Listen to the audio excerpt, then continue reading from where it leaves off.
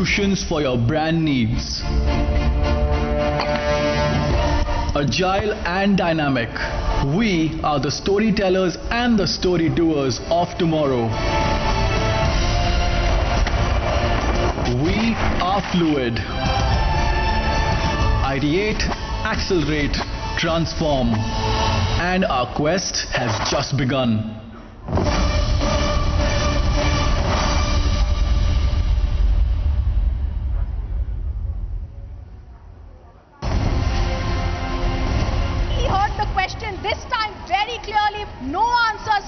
Our keys continue to be with his men. We faced intimidation here. We've been trying to get in touch with you and ask you several questions on the land deal that you had along with Priyanka Vadra and Robert Vadra.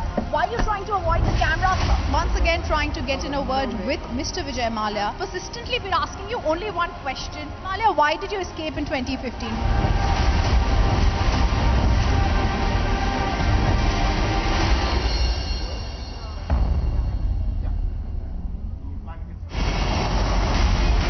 Public TV, the news doesn't wait. The news is always live and always breaking. For the first time, we are showing you the pictures of Eknath Shinde who's inside the Radisson Blue Hotel. The Chief Minister of Maharashtra vacates his residence. Sena supporters coming out in large numbers, showing their support to Uddhav Thackeray. He's come out of the car. He's come out of the car. He's come out of the car. At the break of dawn, the former Prime Minister Shinzo Abe, who was shot at while delivering a speech in the Nara city. He was.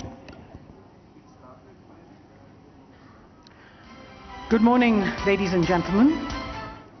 Thank you for joining us today as we bring to you live from New Delhi, Republic Media Network's second edition of India Economic Summit, a one-of-a-kind event aimed at discussing, deliberating and ideating on the Indian economy and its massive potential to become the global superpower with some of the brightest and sharpest minds in attendance here.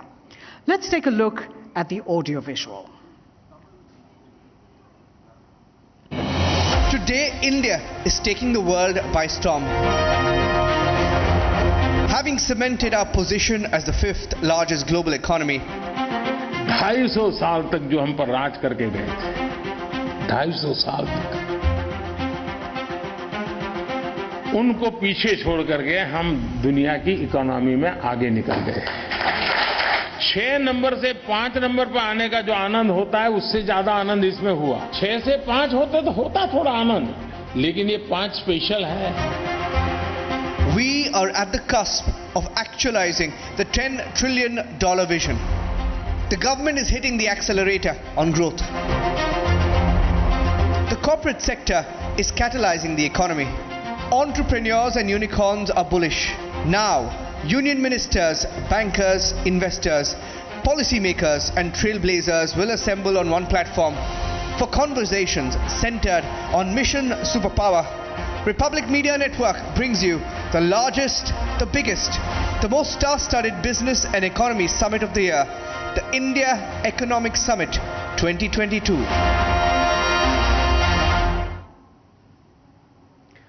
My name, ladies and gentlemen, is Rini Simon Khanna, and it sure feels good to be in a hall with a live audience and have a galaxy of speakers who will join us throughout the day to converse on the state of the economy. Republic Media Network's India Economic Summit 2022 hopes to provide answers to pressing questions in a world amid concerns about global recession and rising inflation by delving into the dynamics of the Indian economy and engaging in gainful dialogue on the macro and microeconomic picture with some of India's foremost thinkers, policymakers, ministers, business leaders, investors, and of course, our entrepreneurs. But as we settle in for an engaging day, I'd like to request you to please observe the safety protocols and also to refrain from using mobile phones inside the hall. As much as we would like to keep our sessions interactive, we are compelled to look at the constraint of time, as also for our guest speakers and panels, as well as for our broadcast schedules. So Please do not interrupt or disturb the discussions as they happen, and do follow the instructions from the moderators and me as we guide you through each session. Welcome, ladies and gentlemen, to the Republic Media Network's India Economic Summit, the second summit that we are having this year, a breakthrough platform to ideate on critical economic questions. At a time when the world is fearing a recession, India has emerged resilient by becoming the 5th largest economy of the world, beating the United Kingdom.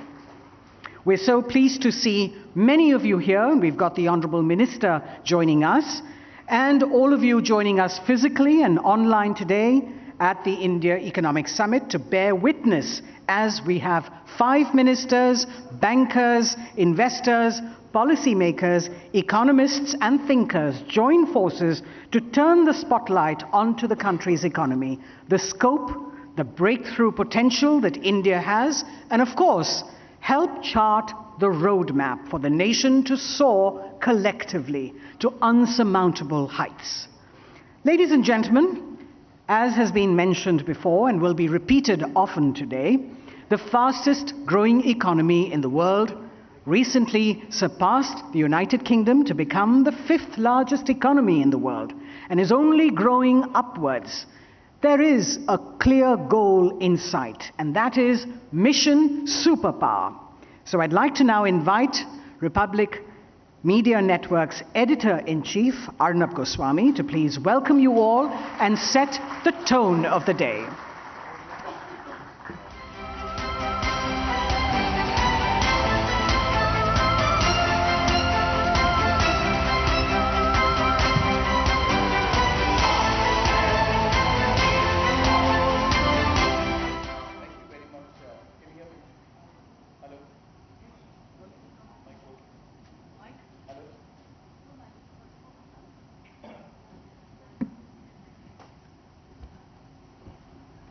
Thank you.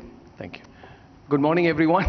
Good morning, everyone, and thank you, Rini. It's wonderful to be once again back at the India Economic Summit. We are going to have a fantastic session today. We have so many wonderful sessions right through the day. I'm so excited to have the Union Minister, Mr. Ashwini Vaishnav, with us.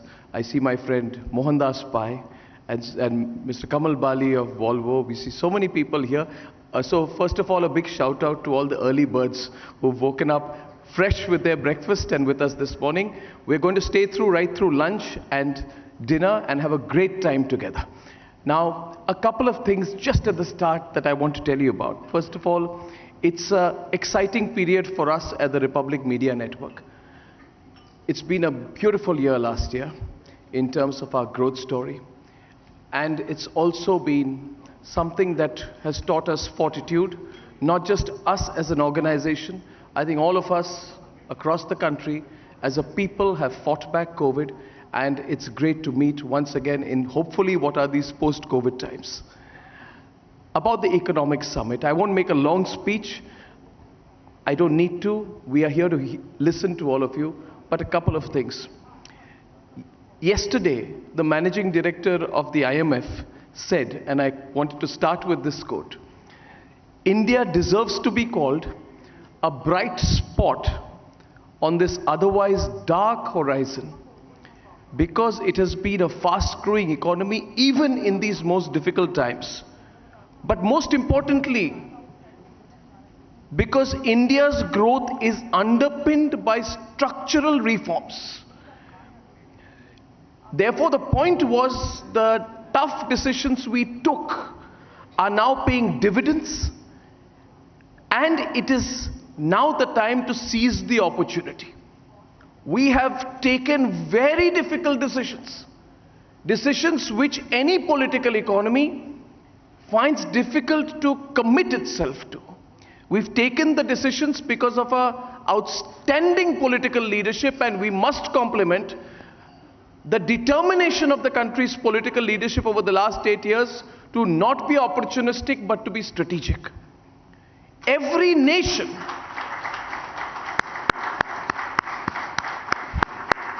this is not for me, this is for what's been done by the government. Every nation has a hockey stick moment. Every nation. I believe personally that every growth cycle has a hockey stick moment.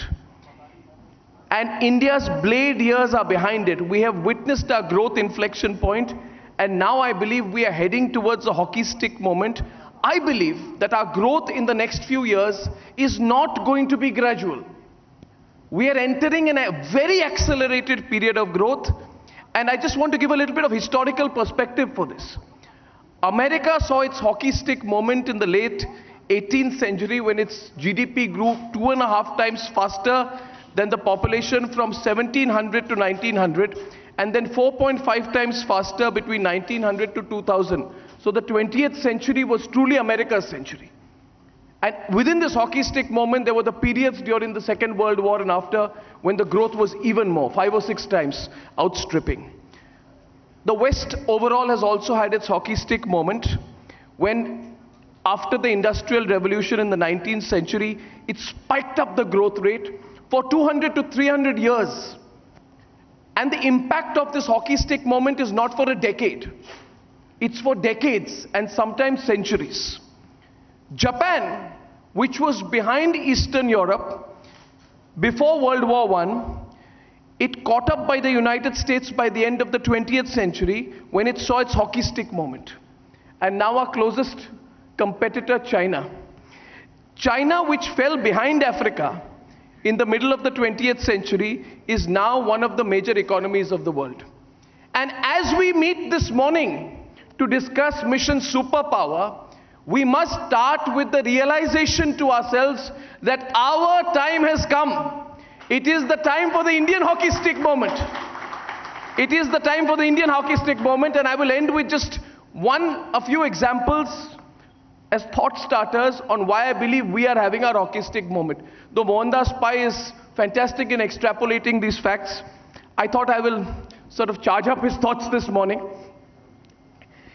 My belief is that India's robust growth momentum provides our hockey stick moment. Just consider the following facts. It took 60 years for India to become a $1 trillion economy in 2007. Then it took us 12 years to achieve the next trillion. But now, in only 5 years, and however much people who don't like this government politically, they have to swallow this fact. It has taken us 5 years, 2014 to 2019, to hit the $3 trillion threshold. So first 60 years, next 12 years, and now 3 years. Now look back and think about it. And Mr. Minister will elaborate on this, I'm sure, this morning. It took a whole 4 years to shift from 3G to 4G on the ground. But now, in a matter of minutes, a 4G phone is 5G enabled, and the shift is faster than your blink of an eyelid. It is the speed of growth. It is exceptional. We have a grasshopper view of this country. We are so close. We're so close to the ground. We don't see the changes. It's like you don't see your child growing before your eyes, but when somebody comes and tells you your child has grown taller, you realize sometimes you need a bird's eye view. One more point. India had a total national highways length of about 91,000 kilometers in April 2014. Today, we have completely increased our national highway network by over 50%. No country has achieved that. We talk about what China achieved in the late 90s and 2000s. We are doing far better than China. We are doing far better than China did in the 1990s. India's steel production has seen a 152% increase since only 2013. That's rapid growth. So all these facts must just tell you that when the external environment in the world is weakening, we are accelerating, we are looked upon globally as the brightest spot in the world. And I believe that our economy should help provide a buffer against any negative impact. So, ladies and gentlemen, I will not say anything more than this, but to tell you just one thing. Yesterday somebody asked me, what do you feel about the cynics? And I said, I have no time for them, because soon they are beginning to sound like broken records. Positivity, growth, and a sense of genuine pride in our collective achievement is going to be the bedrock of taking advantage towards what we call mission superpower, so that we realize the Prime Minister's ambition, our collective ambition, not by 2047. I believe that if we work well, we work together, and even media organizations like ours can play our small part in this. I believe that by 2030, we should be established as one of the economic superpowers in the world, in GDP terms, nominal GDP terms, social terms, economic terms, in every way. So let's have a fantastic day ahead. I look forward to spending a lot of time with you, and thank you all for coming this morning. Let's have a great day, and welcome to the India Economic Summit of the Republic Network. Thank you. Thank you. Thank you very much, Arnab. And as they say in Delhi, aapke muh mein ghee shakkar. So, ladies and gentlemen, I'd like to now introduce to you our next guest, a man who is taking India tech to its zenith. With more than 500 million internet subscribers, India is one of the largest and fastest growing markets for digital consumers. With the recent 5G launch, India is all set to take digitalization to a whole new level. Our next guest is here to make sure that every individual has access to the internet, to information and technology.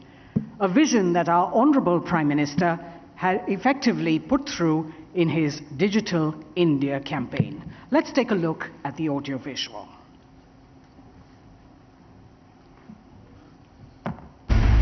Digitization has taken over the world, and India is leading from the front. With over 788 million broadband subscribers, India is the second largest market in terms of internet consumption globally. With a robust Atmanirbhar digital infrastructure and a $1.5 trillion digital economy by 2025 vision, we are taking over the world by leveraging technology and harnessing innovation. With the launch of 5G services, the government is determined to have 80% of 5G coverage in both rural and urban areas. We had another very big, during the 5G auction cabinet approval, another very big reform for having non-public networks and opening up spectrum leasing. So all those reforms have happened, and now we are at a stage where the industry has come out of a very painful legacy period, where lots and lots of court battles were there, lots of legal, lots of other issues were there. Industry has more or less come out of that and is at a stage where it becomes a sunrise industry, a growth phase it can enter. The country is about to join the bandwidth of growth and connectivity. With us today is the Honorable Minister who will transform this vision into reality. He's striving to ensure that technological developments have the last mile reach. Joining us at the India Economic Summit 2022 is Shri Ashwini Vaishnav, Honorable Minister for Railways, Communications, Electronics and Information Technology, Government of India, speaking on 5G for a billion.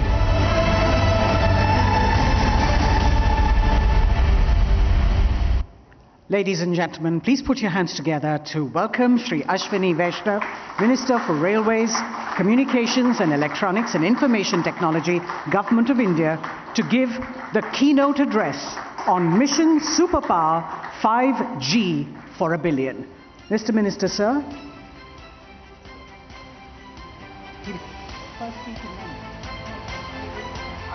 Okay. All right. Speaking to the Honourable Minister, Arnab Goswami, Editor-in-Chief, Republic Media Network. The Minister is more than comfortable to have a fireside chat this morning, and I'm grateful for that, because I believe that in the nature of the informality of our event, Mr. Minister, we are we're flexible on format. So first of all, thank you for that, because I think that's what these sessions are about, right? We get to see each other up close and open up. So thank you, first of all. Thank you for all the My pleasure. for being here, and thank you for all the hard work that you're doing.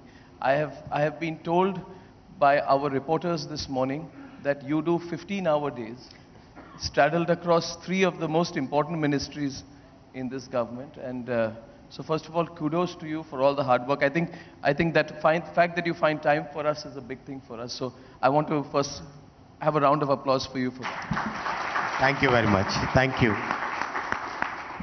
It's truly, truly remarkable. So may I start by just asking you a personal question, Mr. Vaishnav, before we go to the brass tacks. How is this shift, to a political role? And as I was asking you just before this event, today do you see yourself as a politician, a technocrat? How would you define yourself in this role that you're doing? And personally, how has this transition been for you? If we look at what politics of Prime Minister Narendra Modi ji is, he has redefined politics. For him, politics is making a transformational change in people's lives, especially people at the bottom of the pyramid. If you take that as the definition of politics, yes, I am very comfortable being that.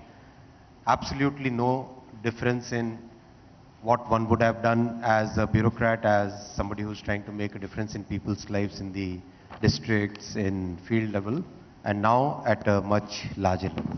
I don't see any friction in this shift. So we'll go through all the policy questions now, because a lot of headlines will be made from everything that you say, and I hope you open up. How is the faster rollout of 5G made possible? Were you working on deadlines? Are you overcommitting on deadlines? Are you sure of delivery? See, industry was expecting that normally after the spectrum auctions, it takes generally a few months for the spectrum to be physically allocated, letters to be done, the harmonization of all the frequencies which has to be done. It takes generally earliest possible is a few months. It actually happened in one day. It actually happened in one day. It's amazing. So, I thought it was about 2 weeks since the letters of allotment were issued, and all happened within 2 weeks of the auctions. But you're telling me it happened in a day. What's the inside story? 2 weeks is basically the time which is given to the telecom service providers to make the payments. As soon as the payment was done, I think the payment was done on the evening of, I don't remember the date now. Within 24 hours of that, the spectrum letters were out. So why these sharp deadlines? We have a leadership which believes in performance, which believes in delivery, which believes in making sure that whatever people's aspirations are, those aspirations are met with full vigor, full force, full commitment, and that's what all of us are trying to do in today's And what will 5G mean for India's Atmanirbhar journey? A lot will change. If you look at the global experience, the most fundamental change which happens when 5G gets launched and 5G gets utilized is the change in the healthcare sector. That's the most fundamental. In terms of globally, the number one change which happens, that change is in healthcare sector. The second change which happens is in education sector. Third is in the logistics and industrial sectors. So the same phenomenon will be repeated here. We will see massive transformation in healthcare. What used to be a difficult dream for a person living in remote areas to be able to access good consultation with somebody sitting in a good world-class hospital in a big city, those things will become realities. Telemedicine, what we used to think during the satellite era and all those things, is going to get totally transformed. It will be like the way we are sitting together today. A patient and a doctor, a patient sitting in remote areas of Odisha can have exactly the same consultation with a doctor sitting in Bangalore or Mumbai. Will you open up on the China angle, please? Because, I'm happy with it, to be very honest. But I want to know your thinking. You took a decision, the government took a decision, we will restrict the import of 5G equipment from China. I mean, I could give you a huge round of applause for that. But I want to know I want to know why. I know it's great. We will be the first country to use indigenous 5G, which is fantastic, isn't it? Completely indigenous 5G in the country. But I want to know, isn't it great, Mohan? Fantastic, indigenous 5G. But why did you take a decision to keep China out? I'll be very candid on this. Please. And would like to explain the entire thought process. There are certain technologies which every aspiring nation should try and master. That doesn't mean that you shut yourself, we shut ourselves out from the world. The idea is we should, our engineers, our technicians, our people are among the best in the world. They are doing the best developments for the whole world. If we have a clear strategic vision and take this call that we will develop certain technologies, come what may, we can achieve it. I'll give two examples of this. First is the 5G stack. End to end, if you look at the entire technology spectrum, there are only 5 countries in the world which have the complete end-to-end 5G technology stack. And now we are joining that club as the 6th country. It's not an easy task. What was important is Prime Minister had complete faith and complete commitment in our ability to deliver. No other leader would have given that kind of clarity of thought, clarity of purpose, which PM Modi has given. We could have kind of fluctuated saying that no, people are demanding 5G and we are not able to provide 5G today. Some countries have already gone ahead. We could have thought that no, let's come, let's import and let's go forward. No. He was very, very clear on this and that helped. I'll give the second example, the example of Vande Bharat train. There are only about 8 countries in the world which have developed a train which can run at 180 kilometers per hour. We are the 9th country to do so, and again the goal which PM said that we must have a world-class train for our own people. The thought process within the system was that go out, go import from Germany, import from France, import from Japan. But PM said no. He clearly said no. He clearly said no. It has to be developed by our own engineers. Again, it's that thought process of becoming technological leader, having that confidence in our ability to do, having that confidence in our engineers' ability to develop. That's what is making this big difference. Do you think that political conviction was not there earlier? If you go back, I can give you 100 examples. You take any particular technology, you take any particular sector, take the defense equipment, right? Where was the political commitment to try and develop our own guns? Where was the political, even things as simple as a rifle, right? The thought process, I'll tell you what has changed. The thought process was go out, scout for a technology, have a technology transfer agreement, and then live with the technology for next 30, 40 years. That thought process has changed. The thought process is make in India, design in India, wherever possible, indigenize as much as possible, bring the entire supply chain into India. That's the thought process. That's a very big difference. Now I also know you're a politician because you avoided my China question.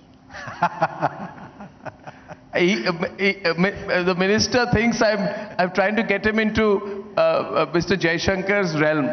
But I'm curious. I greatly appreciate it. I totally agree with you. I mean, if you look at, I'm going beyond your ministry. I remember way back when I was a reporter, I did a story on a massive public sector undertaking in our country which was working in the field of drugs and pharmaceuticals. And as part of the story, I spoke about the retrenchment of hundreds of employees in that organization. And when I went around, when I met the scientists from the organization, I remember I was in my 20s, and they told me that, Arnab, we are capable of beating the Chinese. These basic drugs which have suddenly become our biggest imports after the opening of the Indian economy. If we just had 6 months to 1 year to catch up, we could have done it. But we rather chose a Chinese substitute. My direct question to you, Mr. Minister, please answer it. It would have, some people would have said, let's scale it up fast, let's import the technology. We will play catch up later. But your government didn't do that. So is there a risk factor that you think about when you're sitting in the government, when you're talking to the Prime Minister? Do these conversations happen, or is it and do you also think of the diplomatic fallout of taking tough decisions like this? Very clear commitment towards developing technologies, very clear focus on where we want to go. That's what most of these reviews which PM takes in our ministries, at least 3 ministries which I hold the responsibility for. Very, very clear decisions. See, the question is, if we want shortcuts, if we want band-aids, if we want things which are going to be good for today, that's possible to do, anybody can do. But if we are aiming at taking ourselves to a developed nation status by 2047, then shortcuts won't work. Completely agree with you. You completely skirted the China question. I will get Mr. Jaishankar and answer that. But I got your point, and I think we greatly appreciate the belief that the government has in our own expertise. I want to know, last question on this, on your present IT Telecom Ministry. 5G is projected to be 100 times faster than 4G. 6G, they say, no, 6G will be 100 times faster than 5G. And one day there will be 7G. Are we getting lost in words? What is the future looking like to you? I want to know what is the impact of all this speed for the average Indian. What does the future look like to you, and how will we benefit? How will everyone benefit? If you can in basic terms explain that. If you look at very basically, how's this whole technology picture getting evolved, right? 3 things are happening. First, the cost of compute is reducing dramatically. The compute power is increasing inversely to the cost of compute. Second, the cost of communication is reducing dramatically, whereas the communication power is again increasing significantly. Third is the cost of sensors is reducing phenomenally, like it's almost like 17% CAGR. And the number of sensors which are available with a very small footprint, they are increasing dramatically. The convergence of these 3 factors is changing practically everything that we see. There are examples of using 5G where exactly as per the water requirement of a plant, you can give exactly the exact number of drops that have to be given to that particular plant. You can do that. So those are the changes which are happening. How the world will look, I would like to again put it in the context of what we are thinking. We as government are thinking, we as the team of Prime Minister Modi is thinking. After almost 30-40 years, first time in the International Telecommunications Union, first time India's IP rights was recognized, included as a part of the standards, and today the 5G standards has India's IP rights incorporated in for the first time. It's not a small feat, because the entire telecom industry is kind of controlled by 4 or 5 big players, and those 4 or 5 big players will never let anybody have a seat at the table. First time we were able to snatch, we were able to make our presence felt. Now in 6G, Prime Minister has given us the lead that we have to be the leader. He has given us that target. And already we have invested significant amounts of time and resource and funds in getting the 6G developments in place. Already we have more than 15 patents. We have more than 15 patents for 6G technology. Our teams are today called for all the major discussions. We have a clear roadmap laid out for taking the lead. Now the lead is not just in rolling out, Arnab. The lead is in technology. The lead is in making sure that we are the technology leaders in 6G. It's not just rolling out. It's it's very, very important. Today we have 35 manufacturers of telecom equipments. We have 5 manufacturers, designers of good quality radios, which is the most critical equipment. We have our entire core network developed by 2 entities in the country, one a government entity, one a private entity. You cannot imagine the power it puts in the hands of our country. See, if you don't have your own core, somebody can just put a pipe in there, and whatever things you try to do on your phone or on your machine, on your computer, the network itself is leaking to somebody else, right? Having our core is of strategic importance. Having our radio networks is of strategic importance. So those are the things on which we are making significant progress. So you're already thinking of 6G? Yes, of course. And you are thinking of the applications of 6G? Absolutely. And you are talking to those, even private sector or research, who will be putting out those applications of 6G so that you can execute it fast? The model that we are taking is, our youngsters have huge amount of energy, huge amount of innovative spirit. We are taking the 5G use case, 5G laboratories to about 100 universities across the country. Just what we are doing in semiconductor, exactly that same phenomenon we are taking into 5G also, 5G and 6G too, 5G and beyond is what we are calling it. So we set up a lab in the remote areas of Jharkhand, everywhere in the country.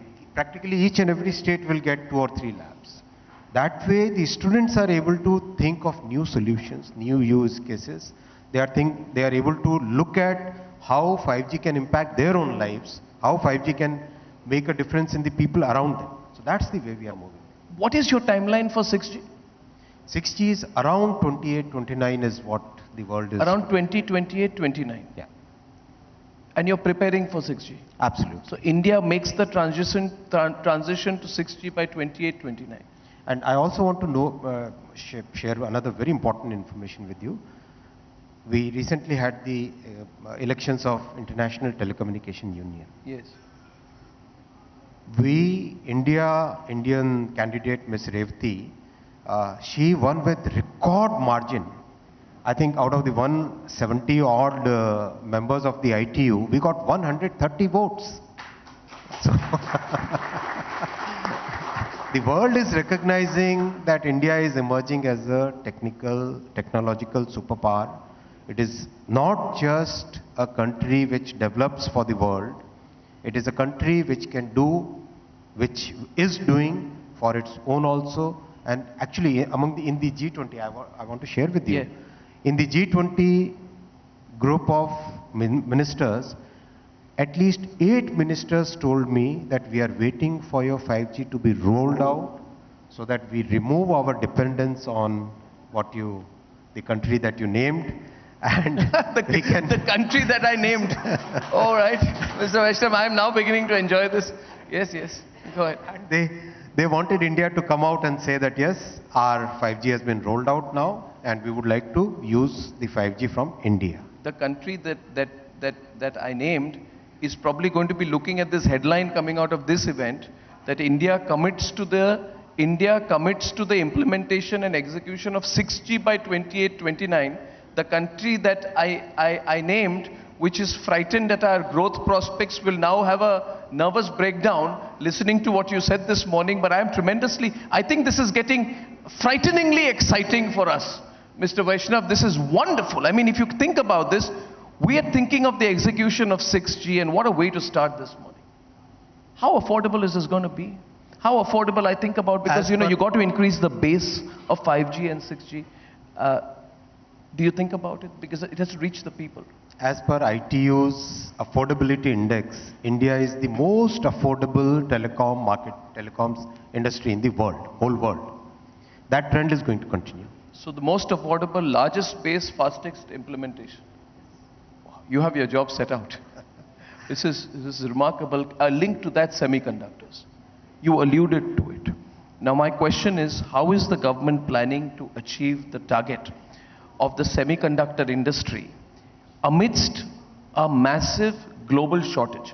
Just expand on it a little bit, Mr. Vaishnav, because you say that within the next 5 to 6 years, you're talking of 28, 29, as we move towards 6G, we will also become a great semiconductor design capital in the world.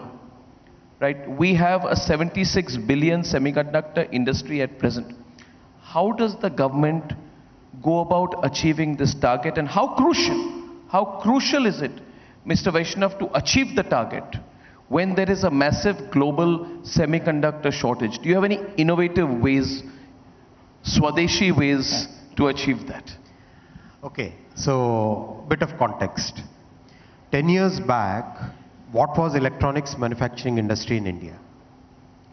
Practically negligible.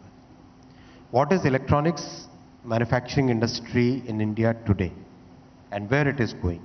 Today it is already at $80 billion US. It is growing at 17 to 19% CAGR. It is likely to cross $300 billion in the coming 5 years. Now, what's the most important raw material for electronics manufacturing? Most of the stuff that we see around today has electronics in it, and every electronics has semiconductor in it. Semiconductor is one of the most strategic item today. If we look at the global world, that's the most important item. The country definitely deserves to be the economic powerhouse. It has to have semiconductor industry. Now, that's one part of the story. The second part of the whole thing is, we have close to 50,000 semiconductor design engineers in our country, working for all the best companies in the world. That's the second part. Now, third part, globally, if you look at the semiconductor industry, 20% of the global semiconductor workforce, especially at the higher ends, is all Indians. Now you put all these things together and you can definitely come up with a solution by which India becomes a powerhouse in semiconductor industry. It's not an easy task. It's going to be a long and arduous journey. It's going to be a very, very difficult journey. It's going to be a journey which will really test our patience, will really test our execution capabilities. It's not an easy thing to have even one fab in a country. It's a very, very difficult journey. We are cognizant of that. I want to tell you, when we went to the Prime Minister for review of what we want to do in semiconductor, we sought 45 minutes. He gave us 2 hours and 45 minutes. And what was his essential line of questioning to you? What was the Prime Minister's central line of questioning to you in that meeting? Each and every detail in this, he wanted to ask how you are going to execute this.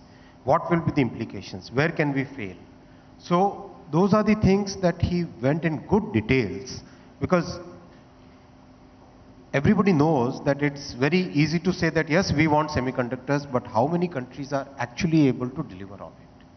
So the thought process was that we must design our entire program in such meticulous detail that we should understand what are the failure points and we should be able to mitigate those risks right up front.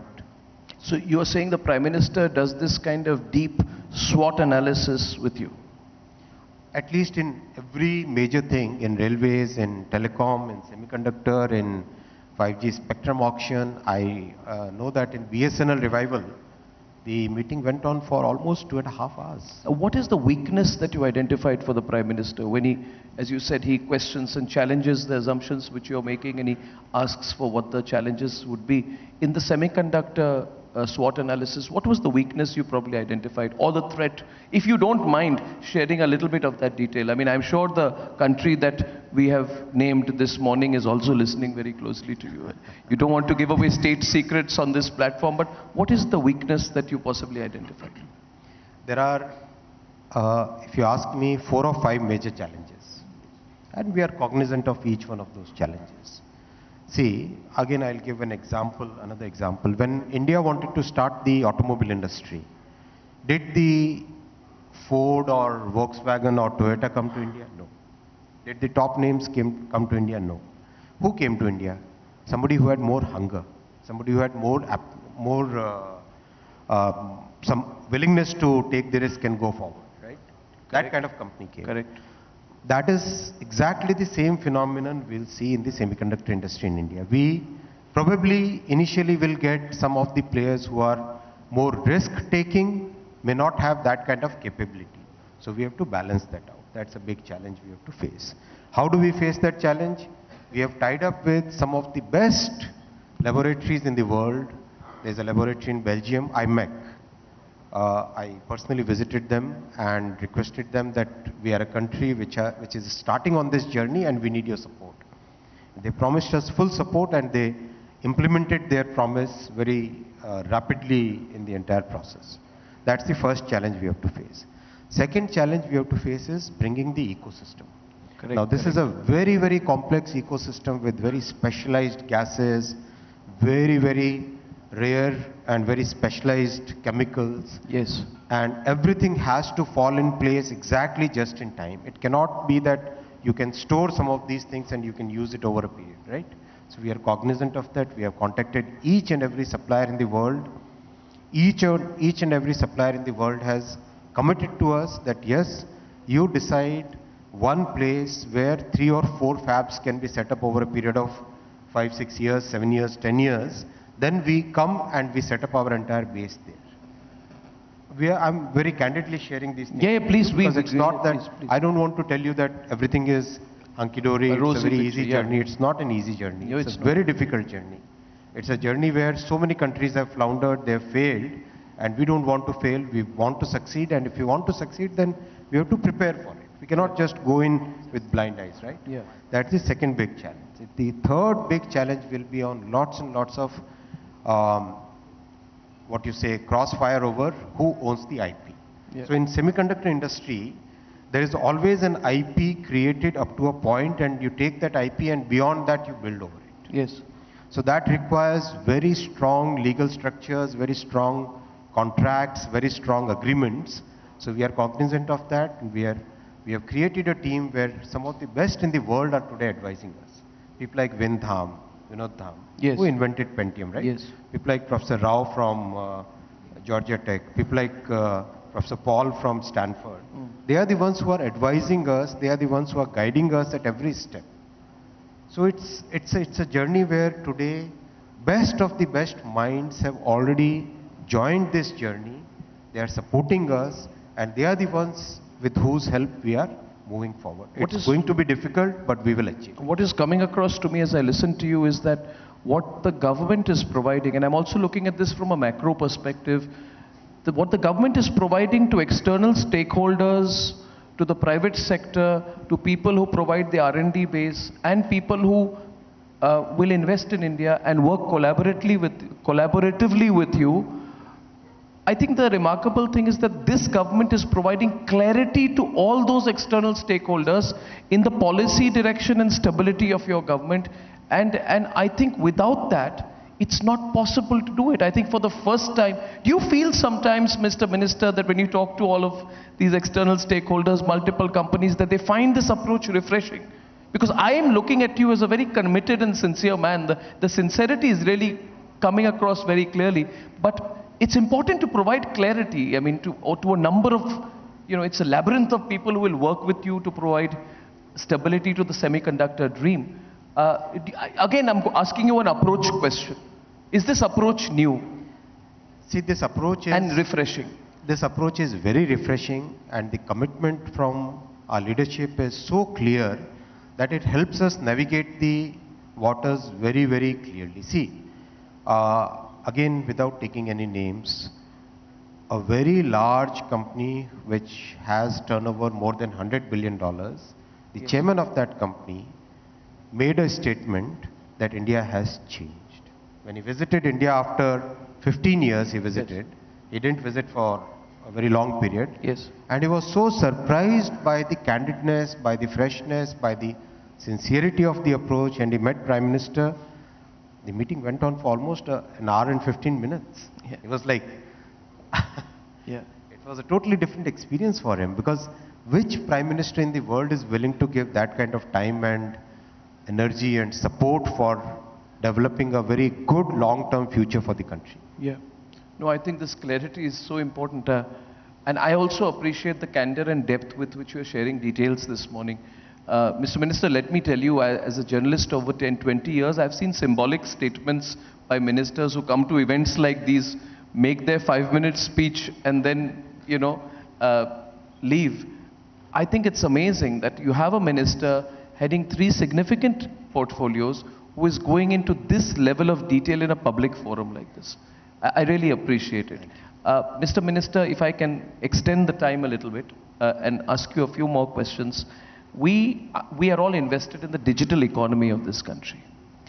What does the future hold for digital India?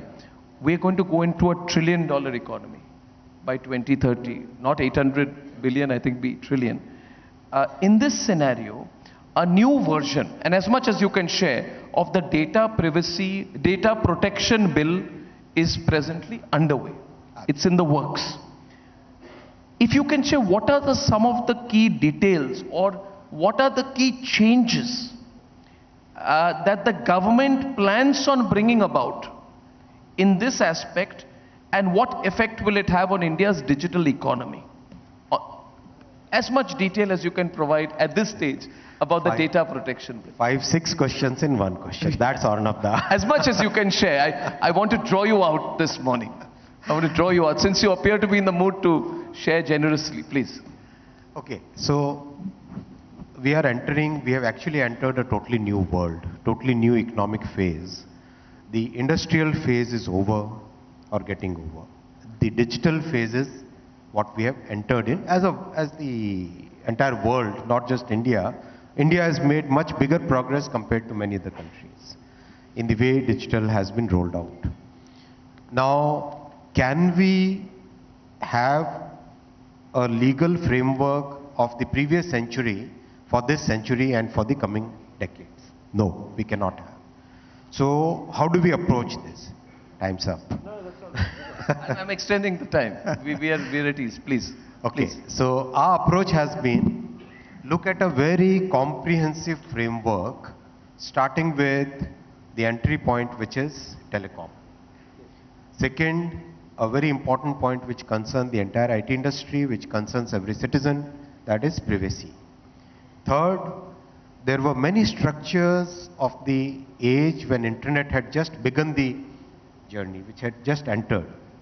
Many of those structures need to be totally revamped. Things have changed, internet use has changed, the way internet is used has changed, the way internet is governed has changed. All those structures we need to change. So these are the 3 big pieces of legislation. First big piece is the telecom bill. In a very consultative process, we first uploaded a consultation paper. Basis the inputs, we published a draft telecom bill, and that draft telecom bill has been uploaded for consultation, and we have received fantastic, excellent feedback. In fact, one of the magazines, again I won't take a name, pardon me for that, but that magazine generally criticizes our government. In their editorial, they wrote that this is the best draft of any bill they have seen, because the language is very clear, language is very simple, very straightforward. There are no cross connections anywhere. Hundreds of illustrations are given so that the point is clearly defined. Wherever possible, the definitions are within the context of the section, so that people can understand. PM has given us a framework. He says that law saral honi chahiye. So saral has a full name. So basically the whole thing is that it has to be a very clearly, easily understandable framework. Laws are made for the people. People should be able to understand it. The same philosophy we are putting in the data protection bill. Again, we are drawing from the experience of what Europe has gone through. Europe has actually lost its innovative capability because of the way GDPR was defined. We want to be out of that. We have a huge innovation ecosystem in the country. We have more than 100 startups which are unicorns. We have 74,000 startups registered. We want our innovation system to flourish, not to get stymied by the data protection bill. That is the second thing. Third, the world has entered a digital era, why should our implementation of law be still in the paper era? Is there a pushback? Absolutely not. Not? Absolutely not. It's a very progressive way, it's a very forward-looking bill, and I'm sure once you see the bill, you will really appreciate the thought process which has gone in it. Prime Minister has again and again said that nothing should be done without proper consultation. And we are following that process, we are consulting almost every stakeholder possible, and when the draft bill comes, that will again be uploaded for consultation. Basis the inputs from general public, anybody who wants to share something, we will take with a very open mind, very sincere effort, and make sure that the bill which finally goes to the parliament is a bill which is by the people, for the people, of the people. No, that's fantastic. Mr. Minister, the cabinet approved some 10,000 crore rupees recently for the redevelopment of the Delhi, Mumbai, Ahmedabad railway stations that we saw recently. And we've been seeing these models which come sometimes on the internet of the futuristic, super futuristic railway stations. They are going viral. Will we be seeing a string of bullet trains next? Because we're talking about infrastructure to a great extent today. What's the vision there? What's the vision? What is your schedule, say, by 2026, 2027 on that? Listen, again, railway is something very close to Prime Minister's heart. Yeah. He is like he knows everything, almost everything about railways. When I go for meetings, that's the subject on which I prepare the most. Really? Yeah, because he knows. We cannot say that this is what is happening here, this is what is likely to happen. He'll ask you a question which is so much connected with the actual operations on the ground, on the platform, on the stations, that you'll be like, oh, I should have prepared more. So that is the kind of thing which we have a very tough boss. So, what's the vision? What's the vision? So the whole thing is... See, can I simplify the question before you go into... I'll tell you where I'm coming from. All of us are associated with railways. We have our own memories, etc. in the future. Now, you have a troll brigade behind you. When there's an accident, they will troll it. You know what I'm talking about. This futuristic vision that you're presenting for this kind of 10,000 crore, 20,000 crore investment in railways, public-private partnership, is it for the Aam Aadmi? How does it benefit the Aam Aadmi's experience? It is for the benefit of each and every person traveling by railways. It is for the benefit of each and every citizen of this country. See, what's the big picture here? I'll tell you, maybe again and again it's showing time. Please don't look at that. I have in my entire life never looked at the clock when I'm anchoring. That's why when I started my career, Mr. Vaishnav, I started with a half-an-hour program. I'll tell you, then they said they couldn't discipline me. By 2006, I was given a 1-hour program. Then by 2010, I was given a 2-hour program. So don't worry about time, sir. Time is infinite. I'm a bit... No, I shouldn't tell you that as a minister, but don't worry. I'm very finicky about that. No, but I want you to go into a little bit of detail because, I'm very excited about this. I remember from Guwahati, when I used to travel to Delhi by sleeper, you used to change trains. And used to go get down at Barauni and change the trains. Now I want that vision of 400 Vande Bharat trains, which has been laid out in the budget. What's your timeline for that? I just want to know, I began with 5G, I want to end with railways because I want to look at physical infrastructure and IT infrastructure and then understand the sense of it. Please. For me, time is very finite. No, please. I know it is, but I please, really wish I had as much as you can. 3-4 hours in a day. As much as you can. More. Please. So the vision is very clear. First and foremost, passenger experience has to change. Without being an extra burden, without putting any extra burden on the passengers, the passenger experience has to change. Difficult task, but achievable. Second, safety has to be paramount. Safety has to be paramount. Third, very clearly, we have to fundamentally change the technology that we have had for 50, 60 years. That technology has to totally change. These are the three basic things on the passenger side. There are things on the freight side. We can have another session on that. On the passenger side, first and foremost thing is the station. PM has given us a target of 200 stations. So we have by now created a master plan of about 139 stations. And each and every master plan is designed for future, designed for making sure that the growth of a city is actually accelerated by the station and not get hampered by the station. And believe you me, when the first 50 designs that our team, all of us, we took to the Prime Minister, he reviewed that entire thing for almost 2.5 hours, each and every station. After 2.5 hours, he was not happy. He didn't approve. He didn't say, Aage badho. He didn't say that. We came out of that room so disappointed. We were thinking that what has happened? We put in so much effort and still it has not got approved today. And in the night I get a call from PM. He says, आपने जो तैयारी की है वो आज के लिए अच्छी है. आगे से 50 साल के लिए सोच के वापस तैयारी करके लेके आओ. आगे के 50 साल के लिए सोच के लेके. It's a very different thought process. It took me a while to understand what is Prime Minister's thought process, how far he's thinking. We went back, we put everything in the shredder and took some of the best architects, some of the best town planners, some of the best designers. We took them, sat in long workshops. How do we plan for 50 years? It was a very difficult thing because where is the data? What kind of technology changes are going to happen? All those things we have to put in the system and then plan. We went back after 2.5 months of hard work and we got the approval from the boss. This is a wonderful insight and it's a wonderful note to end on. But I, because this is the story of the day, and I will only wrap up by saying that we used to say, sir, that in the 1990s, China thought 20 years ahead, and it is remarkable and such an insight today that we have a Prime Minister and a government which is thinking 50 years ahead. We will outstrip China, and it's not mission superpower, it's a question of when we will be a superpower. You are heading fantastic 3 ministries, you're doing a lot of hard work. You have warmed up the entire day for us, and I'm very grateful to you for that. Thank you so much. Thank you, I Mr. enjoyed Vaishnav. this. Thank you. I was a bit afraid of how Arnab will grill me. Sir, thank you so much for giving all that space. I am warming up for the rest of the days. Thank you. Okay. Thank you.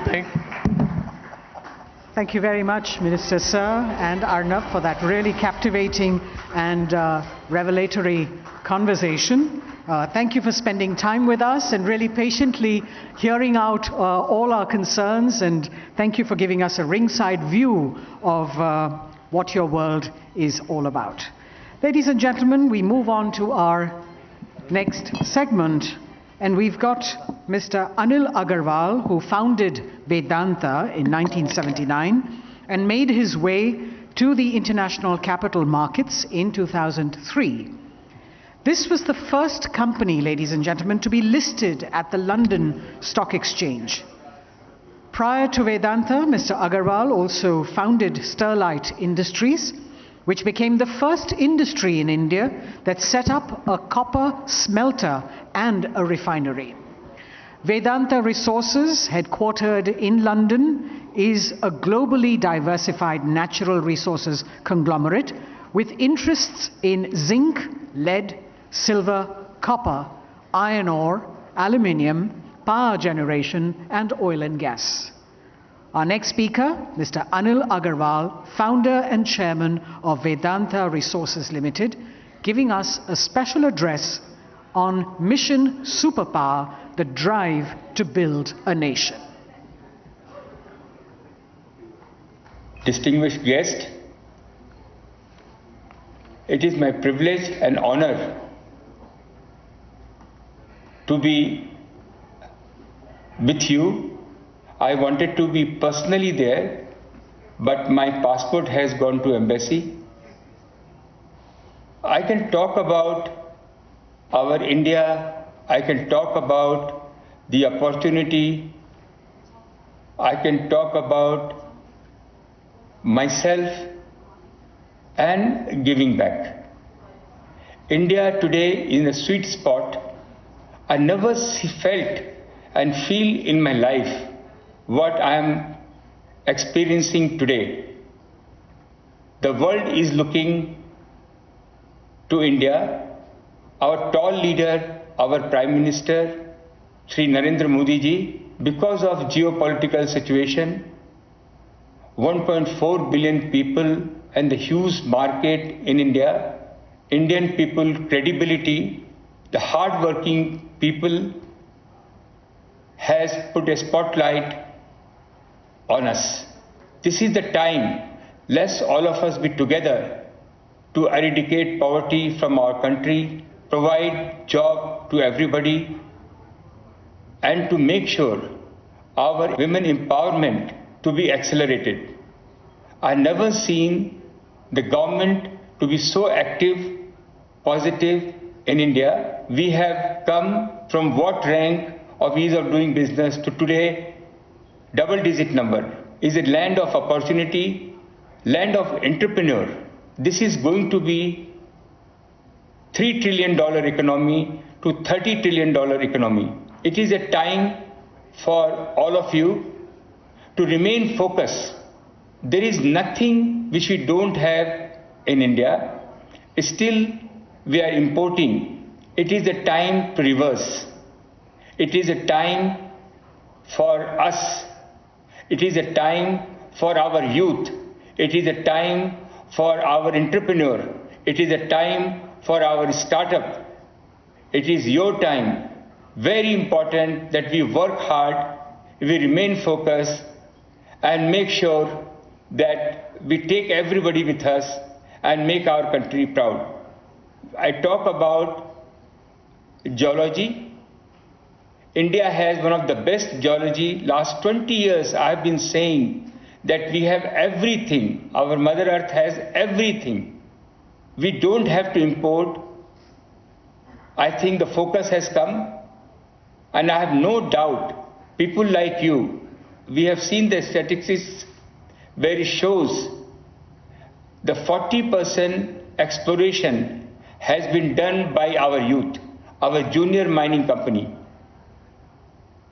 I invite all of you, it hardly costs anything to be a junior mining company and explore.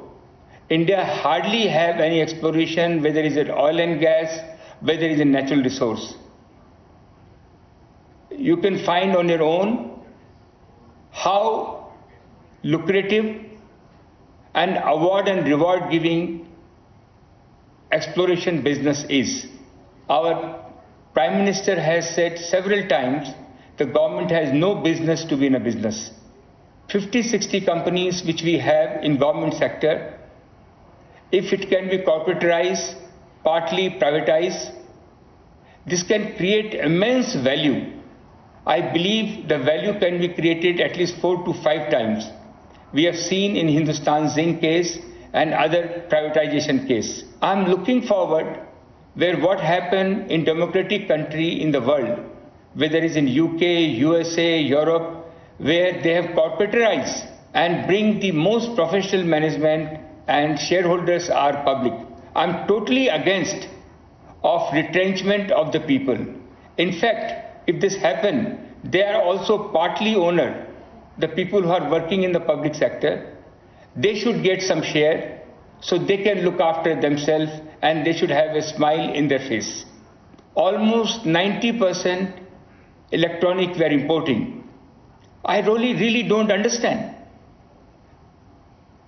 The Korea, China, Taiwan, we use all their electronics. Time has come where you people should take up and start producing ourselves all the electronic. I have no doubt with all of us being together, we have seen how Indian leaders have shown the leadership. Any large country or small country, you will find the strategy being developed by Indian leaders. Indian brain is working. Any of the large company, you see their CEOs are Indian. We are preferred people in the world. You have that opportunity. I have recently seen Credit Suisse, Starbucks also had the Indian CEO. I feel very privileged and proud that I'm born in this country and I'm part of you. I've been told the audience going to be startup, the young people, the youth, that really make me very happy. We have natural resource, we have a human resource. My dream is to have optical fiber, fiber to the home, so we can make world smaller. I always wanted how our young population can have access to smartphone as affordable price, a laptop as the affordable price.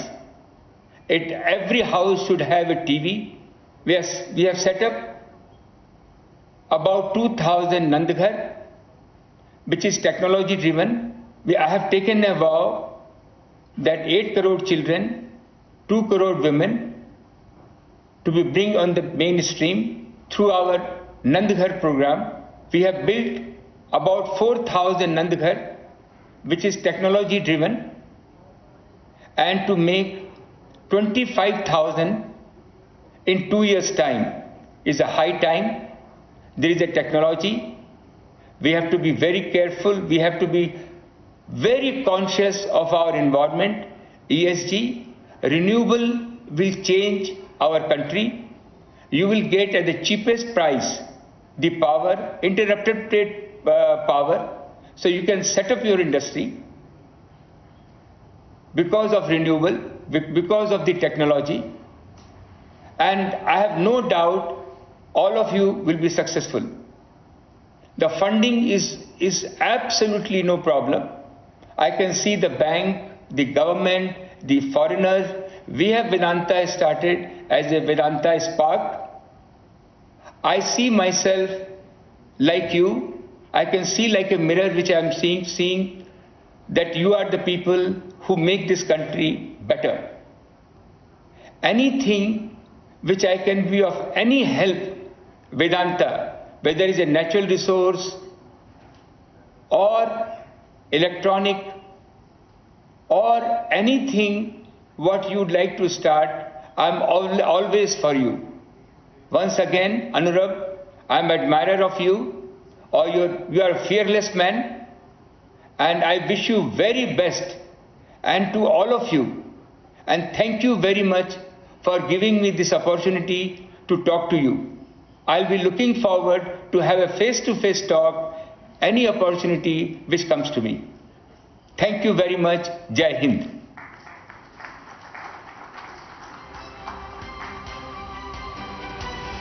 Thank you very much, Mr. Agarwal, for that invigorating perspective that will serve as a guidebook for aspiring entrepreneurs and the youth of India. Ladies and gentlemen, before we move into our next session, which is Mission Superpower Young India Inc., I'd like to invite Republic TV's Shovan, who is the senior editor at Republic Media Network, and Suesha, the special correspondent and anchor at Republic Media Network, to steer an interactive short session if possible. So, Shovan and Suesha. Yes, I'm here. I don't know if the mic is working. Oh, you're here.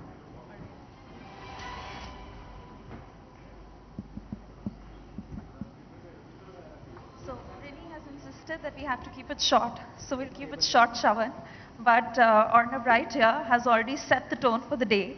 And, while everybody would expect that it's a very serious summit and we'd be talking about India's mission superpower and the growing economy, slight laughters and, the anecdotes that Arnab put out has, it evoked a lot of reactions. And in fact, Sriram Cholia, if I could come to you, Shovan, because we just heard the minister, and I was thinking, what would you be thinking at a point when the minister was refusing to take the name? He was not taking the name. The C word, I think we all know it, and I think he was just being proper because there is a division of labor with ministries. But I think it's quite obvious there's a national security dimension to 5G. there's a real threat of Chinese getting a backdoor and gathering information and spying on us and affecting our diplomacy and our technology. So I think Atmanirbharta is about reducing dependence on China. That's a very central aspect to this when you look at a global dimension. And so Surisha, I think Minister was quite clear that he was saying that to compete with the big two or the big three in the world and to catch up with them and to eventually overtake them, our dream is very much dependent on strategic decisions we take now. Yes. So the decision to keep out this unnamed country is very, very strategic, and it is meant to send us a signal also that we can be an alternative to China. We have the capacity and the technology, and like Minister was saying, if 8 out of the 20 G20 countries are saying that they are looking forward to India's development and that they will want to use our technology and our platforms and our equipment, nothing like it, because that means that we are shaping up to compete with the biggest in the world. And I think that is a strategic signal that we have sent by going for indigenous. Absolutely. And you know why, Shravan? I am particularly looking forward to all the conversations because it is about a futuristic India, and I want you to talk about your panel next. Well, in fact, we have a power-packed panel coming up right now, ladies and gentlemen. It's about young India, and there's a lot to talk about. And I think so the aim perhaps would be that every one of you who are here in this auditorium perhaps will go after this session with that feeling that can we also start our own startup? Which is why, because I know of your panel, Shravan, and I know you have some very interesting voices lined up in your panel. And exactly the feeling so important in a time that we are in our country, because we see the youth so inspired, moving forth at such steadfast speed. And, to really have these voices and to get their story, to get their ideas all coming under the same roof. So I'm being told, Shravan, that your guests are already here. We'll just start right away. Over to Rini.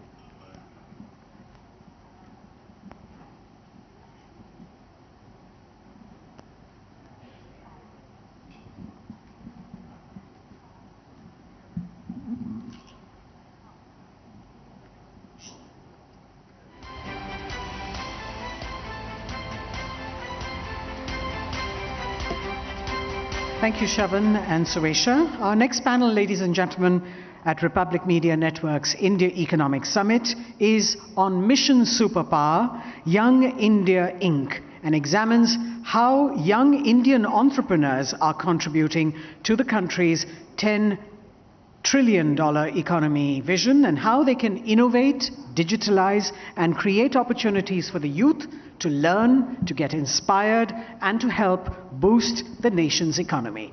Let's take a look at the audiovisual. They are young. They are a fierce force. 54% of India under 35. 1/5 of the world's youngest population. 15 million enter the job market annually. And they are steering India's economy. They are the ideators, innovators, and entrepreneurs of India. The young trailblazers will ensure India hits the $10 trillion economy target. Their vision for India is rooted in India. Joining us today at the India Economic Summit 2022 are the dynamic new founders and entrepreneurs of a new India to talk on Young India Inc.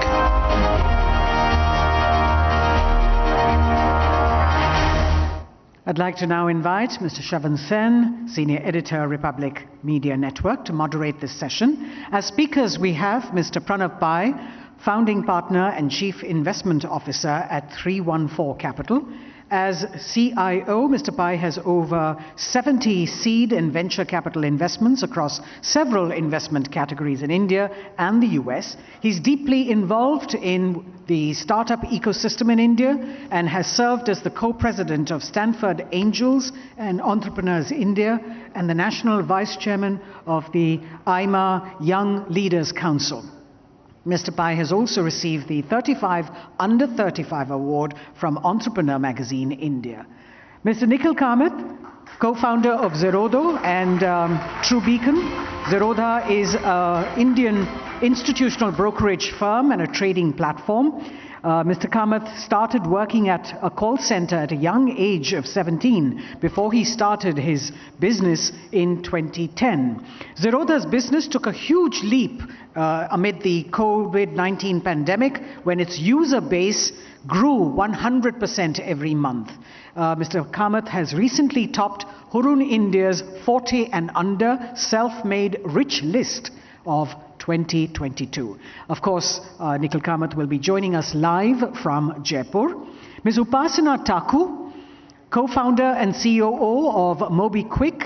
Ms. Taku was listed on the Forbes list of Asia's 25 most powerful businesswomen in 2019. She was also recognized as the first woman to lead a payments startup by the President of India in 2018. MobiKwik in the year 22 recorded an 80% jump in its revenue, and prior to MobiKwik she held senior positions at PayPal and at HSBC. And Mr. Keshav Bajanka, Executive Director of Century Ply, the man behind the company's stellar growth of decorative verticals, which includes successful implementation of new supply chain projects and foray into new business. Century Ply, of course, is an industry leader and recognized as one of the best plywood brands in India. It's over to you, Shavan.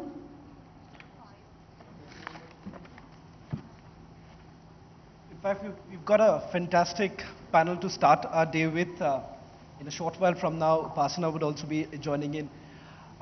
Let me begin by saying this, ladies and gentlemen. This entire rise of India is perhaps the biggest story in the global economy in the last few years. And when the managing director of the IMF essentially says that India should be considered in the bright spot in these otherwise dark horizon, she's essentially reiterating what we all Indian feel.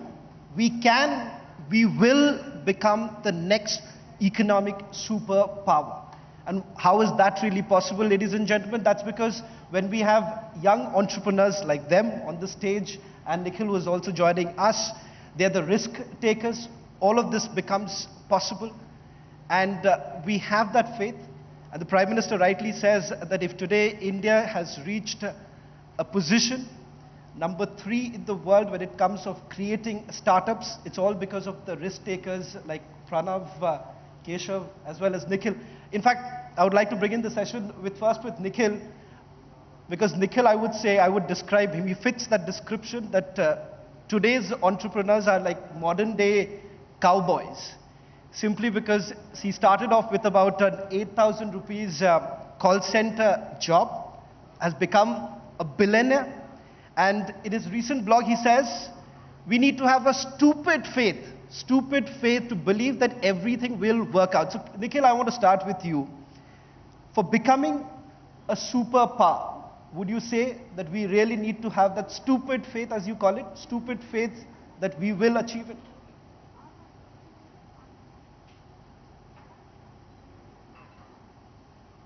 I think largely as a country, we do feel a lot of optimism on the ground. I would say even outside of India, when you talk to international investors today, they might not be very optimistic about their own countries, but when they talk about India, it's always with a lot of optimism. So I'm sure we're on the right path. We need to be cognizant to the bumps on the road along the way. The very near future looks slightly tumultuous with all the different headwinds we have from inflation, interest rates going up in the West, higher cost of borrowing.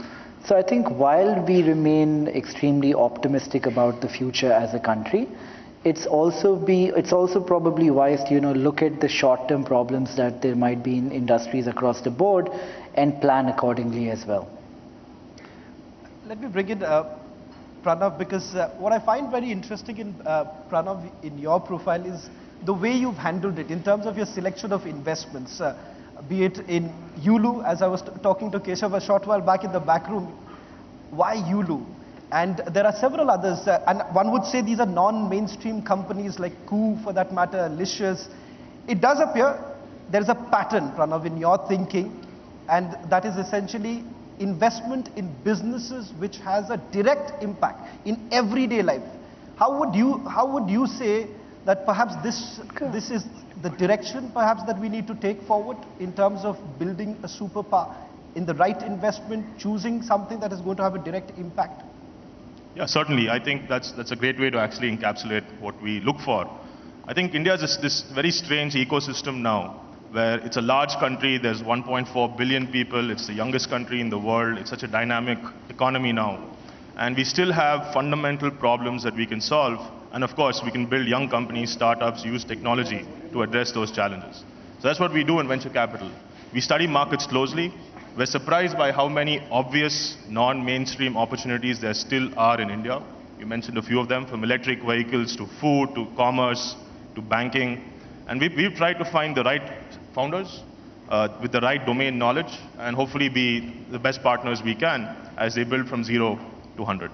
In fact, some of the people here, like Nikhil, Upasana, they encapsulate that story of starting with that idea, being the best people for that specific challenge, and working non-stop to get that problem solved at scale.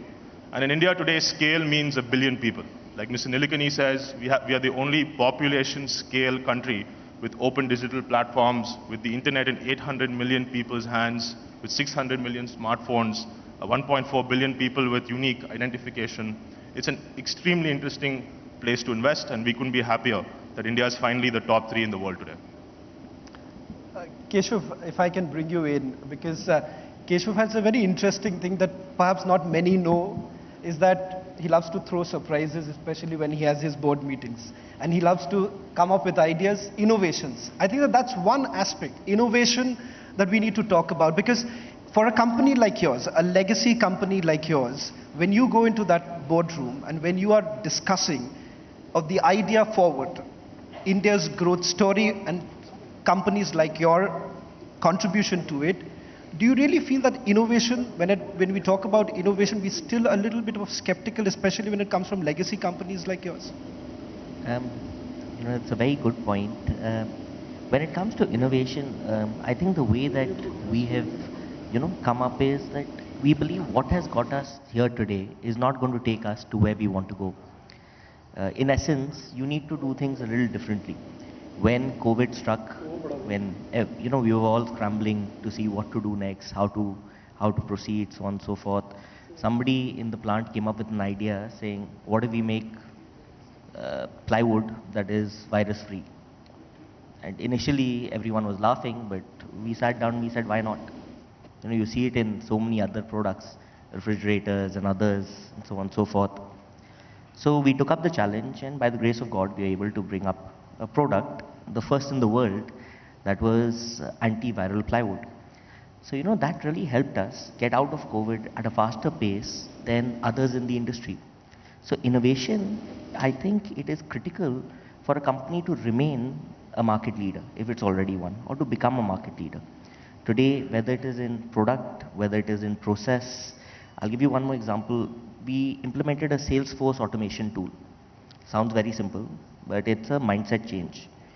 Now, when we are implementing this tool, every single salesman would tell us, "Sir, मैं कर लूँगा, लेकिन sale zero हो जाएगा, sale गिर जाएगा." So as a salesman, I got scared.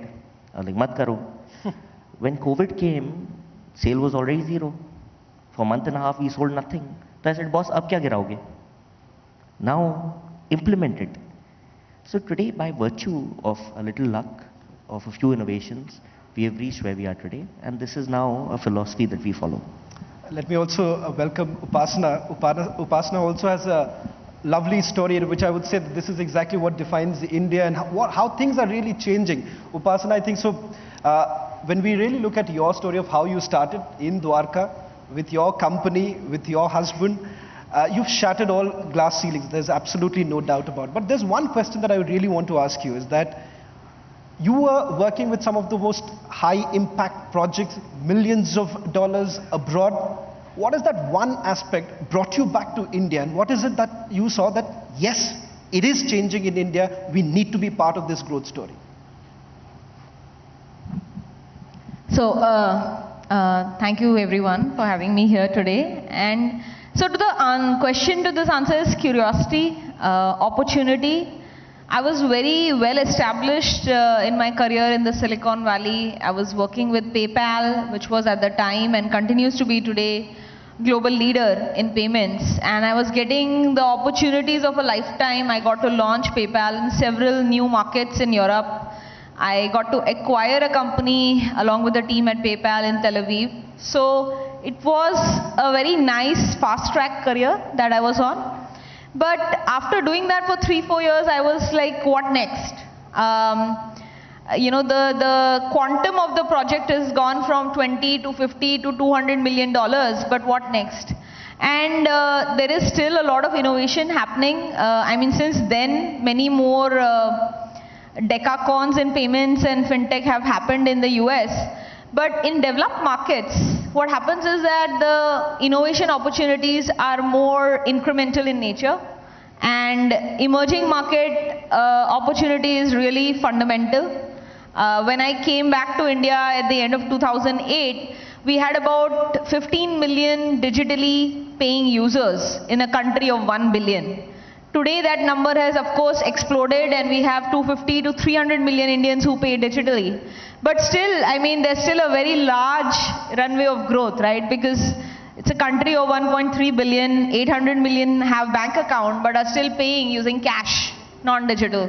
So there's a lot more to be done, and that's still scratching the tip of the iceberg, because if I look at other financial products, even today, despite all the digital transformation that has happened in the last 5 to 10 years, less than 70 million Indians have access to credit. Less than 30 million Indians invest or have access to insurance. So, I mean, all these numbers are less than 10% of the population of India. So, from an innovation and opportunity point of view, it's like a greenfield. Like, I think 100 more unicorns can be created just in the fintech space in India, which is, by the way, already the 3rd largest fintech opportunity globally after US and China. So I do believe that engineers, business people, marketeers who want to create net new products and services from scratch, whether consumer facing, small business facing, all of these opportunities are immense. And yeah, I mean, if you want to make millions of dollars and be in a cushy job, there are opportunities in India as well as globally. But if you really want to have impact, and if that's what drives you, then, you know, India is a huge, huge growth story. And I would love to see, like, you know, we already have 100 plus unicorns. I would love to see that number be, you know, 1,000 in the next few years. So that's sort of my big thing. Perhaps that's the aim. Pranav, I think so. I would like to bring you on this, because you and your brother, you both have been extremely bullish about the Indian economy, saying that perhaps by the end of this decade, you're projecting that India could be, you know, the 3rd largest economy just behind the US and even for China for that matter. I want to understand from you, what's the way forward in terms of the challenges, as Upasana was also pointing out, that we know where to go. How do we really go about it? And when you've yourself said that this is the decade for India's entrepreneurship and startups, how do you define that? Yeah, I think a lot of things have come together to give us that confidence for this decade. I think the first thing we see, you know, given we graduated from the education system a decade or less ago, there's been a cultural change in the young people of India. There's a confidence in this country, in this economy, in being Indian, in staying, in remaining here, in solving India's problems that we hadn't seen when we were in school or college before. There's a confidence and an inspiration from the first batch of successful Indian founders, startup operators, entrepreneurs, so many of whom are on stage. There's a big cultural change in the next set of operators taking over India's largest companies. For example, at Century right here. All that happening at the same time is a very strange coincidence. And it's taken 30, 40, 50 years of 2 generations of Indians making sacrifices, building every day, staying back here, going through tough times, to be honest, to get the country to where it is today. So I think the first thing we always talk about is we try to make the awareness of this cultural change as widespread as possible. Many people still don't believe this is happening. Many people in government still have other bigger challenges to solve, so this part is outside it's in the rear view mirror, if you will. So we think if we embrace this cultural change, we'll notice we have this very natural tide in our favor. And if we harness it correctly, it's, in my opinion, the energy for that flywheel that takes us to the third largest economy over the next 10 to 15 years. Now, there's only Japan and Germany ahead of us, around $4 trillion. We're at around 3. China and US, of course, are past 10. So for us, it's no longer about how do we be better than China, better than US. We need to set a simpler goal. 5 trillion, as the Prime Minister said, we'll get there very quickly. The only other country in the world to cross 10 in the next 10 to 15 years, 10 trillion should be our real goal. And at 10 trillion, India is wealthy, our systems, our business are formalized, Indians can spend, they're voting in the favor of the businesses that solve the best problems in their life every day. Another very interesting thing is now you can buy the stock of your favorite brands, your favorite internet companies in the public markets. They've gone IPO. And you can vote in favor of your favorite companies by actually becoming shareholders yourself. So there's this big transformation that's happened in the last 15 years that if we continue on this trajectory, I think we're definitely going to be the top 3 economy. Now, what are our challenges? We still don't have a widespread national system that supports entrepreneurship on the ground. It's not going to be only startups that transform the country. Of course, they'll take the headlines, they'll raise billions of dollars, they'll become unicorns. The media loves to talk about that. But the everyday transformation that's happening is, in my opinion, equally important. So it's all parts of the pyramid, or the stack, or the buckets, however you want to classify. The transformation's happening every step of the way. So we want to see more support for small entrepreneurs. We want to see more support for student entrepreneurs. We want to see more flexibility in India's universities and colleges. We want to see 100 IITs. Why do we have only 15 or 20? We want to see 200 IIMs. Why don't we have more diploma in business courses for anyone in India who wants to train themselves to become better at business? So we think there are a lot of unlocking required in this country to make sure every Indian has that opportunity.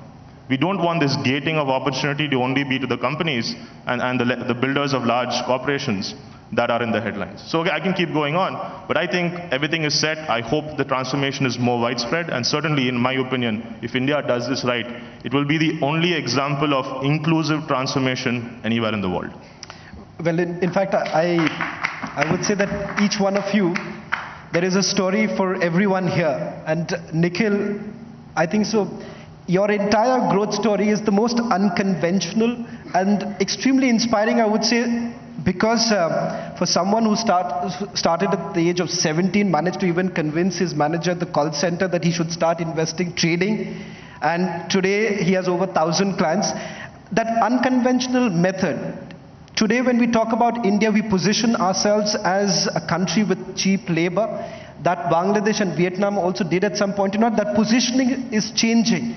We have today, India has highly educated individuals also. Do you feel that that positioning of our country also needs to change?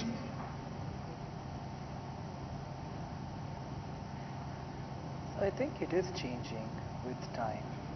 When more Indian products are maybe used by foreigners, especially the Westerners, I think the perspective will change on the ground.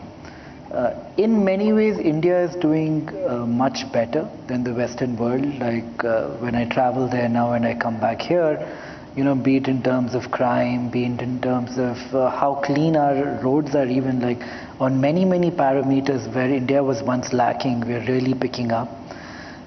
So this narrative around India, I think, will organically change, and it seems to be changing. Like I was saying in my earlier comment, people seem more optimistic about India today than their own geographies itself. And this is common in the Middle East, in Europe, in Southeast Asia. Everybody is looking upon India as the next big opportunity, and I think this is the right time for us, and this is the opportunity for us to really grow at a pace like, you know, maybe comparable to China for the next 10 or 20 years. Pasana, if I can bring you on this, if you really look at companies in India which have truly gone global, it's been the IT companies or for that matter pharma companies.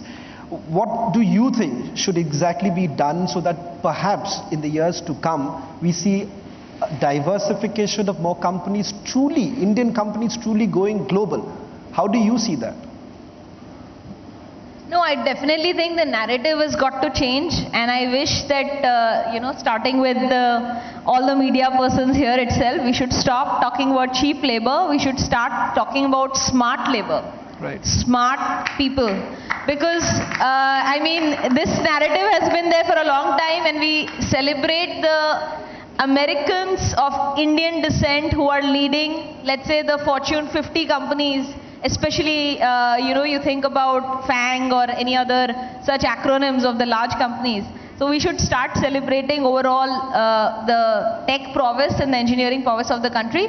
Coming to your question about, will Indian companies go global? Yeah, definitely. I mean, you're talking about pharma and IT, and of course, Infosys has been the bastion in that, and we have sound representation from ex-Infosys leadership here. But I definitely think that SaaS companies, the B2B tech companies, have already taken their products global. I mean, Zoho is an excellent example. Freshdesk is another example. So there's stuff happening, but it's still small. There aren't like hundreds of companies that we can talk about. I think that consumer-facing product and tech companies have also tried. I mean, there were times, I think, that Oyo and Ola and others have dabbled abroad. But I think that as exits and liquidity and, more Indian companies get listed. I mean, last year we saw a few, and of course, this year the market has not been kind to anyone. But I think in the next 5 years or so, we'll see many of the large Indian internet companies becoming, massive, not just in the Indian market, but they will, expand to other geographies as well, whether it is South Asia or whether it is other emerging markets moving to, Africa, MENA, that we will see. But I definitely think that Indian companies are first busy, at least the consumer-facing companies are busy catering the Indian market. Right. But sooner than later, once they reach a certain scale, they want to replicate their success in other markets, especially because there are many countries where we do believe that our tech platforms can be easily replicated. Innovation from the tech perspective is not as great. I mean, I can talk about a market that we've been looking at, some markets in Middle East, etc., where we think they're evolved because they have the superb highways, amazing airports, amazing infra. But I mean, I can only speak for my sector because I'm a financial services person. You can't do an instant transaction over there. A P2P transaction of payments, which we all do on UPI, like in 5 seconds now, you can't do that in many countries of the world. In fact, even the US, ACH transaction used to take 3 days until few years ago, right before COVID. So there's a lot of innovation that we can take to other markets, even from the point of view of generating faster revenues, speeding up the growth of these companies, because India is a country of 1 billion, but the ticket sizes here are definitely small. And from a revenue and profitability perspective, it takes much longer for companies to get to a certain scale. So as an example, if a company like MobiKwik has taken 10 years to get to $100 million in revenue in the Indian market, it will probably take us 4 to 5 years to replicate that in a market where the average spend per user is high, because we can take our platform, customize it, and launch it in a new market and get to that scale much faster. Upasana, just a follow-up on what you essentially said, because the finance minister also indicated the same, that the time has come for Indian companies going abroad and putting a stamp on it, especially when it comes to payment gateway companies like yours, fintech companies like yours. There is a huge, huge opportunity. When you look at that opportunity, do you think it's time to perhaps scale up? Yeah, I mean, definitely. I'm saying that India is a difficult market. Companies that are able to rise to even a mid-level stage, let's say they are not even in the top 5 or top 10 companies in their category in India, they have reached a certain scale where they can take their know-how of product, engineering, operations, and take that mix and formula, and they've reached a certain level of success, they can definitely try their hands if they have access to capital, or if they are profitable, like many other companies of B2B companies generally tend to get profitable faster. They can definitely take up the agenda of going global, trying a few markets, and trying to create an equivalent level of scale of business in those buckets as well. Pranav, because we've got a very young audience, and when it comes to entrepreneurship, there's that element of fear. There's always that element of fear. So what is it that you would say in terms of the risk appetite?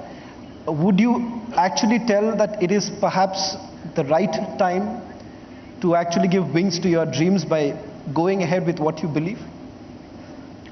Yeah, from my experience, I don't think young people need to be told it's okay to take risk. That is definitely something that is de facto now. There's an impatience in young India. I'm sure all of us have seen it.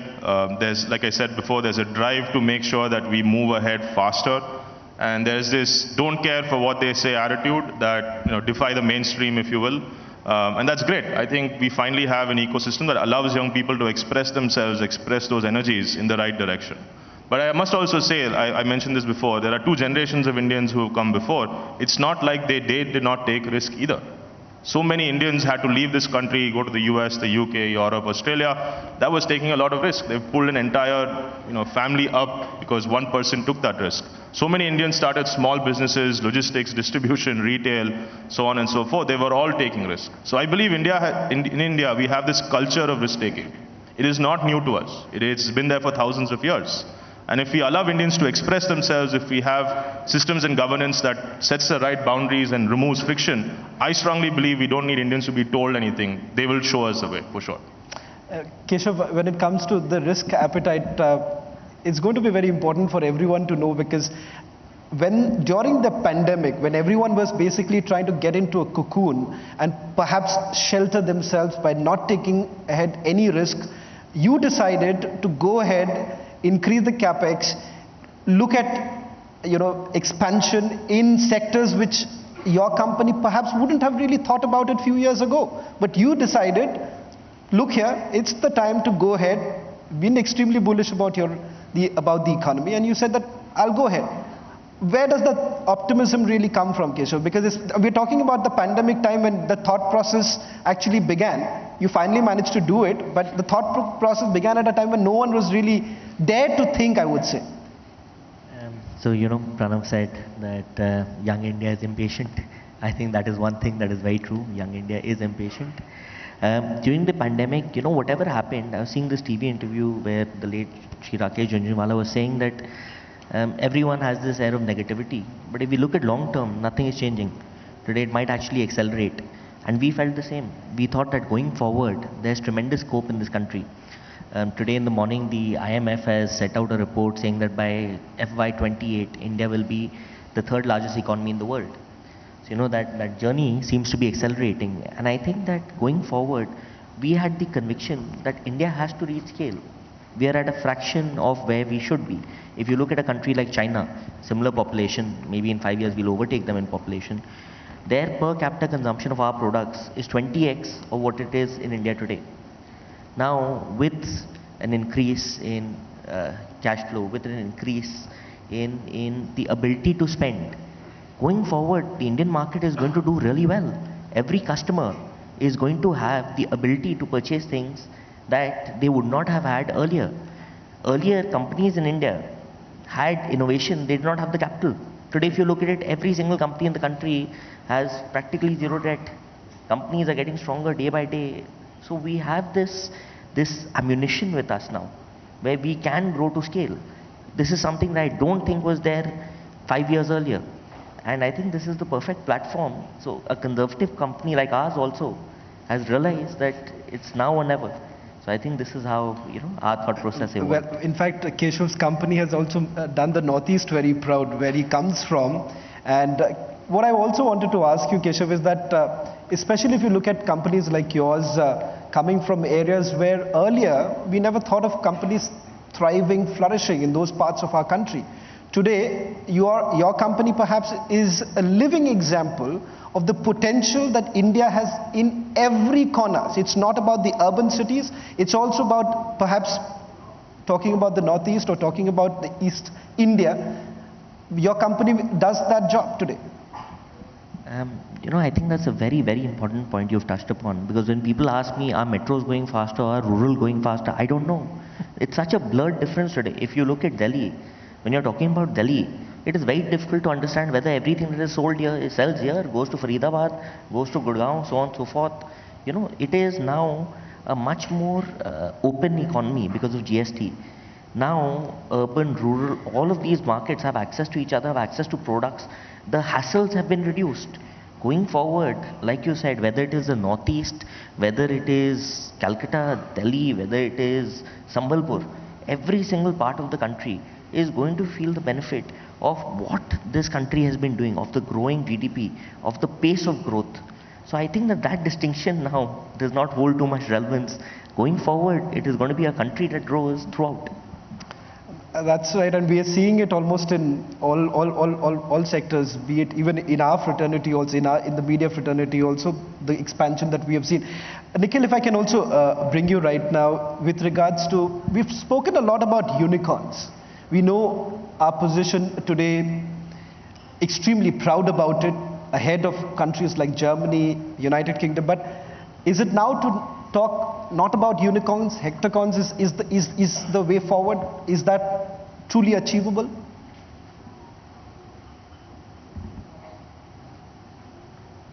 So we all have a lot of cliched optimism in a way when we're on these panels. So, you know, let me take a slightly contrarian view to kind of counterbalance the optimism prevalent in the panel right now. I think we have to understand and be cognizant to the fact that the world is walking into a tough place. Globally, markets are down 25–30%. India, while we have largely been immune to that correction, many of the underlying factors for companies and entrepreneurs in the startup space are changing. Inflation is, you know, at levels we have not witnessed in 50, 60, 100 years in many countries across the world. And one of the only few or the only tool we really have to contain inflation is taking up interest rates. So when interest rates continue to go up, you know, they go up from like 5% to 7% to 8%, the risk-taking ability of the VC and PE funds which have been pumping money into India in the last decade will go down significantly. So to the young people watching this today, starting companies this year, in the coming years, I think you have to realize that raising money will be significantly harder tomorrow than it was yesterday. Your path to profitability will probably have to be a lot quicker. Our generation, you know, people who have been in the startup industry in the last 15–20 years, we probably got lucky by virtue of the circumstances in the world around us back then. But the next decade will probably be a little bit harder, and the youth of today have to kind of modify their expectations and the way they run their companies based on the new world that they might be walking into. Upasana, if I can take this question with regards to the number of policies that the government has actually started, the Startup India, Make it India. In terms of policy, what do you think would actually give that leg up in becoming a superpower in terms of what you think is the need of the hour? And of course, there's been a lot of optimism in the air, but obviously talking about the way forward, we need to look at certain areas that the government, or for that matter, you know, entrepreneurs would like to talk about. So thanks for asking that question. I think that this government, more than any other government, has had a very strong sort of theme of Startup India, Make in India. In fact, I'm quite happy that in every financial budget, you know, there is something mentioned about fintech or digital payments, and there are SOPs of some nature or the other being provided to banks and by banks to the users. So I think the focus is amazing, and I do believe that there can be a lot of disruption. Half of the country is so young that if there is a focus on startups, not only will there be innovation in products and services which don't exist and are manual right now in the country, but it will also create a lot of employment, you know, solve for brain drain. So coming to the question of what policies, I think that many of these movements are very good from a appeal point of view and from a media point of view, but from the real sort of business perspective point of view, I think that the stance of regulation is on, off, very conservative to very liberal, so it keeps changing. So I think from an entrepreneur's point of view, there are many entrepreneurs trying to build businesses in new and evolving sectors where we don't have companies today. I just wish that we would come up with simpler constructs of regulation, licensing, and then we would stick to it, at least for 3 years or 4 years, and not keep changing things every year, because that is very, very hard for for entrepreneurs to interpret. And there are businesses that get created, whether it is gaming or other evolving sectors, and there are some improvements based on what the judgments the courts give, and then a year later it's 5 steps backward. So these kind of things are not very nice for sort of building new age businesses. I think it creates a lot of disruption. Clarity of thought in regulation and sticking to it for some credible period of time. Let's also get a quick word from all of you in terms of what really drives each one of you in terms of young entrepreneurs. Pranav, what is it that really drives you? And when you actually speak to a lot others, what is it that you tell them? Well, I'll speak more about what I learn from founders every day. And there are 3 types of founders we meet. The ones who have already made it, so many on the stage. There are the next generation of leaders coming into corporate India. Again, we have that on stage as well. And then there are the new founders, the first-time entrepreneurs who are making that very important decision to take that risk, start a company, compete in an open market, and attempt to win. I think the one prevalent common denominator for all of them is that there is true optimism for this country. There's always a reason to be negative about anything, about India, about the world, about the economy, about the rupee, about the dollar, about policy, about the prime minister. We can keep being negative on every dimension. I think the important denominator I see in all of them is that they want to make sure they will attempt what they're doing in spite of that. Right? There is this "I don't care, I will still try" attitude. And I think if we lose that, and that comes from everything about nurture and nature, the science of that is pretty clear. But that motivation is something that we always look for, and of course we cultivate ourselves.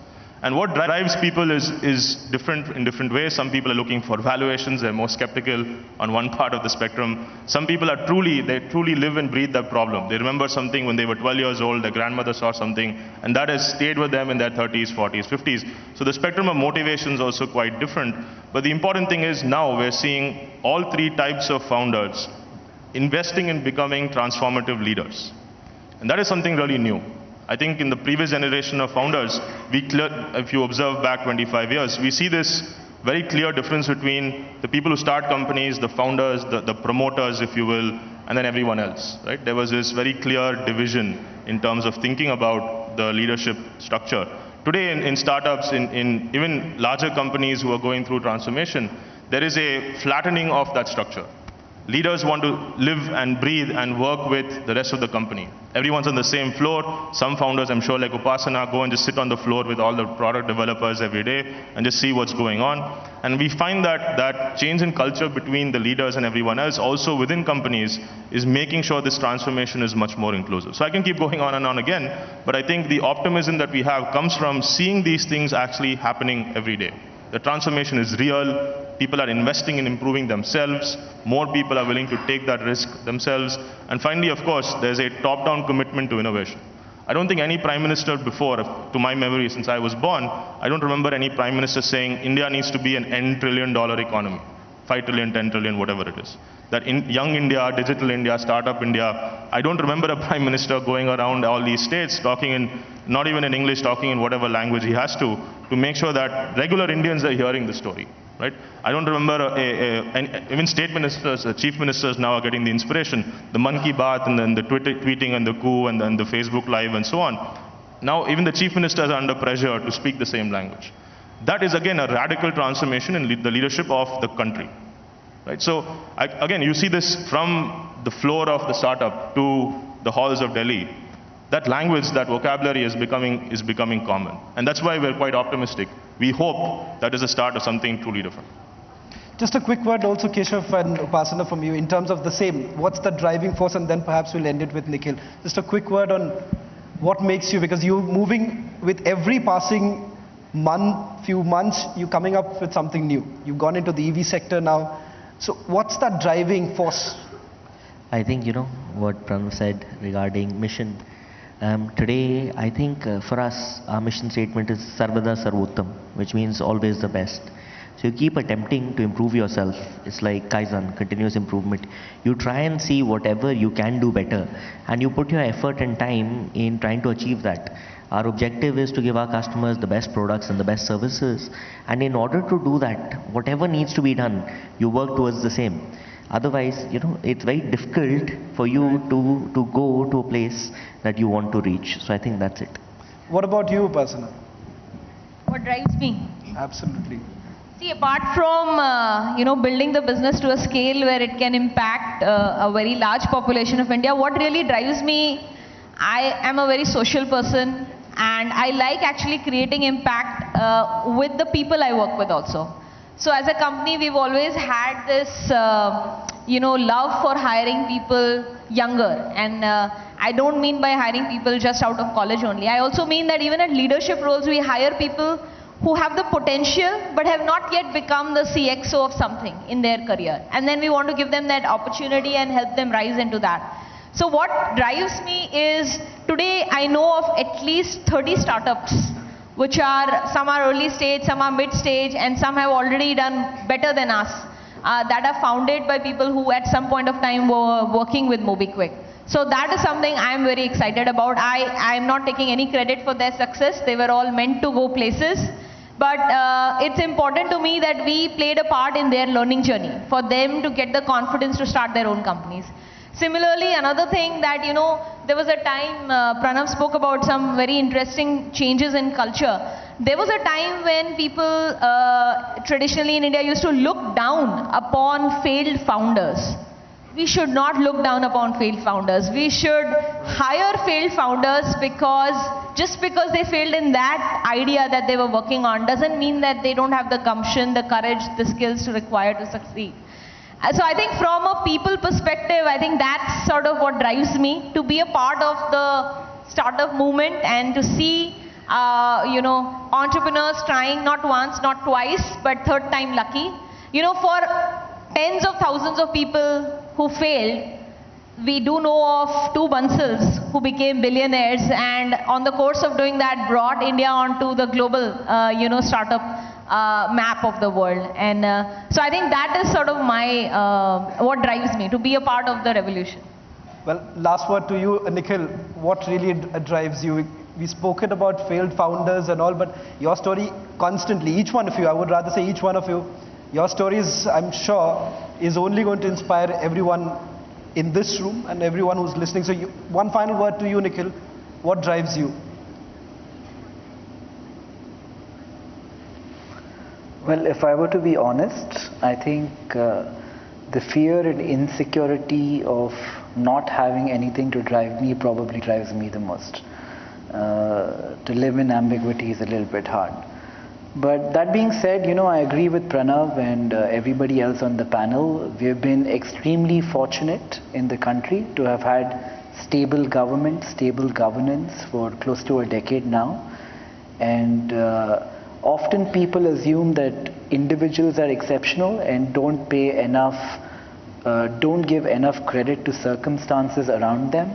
And I think by virtue of the incumbent government, our Prime Minister, the circumstances around us were such that people like me, Pranav, Upasana, all of us could thrive at whatever level that each of us did, or we'd like to believe that we did. So I think thank the circumstances and hope that these continue into the future, and the next generations have similar, if not better, circumstances under which they can start their companies and they too can thrive. Well, thank you very much, Nikhil, Upasana, Keshav and Pranav. I think so each one of your stories, I would say, not only makes us believe that anything is possible, I think so we're still at the cusp of becoming that mission superpower. Thank you very much. Thank you very much, Shravan, Pranav, Nikhil, Keshav and Upasana. Well, ladies and gentlemen, give them a bigger round of applause. This is the young change makers who are changing the world around us. Their calm, committed manner in which they conduct business. This was really an engaging session, so thank you very much.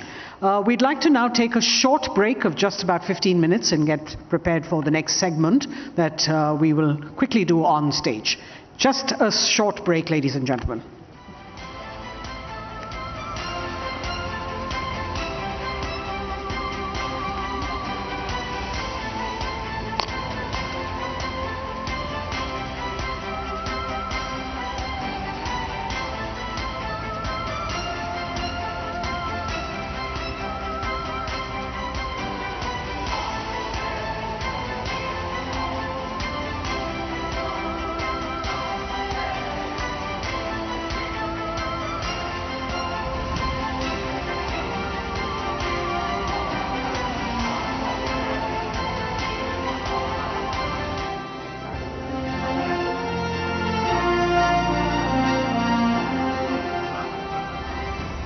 Platform Group of Companies, established in 1996 by young and innovative entrepreneur Ajay Harinath Singh, has emerged as one of the fastest growing Indian global business conglomerates.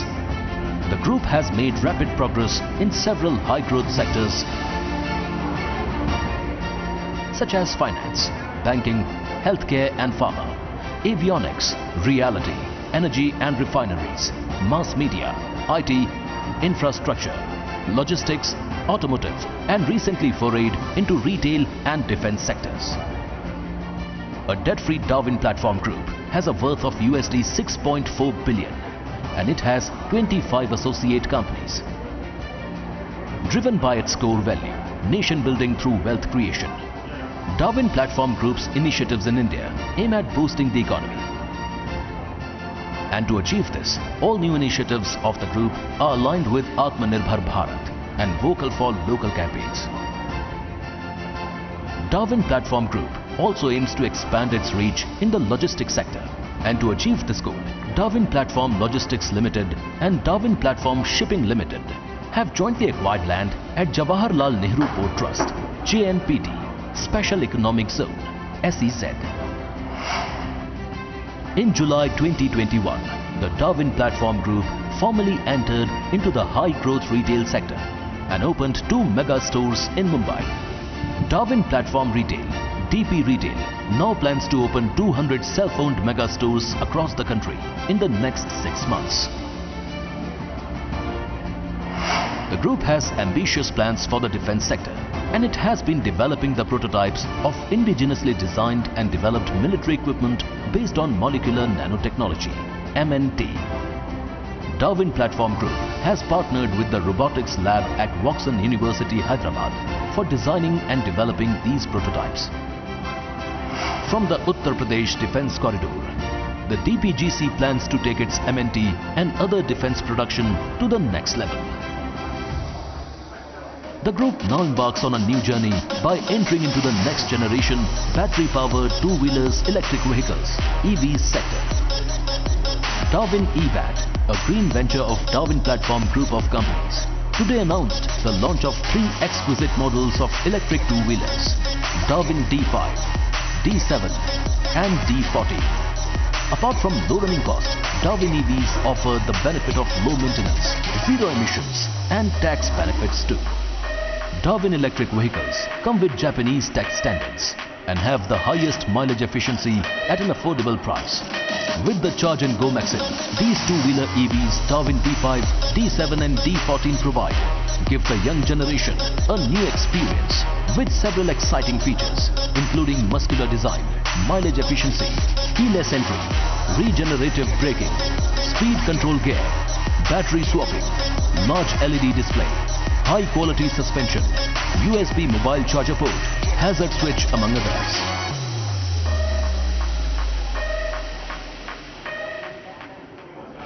Darwin Platform Group of Companies is one of the fastest growing diversified Indian conglomerates with global footprints.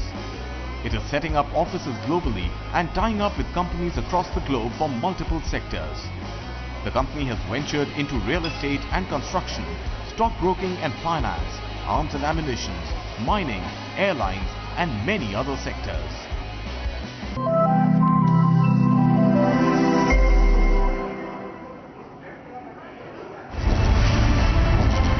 The Prime Minister speaks at the Bloomberg Business Forum. He, of course, will try to highlight India's 5 trillion economy dream and essential supplies and adequate supplies. And that is the biggest that we have from the APMCR. Raj Thackeray is not backing down, and supporters of Raj Thackeray have used the loudspeaker to send a message. They're trying to stop us from reporting. Today has picked up Arnab Goswami from his house, dragged him out, assaulted him physically. This is the Avigna Tower in Parel, Mumbai, where the fire was reported, and their entire effort has been to somehow burst down the flames.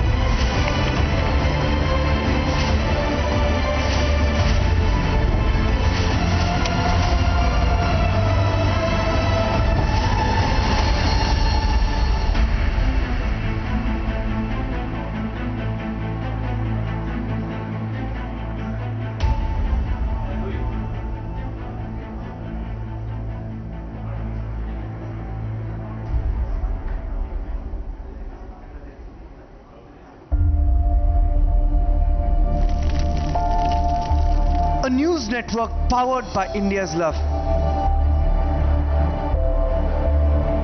A news network fueled by a mission. A pledge to put nation first, people first, India first. A network that's unafraid in its pursuit. A network that is undeterred in its quest for accountability. Mr. Malia, you try to besmirch everyone. You're a cheat, you're an unaware, you're a fugitive, and don't try and pretend, Mr. Malia, that you cannot hear me. A network that won't back down from asking your questions. Rahulji, any response to those 5 MPs who choose not to be part of this? Whatever I have to say, I said it. मैं आपको सबूत दिखाना चाहता हूँ. आप इधर आ जाइए. हम देख लिया आपकी बात. इधर आइए. A network that expanded to serve Rashtra ke naam. Namaskar, मैं हूँ Arnab Goswami.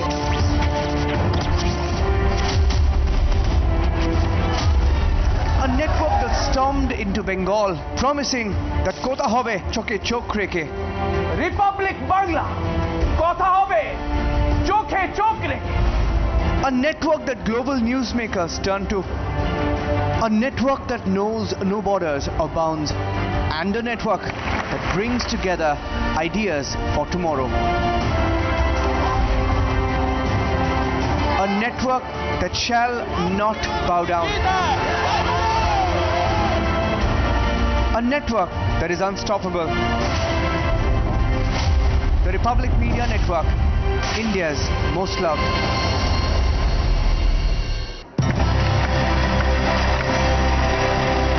On the 6th of May 2017, a group of dreamers and creators embarked on a mission to become the one-stop brand solution for the nation. Aimed at making business scalable and sustainable, setting new benchmarks in TV and digital production. Working in unique ways, setting ideas into motion, gauging brand needs, co-creating, co-constructing and exceeding expectations. Ideating and executing campaigns for the most coveted brands.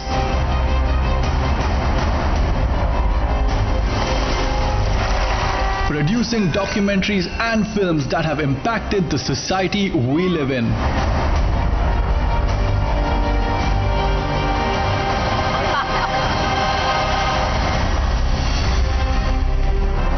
From themes to formats, we are experimenting every day, pushing our boundaries every time to create content that awakens passion and brings your brand story to the world.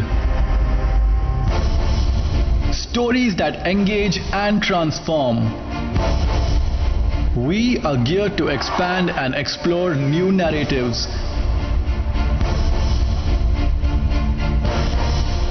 and craft solutions for your brand needs. Agile and dynamic, we are the storytellers and the story doers of tomorrow. We are fluid. Ideate, accelerate, transform. And our quest has just begun.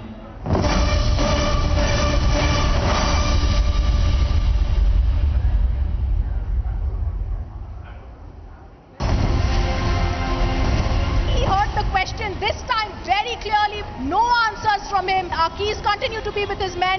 We faced intimidation here. We've been trying to get in touch with you and ask you several questions on the land deal that you had along with Priyanka Vadra and Robert Vadra. Why are you trying to avoid the camera? Once again trying to get in a word with Mr. Vijay Mallya. Persistently been asking you only one question. Mallya, why did you escape in 2015?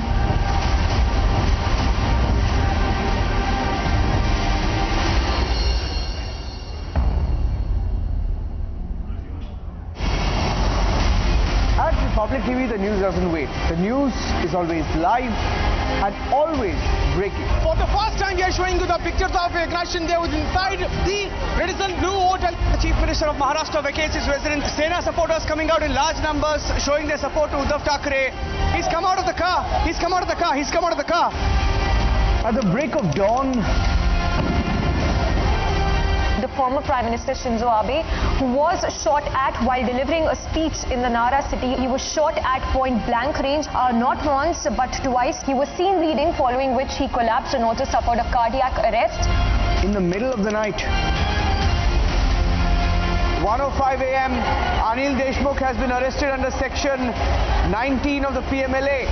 Breaking news on Republic TV. Navneet Rana को लेकर police पहुंच चुकी है. सीधी तस्वीरें Republic Bharat पर इस वक्त हम आपको दिखा रहे हैं. News sees no weather. Non-stop operations coming from the Indian Army. People who have been missing in the operation, police, army, all are monitoring the situation. 25 से 30 मिनट के अंदर एकनाथ शिंदे महाराष्ट्र के राजभवन यहाँ पे पहुंच जाएंगे. The alliance with the Congress NCP has weakened Shiv Sena's Hindutva position. 24 hours ago, a bombardment that took place in Ukraine. News sees no boundaries. This mass graveyard in Bucha bears testimony to the brutal acts of the Russian troops. So how has this study tour helped when Karnataka is suffering? News does not stop, and you shouldn't have to either. And that is why we are bringing the news to you right where you are. Your iPad, your mobile, your laptop. You can stream as you go. You will be surprised to know that India's biggest news brand reaches 25.75 crore people just on connected devices.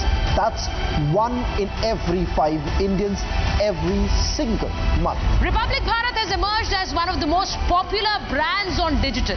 In fact, just in the month of March, during elections, the streaming base saw a record-breaking over 83 crore views. Just last month, Republic Bharat's live stream was viewed 25 crore times. ये देखिए bulldozer चलता हुआ और ये gate को तोड़ दिया है और घर का जो खिड़की है उस पर बुलडोजर चला है. अपर रीचेस में क्लाउड बर्स्ट हुआ जिसकी वजह से फ्लैश फ्लड्स हुए जिसमें अभी भी रेस्क्यू ऑपरेशंस जारी है. Republic Bangla has shaken up the Bengali news genre with an unbeatable digital media presence of 2.5 million views on an average monthly basis and on non-stop news coverage. যারা বিক্ষোভকারী তাদেরকে বোঝানোর চেষ্টা করা হচ্ছে যাতে এক্ষুনি যাতে এই যে বিক্ষোভ চলছে সেই বিক্ষোভ তুলে নেওয়া যায়. 50টা বছর অতিক্রম করার পর কোথাও মনে হচ্ছে যে না কোনো কিছুই বৃথা যায়নি, কোনো কিছুই বিফলে যায়নি. রিপাবলিক বাংলা প্রথম ছবিগুলো দেখানোর চেষ্টা করব কিভাবে এই পুরো ইরপিন বুচার এলাকায় যখন যুদ্ধ হচ্ছিল কি হয়েছে আর রাস্তার মধ্যে কি অবস্থা এই সময়. যে খবর রিপাবলিক বাংলা দর্শকদেরকে জানাতে চাইবো প্রয়াত সঙ্গীত শিল্পী কেকে কলকাতায় অনুষ্ঠান চলাকালীন মৃত্যু হয়েছে কেকে এরকমটাই জানতে পারা যাচ্ছে. All the relevant audiences are going the streaming route. Just take a look at this cut on viewership. In fact, don't take our word for it. Ask those around you right now. They are on connected devices. Republic streaming TV gets massive incremental views of 257 million per month. From the political updates in Maharashtra to the developments in Sri Lanka, all the news in high definition without having a television set in front of you. And it matches the experience that you get with a television. And that's the power of Republic live streaming. Sanjay Raut had stated that everything is fine with the Shiv Sena. Getting into some breaking news right now from Taj presidency where the BJP will be forming the government soon. NCP as a party शपथ ग्रहण में यहाँ पे मौजूद होगी. आंसू gas के गोले छोड़ने गया प्राइम मिनिस्टर का दफ्तर जहां लगातार प्रदर्शन श्रीलंका में चल रहा है. Connected TV is the future of news viewing and Republic is India's #1 streaming service. It's accessible, it's high quality, it's available on all platforms and we decided to make it free. Come join the live streaming revolution with Republic. Republic live stream, India's #1 streaming news. He heard the question this time very clearly. No answers from him. Our keys continue to be with his men. We faced intimidation here. What we have to see is what action will really be taken here in this case. We've been trying to get in touch with you and ask you several questions on the land deals that you had along with Priyanka Vadra and Robert Vadra. Why are you trying to avoid the cameras? Hanging of the rapist has been confirmed. Court has said all the evidence had already been seen at the trial court, at the high court and the top court of the country. They're not going to go into it again.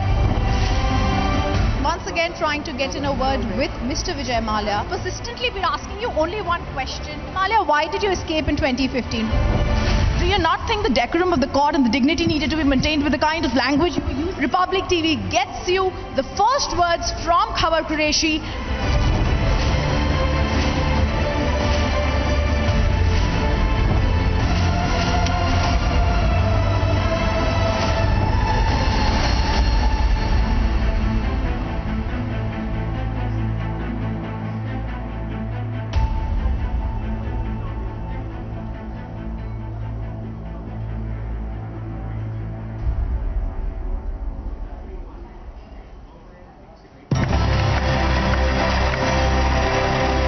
On the 6th of May 2017, a group of dreamers and creators embarked on a mission to become the one-stop brand solution for the nation. Aimed at making business scalable and sustainable, setting new benchmarks in TV and digital production. Working in unique ways, setting ideas into motion, gauging brand needs, co-creating, co-constructing and exceeding expectations. Ideating and executing campaigns for the most coveted brands.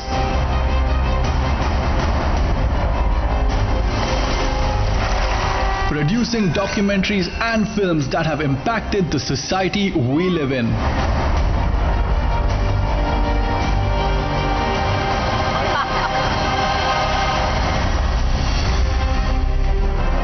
From themes to formats, we are experimenting every day, pushing our boundaries every time to create content that awakens passion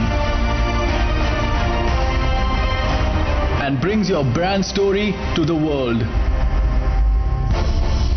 Stories that engage and transform. We are geared to expand and explore new narratives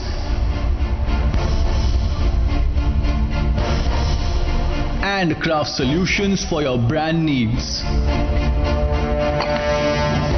Agile and dynamic, we are the storytellers and the story doers of tomorrow. We are fluid. Ideate, accelerate, transform. And our quest has just begun.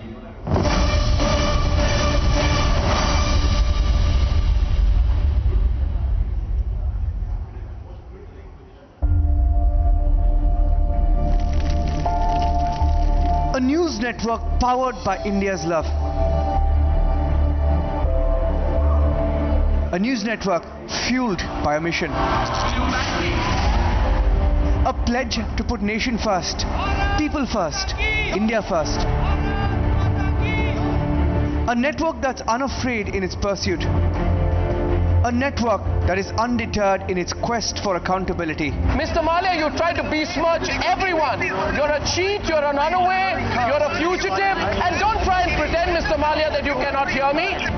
A network that won't back down from asking your questions. Rahulji, any response to those 5 MPs who choose not to be part of this? Whatever I have to say, I said it. मैं आपको सबूत दिखाना चाहता हूँ. आप इधर आ जाइए. हम देख लिया आपकी बात. आप इधर आइए. A network that expanded to serve Rashtra ke naam.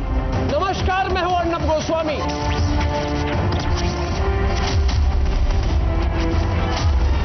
A network that stormed into Bengal, promising that kotha hobe choke chok reke. Republic Bangla, kotha hobe, choke chok reke. A network that global newsmakers turn to. A network that knows no borders or bounds. and a network that brings together ideas for tomorrow. A network that shall not bow down. A network that is unstoppable. The Republic Media Network, India's most loved.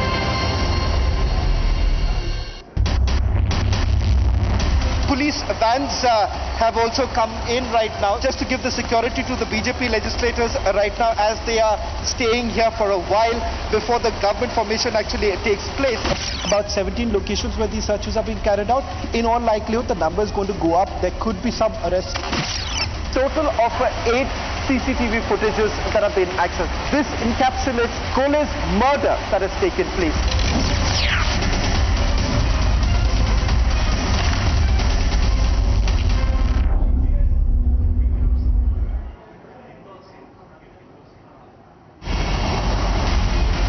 Public TV, the news doesn't wait. The news is always live and always breaking. For the first time, we are showing you the pictures of aggression there was inside the Radisson Blue Hotel. The Chief Minister of Maharashtra vacates his residence. Sena supporters coming out in large numbers, showing their support to Uddhav Thackeray.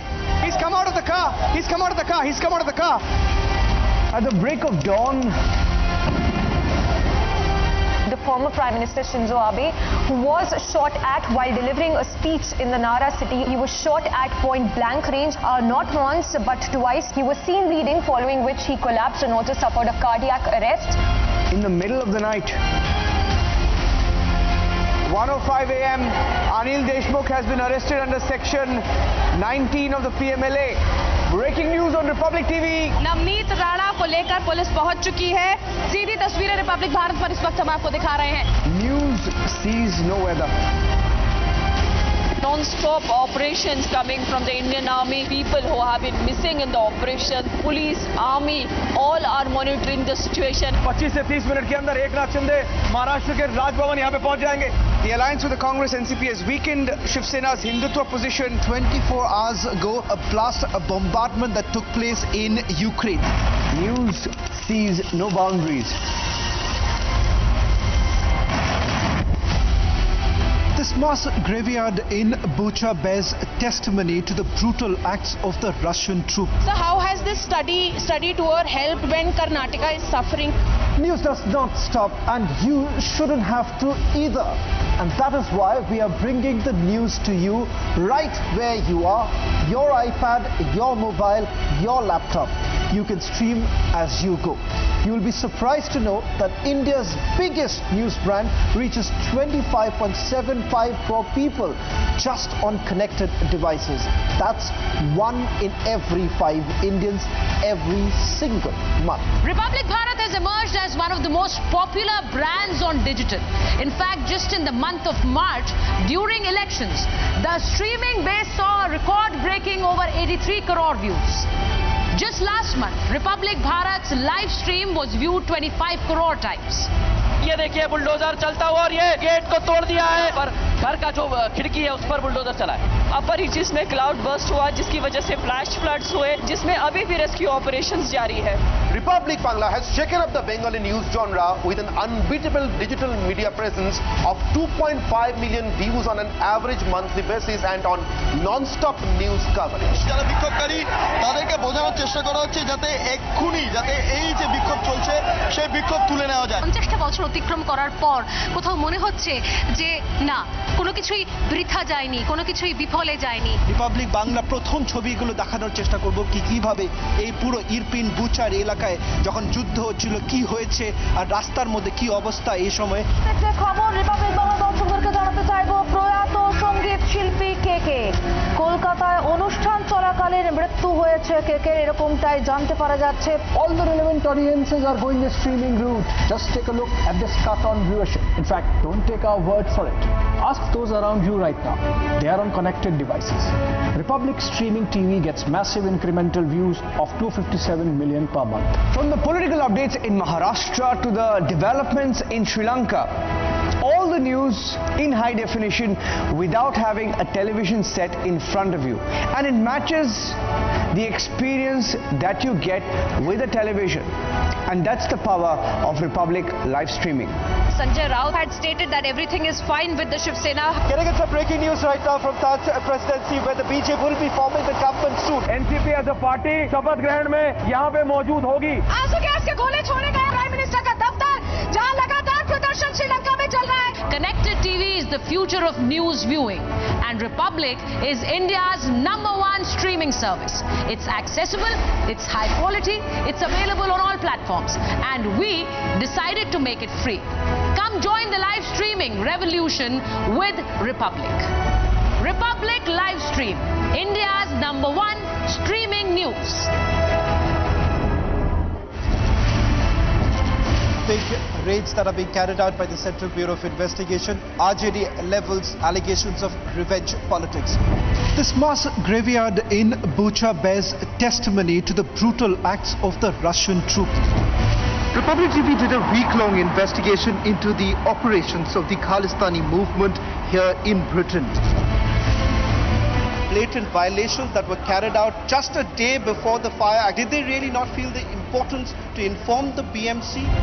Republic Media Network's SIT decided to expose the dirty nexus between politics and a murky Ponzi scheme.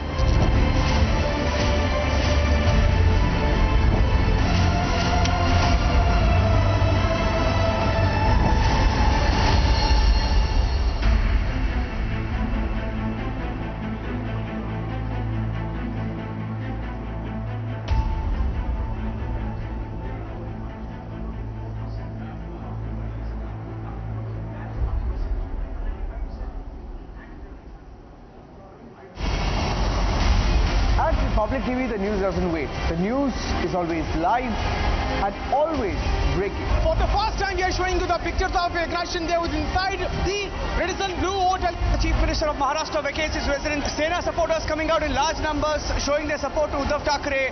He's come out of the car. He's come out of the car. He's come out of the car. At the break of dawn, the former Prime Minister Shinzo Abe, who was shot at while delivering a speech in the Nara city. He was shot at point blank range, not once but twice. He was seen bleeding, following which he collapsed and also suffered a cardiac arrest. In the middle of the night, 1:05 a.m., Anil Deshmukh has been arrested under section 19 of the PMLA. Breaking news on Republic TV. Navneet Rana को लेकर police पहुंच चुकी है. सीधी तस्वीरें Republic Bharat पर इस वक्त हम आपको दिखा रहे हैं. News sees no weather. Non-stop operations coming from the Indian Army. People who have been missing in the operation. Police, Army, all are monitoring the situation. 25 से 30 मिनट के अंदर एकनाथ शिंदे महाराष्ट्र के राजभवन यहाँ पे पहुंच जाएंगे. The alliance with the Congress NCP has weakened Shiv Sena's Hindutva position. 24 hours ago, a blast, a bombardment that took place in Ukraine. News sees no boundaries. This mass graveyard in Bucha bears testimony to the brutal acts of the Russian troops. So how has this study tour helped when Karnataka is suffering? News does not stop, and you shouldn't have to either. And that is why we are bringing the news to you right where you are. Your iPad, your mobile, your laptop. You can stream as you go.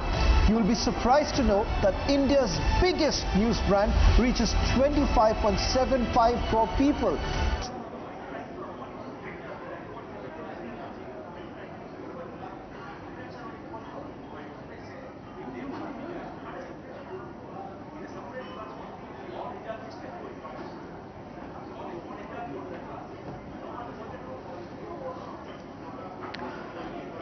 Welcome back, ladies and gentlemen. May I ask you all to please settle down. A reminder to kindly keep mobile phones in the silent mode.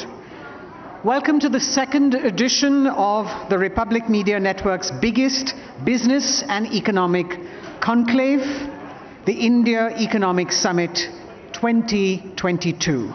Ladies and gentlemen, India's automobile sector contributes nearly 7.5% to the GDP.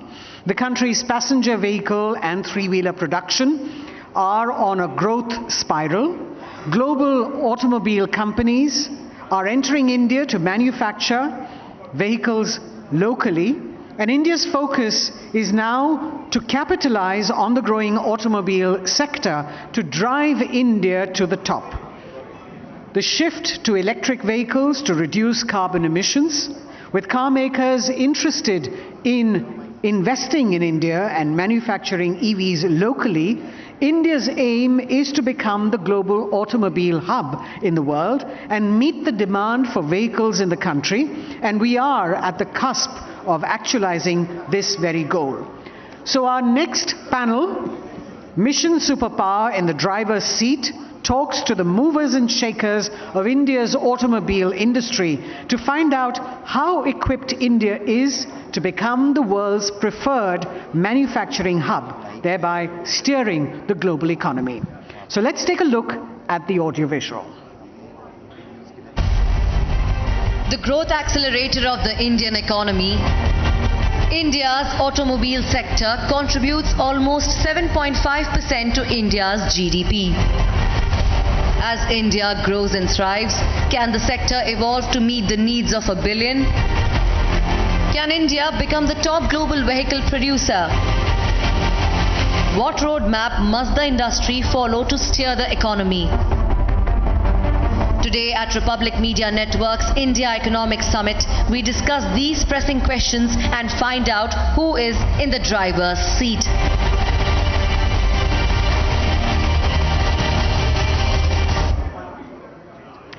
To moderate this session, I'd like to invite on stage Suesha Savant, Special Correspondent and Anchor, Republic Media Network. Our panelists for this session are Mr. Rajiv Chaba, President and MD, MG Motors India. Under his leadership, the marquee brand has successfully introduced 3 products within 18 months of operations, with its products focused on connected, electric, shared and autonomous. Mr. Chaba has held various senior positions with top global automotive brands such as Chevrolet, General Motors, across multiple international markets, including China, North Africa, and Egypt. Mr. Chaba has also bagged several awards and recognitions during his illustrious career, including that of Automotive Man of the Year by Autocar Professional 2019, Editor's Choice Award for 2020 by CSR Times, and many more. Joining Mr. Chaba is Mr. Kamal Bali, President and MD, Volvo India. Mr. Bali's illustrious career spans over 4 decades, and prior to working with the Volvo Group in India, he worked with leading Indian and multinational organizations at senior executive positions. He's an active speaker at various national and international fora and holds senior positions such as the chairman of the Swedish Chamber of Commerce India, the past chairman of CII Karnataka, member of the Karnataka Government Vision Group, and board member of the Xavier Institute of Management, Bhubaneswar. So it's over to you, Suesha, now. Thank you so much, and thank you all for being here. A very good afternoon to all our viewers watching from home. And thank you so much to both you gentlemen, honestly, for the reason that I was really looking forward to this conversation. I think we're in such an interesting time, especially when we're talking about the auto industry and how it has evolved in the last 3 decades, especially. The transformation that it has gone through, and for how exceedingly well we are doing.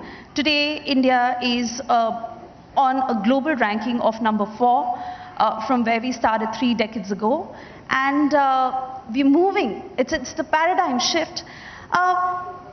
Really to understand that today the auto industry that contributes about 7.1% to India's GDP, 49%, Mr. Bali, to India's manufacturing GDP. How has the transformation been, and how is the auto industry steering India towards being a superpower? Yes. Thanks for inviting me to this forum. I would say, I'll start with a small example. I was in GM for donkey's years, and I worked in many territories across the world. And in 2002-03, we used to make business cases to get multinationals to the country.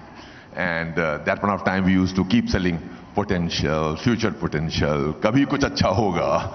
I mean, we used to make business cases, all kind of scenarios and things like that. Now the time has come where we don't have to make a business case to tell about India's potential. So that's very clear. So that's a big transformation. Now obviously the thing is, how do you really can have not only succeed in India, but also can you do something in India for the world? Within automotive also there are lots of areas which I'm sure we'll talk about, where we can do that. So there's a huge opportunity. Obviously I think so from average, I think we have become good. Now from good to great, how do we go? And that's the point we need to discuss. I have a lot of numbers on me, and which is why I'm trying to keep that less. But the fact, at the rate at which we are growing, and we understand that when we are talking about compact SUVs or two-wheelers or passenger vehicles, it's grown by 10 to 20 times. So really talking about manufacturing in India, and for a company like Volvo, how have things changed? Yeah, good afternoon, ladies and gentlemen, and thank you Republic TV for having me on this panel. Pleasure to be here with Rajiv. Well, manufacturing sector and the automotive industry is actually, the bellwether of manufacturing industry, as it accounts for almost 45% of the manufacturing sector. And I think it's been growing pretty well. We've had, of course, cyclical numbers in between, but I think today we are producing close to 23 million vehicles, and this is likely to grow at a very quick pace in the coming years. But I think going forward, the interesting part is the growth is going to be not simply in numbers. It's going to be very, very different growth. And whenever we talk about automotive industry, generally the whole discussion gets overshadowed by EV. But EV is just one element of the future, the ongoing automotive or the business of mobility. So let me tell you, there are 5 or 6 things which are going to happen going forward. Number one, alternate energy carriers will come in, which means you could have a battery, you could have hydrogen fuel cells, you can have the current engines using biofuels, non-fossil fuels. So that's the first big shift which is going to happen, which is what we talk about in a big way. The second shift what we are seeing is connectivity, digitalization and automation. That's another very, very major shift. Just to give you, how is this shift going to help? Just to let you know, today if a truck moves, Mr. Agarwal is here, only 10% of the fuel in a truck is used to move cargo. 90% is waste. If somebody can optimize that, at least 90 or 80% of the fuel in a vehicle is used to move cargo or used to move people, imagine the amount of monetization you can do. You can monetize this entire thing. That's a huge, huge opportunity, and I feel India is very well set to actually capture that opportunity. The third is, of course, going to be new transport concepts, which is hub-to-hub movement, and then, of course, last mile connectivity. You will see drones on the last mile connectivity in a big, big way. So I think the future of mobility, just to keep it short, is very bright. It's very transformational. It's not going to be simply, today you do 23 million numbers, tomorrow you will do 30, 50, 40. It's not going to be like that. It's going to open a completely new economy. And automotive companies will look like technology companies, because there'll be more of electronics and software inside a vehicle. So it's interesting times, and I can tell you, India is really, really poised for a big opportunity. I was in Gothenburg last week, and as Rajiv said very rightly, normally I am always welcomed and saying, oh well, India, I think the potential is very good. I mean, potential is always very good, but we never perform up to a potential. But today, people are saying, you are the guys who are actually performing on ground. And rest of the world is actually looking at it. And they're really, really looking forward to India actually winning now. Because I think India is the bet for rest of the world. You know, from what you're saying, and Mr. Chaba, we were talking outside on how it is very important to be solution-oriented, especially given how the market is functioning at this point, and how when the government, very clear in its intent of Make in India, I really want to understand for foreign players, for Indian players in the market right now, especially with in 2017, India having brought the Automotive Mission Plan 2026, how reforms have been eased for the industry, and most importantly, the role that your companies are playing, and for the Indian manufacturers as well. How achievable is this mission? So I would say that, like I'll continue from where I left, that, the enablers are getting in place now. The policy is getting in place. The intent is there, and now few things we need to do. We all are proud Indians here, but sometimes we suck in execution, right? We talk a lot, we don't execute well. So I think that execution needs to improve, And the second thing is, I would say that, and I keep giving this example that in a small company like ours, where we have only 2,000 employees, there are so much of dynamics within the company, and it's difficult to manage lots of things within a 2,000 company. When you have 1.4 billion population, and if the CEO of the country, just imagine the kind of things he needs to do. So it takes time. It's a mammoth task. But one thing which I feel very strongly about our country is that our machinery, the decision-making machinery, has to be part of solution. The mindset has to be that how can I help you, and how can I solve this problem? That mindset is taking time to change. And I think that is one important thing. It starts with, training of all the guys in the decision-making machinery of the government. So that's very important, and then the execution is important. I'll give you one or two examples. As part of my career, I was posted in China in 2011 when I was in GM. So we were working with a joint venture partner there. So there in 2011, they were talking about how do we meet the emission criteria of 2020. And it was not just a talk on paper. It was a pure execution plan in 11 for 2020. Also I remember the way that some good aspects of that country, that, if you are not able to sell cars, or the economy, or suppose the country's target of a GDP is 8%, even the Shanghai province is given a target. Within Shanghai province, your locality is given a target. And within that locality, if your company falls, the whole machinery is trying to help you to produce more and sell more. So the whole concept is about solution, that if this is the country's target, it becomes the target for everyone. So that mindset, I think we need to change in this country, in our country. But otherwise the intent is there, enablers are getting in place, digitization, we all should be very proud of, and to some extent thanks to COVID also, we are leapfrogging in digitization, and I will just take one word from him. I would say even in auto, coming to our industry, in auto industry, I think it's the auto tech. Frankly, we can be a global leader for sure. In fact, just to add to that, I think the ability to really lead, the ability to dream, even in the automotive sector, just like our young Turks you saw in the last session, I think it's happening even in the manufacturing sector today.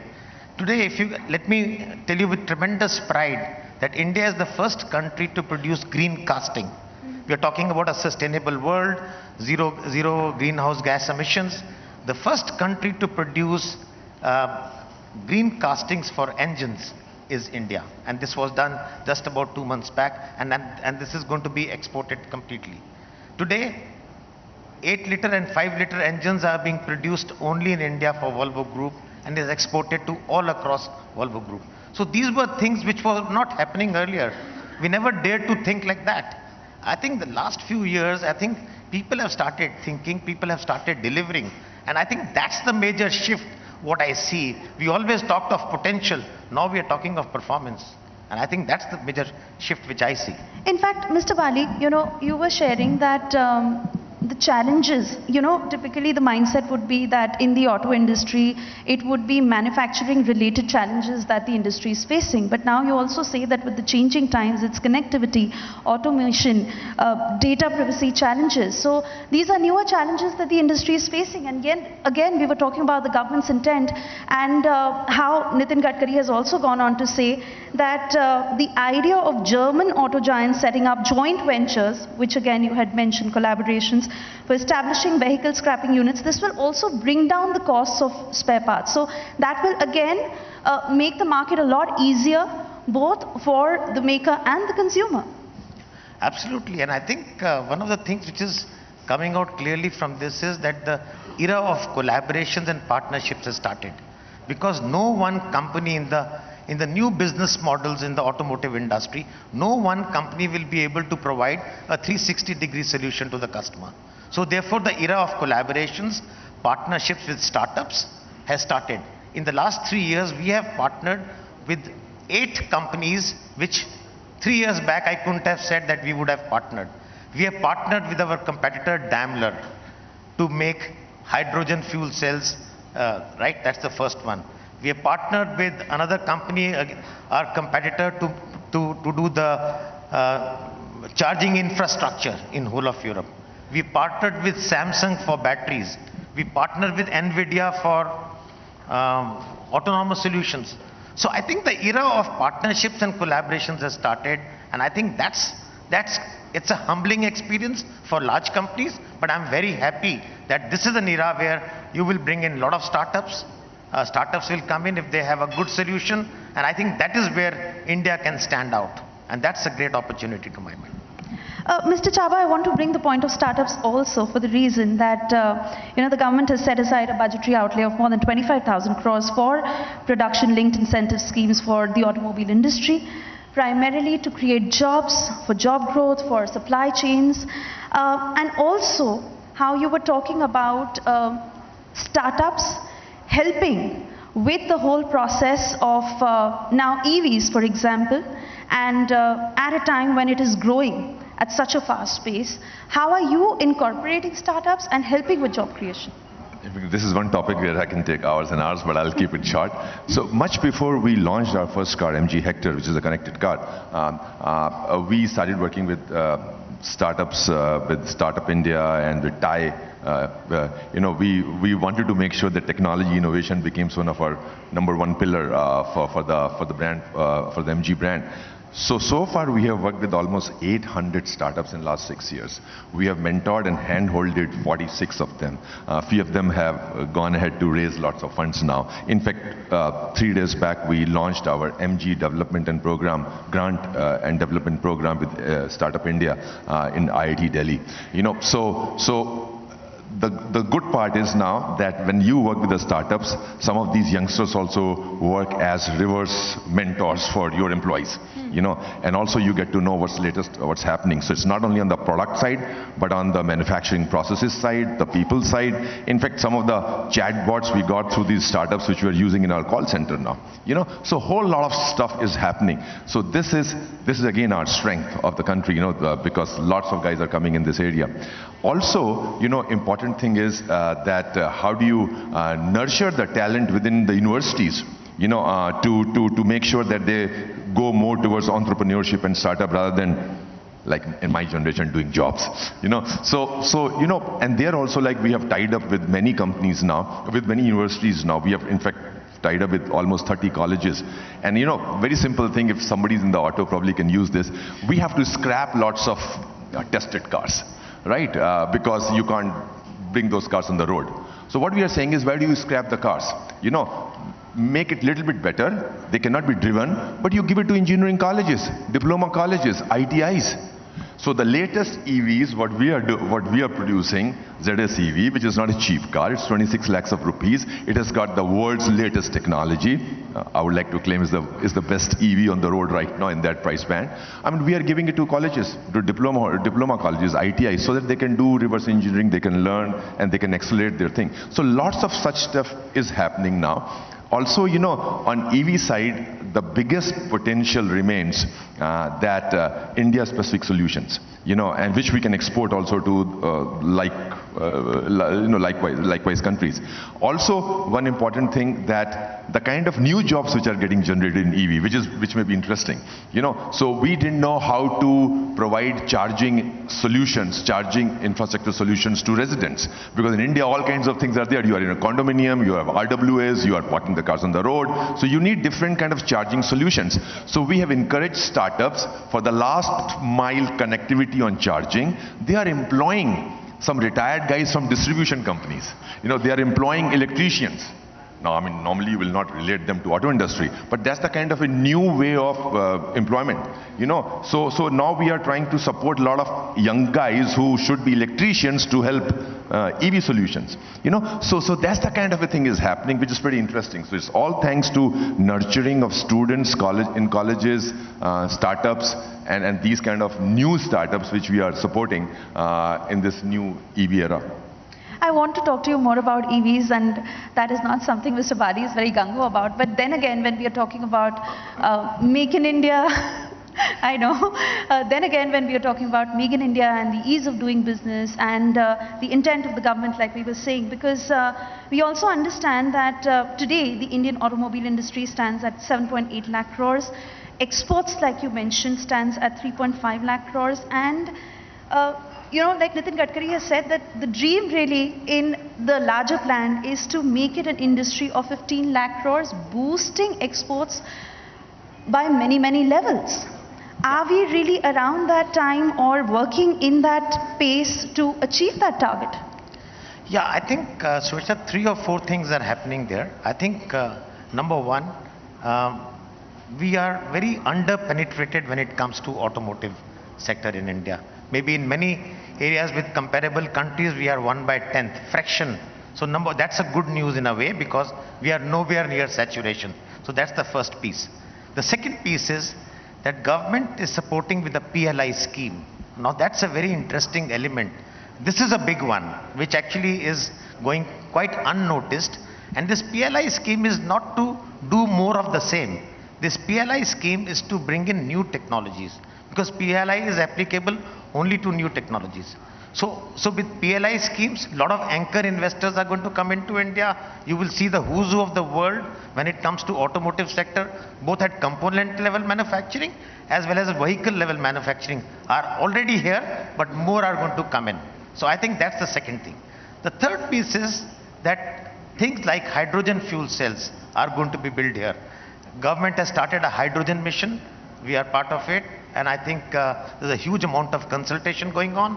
I think that's going to be a big opportunity again. So I believe there are 3 or 4 pathways when it comes to electric vehicles, or to say alternate fuels. One is electric vehicles with batteries. Other one is with using hydrogen fuel cells, or you could be using hydrogen as a fuel on the same IC engine, or you could be using biofuels using the same IC engine. So there are many opportunities, different pathways. I believe the 2-wheelers and the 3-wheelers will go very quickly. The battery route, the lithium-ion battery, for long-haul transport for trucks and heavy duty, it will be hydrogen with a combination of batteries to some extent. And also there will be biofuels which are non-fossil in nature, which will be used. So to my mind, number of opportunities, and we are all working very closely with the government, whether it is the vehicle scrappage policy. I think the mission of the government, or the vision to become net zero by 2070 is a very big statement in itself. Now it's quite an unwieldy thing to really decode how net zero will happen. So I think that's something very interesting, and I think government and all the actors in this game are all pretty much aligned, and I think we can see a direction going forward. And yes, please. If I can just add on to this export part and the job creation part. See, there's a statistics which says that if you produce 1 car in the country, it creates around 14 jobs, direct and indirect, right? So that's why it's almost 40 million people are employed in the auto industry. And if you look at the export of components, like, there are lots of good Indian companies exporting to even Teslas of this world, right? So, and then you have IT companies, all the top 5 IT companies, they are providing IT solutions to, I think, everybody in the world. So we have established certain things. So now you need to look at what are the future trends globally, and how do you take, in terms of exports, how are you in the forefront of those areas which are exportable. So from my perspective, connected car, autonomous, and EV is the future, where like all the multinationals are spending their money right now. So from India side, I feel very strongly that, like India needs a specific solution of the battery, considering the thermal situation and stuff like that, and also like, the recycling of battery, and we are, and the whole life cycle management of battery. If a battery in a world can work for 10 years, we Indians probably would like to work it for 16 years, 20 years, because we recycle everything. You remember, you may not remember, some of the guys remember that we used to keep shopping bags under the mattress. We sell old newspaper, we sell old beer bottles. You know, this whole recycling, we don't throw away anything till it gets wasted.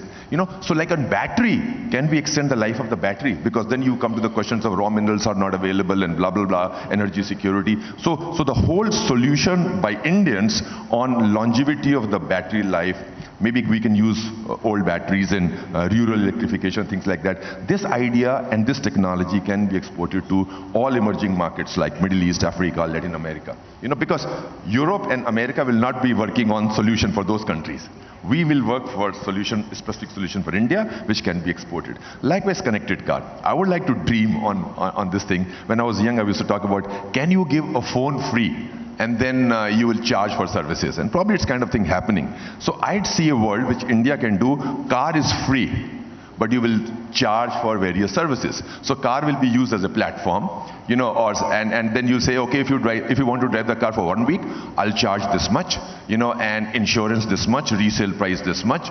And if you want to use the data, which already we are doing in MG, that some data is free, and high-end data for the high-end services for streaming music and everything, you have to pay extra. So actually there can be various charges, and so this solution will be great for Indian consumers, which are value-conscious customers, and this can be exported, this whole technology. So this connected car, because we are strong on IT anyway, so if we use it in this auto and make it auto tech, that is a huge potential. And especially for a company like MG, where you're looking at a surge of almost 138% when it comes to the EV segment, and which is why I want to ask you that the passenger vehicle market is moving like never before in terms of the way the demand is surging. Today we are in an India where probably in the metropolitans, in a family of 4, there are 3 cars in one house. And again, the buyer is the youth between the age group of 25 to 35, nice corporate salaries of about 80,000 to 90,000 rupees, and a car being a necessity. Given how you're moving in terms of innovation and also having a sustainable technology, how do you see consumerism evolving in the next decade? See, so I still believe, we don't talk more about Uberization and at this point of time because of COVID it went down. But frankly, all consumers accepted that idea of sharing. And this will come back. Because of COVID, probably it has gone the backseat right now, because due to obvious reasons. But I think in a 1 year's time, 2 years' time, post-COVID, I think it should come back. So shared mobility is the way to go. And globally, people accepted it, and we in India also welcomed it, right? So with that, see, again, there are 2-3 aspects we are talking about, because, on one hand, it's a good idea that you have 20-30 cars penetration of 1,000, which is low because our roads are bad. But if the roads improve, which are improving right now, you can have more penetration, and we have pollution issue also. But if you have the good energy source for energy, cleaner energy for energy, and that EVs, I think that should take care of the pollution too, to some extent, emissions. So I think shared mobility is the solution. Consumerism, I want to throw some examples, and you can judge for yourself. When we launched our first car, Hector, and we said connected car, guy said, what do you mean by connected car? So we said internet inside. Okay, internet inside. So what do you mean by that? And lots of guys were, again, I'm not bitching about competition, but I'm saying the solutions were available in the country. But it was as simple a decision that if you put an industrial SIM card, Airtel ka ya Jio ka SIM card, if you put in a car, who will pay for that? So because of that lack of decision, the card was not put. So we said, listen, let's put the card right now, and let's give the data free for 5 years. After that, we'll find out how it has to be done. Like EV, our second car was EV, and that point of time, guys said, why are you launching EV? So consumers are ready. Connected car, if you are launching any car above 10 lakhs of rupees, has become price of entry now.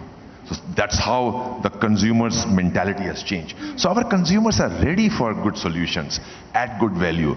Problem was from us, from OEMs, from manufacturers, that we were not providing, and still now we are not providing the best solutions for consumers, in my opinion. Again, it doesn't mean that it will change 100% to EV. It will change 100% to connected car. But there is a substantial chunk, where people want to experiment. They have global aspirations. They want globally best practices and products in our country, provided you can provide a good, compelling value. I believe Mr. Bali wants to make a point. No, not on this. I'm generally very bullish on the India story, because I'm very excited with the rebalancing of global value chain, which is happening. Almost $4 trillion of manufacturing is shifting out of existing countries. Even if 10 to 20% shifts to India, we can double our manufacturing or triple our manufacturing to almost $1.5 trillion. And that's the story. And if $1.5 trillion is going to be overall manufacturing, obviously automotive industry is also going to get a big stake. So I think the future, maybe the next 3 or 4 decades, belong completely to India. And the reason is very simple. The per capita, which is today 2,200 or 2,500, moves to 7,500 by the end of 2030. Imagine the kind of consumerism, the amount of disposable income which is available. That's the simple story which everybody will understand. And as much as I had a lot more to ask, but there is the time constraint. Having said that, we are closing this on a very good note, and certainly the auto industry in the driver's seat to move towards making India a superpower. Thank you so much, gentlemen, and thank you all. Thank you. Thank you very much, Mr. Chaba, Mr. Bali, and Suyesha. Ladies and gentlemen, India is booming with opportunities, and you've been hearing that being said right through the day. Opportunities for foreign investors to pledge their money for steady growth. The world today is bullish on the India growth story, and we have the resources, we've got the potential, we have the youngest and brightest minds to take the country to insurmountable heights. Bharat is clearly heading to the Amrit Kal and is becoming unstoppable, with unicorns becoming decacorns in just a span of a year. With businesses thriving in diverse sectors, the time to unleash our true potential is now. And that sets the stage for our next guest, a parliamentarian, cabinet minister, and a nationalist who is bullish on India becoming the powerhouse driving global growth by 2047. So without any more delay, I'd like to invite Shri Piyush Goyal, Honorable Minister of Textiles, Commerce and Industry, Consumer Affairs and Food and Public Distribution, Government of India, to join us today for a special address on Mission Superpower, Unleashing India. I would truly have been delighted to be a part of the summit in person, but I'm traveling to Gujarat tomorrow morning and I'm unable to be with you. But I assure you that the next time you have a summit, I'll be there. And I'm sure this summit also will be a grand success. I have always held the conviction that India, given its demographic dividend, given the ability of our young boys and girls, the skill sets that they possess, the young aspirational India, where 1 billion plus people now connected with the world through digital technologies wants all the good things of life for them and their families, and India, which is powered equally by our farmers, becoming the food bowl of the world, as much by our laborers, providing us strengths in manufacturing, by our engineers, by our professionals in different walks of life, making India truly a powerhouse of knowledge. And that knowledge is going to translate to economic growth in the years to come. The Honorable Prime Minister, in his address at the 75th Independence Day celebrations on 15th August from the ramparts of the Red Fort, gave a clarion call to the nation. As a part of the Panch Pran, the 5 commitments that he made, he articulated his vision of a developed India. An India which is free from the colonial mindset. An India that goes back to its roots. An India in which everybody is conscious of their duties. An India which is united. And I think the entire country today aligns themselves with this vision of the Prime Minister. Given our huge potential in different areas, be it manufacturing, industry, our agricultural produce, the very vibrant and strong services sector, India is looking at a holistic growth across different skill sets. And even if we were to look at a business as usual scenario, where we grow at our typical 12% odd nominal growth that we have been seeing for last many years, and factor in the depreciation also at current levels, though I personally feel depreciation of the rupee would significantly reduce in going forward. But over the last decade, we've seen an overall depreciation over the last 8-10 years in the region of 2-2.5%. When you do the maths based on the simple, elementary, normal growth that India sees, you come to a $30 trillion plus economy by 2047, which will translate to a nearly $20,000 per capita income for every Indian citizen. Friends, India today is the fastest growing economy in the world amongst the large emerging markets.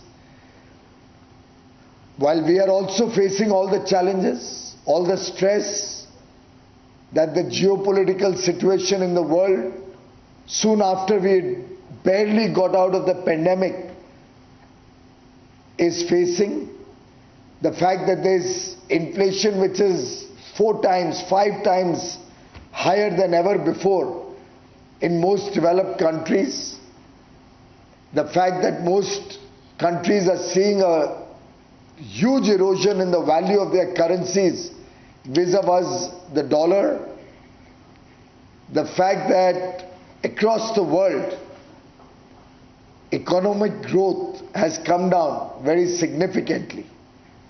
In all these circumstances, India continues to lead economic growth and in fact is expected in the next few decades, possibly this century, to become the engine of global growth.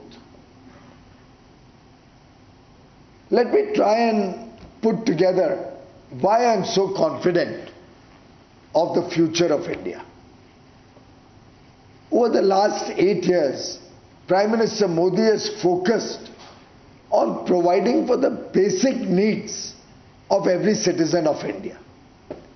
There was a time roti, kapda and makan were the pressing and urgent needs of every citizen, and most of their life went in ensuring 2 square meals in a day or ensuring that they could save enough money to maybe build a small house. Today, through a holistic development program which covered different aspects of human needs, be it the Pradhan Mantri Garib Kalyan Anna Yojana, which ensures adequate food grain for the 80 crore poor or less low income families, lower middle class families. They already were getting food grains through the National Food Security Program. For the last 28 months, in fact until December, they will get 5 kilograms per person additional food grain free of charge, which will ensure that nobody ever has to sleep hungry. Over 3 crore families have either got or will soon receive a proper home. Every home in the country today has an electric connection. Every home has a toilet. Every home has internet connection, either already available or will soon be available. In fact, the country has launched 5G well ahead of many of the developed nations. Piped drinking water is being taken to every home across the country. We all know clean drinking water can help bring down significantly disease and health care costs. Over 50 crore people are eligible for free health care in the world's largest healthcare program ever envisaged, ever implemented. We are taking digital technologies across the country through a huge broadband optical fiber network. We are expanding infrastructure like never before. In fact, capital investments on infrastructure are today 4 or 5 times what they were 10 years ago.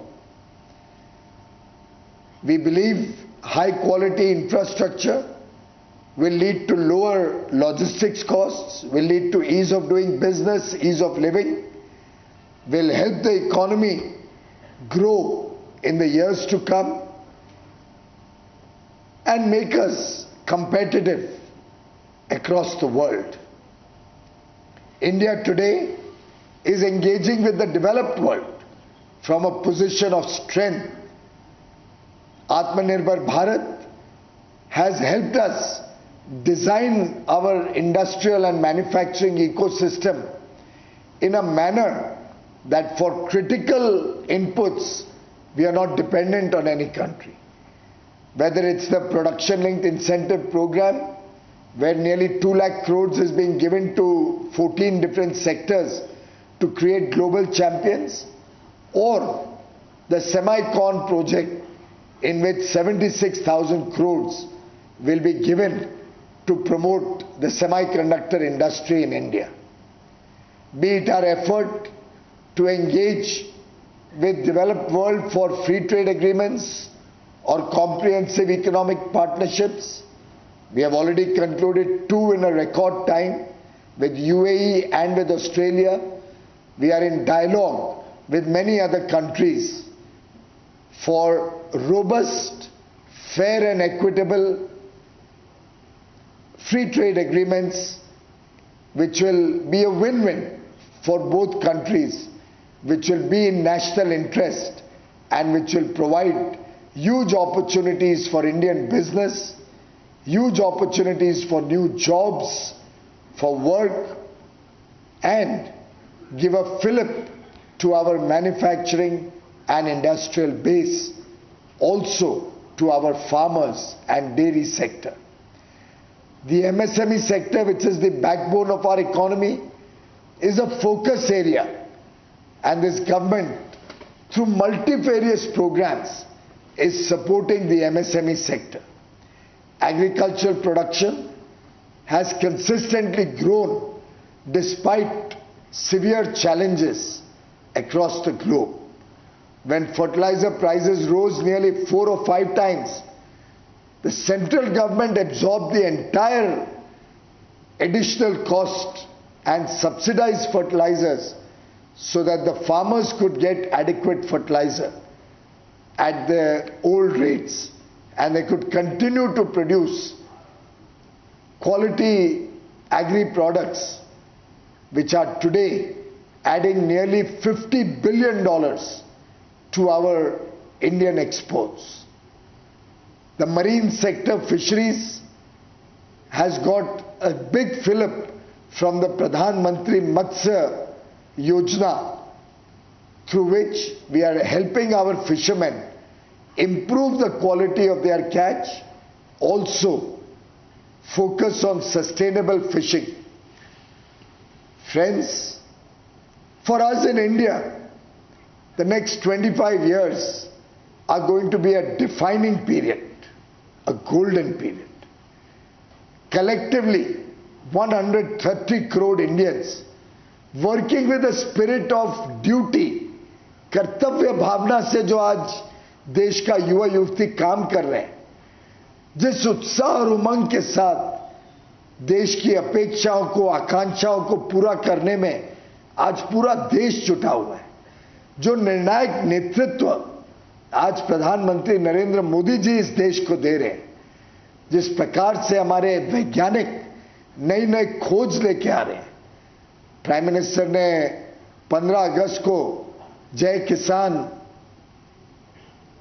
जय जवान, जय किसान, जय विज्ञान के नारे के साथ जय अनुसंधान को भी जोड़ा है।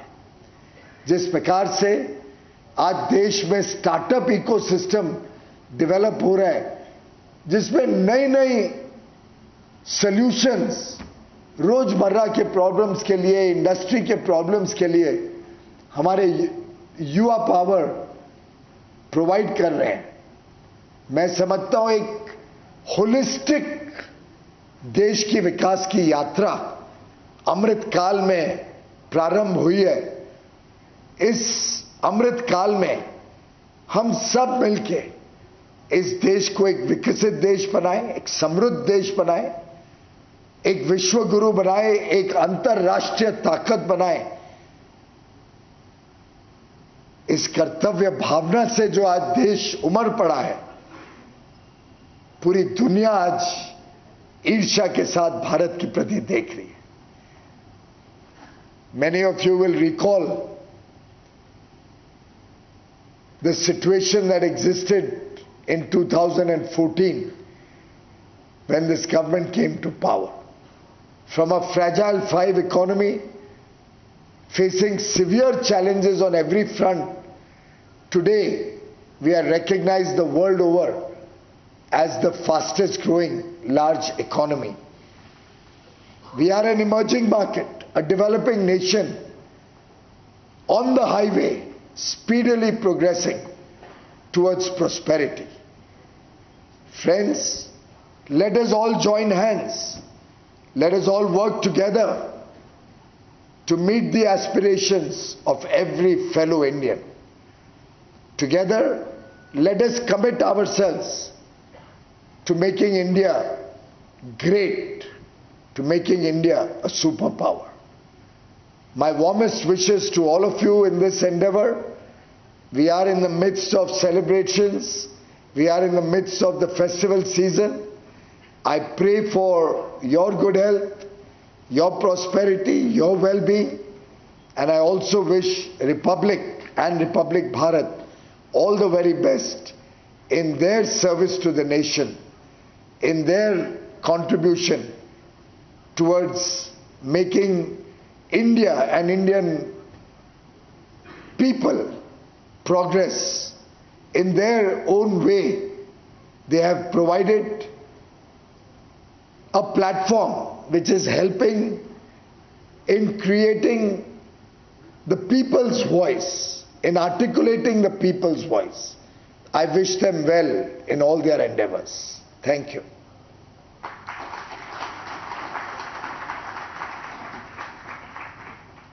Thank you so much, Mr. Goel, for your inspiring words and your valuable insights. It's always a treat to hear you speak. Our next segment, ladies and gentlemen, at Republic Media Network's India Economic Summit 2022 is on Mission Superpower, Banking on India, that puts the spotlight on banks as the key growth catalysts of the Indian economy, and how they're going into the future. They are going to be the wealth creators driving India's vision for 2047. Let's take a look at the audiovisual. The backbone of a country's economy, the banking sector plays a significant role in the economic growth and development of the country. Banks in India are going to be the wealth creators in the time to come. In 2020 to 2022, bank assets across sectors have grown exponentially. Total assets across the banking sector have increased to $2.67 trillion in 2022. With an efficient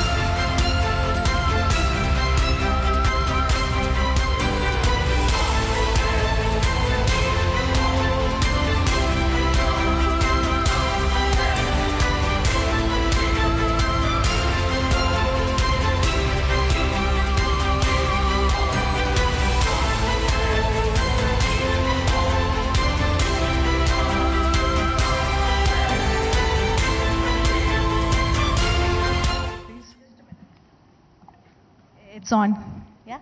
Thank you, Rini, for your wonderful introductions and making sure that the summit shines like always. A very good afternoon to everyone who's here. I love the way everyone's so engrossed in listening to what's happening. It's an honor to be on stage now with Mr. Sanjeev Chadha. And sir, as I introduce you, I also want to say he's the chairman and the managing director, the CEO and the managing director of the Bank of Baroda. Thank you, sir, for being with us. Just a short while ago, I want to begin by saying what Piyush Goyal said. This is going to be golden years of India to come. When it comes to the banking sector, the finance minister has clearly stated that in a developed India 2047, there's going to be a lot of contribution of banking. Mr. Chadha, how do you look at it, and how can banks ensure India as a mission superpower is on agenda? So thank you, Rhythm, and a very good afternoon to everybody. So I think we need to look at in the context of how India as a financial system works. There are different models in different parts of the world. US, for example, is an economy where the bond markets really are central to the financial system. India, much like Europe, is largely dependent upon banks in terms of financing. So banks do have a disproportionate contribution to make when it comes to the financial system in India. And also is in terms of how the history has played out. So banks today also pretty much do the work which the DFIs, the development financial institutions, used to do in the past. So they are not only providers of working capital, they also do a lot of project finance. Then because of the nationalization, banks are front and center in terms of financial inclusion. So you can almost say that every aspect of the Indian economy, whether it is industry, whether it is MSMEs, the export sector, and increasingly consumer finance, banks are front and center. In terms of where we are positioned now, I think we are at a very fortuitous time in India's history, in India's financial history. I think the banks have come out much stronger through COVID. If there was one sector which performed well during COVID and also is now poised to outperform, it is banks. Partly it is on account of the fact that the corporate credit cycle has improved and the challenges that we had over the last 7 or 8 years have dissipated, but a lot of other things, for instance, again, well capitalized, a lot of reforms which have happened. So I think the finance minister, I think, made a very important point that as we move again in terms of our next phase of development, the banks are well poised to play a very important role. Absolutely. Therefore, I come to the Bank of Baroda. It's reported a whooping 79.3% in the year-of-year jump in the net profit in Q1. What role, Mr. Chadha, does the Bank of Baroda envision in this path to being a superpower? So I'll again, I think this is a forum where we probably again need to talk more in terms of the financial system, maybe less about BOB, but I can illustrate again, I think a few points with the example of the bank. So as I mentioned earlier, I think the fact that development in India needs to be broad-based is very important. So of our 130 million customers, nearly 70 million are financial inclusion customers, Jan Dhan account holders. So we have a 6% market share in India, but our market share in terms of Jan Dhan accounts is 17%. I think this is something which is very important because if growth has to be sustainable, it needs to be broad-based. And through the creation of this enormous infrastructure of Jan Dhan accounts, I think we have done a signal service to the country. For instance, when we had COVID and the government wanted to make sure that you can transfer money to the people who needed it most, jobs had been lost, it was the banking system through our business correspondents and this Jan Dhan account network which were able to reach out to them. The second important part, I think, is the digitalization agenda, which is again fundamental for a number of reasons. So we had launched our Bob World app about 1 year back. Today we have got something like 22 million customers. We are a bank which is 117 years old, but 4 times as many customers use Bob World today, every day, as compared to those who come to our 8,200 branches. So I think this is something which is very fundamental, because if you were to look at the history of the last 100 years, every time you wanted to do more business, you said, okay, I need to now open so many more branches, hire so many people. But with digitalization, that linkage of a scalable model which rested upon scalable costs has been broken. It is now possible for us to expand our business while making sure that costs are under control. The third part, again, I think what we have been talking of even in the previous sessions, for instance, the automotive sessions, is the power of collaboration and partnerships. Today, all banks, I think, are looking at doing more and more partnerships to make sure that they can reach out the last mile, that you can work with partners who can do certain things better. So I think all of these trends are what has powered both BOB and the banking system to become a much more effective partner in India's progress. Yes, and you spoke about digital marketing, digital payments, digitalization. The RBI in its payments vision for 2025 document has made the vision payments for everyone, everywhere, every time. How do you think this broad basing of digital payments is going to be a game changer for the banking sector and for India? So I think we spoke about the fact that financial inclusion is something that was very fundamental. So I think you're absolutely right. If there's been one revolution which has touched the life of almost everybody, it is the payment revolution. And there, I think it's important that when we talk of technology, it is something which is appropriate to India. And the model that we pioneered through the UPI system is truly unique, and which again has worked very well for India in terms of the cost per transaction, in terms of scalability. So I think now the time has come where what we have achieved in terms of the digital infrastructure, the Aadhaar system, the payment system, now we're talking in terms of the ONDC, and this is the time to now build upon those successes to make sure that this infrastructure is used optimally and can reach, and we can make sure that all Indians are part of this progress. In fact, like you spoke about this, what is the future of fintech, Mr. Chadda, in India? Because like we're saying, 80% of Indians today have bank accounts, 60% have, can get the internet access. How do we make it 100%?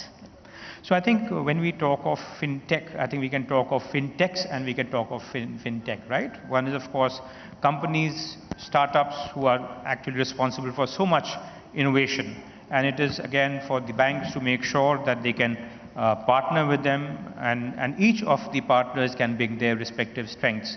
The fintechs are agile, they're innovative, they have the ability for last mile connect.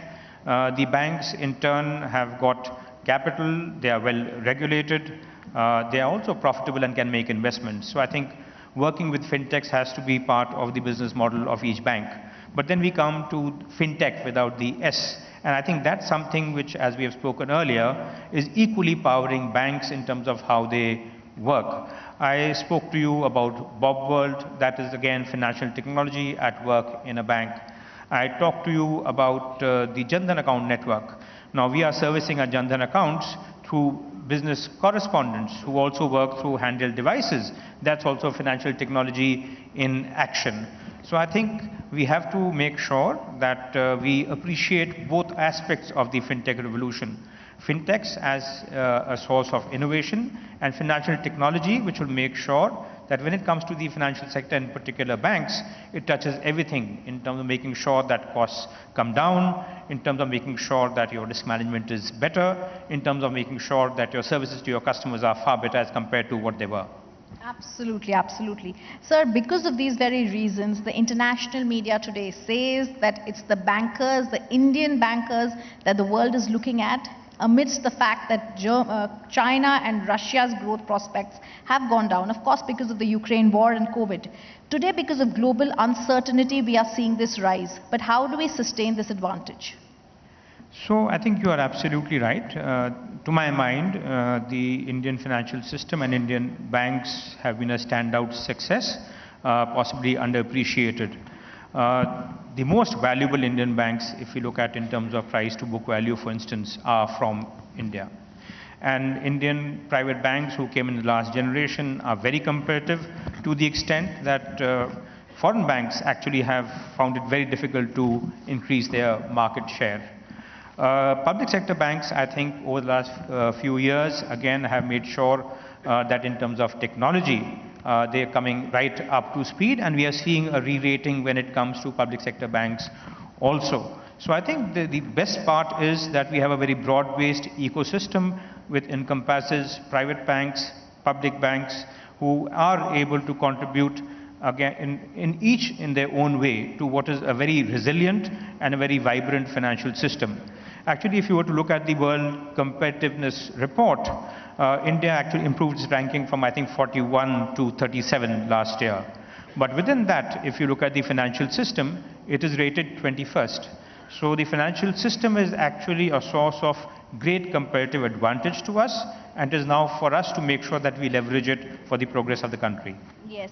So when you talk about progress, we also want to know when it comes to senior citizens in rural areas. There is a great lot going on in India. You just spoke about it, digital payments, digitalization. How does the unorganized labor, the rural sectors, the senior citizens get improved accessibility to this? So I think that's a very important point. While we talk of digitalization, the digital divide is also a factor of life which we must address. So first of all, the urban-rural divide. I think when we talk of digital, it must be something which is appropriate to the user. You cannot have a one-size-fits-all approach. So as I mentioned to you, when it comes to our rural clientele, and more than 60–70% of our clientele is from rural semi-urban areas, the approach that we have used is of business correspondents who work pretty much in the village where your consumer is, to make sure that banking services are accessible. 2 years back, the proportion of our network of branches to BCs was about 1:2, which means that for every one branch, we had 2 business correspondents. Today, it has gone up to 1:5. I think it's very important we appreciate that there's an appropriate technology solution for each of our customers. Similarly, you talked of the senior citizens, for instance. So Bob World, of course, as I told you, was launched about a year back. But then about a few months back, we had another version of Bob World called Bob World Gold, which is for senior citizens, where the interface is much easier and appropriate to that set of users. I think that really is the beauty of digital. It was very difficult to have physical infrastructure which was tailor-made to your clientele. You of course had branches which were specialized branches for SMEs, for instance. But I think when you are in the digital world, the possibility of tailoring a solution for each customer category is far easier, far more practical. And as we go along, I think we will be able to make sure that not only do you have a digital solution, but is also appropriate to your use. Absolutely, that's wonderful, sir, because Bob will be helping, the digital Bob will be helping these people, all the sectors, the infrastructure will also help. I want to ask you, how is the fintech industry placed in terms of values, with valuation? Are foreign investors interested to put their money in India's banking sector? So I think when it comes to valuations, again, I think you have drawn a distinction between fintechs and banks. I think when you look at fintechs, effectively what is the basis of valuation? It is that you should have a scalable technology, which is the biggest advantage of digital enterprise. It is that you actually are able to attract a very large number of customers. But then at the end of the day, it is also important that you have a business model which is viable in the medium and long term. And that's where again the differentiation happens. It is possible to do the first two if you have sufficient pools of capital. The third really is the test case, which really separates the people who actually make it big. When it comes to banks, I think some of these factors operate equally. So one is of course that you should have technology which is scalable. It is important that you have customer base. So the bank actually already have a large customer base. It's important that, as I mentioned, that you have a viable business model. So banks already have a business model which is viable. Now, when you twin this customer base and a viable business model along with technology which is appropriate, which is scalable, I think it becomes a very powerful solution. And which is precisely why, as I mentioned to you, that certain Indian banks actually are the most valuable banks in the world. And we are seeing a re-rating of the entire Indian banking sector also. Okay, my last question to you, Mr. Chadha. What kind of growth do you envisage for India? What do you project will be the growth? So I think we are at an inflection point which is very powerful. Ultimately, everything is comparative, right? So when you rate companies, you say this is AAA, this is AA, this is A. Everything is comparative.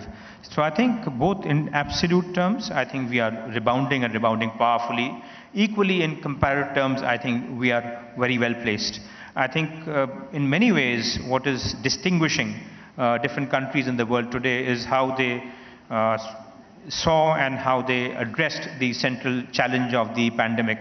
The fact that India's response was very well calibrated, we did not go overboard, for instance, in terms of cutting rates, means that the kind of disruption that now the world faces when you want to normalize interest rates or normalize liquidity, that's not the challenge India is facing. So I think we are very well placed for cyclical reasons, for structural reasons, and also what has been a very wise way to confront the challenge of COVID. Absolutely. On that very positive note, Mr. Chadha, we thank you for being with us on the India Economic Summit, sharing your projections for the banking sector and India at large. It's been a pleasure. Thank you, Rhythm. Thank you, sir.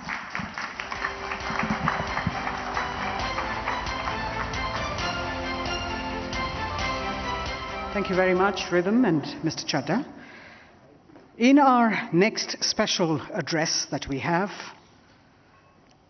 Mission Superpower, Value and Valuation, we put the spotlight on what investors look for in a company while investing. This address is crucial, ladies and gentlemen, at a time when the nation is witnessing a long-standing market valuation debate. So let's take a look at a short audiovisual. The entry, growth and expansion of India's startup ecosystem has been unprecedented. Just this year, India became home to the third highest number of unicorns globally. Touted to overtake China in the unicorn race soon, but some questions loom. Is innovation taking a backseat with investments ruling the tide? Is overvaluation of startups a cautionary tale for investors? Is there any value in valuations?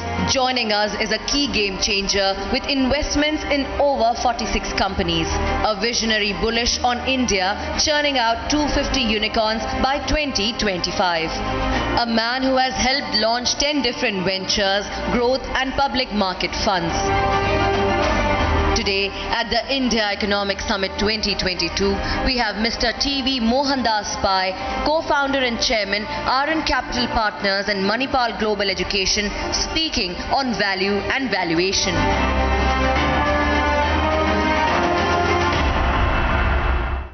Mr. T.V. Mohandas Pai, co-founder and chairman, RN Capital Partners, is also known as the architect of Manipal for his contribution in developing the city.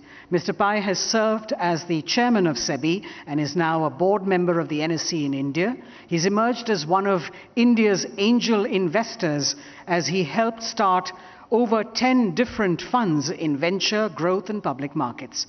His investments include companies like Byju's, Council, Zoomcar, Licious, among many others. So I'd like to now invite Mr. Mohandas Pai to take the stage and share his valuable insights.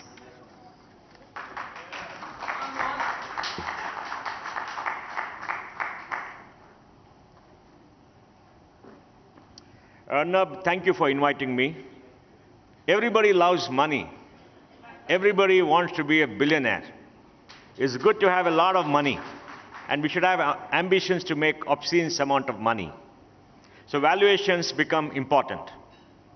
Valuation is what people pay you for buying your stock.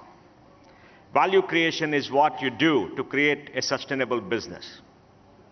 And throughout history, valuation and value creation has moved in cycles.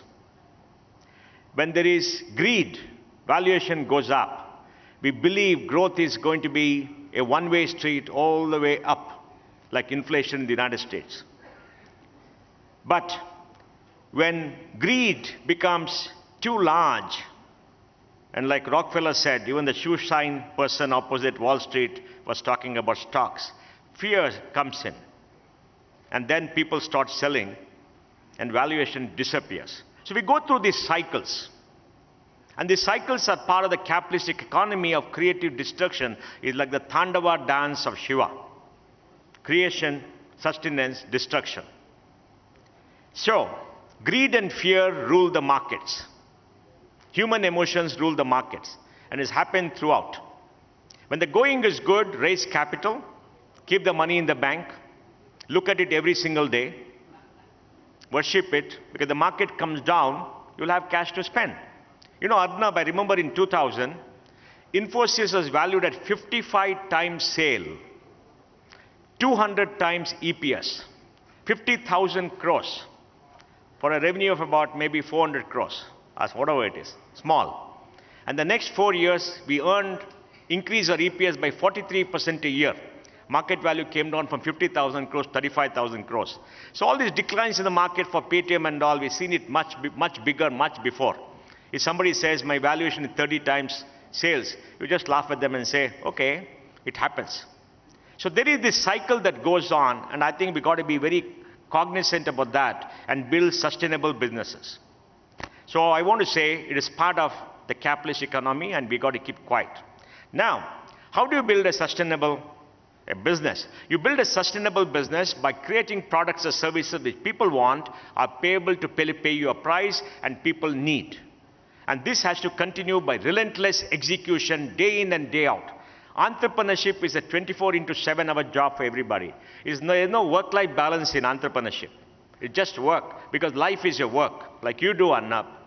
Every day, every single minute, like Suhail does, like the great man Sanjeev does. Every single minute is work. And work is life. It involves a lot of sacrifice. It involves creating value in future by sacrificing today. And you enjoy the benefits for a period of time, and it takes time. Anything that goes up fast comes down fast too. When the Nasdaq boom happened, Infosys valuation went up by $25 billion in 2 weeks and came down by $15 billion in 1 week. We never knew why it went up. We never knew why it came down. It was nice going up, while coming down, well, you know, you felt a little bit surprised. So that is the second one. So build a sustainable business. Next thing is, raise capital when money is available. Don't look a gift horse in the mouth. When people are going and giving you money, raise the money. Get whatever valuation you want. But remember one thing, equity is very expensive. Equity holders want 20-25%. Banks only want 8-9%, right? They're very cheap. Except if you buy an apartment and go away somewhere to London or somewhere. So it's very difficult. But it's expensive, and investors want return on what you buy. If you are valued at 10 billion and raise $1 billion capital, they want 25% compound in the next few years. That's their expectation. And if you don't fulfill the expectation, the market will punish you. So you've got to be careful about how you value. And if you value, you must value at a point when the investors who come in see great value. If you're going for an IPO, we tell people value at a lower point than what you're willing to pay. You know, Arnab, in 1999, when we did the Infosys listing on the Nasdaq, we had a book of $3.6 billion for $72 million of capital. We didn't need the money. The money is still in the bank. We never used the money. Listing was for strategic reasons. And the book was around $37. And we fought with the big banks like Goldman Sachs to say, we don't want 37, give us 34. They were shocked. Nobody has argued with us to say that we don't want the best price. We said, look, we are diluting 3% of the stock. We want the investors to come in to make money. We want them to make money because we don't want to destroy the 97% for the sake of the 3%. If you price it high and the market falls, 97% are going to lose. If you're diluting 10%, you've got to take care of the 90%, not squeeze the 10%. You take more money from the 10%, the 90% will lose. All these guys who have gone to the market, very proud boys who think they're the cash whiskers, they've seen the stock price fall down 60-70%. They destroy the value of the existing investors for the small amount of greed and to be heroes on a particular day to go price going up. So price is something that you've got to be very careful because the price has to be sustainable. And when you take money from the public, you have a fiduciary agent. You work for everybody, not for yourself. You have to work for the small investor, every single person, because you have taken their public money. I was in a FICCI event where a lot of industrialists are there. And as a SEBI committee member, we brought in majority of the minority for voting for related party transaction. Everybody came on stage and said, I own 60% of the company. Who is this person to tell me majority of the minority? Then the chairman told me to meet, to come and talk. And I said, look, if you take 1 paisa from the public, you are a fiduciary agent and they have a right, not you. You are not the owner of your company. You are a fiduciary agent and take care of them. So when you take money from investors, you must make sure they raise money. And I think that's extremely important. And then make sure that you have respect for capital. Somebody has given you money to invest, not to blow it up, to buy cars, or to go for a holiday and give bikes to all kind of people, because money is not going to be endless. Have respect for capital. Be frugal in the use of capital, because capital multiplies if you're frugal. And if you're frugal, you'll get outsized rewards, and the money is not going to last ever. You know, I remember one day, Arnab Goswami came to my room and said, Mohan, I went to a meeting where people said that, there's something called loans and advance in the balance sheet, and what is they hide something there. What are you doing? Then he told me, how much cash do you have in your account? Bank balance. He said, about 30,000 crores. I said, do you really have that money? I said, why are you asking? Parmalat, an Italian company, had just now had $1.5 billion of capital. It was a fraudulent capital because there's no bank deposit. They had printed the certificate. Then I told him, are you in town in another 2 days? He said, yes. I'll go to the bank, withdraw all the cash, and you and I will sit and count. So I'm just telling you this story is to say that you have to respect capital. You've got to be frugal, because it will increase. And then I'll just end by 2 or 3 more points. The world printed $25 trillion of money, particularly OECD and the United States and UK, to take over the global financial crisis and COVID. The printed money is a $90 trillion global economy. The money will not wear off. So there was zero interest rates for about 20 trillion of the 40 trillion bonds of the OECD. Now, of course, we are paying the price for it. So the splash of liquidity bought in more unicorns, and that's what gave people this exuberance, and they forgot about valuation. So in the public markets, valuation goes up, driven by flows of money, driven by greed, driven by optimism. Valuation falls, value creation comes, and slowly value creation meets valuation, and the market cycle starts all over again. In public market, it's 36 months, private market maybe 16 months. It happens all the time. It's going to happen tomorrow, it's going to happen day after, and it's going to be a continuing thing. But today we are surplus in capital, and we are in the midst of a global inflection. So I want to say very clearly that India is in a great cycle for startups. We have raised $112 billion of money in the last, from 2014 to 2021. 2021, we got $42 billion of capital coming in. This year we'll have FDI of $100 billion. And this year we had 18 unicorns. Last year we had unicorns almost every week. Almost every person wanted to be a unicorn, and money was pouring in. Take the money and have fun. But keep the money in the bank and don't blow it up. And we had 108 unicorns today. By 2025, we'll have 250 unicorns. And this year, we already got about $19 billion of capital. We could end with $22 billion of capital, maybe 20 unicorns. And hopefully next year will be better. So I want to end by saying, look after value creation. Value creation is sustainable. Valuation is the glamour. Glamour in business is the first 2 minutes. The balance is all about execution, execution, execution. Like you, Arnab, you can come here and talk about your EBITDA, your number of eyeballs, people doing thalis, but you got to have a show every day, 3 hours of shows, and you got to work 10 hours for the 3 hours of shows. And those eyeballs are not secure. They may go away tomorrow because you're not exciting anymore. You're not having those things that are interesting to people. So value creation is something that's sustainable, that creates loyalty, that creates a moat, and that creates something that can go on. Valuation is the time of the moment that goes up and down. Don't get enthused by valuation. Look at it and be happy, but make sure you keep the cash in the bank and create value. Thank you very much.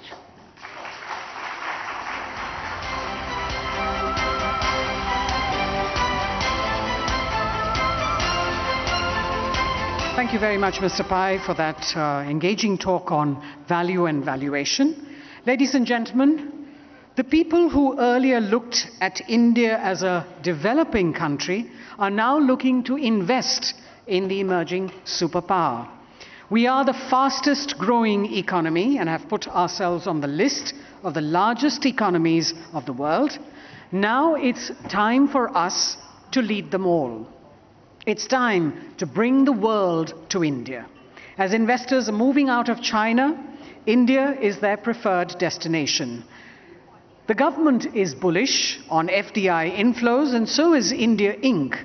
Our next panel, Mission Superpower, Investing in New India, talks about India's potential to become the go-to investment destination for domestic and foreign investors alike. Let's take a look at an audiovisual. With immense potential and the will to be number one, India is a preferred investment destination for the world. The world is bullish on the India story and investments are flowing from across the globe. With companies shifting operations from China to India, our time has come. India Inc. is investing in startups and unicorns. Unicorns are en route to becoming decacorns. The focus now is to build a stronger market and bring the world to invest in the country. And we are all geared up to transition from an emerging market to the world's largest market. Joining us at Republic Media Network presents India Economic Summit 2022 is an esteemed panel comprising the country's top investors who are investing in New India.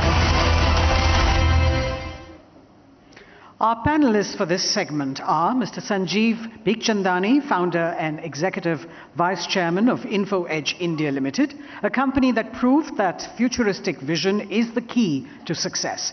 In 1995, when most Indians did not have access to the internet, Mr. Bikhchandani started a pure-play internet company, InfoEdge, in India, and it is one of the few profitable pure-play internet companies that owns some of the best online platforms like Naukri.com, 99acres.com, and has investments in some of the best startups in the country, from Zomato to Policy Bazaar. The InfoEdge Venture Capital Fund was also set up to invest in online startups across the country. We also have someone you heard just a few moments ago, Mr. T.V. Mohandas Pai, co-founder and chairman, Arun Capital Partners. And to chair this distinguished panel, we have Mr. Lavkesh Kapoor. Mr. Kapoor is the founding and managing partner of Ananta Capital, with experience in investment banking, venture investing, and of course, operating businesses. Before he set up Ananta, Mr. Kapoor was the executive director and head of investment banking at Client Associates, which is one of India's largest multi-family office firms. He also founded Wisdom Hill Capital, a boutique investment bank and investment advisory platform, which merged into Client Associates in 2016. If I could request Mr. Bikhchandani, Mr. Pai, and Lavkesh Kapoor to please come up on stage.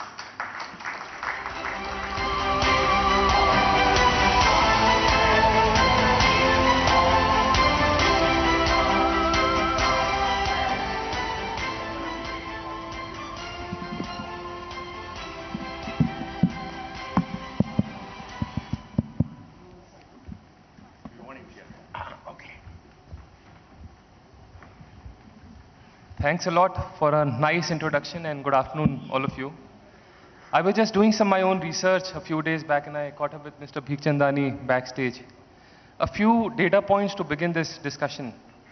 So last December 21 till now, the UK 10-year gilt bonds are down 52%. The MSCI Emerging Market Index is down 32%. For the first time in the history of Japanese economy, the Japanese 10-year bonds went untraded for 3 consecutive days this week. Amid all of this, if you see, India, IMF said 3 days back, is the only bright spot. And India is expected to be the fastest growing major economy in the world this year and next. And when I was reading all of this, an incident kind of replayed in my head. I'll share an incident with you. I was graduating out of my MBA class 15 years back. And as part of the convocation ceremony, our VC was addressing the entire student gathering there. And this was actually the start of global financial crisis. This was 2007. The world was about to enter GFC in 2008. And one of my batchmates asked the VC that, do you also feel that India is going to go through the same economic pain which the West is going through right now? The VC actually took a 10-second pause, took a deep sigh and said, कुछ बात है कि हस्ती मिटती नहीं हमारी सदियों रहा है दुश्मन दौरे जमा हमारा. And everybody was clapping and ecstatic. And I want to ask the panelists here that do you also share the optimism of my VC 15 years back, that India is still the bright spot, or do you think that the financial storm is about to hit us as well? You know, you need a little bit of history to answer that question. Let me give you data. 1950, we are the largest economy in Asia. China was destroyed, Japan was destroyed, Southeast Asia was destroyed. 3 of the top richest families were in India, primarily in Mumbai, I think, because Delhi didn't exist at that point of time as the business center. And from 1950 to 1980, we grew at 3.5% a year. Population grew at 2.5%. Per capita income 1% a year because of Nehru's failed policy. Nehru made sure that we became poorer in 1980 than 1950. This is all data, not politics. 1980 to 1990, we grew at 5.5%, population 2.25%, but debt grew from $20 billion in 1981 to $80 billion, and we are broke by 91. 91, we opened up when we got our economic freedom. Our freedom fighters and forefathers fought for freedom for this country, but we got political freedom in 1950 in the Constitution, economic freedom in 91, because private capital was suppressed by Nehru because of his dalliance with the Soviet model and the Fabian School, and his disdain for business. And India has been a free market economy throughout our history. That's why we're the richest country in the world. But we destroyed in the first 30 years, and we're paying the price. But 1991 GDP was 275 billion. 2022 we reached 3.15 trillion. We grew at 8.2% a year in dollar terms for 31 years. It's incredible. You should talk about it, Arnab. All those debates you have are irrelevant looking at this growth. What is this hijab debate? 8.2% a year every year for 31 years. We are a $10 trillion economy by PPP. We are the top 5 in most products in the world in agriculture and industry. All data is there. And in rupees, we grew at 12.5% a year from 5,72,000 crore to 236 lakh crores. In 2014, Shahzad, GDP was 113 lakh crores. In 2022, it's 236 lakh crores. And this year, we're supposed to go to 276 lakh crores. So am I optimistic? I lived through the last 30 years. I've seen the rise of this country. I've seen what people can do. I've seen that 108 unicorns. I've seen $1 trillion of value in the digital markets. I've seen the rise of Sanjeev. What do you want? I mean, if I'm not optimistic, what do you want to be? And I've seen Suhail speak. I've seen Arnab become a great entrepreneur and disrupt the media. I've seen Shahzad on TV having everybody for dinner and chewing them up and spitting them out. If I'm not optimistic with all this, what do you want? Come on, give me a break. No, I think you are much more optimistic than my VC was 15 years back. How do you feel, Mr. Bhikchandani? Well, look, there are ups and downs. And as Mohan pointed out in his earlier talk, that look, valuations go up and down. There are capital ebbs and capital flows. But if your business is fundamentally sound, you'll be fine. And look, if you go back to what Mohan said about creative destruction and what Schumpeter said, yes, some may not survive. Entrepreneurship will Darwinian. Some may not survive, but the ones who are fit will survive and do well. But the point I want to make, coming back to startups and investing in New India, which is the topic.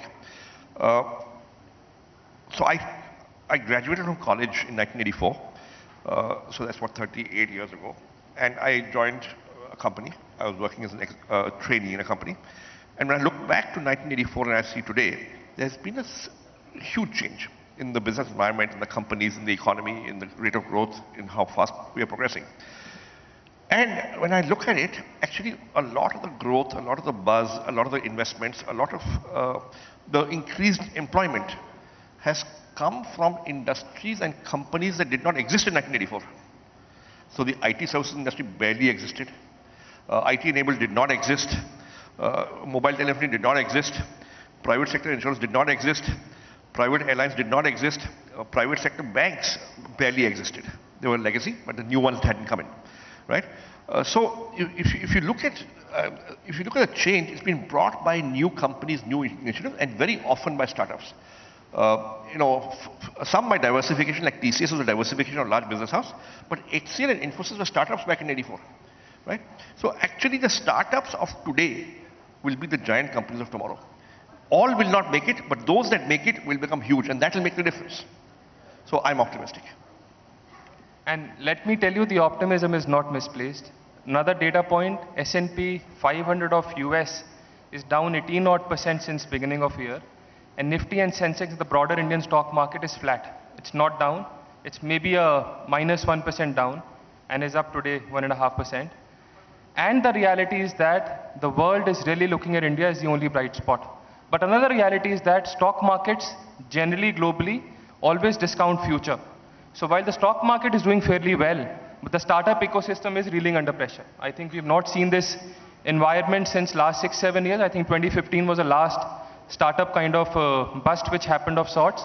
So when do you see the real animal instinct, so to say, coming back into the startup ecosystem, sirs? Look, the animal spirit is still there. You come to Bangalore, I'll show you the animal spirit every single moment in my office. We get 800 startups coming and asking for capital every single month. I mean, in Delhi, you don't see much of that because you've got other issues. But look, the problem is let's not carried away by the animal spirit being linked to flow of capital. Right now, people are not investing as earlier, throwing money, not investing. It'll come back next year because I think January, February, there is $276 billion of dry powder, capital waiting to be invested, and people are going to get tired of seeing stock price come down. They'll start investing, right? So it'll come. Let's not link this funding to growth of companies. Good companies are growing. They're still raising capital. But, first half we had 16 billion. Last 3 months we had 3 billion. It's come down. It's not so much as that past. But people are happening. Now the key thing is, like Donald Trump said, when banks call you to the office and give you money without asking, take the money. That's what we did last year. We got $42 billion, Arnab, last year. You should have raised capital last year. You would have got $1 billion. You'd be a billionaire by now. We got $42 billion last year, okay? And this year it's come down. Before that, we got $12 billion. Maybe next year we'll get $30-40 billion. The key thing is very simple. Market moves in cycles. Valuation moves in cycles. Be careful. You have to last it out. Money in the bank is like blood in the body, right? Don't get too much of blood transfusion. Don't lose too much of blood, and you'll be fine. So I'm very optimistic. So this could last somewhat. But even today, good companies can go raise capital at reasonable valuation. It is not that the money is dried up everywhere. Good companies can raise money. But if you're a company which is raising $1 billion, blowing it up in the next 6 months because you believe the more you spend, the more valuation you get, that's not going to happen for some time. And you were telling me about a survey you did, Mr. Bhikchandani, recently. Yes. No, look, I'd like to echo first Mohan's point. There is enough money available for startups and for early stage companies. We are seeing it. A lot of investors have got funds ready. It's just that they're being a little careful. They're asking more questions, taking a little bit more time, right? And they're applying some lenses when they're evaluating a proposal, which they perhaps are not applying so rigorously maybe 2 years ago. So now we ourselves have invested more in the last 6 months than we did 2 years ago in terms of number of companies. We are seeing about 1,000 companies a quarter, and we invest in 3 or 4 out of that. So no, it's not 800 a month like Mohan, but Mohan, Delhi is okay. It's not so bad. It's okay. And you mentioned, Mr. Pai, that the irony is, and Mr. Bhikchandani was telling me backstage again, that all of this is happening at a time when there is massive amount of dry powder available. Dry powder means uninvested capital by the funds. And I was just talking to a few VC friends, one of the largest VC funds in India, just raised a $1.2 billion India dedicated fund just a few months back. And bulk of that money is not invested till now. Another reality is that, which both of you mentioned, is that the economic cycle will always have booms and busts. That's the nature of the market. You'll always have ups and downs. The other side of equation is, to the investee company is the investor. Now what was happening, again a question to you, a few months back, a few quarters back, actually a friend of mine shared a fantastic anecdote a few days back. Till a few months back, the only discussion in investor meetings in boardrooms was chase growth at any cost. There is no unit economics, there is no profitability in question, just chase growth. That is what we are here to do. And now the last few months, the only discussion is where is the profitability, where is the EBITDA. My question to you, sir, is that this slowdown which we are seeing now, and I feel, and maybe you can correct me, that the whole mentality of chasing growth at any cost, I think is fundamentally incorrect. It has to change, but do you think that investors also will learn through this economic cycle now? Will people become more rational? No, you can't accuse investors of too much intelligence. You can only accuse them of greed and fear because, you pour money when the money is available, and when it dries up, you sit quiet, right? The cycle is going to happen again. That's the nature of the beast. Human beings move by greed and fear. They're the only two emotions that operate in the public markets or the private markets. And that's going to happen again and again. It's not that somebody is going to calculate and do. Look, let me tell you one thing. Arnab comes to me and says, I'm starting something, give me $10 million. He's got a PPT. He gives me some projections. What are you going to do with the projections? Nobody knows what to do with it. For example, the regulators say you must have a valuation report. That value, the guy who values does not know half the business as it is. So when you do something, we'll tell Arnab, okay Arnab, I'll give you 10 million, but I want first in the waterfall, first money will come to me and blah, blah, blah and all that, and I give him money and it works. Well, I believe Arnab, he's passionate, energetic, he'll work 24/7 and he wants to be a billionaire, so ride on his back and make the money, right? That's how you invest. Because the PPT, what are the analysis you do? Analysis you do when you go to a public markets like him and look at all the data, right? There's got to be data. You look at the face of the founder and, body language and all the nice stuff, how he talks, and you give the money. You understand? So investment is an art. Okay? And that's how you fund entrepreneurs. And you have a portfolio. If you have 25 startups, maybe 5 will be unicorns if you're very good. Maybe 10 will fail. It's fine, and you get decent returns because you're getting risk. In the last 30 years, the US, the returns have been something like 15 to 17% for venture, which is the highest class of assets in the United States. The data proves so. You understand? And they've gone through multiple cycles. So we're going to go through cycles. We've got to do this. But the key thing is very simple. You have to create a sustainable business. And what a sustainable business means? Sustainable business means cash in the bank is the only reality in economics and in life. Make sure the cash in the bank doesn't diminish. You earn cash flows, add to the cash, don't bring it down beyond a point, and keep it. And every day, open your ledger, do puja every day in the morning, till the evening, count again, and remain happy, then you survive. What do you think, Mr. Bikhchandani? Look, I think it's good discipline that companies, if you build a big profitable company when money is a little tight. If you have too much money, you tend to spend it suboptimally. It's too easy. So it's good to have a little less money. You'll work harder. You will make things happen. And yes, some companies will make it, like Mohan said, and some may not, and that's life. Just to add to what Mr. Pai said, I think Arnab is a businessman. You talk to him any time of the day. The only thing he talks about is profitability. That I'm here to scale the business, but it has to be profitable. So I think a lot of founders need to learn from Arnab also in that sense. So just one more thing, sir, in this context only. So while all of us in India are extremely optimistic about the prospects, I think India is doing fairly well macroeconomics wise. But what do you think how is global market looking at India? So you must be talking to your global counterparts, your global counterpart investors. How are they looking at India right now? You see, for the global markets, India has always been a curiosity and a rounding off error. Because, we didn't allow too much of capital to come in. See, only 2% of our GDP is coming in as FDI every year. Okay? This year we're getting 100 billion, maybe 3% because the GDP is much bigger.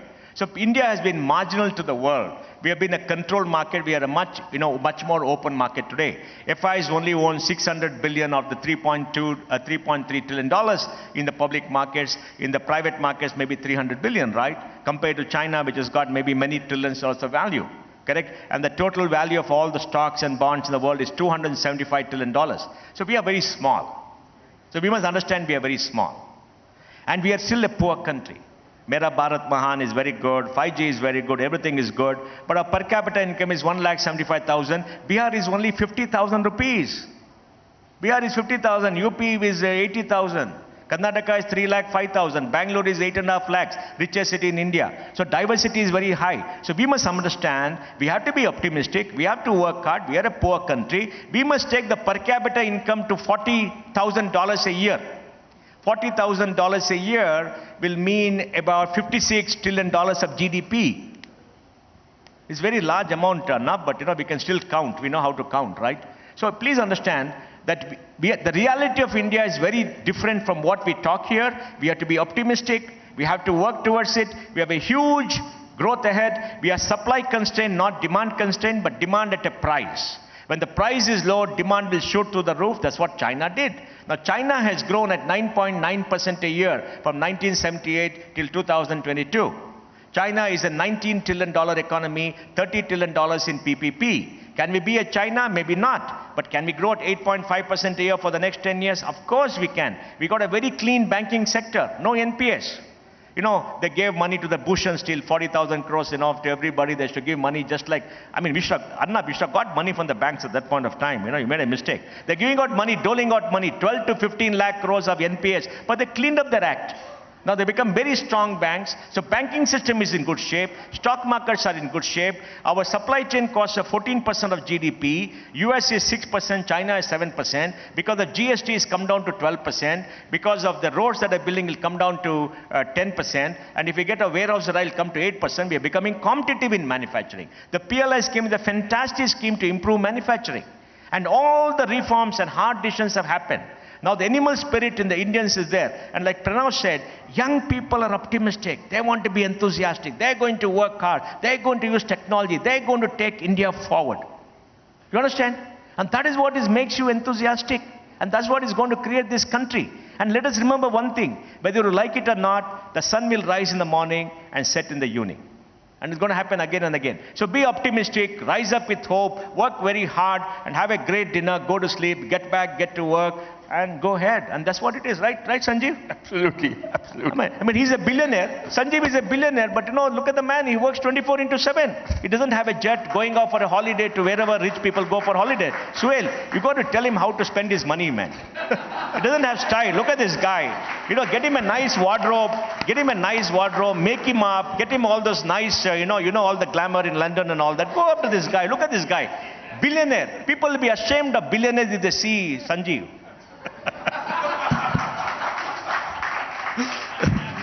I have nothing to say to that, but I will, so will be a meeting, okay? No, so look, our feedback on how foreign investors are viewing India. I don't know that much of public markets, but I know more about private markets. Well, I know public markets also because we're listed and we meet investors. I think, look, China is definitely not flavor of the month right now, as far as the US and Europe are concerned. So there isn't money is coming out of China. Now, if there's a certain emerging market pocket, right, India is the best place to go right now for many, many people. And that's put us in a good spot relatively. That China mein paisa nahi ja raha. India is good. Brazil is not looking too good. Russia, of course, is untouchable, right? And therefore, India is positioned very well. But within that, obviously, people will be very discerning on where they invest, which company and how they invest, because of the higher risk being perceived, given the contraction globally in financial markets. But India will be all right. I've been meeting foreign investors from 94, 300 investors a year when our CFO, Arnab, only KK Mystery used to come after 96. And we have sold India for so many years. So India is certainly on people's map. But we make it difficult for them to get money into India. To open a demat account for a foreign investor, you've got to do something with the embassy and all kind of things. To get a PAN number, we've got to do some funny thing and sign physically. Nobody signs physically. I was told that the sovereign of a neighboring country, very rich person, wanted to invest in India, but it took him 4 months to open an account with the repository, and he was signing in Arabic so that, it didn't come in the field, and he gave up. We're the only country in the world which make it difficult for people to get money in. Once they get money in, they make money head over heels. We got to open up and get all the money. I keep telling government, go to Japan, get $100 billion of money payable after 50 years at 0.5% interest to build up infrastructure. They'll give you the money. And because after 50 years, the person who gave the money is not there, and the person who took the money is not there, why bother? Get the great infrastructure, right? We got to learn how to take money from foreign capital. Foreign capital is fantastic. They got surplus money. Go take how much ever you want and invest in a country fondly, and it's okay. Let the government should not take the debt. Private sector can take the debt, right? That's why we need an Adani. He knows how to take money. He's raising $10 billion of capital. We should applaud him because he's going to invest in India. He's going to create the largest alternate energy company in India.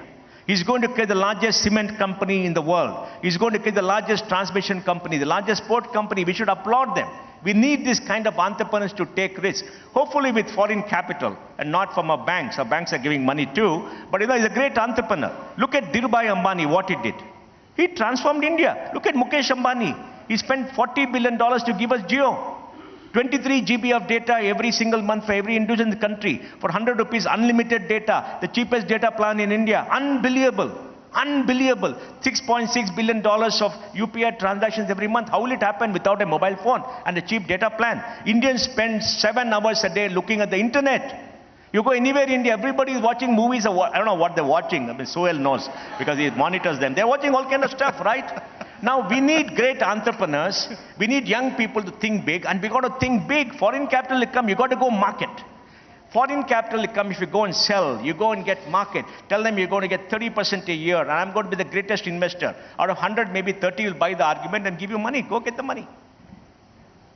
So, both of you mentioned about the China angle in all of this, and I was attending a global conference, I think about 4 years back in 2018, late 2018.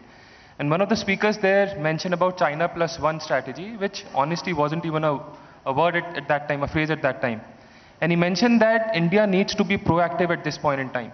The world is going to look beyond China in terms of supply chain diversification. And this time India needs to be proactive and not reactive. Else again, countries like Philippines, Vietnam are going to take those supply chains away. And fortunately, right at the start of COVID, April 2020, India did come out with a massive PLI policy. And I think it has done phenomenal wonders, and I'm sure Mr. Pai is laughing. He would tell us some stories for that. But the reality is that that policy alone has galvanized the manufacturing ecosystem in India. And I was reading, I think this morning in Economic Times, I think what Apple is exporting $4 billion of mobile phones from India this year, which is a phenomenal number. What else do you think, Mr. Pai, India should be doing structurally now? So while Look, we have to go market the country. I want Suhail Seth to create a marketing strategy for India and lead the marketing drive for the next 5 years instead of going having nice dinners all over the world and get us $500 billion of capital in 5 years. Right, Arnab? Yeah, that's what we do. See, we have to market. The world is built on marketing. Let me tell you one instance, Arnab. An American kid will sell a $25 stuff for $100 and make the consumer feel that it's got a great stuff. An Indian will sell a $100 stuff for $25 and feel sorry for the consumer. You don't feel sorry for the consumer. You go suck it to them. You understand? We have to market. What we lack is not the great institution, the great banks. You know, Bank of Baroda quoting at 0.5 times book, 6.6 times book. HDFC is 4 times book. It's a great bank. Good management.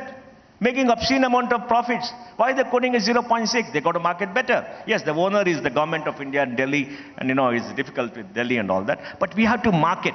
The PE of a company in the listed market is a question of the faith investors have in you, and you have to market, you have to market, you have to market, you have to market. Please market this poor billionaire. I mean, if you market him and his PE goes up to 60, 70, we'll get more valuation, Suhail. Suhail, you got to really work in the future.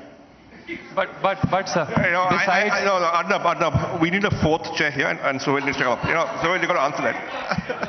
And besides putting Mr. Sohail Seth under more pressure, what else do you think India should be doing structurally?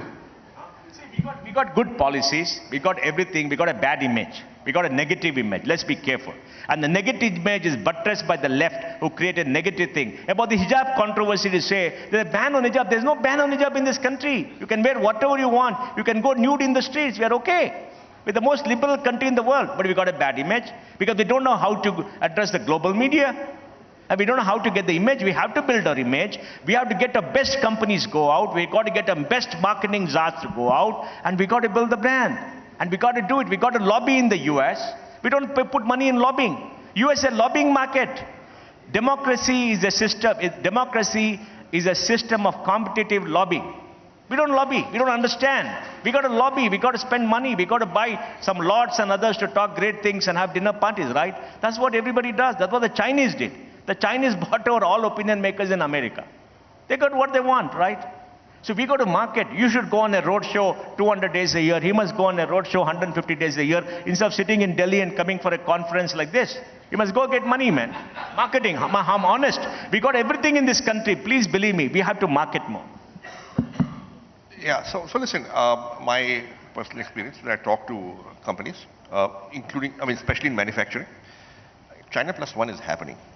Okay, and there are people who are getting orders from US companies, European companies, saying that, listen, I know you're 40% more expensive than China right now, but I'll buy your product anyway. I see you as a strategic sourcing base.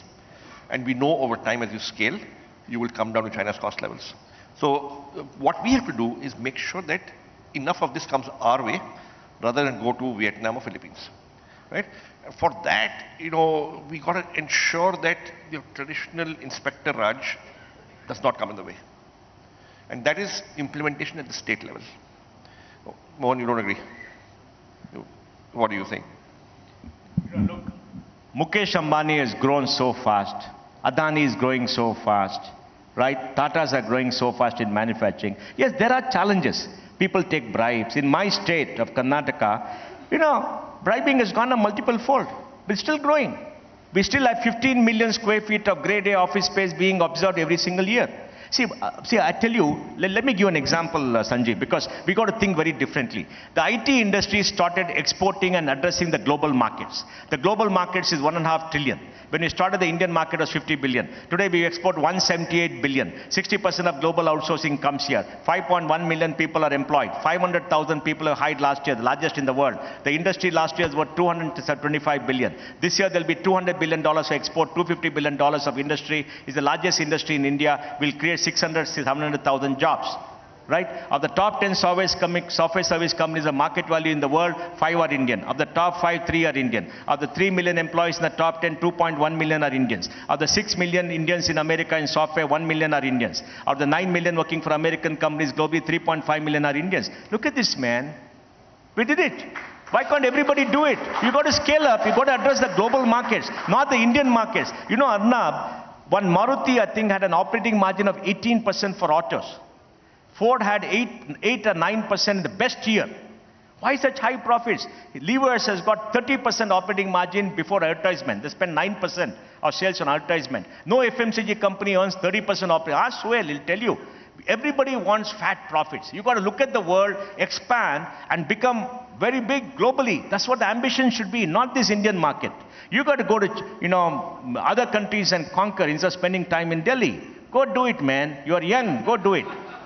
See, I'm serious. Address the global market of 92 trillion, not the Indian market of 3.15 trillion is small. And once you have scale, then you are going to be global master. How do you build the multinationals? We have to build the Indian multinationals. We have to go out. We have to raise capital. You understand? And everything is here in this country. We can badmouth India till the cows come home. But we have to change India. Murthy used to tell us, Arnab, he said, it seems Dick Whittington was in London, went to London from a small city, and he met somebody in the street. He said, sir, I heard the streets of London are paved with gold. I couldn't find any. Then he said, young man, the streets of London are not paved with gold. The streets of London are not paved. And you got to do the paving. So we got to do it. All of us in this room, I got to do it. We got to do it, man. You understood what I said, Sanjeev? Sanjeev, you have grown so much in this country. You have been through all this pain. Despite that, you have grown. Am I right? Without that, you have been 10 times the size, right? I'll go overseas. I'll take Sohail with me. And I think Mr. Pai is going to ensure that Mr. Bhikchandani takes up the executive roles at InfoEdge again. In terms of image management, a funny incident again. A few days back, a friend of mine called me from Abu Dhabi. He works there with the Royal Fund. And he was saying that India needs to work at its image management big time. So people in UAE are talking about which country is going to come to their side if there is a war with Iran, Iraq, Syria, etc. And the only news which play about India in UAE is that Mr. Kejriwal's auto was stopped by BJP in Gujarat. And this is honestly bad because all these people are only talking about these stupid things about India. And I think India can do a lot with image management, Mr. Seth. I think you can help there. And in terms of getting back to the question about structural reforms, while everything seems to be going our way in terms of macroeconomics right now, where do you think India can go wrong? What are the potential pitfalls we should be avoiding? All the pitfalls gone wrong, it will happen. There's high corruption in Bangalore, corruption in Karnataka, Tamil Nadu, Telangana, everywhere. Because they're rich state, people are making money. There is a breakdown of law and order in Bengal. There's anarchy in Delhi because of the anarchist party. A lot of things are happening in this country, but they're all par for the course. We've been through this. We are a cacophonous democracy. A lot of things happen. You blow up everything else in this country, right? We about this. Arnab, I want to make an unpopular statement. We've got 200 million Muslims in this country. It's the only country which has given them superior rights under the constitution. They can follow their personal laws, right? They get special money for their upliftment, correct? And we do so much for them as a country because our founding fathers said so. But today it's because some small lynching incidents, very small incidents, these are all crimes. They should be punished. Suddenly everybody is getting lynched. How can 200 million people be hurt? They're living together with everybody. Every day they're having meals together. They're joining together. Look at the negative image that's been done. Look, we have problems. We are sorting it out. But that should not inhibit you from doing what you want to achieve, man. The world has got surplus money. We must go get it. We must go market. It's up to us for not getting it, okay? So we should not wallow in self-pity. We got problems. We don't have power. We don't have this. Come on. It's okay. We are an emerging country. We are growing. Even US doesn't have power. Suhail, tell me in Europe, are they going to shiver in the dark because of lack of gas? Correct. I mean, look at what is happening there, right? I mean, go to San Francisco. There are homeless people on the street. In San Francisco, Arnab, you go to a shop and rob less than 900, take away less than $900, there's no police will go after you. Yeah. And you can sit in front of the shop and nobody can go. 10% of San Francisco has gone away from the city. That's what somebody told me who's been there. Man, we don't talk about it in India. Why are we so negative? Let us be positive. Let us focus on right stuff. Let's grow. Am I right? I mean, there's so many good things happening in this country. Let's not talk about problems. There are problems, we're solving them. Modi has done more for the poor of this country in 8 years than any prime minister in India's history. The data says so. 25 lakh crores has been transferred to the accounts of all the poor people in this country in 8 years. 25 lakh crores. 5 crore houses are being built. 468 million bank accounts are being opened. 1,80,000 crores of deposits are there. Look at all this, man. No country has done this.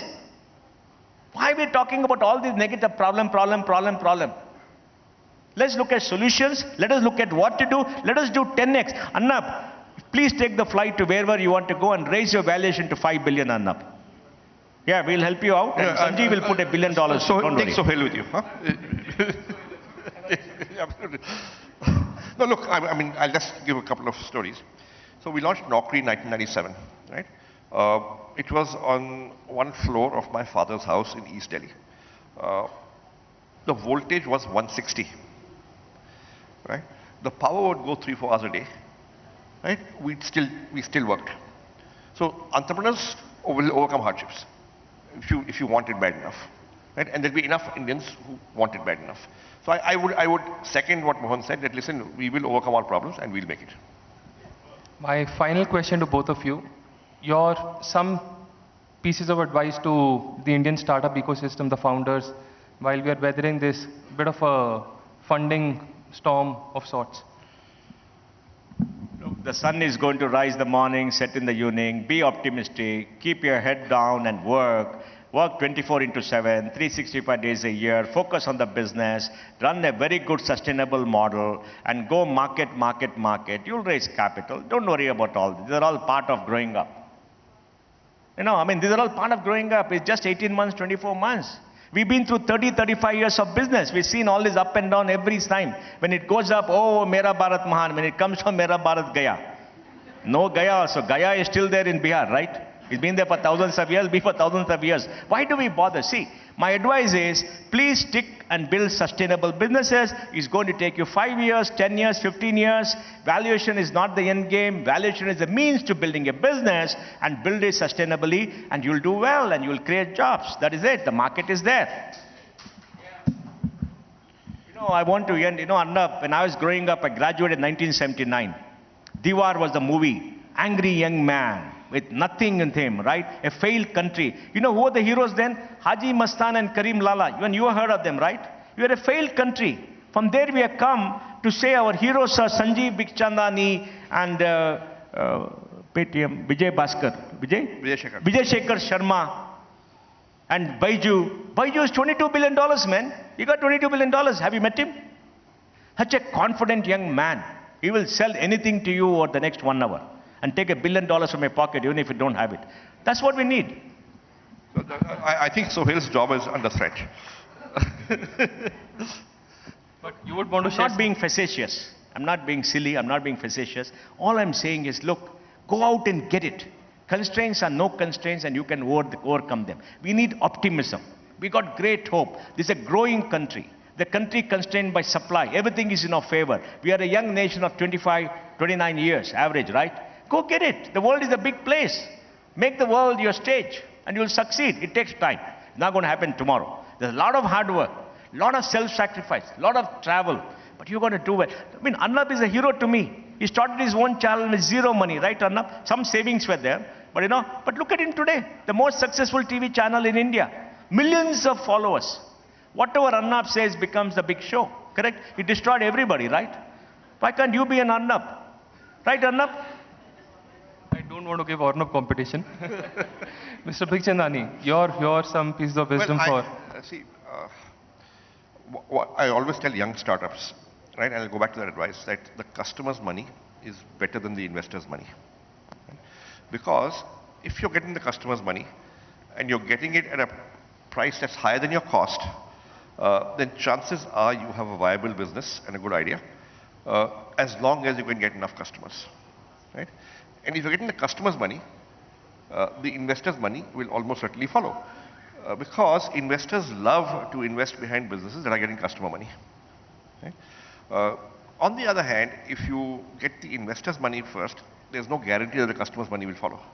Because getting investors' money very often is about impressing a couple of MBAs in their early 30s, with a PowerPoint, right?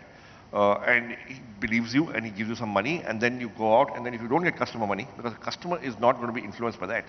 The customer is not your mother, not your father, not your cousin, not your brother, not your sister. The customer is somebody who will give you money a second time, only if it worked the first time.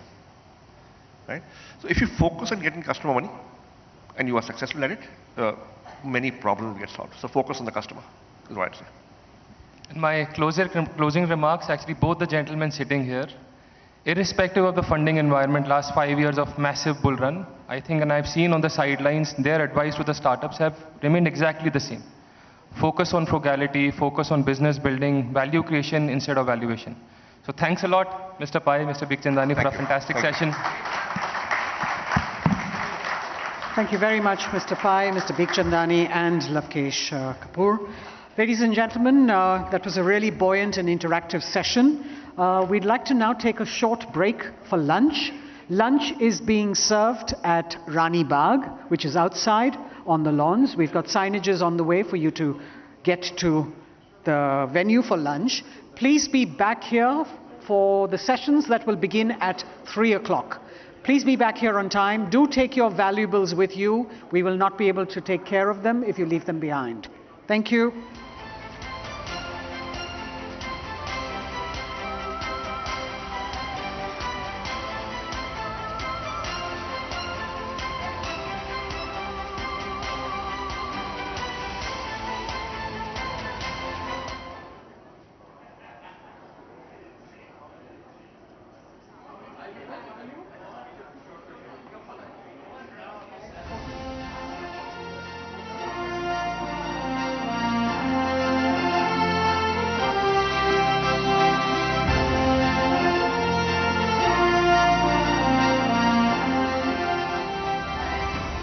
Platform Group of Companies, established in 1996 by young and innovative entrepreneur Ajay Harinath Singh, has emerged as one of the fastest growing Indian global business.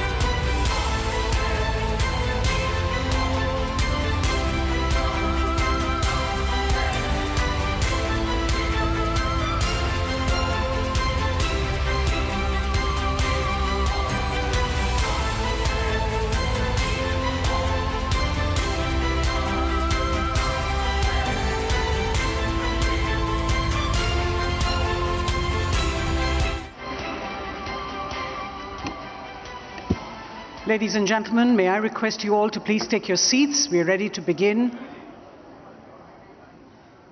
A reminder to kindly keep mobile phones in the silent mode. Please be seated. Welcome back to the first session post-lunch. This segment is on Mission Superpower, the political will, and examines what role politics plays in a country's economy and how both need to be in tandem for inclusive growth and holistic development. Let's take a look at the audio visual. India is aiming to be number one. The goal is to become a $5 trillion economy. To become Atmanirbhar. With a positive growth and an effective strategy, India's target to become a global superpower is not too far. We have the resources, we have the manpower, we have the brightest minds, but the question remains, is there a combined political will to become a superpower? Is there a need for political consensus on economic matters? Joining us at the Republic Media Network presents India Economic Summit 2022 are eminent speakers who will discuss India's political will to become a superpower.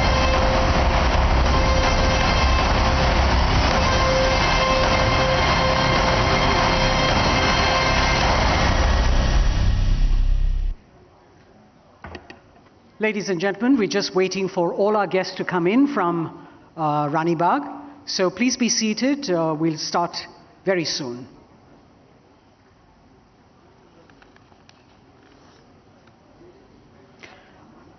I'm introducing our panelists for this segment. We're going to be joined on stage by Mr. Pavan Verma, diplomat, politician, and an author who has served as India's ambassador to Bhutan and Cyprus. He began his political career in 2014 as member of the Rajya Sabha and went on to be a part of 2 political parties in the country. Mr. Verma has had a rather interesting career path. He began in the Foreign Services in 1976 and has since been the spokesman of the Ministry of External Affairs, Joint Secretary for Africa, Director of the Nehru Centre in London, and the Director General of the Indian Council for Cultural Relations, among a host of other activities that he's been busy with. He's a writer of depth and insight and has written over a dozen books on the heritage and culture of the country. Mr. Pavan Verma. Mr. Gaurav Bhatia, spokesperson for the Bharatiya Janata Party, also a senior advocate at the Supreme Court of India between 2015 and 17, and writes articles for leading newspapers including the Indian Express.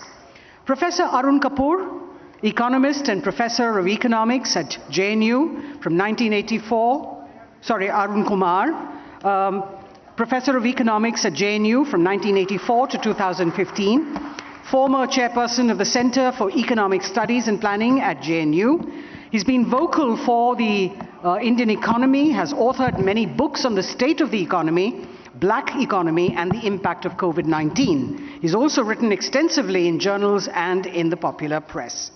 We also have Aishwarya Kapoor, executive editor, politics at the Republic Media Network, to moderate this distinguished panel. So it's over to you, Aishwarya. Well, absolutely. After the lunch session, we have a full pack house here, and as I said, you introduce all the panelists wonderfully. Mr. Pavan Verma, former diplomat, Gaurav Bhatia, Supreme Court lawyer, national spokesperson of the BJP, and Arun Kumar, a senior economist. Arunji, I begin with you. Everyone who's ever read any of your articles know that you're a staunch critique of Prime Minister Modi. You say that not Modi, but his policies. I really want to ask you, Arunji, you just don't like the man's face, or is it really the policies? Because the way you write, it feels as if there's something personal there. Huh? Please tell us today. Aishwarya, I've never been personal. It's not in my nature. I'm essentially a writer and diplomat who also joined politics and went to the Rajya Sabha. I try to be as dispassionate as possible, and let me say, Mr. Narendra Modi is a good-looking man. That apart, in a democracy, I don't believe there is scope for coercive conformity. We are entitled to our points of view. We may have our disagreements. We don't penalize dissent. And therefore, I have no antipathy either to the leader or necessarily to the party, but I stand very often in criticism of their policies. And I believe in a democracy I am entitled to do it. No, but sometimes you're wrong, Mr. Verma, because you said that the Indian government is mesmerized by the virtue of their own statistics. Tell me if I'm wrong, sir. You said that, right? Mesmerized by? Mesmerized by the virtue of their own statistics. That is, they are taken over by their own numbers. They come out with their numbers. And you said that... let me tell you, I would like to... Just let me tell you why you were wrong there, sir. When I was Arnab in the, like as we just began, when we began our India Economic Summit, he also quoted, and I'm also quoting the IMF chief economist remarking India as sort of a bright light. So what's happening is, while internationally the policies are being acclaimed, accepted, a thought process within or a faction within says no, everything is wrong, everything is bad. So is it the hate towards the political ideology? I don't know if you consider the man who hands-on runs the RSS, Dattatreya Hosbale, as a critic. Because if he's not, recently... No, but did you listen to the full speech? Because Gaurav would want to come on this. I am just coming to that. In a recent speech at the Swadeshi Jagran Manch, instead of being mesmerized by only the positivities projected very efficiently by this government and reinforced by competent spokesmen like Gaurav, he drew attention to the suffering and pain of the underbelly of the economy where the large masses of the people are involved. He had the frankness, the courage and the objectivity and honesty to do it. Gaurav Bhatia, you need to pick up the mic now. Thank you. So you heard Mr. Pawan Verma. Mr. Arun Kumar has yet not come in and you have a lot of questions to answer. Gaurav Bhatia. The beauty of our democracy is that people like Pawan Verma ji, who is very erudite and we hold him in very high esteem, can criticize us. And believe me, there is no greater satisfaction than to listen to his criticism and then also show him that he is not 100% right. India is progressing on the right path and is leading from the front under the leadership of Shri Narendra Modi ji today. And why do I say that? I say this with a lot of conviction in our leader, Shri Narendra Modi ji, because when people of the country, they say Modi hai to mumkin hai, to wo aise hi nahi kehte, Aishwarya. I remember being very young, following politics in India. I wasn't in politics at that time. I remember there was a term, policy paralysis. Decisions were not taken by the earlier government. I remember the term that India's economy all over the world was termed as fragile five economy. Today, I can proudly say, they dream a lot, but ultimately the man who ensures that the dreams are fulfilled for the common man is Narendra Modi ji. And I give the example of GST. GST was a dream that they had implemented by Shri Narendra Modi ji, and today the naysayers thought that GST in the quasi-federal structure that we have will not work in India. But month after month, the collection of the GST is around 1.4 lakh crore. Every month. What does it show? It shows the grit, determination of an honest Prime Minister who is working for the people of the country. And second, just a few weeks back, India became the 5th largest economy in the world. Right? You can pick, you can be a naysayer, you can criticize India for its fiscal policies. But overall, the economy is strong. And Narendra Modi ji and Nirmala Sitharaman ji are leading from the front. Third, if I could just give one more number and then you may ask me a question. The first quarter of 2022-23 shows a growth of 13.5% for our economy, and this is when we are facing two big hurdles which are being faced by other countries also. First, the pandemic itself, and second, the war between Russia and Ukraine. But the Indian economy is resilient, progressing fast, and yes, we are proud of the fact that there are various schemes that the benefit is trickling down to the poor, to the marginalized, which is the policy of our government. Pawanji, just a minute. I haven't taken initial remarks from Mr. Kumar. Mr. Arun Kumar, back in 2021 and January, if I'm not wrong, you said that when India was under lockdown and the world was going through the COVID time, you said that the Indian economy, or the GDP, your exact words were that the GDP would shrink by 29%. You gave that prediction. And you were wrong, sir. No, I don't. You were wrong. No. And I'll tell you why you were wrong, sir. The mic, yeah. No. Just let me complete, because of the contrary. It's hard to admit you were wrong sometimes. The contraction was only 6.6%. And you said it will be 29%. And hence I say, is it Modi whom you hate, or is it the policy? Let's be clear about it. So let me try and explain what I said. Please do, sir. Yeah. So, the Indian economy consists of two parts, the organized sector and the unorganized sector. It's the unorganized sector which employs 94% of the workforce. Organized sector only employs 6% of the workforce. It's the unorganized sector that took the big hit. That's 31% of GDP. That actually literally closed down. If you take that into account, then you find that it was minus 29%. And our official data, if you look at today what we discuss is the quarterly data. In the quarterly data, apart from agriculture, there is no unorganized sector. So the 31% doesn't get counted at all. And that's why I still maintain what I said earlier, that if you take the unorganized sector into account, and I wrote a piece in the Hindu 4 months back in which I showed Indian economy's rate of growth today is not 7.5%, but 1%. And given that the organized sector is declining, now it's become zero or negative. I hope that makes clear what exactly I was saying. No, you were trying to say, but then according to the government figures, because you say the organized and the unorganized sector, you say that you were still right and it's still 29%. I'll let Gaurav Bhatia counter it, but I'm just taking a counter from Mr. Pawan Verma. He wanted to make a point back. No, I liked Gaurav's intervention and the number of times he said Prime Minister Narendra Modi. It's a good sign. Absolute fealty to the leader needed to be repeated many times in order to establish your credibility, as I used to see in the old days in East Europe with communist regimes. I'm sure it was unintentional. However, let me tell you, statistics are statistics are statistics. I am not trying to make this a partisan political debate.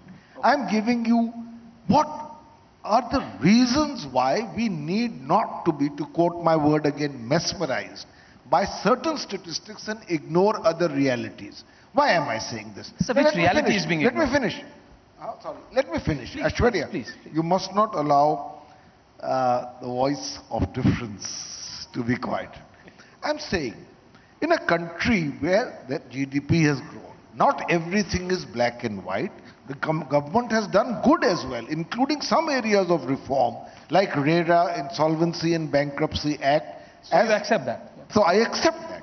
I'm saying that today, if Dattatreya Hospile says that 200 million people are living on less than $2 a day in unacceptable poverty. But now, one second. No. Secondly, but did you hear the full speech, Pawan Verma? Yeah, let me finish here. Aishwarya, don't be so defensive. So, secondly, the latest figures from Pew Research 2021 say that the middle class has shrunk from 99 million in 2020 to 66 million in 2021. It also gives the statistics that the absolutely poor rose from 59 million in 2020 to 134 million in 2021. This is a country where, in spite of the top 100 companies making profits, and we are proud of them, this is a country where inflation is at a new high, unemployment is rampant, about LPG costs 1,000 rupees, edible. People say, we are not against you. But please take into account not only the positives that you din in day in, day out, but the actual suffering of the people. People are looking for jobs. People cannot manage the prices. You have increased the cess, the duties, excise duty on petrol and diesel by 344%. Where is the common man going to pay? And jobs, 22 crore people have applied for jobs since 2014. Yes. 7 lakh of them got a job. According to CMIE, 12 crore jobs have been lost by a government that came to power giving the promise of 2 crore jobs every year. So I am saying, there is a plus and there is a minus. I don't like to deal in polarities. No government has not contributed to the overall progress of the country. But I am saying, get a balance, get a perspective. The balance should be there. You must be able to understand that this was a great mistake BJP committed in 2004 when it went into a campaign of India Shining. And people were standing in queues behind the glitz and glamour, trying to eke out a life. So don't fall into that trap. Take the realities on the ground. Gaurav, are you not, is your government not realizing, is your party not realizing let the me reality? just respond. But the irony is that Pawan Verma, he was saying that the government shouldn't be mesmerized by the numbers, and he was full of numbers today. Only facts, numbers. Pawan ji, whom I hold in very high esteem, spoke about my credibility. Pawan ji, I just want to tell you that when a man works hard, he doesn't have to take someone's name to establish his credibility. But yes, I feel honored to take the name of the Prime Minister, Shri Narendra Modi ji. It is much better than taking the name of likes of Afzal Guru and others, which the opposition has been doing. And अर्ज किया है, आप ही के लिए कह रहा हूं, विरोधियों का मैं बड़ा एहतराम करता हूं, विरोधियों का मैं बड़ा एहतराम करता हूं, मुखालफत से मेरी शख्सियत निखरती है. ये प्रधानमंत्री जी के लिए भी है और भाजपा के सारे लीडर्स के, आप जितना विरोध करते हैं वो उतना निखर के निकलते हैं. Now, let me also give some numbers. As I said, you can criticize, but criticize on the basis of some hard facts. Don't just criticize for the sake of criticizing. GST लागू नहीं हो पाएगी, करके दिखाई. अभी आपने बात करी जी, आपने पूछा, इन्होंने तारीफ करी, who brought the insolvency code? The Congress couldn't. Policy paralysis. We did. Supreme Court, in its judgment in Swiss Ribbons case, praises the government that more than 1.5 lakh crore rupee of NPAs and bad debt has been recovered by this government. And I'm saying, neutrally speaking, though the biggest witness to the progress of our country in the economic arena are the people of the country who are voting and blessing our government. But just today, IMF chief calls India only bright spot. Two things are very important. India only, that means we are doing very well even compared to the developed economies of the world, and the bright spot. And these are the numbers for you, Pawanji. When World Bank and IMF, they actually reduce the growth forecast. The naysayers come out and they say, dekhiye, kam ho gayi growth rate. The numbers are this. For the year 2023, amongst the advanced economies and the emerging market and developing economies, which is the fastest growing economy in the world, I can proudly say it is India at 6.1%. Even China, that these people look up to and give us the numbers in comparison, will be growing at 4.4%. And United States at 1%, Germany at minus 0.3%, France at 0.7%. The point I'm trying to make is, India is growing steadily, and we have seen some macro changes in the way things are implemented now. And one such example would be direct benefit transfer. Around 24.8 lakh crore rupees have been transferred to the accounts of citizens who require support from the government, and without a rupee being siphoned off or any trace of corruption. This is the honest government of Shri Narendra Modi ji, working tirelessly day and night to empower the marginalized. Yes, you can make recommendations, you can criticize us, but don't always make it a perpetual habit to criticize every policy, every move of Shri Narendra Modi ji's government. Arun Kumar wanted to comment, and I'm just coming back. Maybe my credibility goes up further. Arun Kumar, Arun Kumar. You know, I think what we need to discuss is the policy paradigm. You know, it's within a policy paradigm that policies are made. Now, the critics are critiquing the policy paradigm, which is what I think we need to consider. And in this policy paradigm, what we are following are what are called the supply side policies rather than the demand side policies. It is demand which is at the moment short, and that's why private sector is not investing as much as it could invest otherwise if there was demand. And why is demand short? Because large number of people from the unorganized sector have been hit very hard. As the eShram portal data, which has come out recently, where 27.5 crore people are registered, it shows that 94% are earning less than 10,000 rupees a month. Yeah. So they are the people who are not able to afford, given the price rise, the consumption, and that's why the consumer confidence, if you look at the RBI data, the consumer confidence data that has come out in the MPC report now, that is showing it's still at 82, whereas before the pandemic it was at 104, so consumer confidence has not revived. So that's why demand is, so let me just complete. Please. Compared to 2019, our GDP is only 4% higher, consumption is still not back on, and this is the organized sector data. So organized sector consumption has not come back up, so unorganized sector data has suffered far more, and that's why capacity utilization is low, that's why investment has not grown, and that's why the rate of growth even before the pandemic had been falling from 8% to 3.1%. So those headwinds are still with us. Now let's come to the IMF and the World Bank saying that Indian economy is doing well. Yeah. They are not data gathering agencies. They only take the government data and they use the government data to do the analysis. So whatever is the mistakes in the government data are also the mistakes in the IMF and the World Bank data. The unorganized sector remains unaccounted in the government data, and that's why the rate of growth is high, because the organized sector is doing well. And why is it doing well? Because demand has been shifting from the unorganized to the organized sector. Arunji. So just to complete, please, you know, if you look at the trade sector, for instance, demand has shifted from neighborhood stores to e-commerce.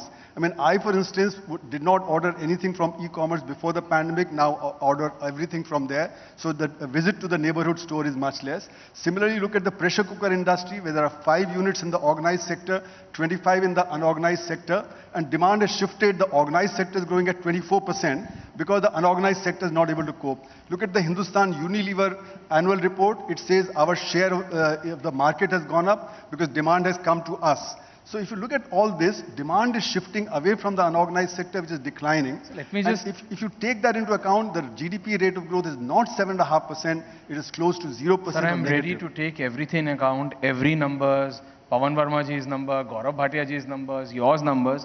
But if you ask anyone in the crowd, or if you just step out and ask anyone today, in Delhi, in India, sir, what matters to them is what is their buying capacity, how it has changed. Coming down to the crux. If you get into the details, it becomes a bit more complex for the common man. Usko ye farak padta hai ki mere 100 rupees mein what I was able to buy 5 saal pehle ya 5 saal baad. So what is the value of my money? Mere rupe ki kya value hai? So unorganized sector... Sir, it all comes down to that. So the unorganized sector is not here. We are all from the upper classes. Yes. Okay, so this hall is not representative of what's happening. The unorganized sector, I take your point. The unorganized sector by definition cannot bargain for higher wages. Inflation is very high, and that means that their purchasing power is going down. And you look at the Rural Employment Guarantee Scheme. Rural Employment Guarantee Scheme, the RBI says only 50 days of work is being provided, whereas 100 days of work is promised. And therefore, the demand from the unorganized sector for employment is very high. The unemployment figures, you know, look at the labor force participation rate. In Brazil, China, it's about 65. In India, it's 45. So you feel, in other words, nothing right is happening. That is what you're trying to say, Arunji. The point I'm making is we have to have a balance between what is happening and what is being projected. Okay, point taken. So, Pawan Verma. Very quickly, when you overemphasize some facts and gloss over the others, generally speaking, you come out with a one-sided picture. We are not decrying the normal achievements of a government, and I have paid tribute to them as well. My point is very simple. When you take only an insular view of only the positives, you are making a big mistake as a political party. And I am reminded of a couplet, seeing the list of statistics Gaurav released. Very simple couplet. गुनाहगार समझेगी दुनिया तुझे, गुनाहगार समझेगी दुनिया तुझे, बस इतनी भी ज्यादा सफाई न दे. So you can go on giving statistics. The fact of the matter is, in the global hunger index, now, if you praise the IMF, please accept some other world rankings as well.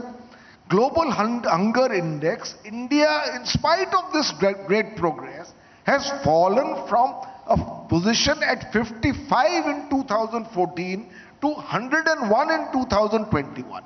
You have a country where 800 million people are living on a government-given dole in order to get one meal a day. And you are saying the IMF has given us a certificate, we are the future. We will be the future. I am a great optimist. But sir, one last point only. If in a country, 1% of the top segment owns 73% of the wealth of a country, there is something wrong. In other words, we are fast becoming one of the most unequal societies in the world, and therefore, my request to this government, my angst against the government is that you came with an absolute majority. Not once but twice. And in the end, you've fallen flat between two stools. Neither did you use that absolute majority to push through economic reforms diligently. And that may have been short-term pain for long-term gain. Nor did you do enough to create a more equitable society. And even worse, you refuse to recognize that there is pain and hurt. भाई उपचार कब होगा जब आप पहले समझेंगे कि समस्या क्या है? गौरव भाटिया, समस्या नहीं समझ रहे हैं आप? पवन वर्मा कह रहे हैं. देखिए, कपलेट सुनाया पवन जी ने, तो मैं भी जवाब कपलेट से ही देना चाहूंगा. पहले उन्हें गुमा है कि मेरी उड़ान कम है, उन्हें गुमा है कि मेरी उड़ान कम है, मुझे यकीन है पूरा आसमान कम है. This is the story of India. People believe in the leadership of Shri Narendra Modi ji and honest politicians, and I would say even in the opposition. But don't criticize for the sake of criticizing. My second point would be, he mentioned about accepting the numbers coming from these world agencies, and we should not be selective. And I agree with him. Pawanji, when there is a downgrade, whether it is the rating of India, whether it is the growth rate, I have seen, not you particularly, but others, in the opposition quoting from the IMF data, World Bank data.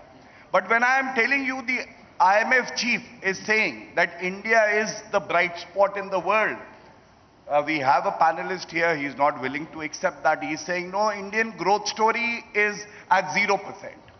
My point is simple. If you talk about the hunger index, first we should also commend the Herculean task of the government during the COVID pandemic, when there was a sensitive Prime Minister who ensured that 80 crore Indians for 2.5 years get free ration.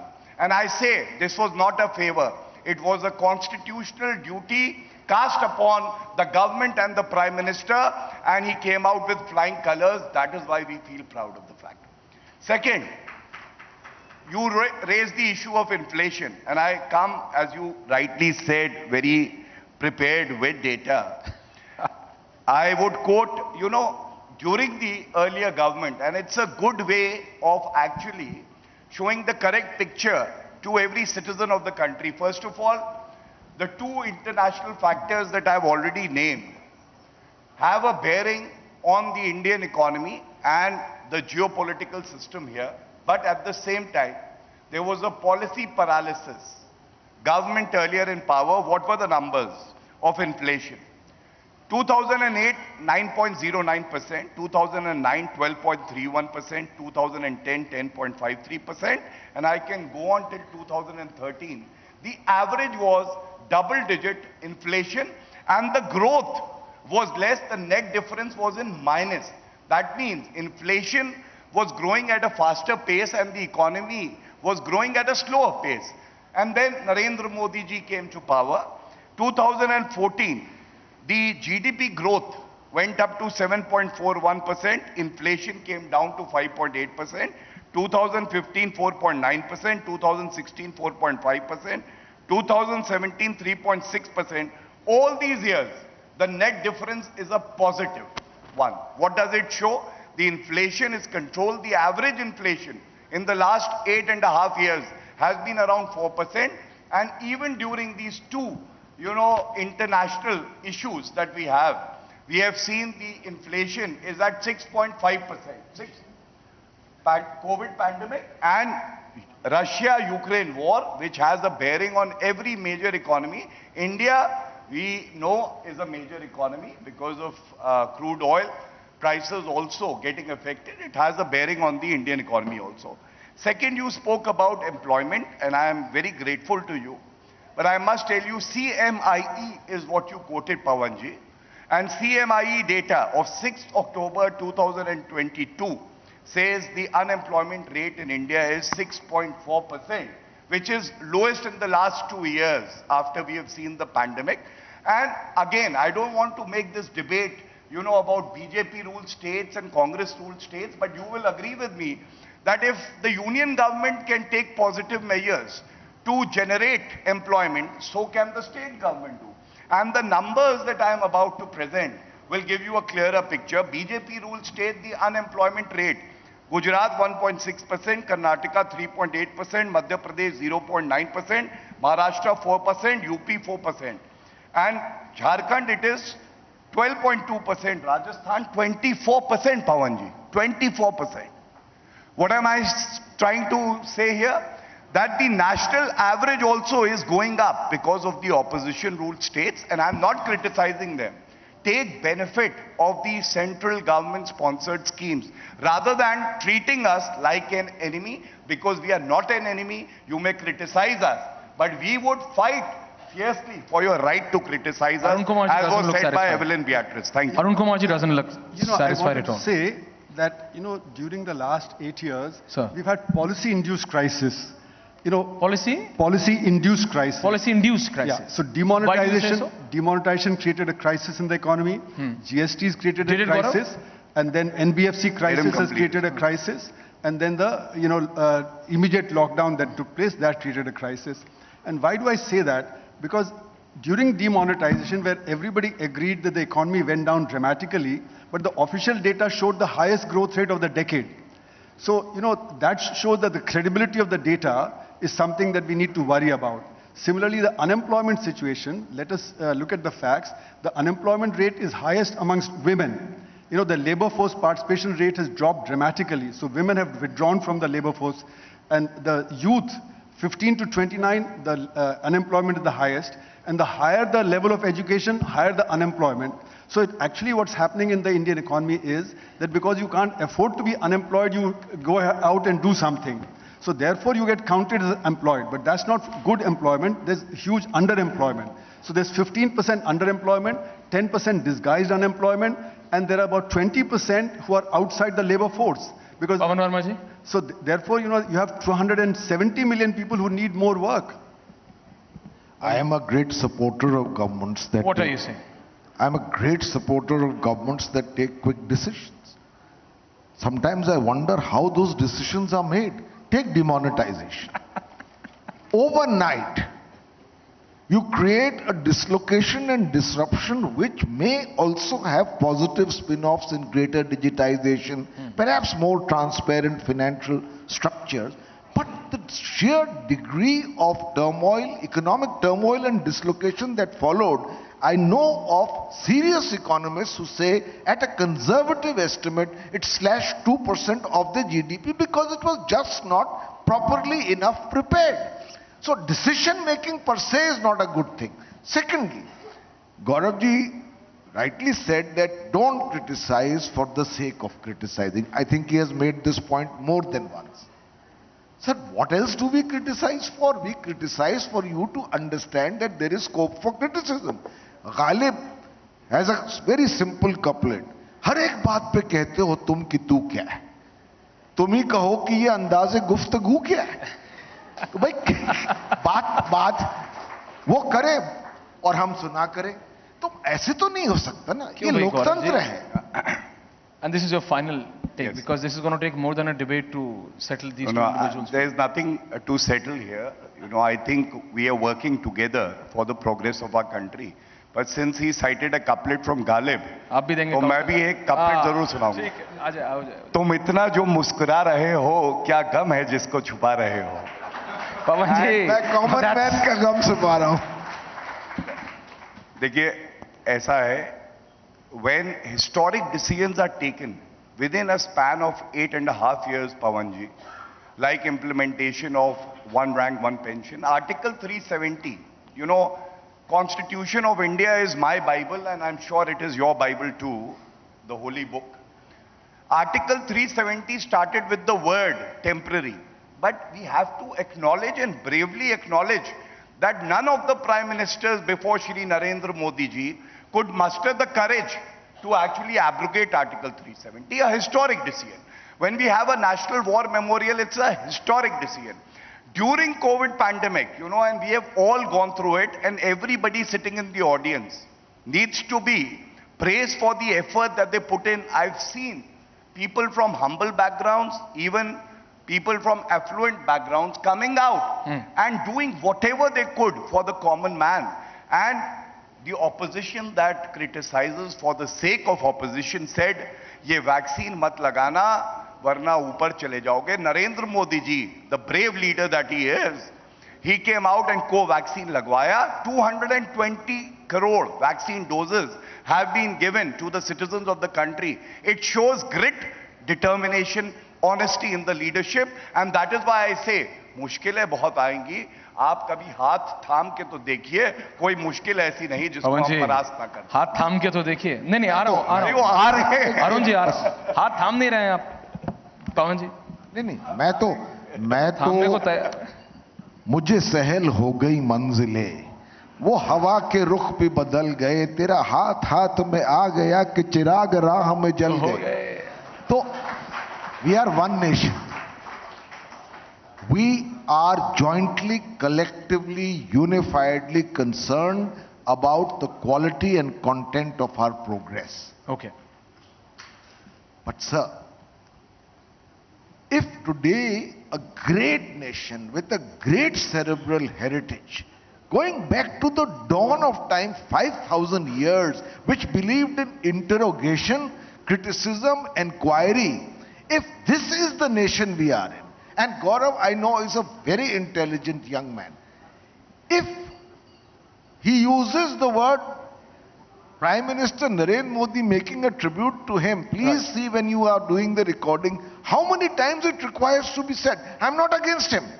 I'm just saying you must have a situation. I take your point, Pawan, that you are not against Gaurav. You are not against Mr. Bhupendra Yadav, who's just come in, the central minister. You are not against him. He's an old friend. We were in parliament together, and I was chairing a standing committee of which I was a member, consultative committee. I'm just saying, there is an old BBC maxim. Admit your minor truths in order to have your major lies believed. But इतना तो मान लीजिए कि अभी मंजिलें और हैं, चुनौतियां और हैं। Who's denying that?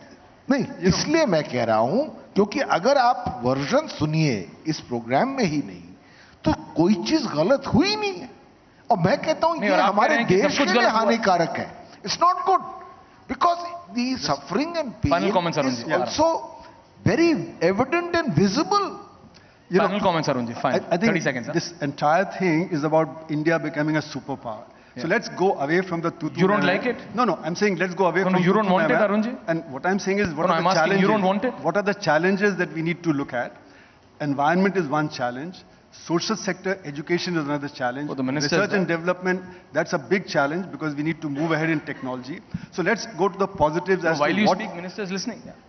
No, I'm saying why we need to go ahead and how do we go ahead. That's the point of debate, So the new normal, and in that the Cold War that is already going on, how do we going to face the challenges? Then only will we become a superpower. Otherwise, we can keep just 10 seconds. 10 seconds. Then I need to. We are in this fight together. So I'm reminded as a last couplet that I want India to be in a position where it says, "Mat pooch ki kya haal hai mera tere piche." मत पूछ कि क्या हाल है मेरा तेरे पीछे, तू देख कि क्या रंग है तेरा मेरे आगे, तू देख कि क्या रंग है मेरा तेरे आगे, क्या रंग है मेरे आगे. So let us all work for that goal, and for that we have to be sensitive. Final one before I end. A couplet should also be answered with a couplet, and I will end with that. Okay.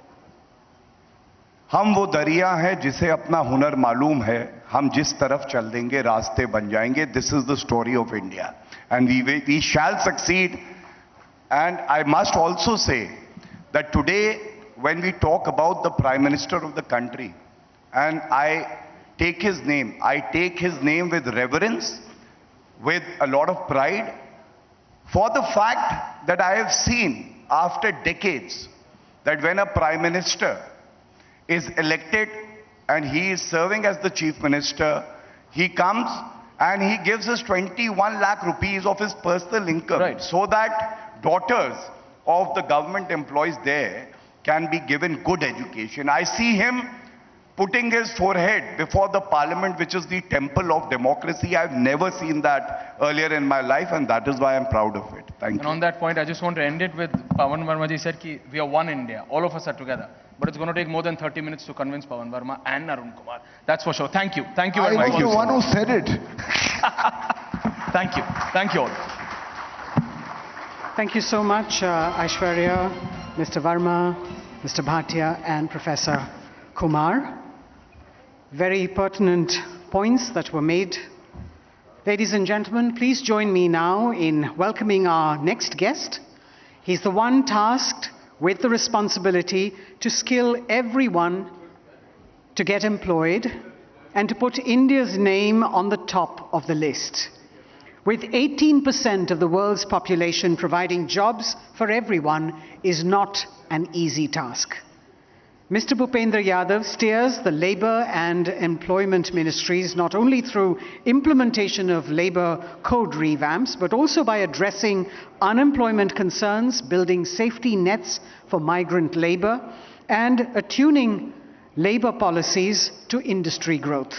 But with increasing startups and MSMEs, it's India's time to catapult to the upper echelons of the global order. Let's take a look at the audiovisual. India, the country with the youngest population, is preparing its youth for technological transformation. From free training programs to Rozgar Melas,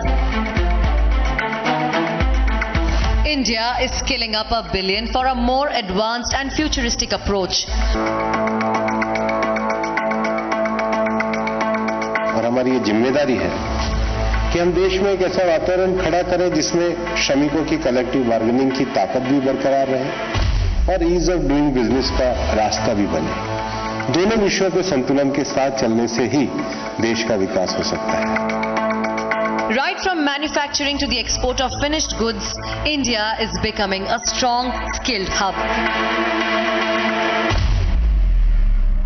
Joining us today at Republic Media Network presents India Economic Summit 2022 is Shri Bhupendra Yadav, Honorable Minister of Labour and Employment Environment, Forest and Climate Change, Government of India, speaking on India's upskilled and unstoppable force. Ladies and gentlemen, may I now invite the Honourable Minister for Labour and Employment, Environment, Forests and Climate Change, Government of India, Shri Bhupendra Yadav, for a keynote address on Mission Superpower, Upskilled and Unstoppable Forces.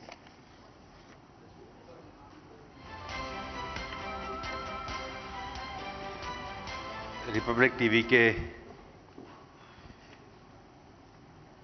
श्रीमान अर्नब जी और उनकी team, सबसे पहले तो मैं आपको बधाई देना चाहूँगा कि आज़ादी के 75 साल में आपके मीडिया के द्वारा एक सकारात्मक संकल्प, जब हम सुपर पावर कहते हैं तो हम एज ए वन नेशन एक आवाज और एक ताकत के साथ खड़े होते हैं, तो आपको सब्जेक्ट के लिए मैं बधाई देना चाहता हूं। क्योंकि आजादी के 75 साल में हम सबको पता है कि आजादी मिलने के बाद इस देश के लौह पुरुष सरदार पटेल जी ने एक भारत बनाने की बात करी थी। हालांकि बनाने के बाद कुछ लोगों को अभी भारत जोड़ने की याद आ रही है, वो तो 75 साल पहले हो गया था। और पिछले 5 सालों में जब जब सुपर पावर बनने के स्टेप्स आए तो कुछ लोग एब्सेंट हो गए, क्योंकि भारत की आजादी ये राजनीतिक आजादी तो थी ही, लेकिन आर्थिक रूप से, क्योंकि जब हम देश के संविधान में लिखते हैं कि हम सभी लोगों को राजनीतिक, सामाजिक, आर्थिक न्याय प्रदान करेंगे, तो आर्थिक न्याय में जब इस देश में सुपर पावर बनने के लिए बड़ा परिवर्तन आया, हम जीएसटी जैसा जब कानून लेकर के आए, राष्ट्रपति जी ने संसद में उसको देश के नए परिवर्तन का आगाज किया, तो भारत जोड़ने वाले एब्सेंट थे। इसलिए देश की राजनीतिक दिशा को समझना आवश्यक है। पिछले 8 सालों में जो आज सुपर पावर बनने की डिबेट रिपब्लिक टीवी में शुरू हुई है, वो इस कारण है कि 8 साल के इस प्रधानमंत्री नरेंद्र मोदी जी के शासन के बाद आज संकल्प आया है कि भारत सुपर पावर बन सकता है। यहां हमारे बहुत सारे मंत्री और साथी लोग अनेक विषयों पर विचार रखेंगे। माननीय प्रधानमंत्री जी के द्वारा मुझे 2 मंत्रालय, विशेष रूप से श्रम मंत्रालय और पर्यावरण मंत्रालय की जिम्मेदारी है। और जब स्किल की बात की जाती है, जब एम्प्लॉयमेंट की बात की जाती है, तो आज कोई भी देश अकेला होकर के नहीं सोच सकता है, पूरी दुनिया के परिप्रेक्ष्य में हमको सोचना पड़ेगा। कोविड के बाद दुनिया भर में अर्थव्यवस्थाओं को बड़ा झटका लगा, और ऐसे में जो सबसे बड़ी चुनौती आई वो महिलाओं के और नौजवानों के रोजगार के विषयों को लेकर के आई। उस समय दुनिया के देशों में 2 तरह के विषय चले थे। एक, डायरेक्ट कैश पकड़ा दीजिए, डायरेक्ट कैश की सप्लाई कर दीजिए। दूसरा, लोगों का आत्मविश्वास रखिए, अनुशासन रखिए, अवसरों को खड़ा करिए, हिम्मत से सबको आगे बढ़ने का अवसर दीजिए।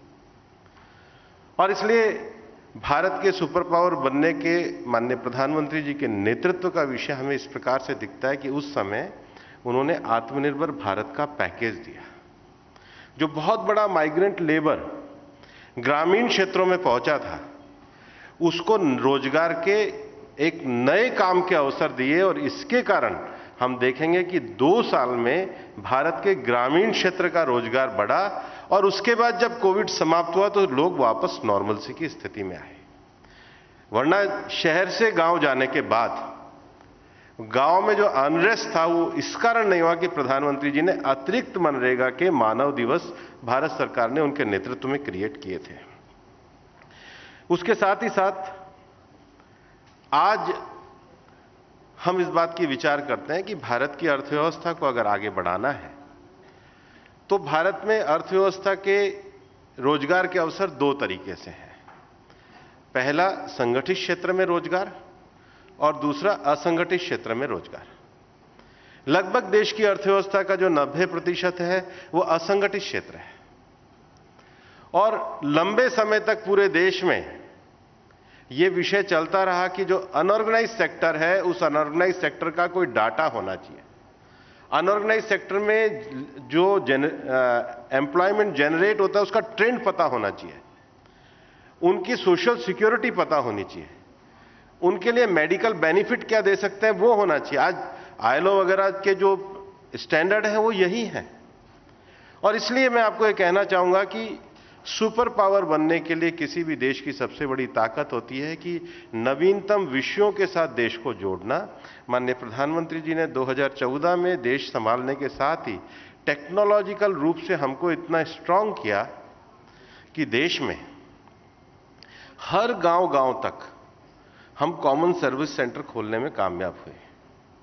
और जब कॉमन सर्विस सेंटर को आप देखेंगे कि पिछले साल अगस्त में हमने अनऑर्गेनाइज सेक्टर के डाटा के लिए उनका उपयोग किया, तो 4 लाख कॉमन सर्विस सेंटर से आज हम देश में 29 करोड़ से ज्यादा अनऑर्गेनाइज सेक्टर के लेबर्स का रजिस्ट्रेशन करने में कामयाब हुआ।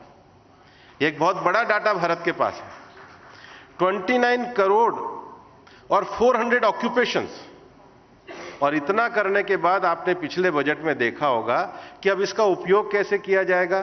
तो इसका उपयोग करने का तरीका यह हुआ कि श्रम मंत्रालय का ई श्रम का portal, national career service portal, हमारे एमएसएमई का उद्यमी पोर्टल और स्किल इंडस्ट्री का असीम पोर्टल, चारों का एक साथ इंटीग्रेशन करने की बात है। और चारों का जब इंटीग्रेशन होगा तो हमारा अनऑर्गेनाइज्ड लेबर, हमारी जो सर्विस की डिमांड, उनका स्किल गैप पूरा करना और एमएसएमई को रोजगार देने की व्यवस्था करना, आज चारों के इंटीग्रेशन पे हम पहुंच गए हैं।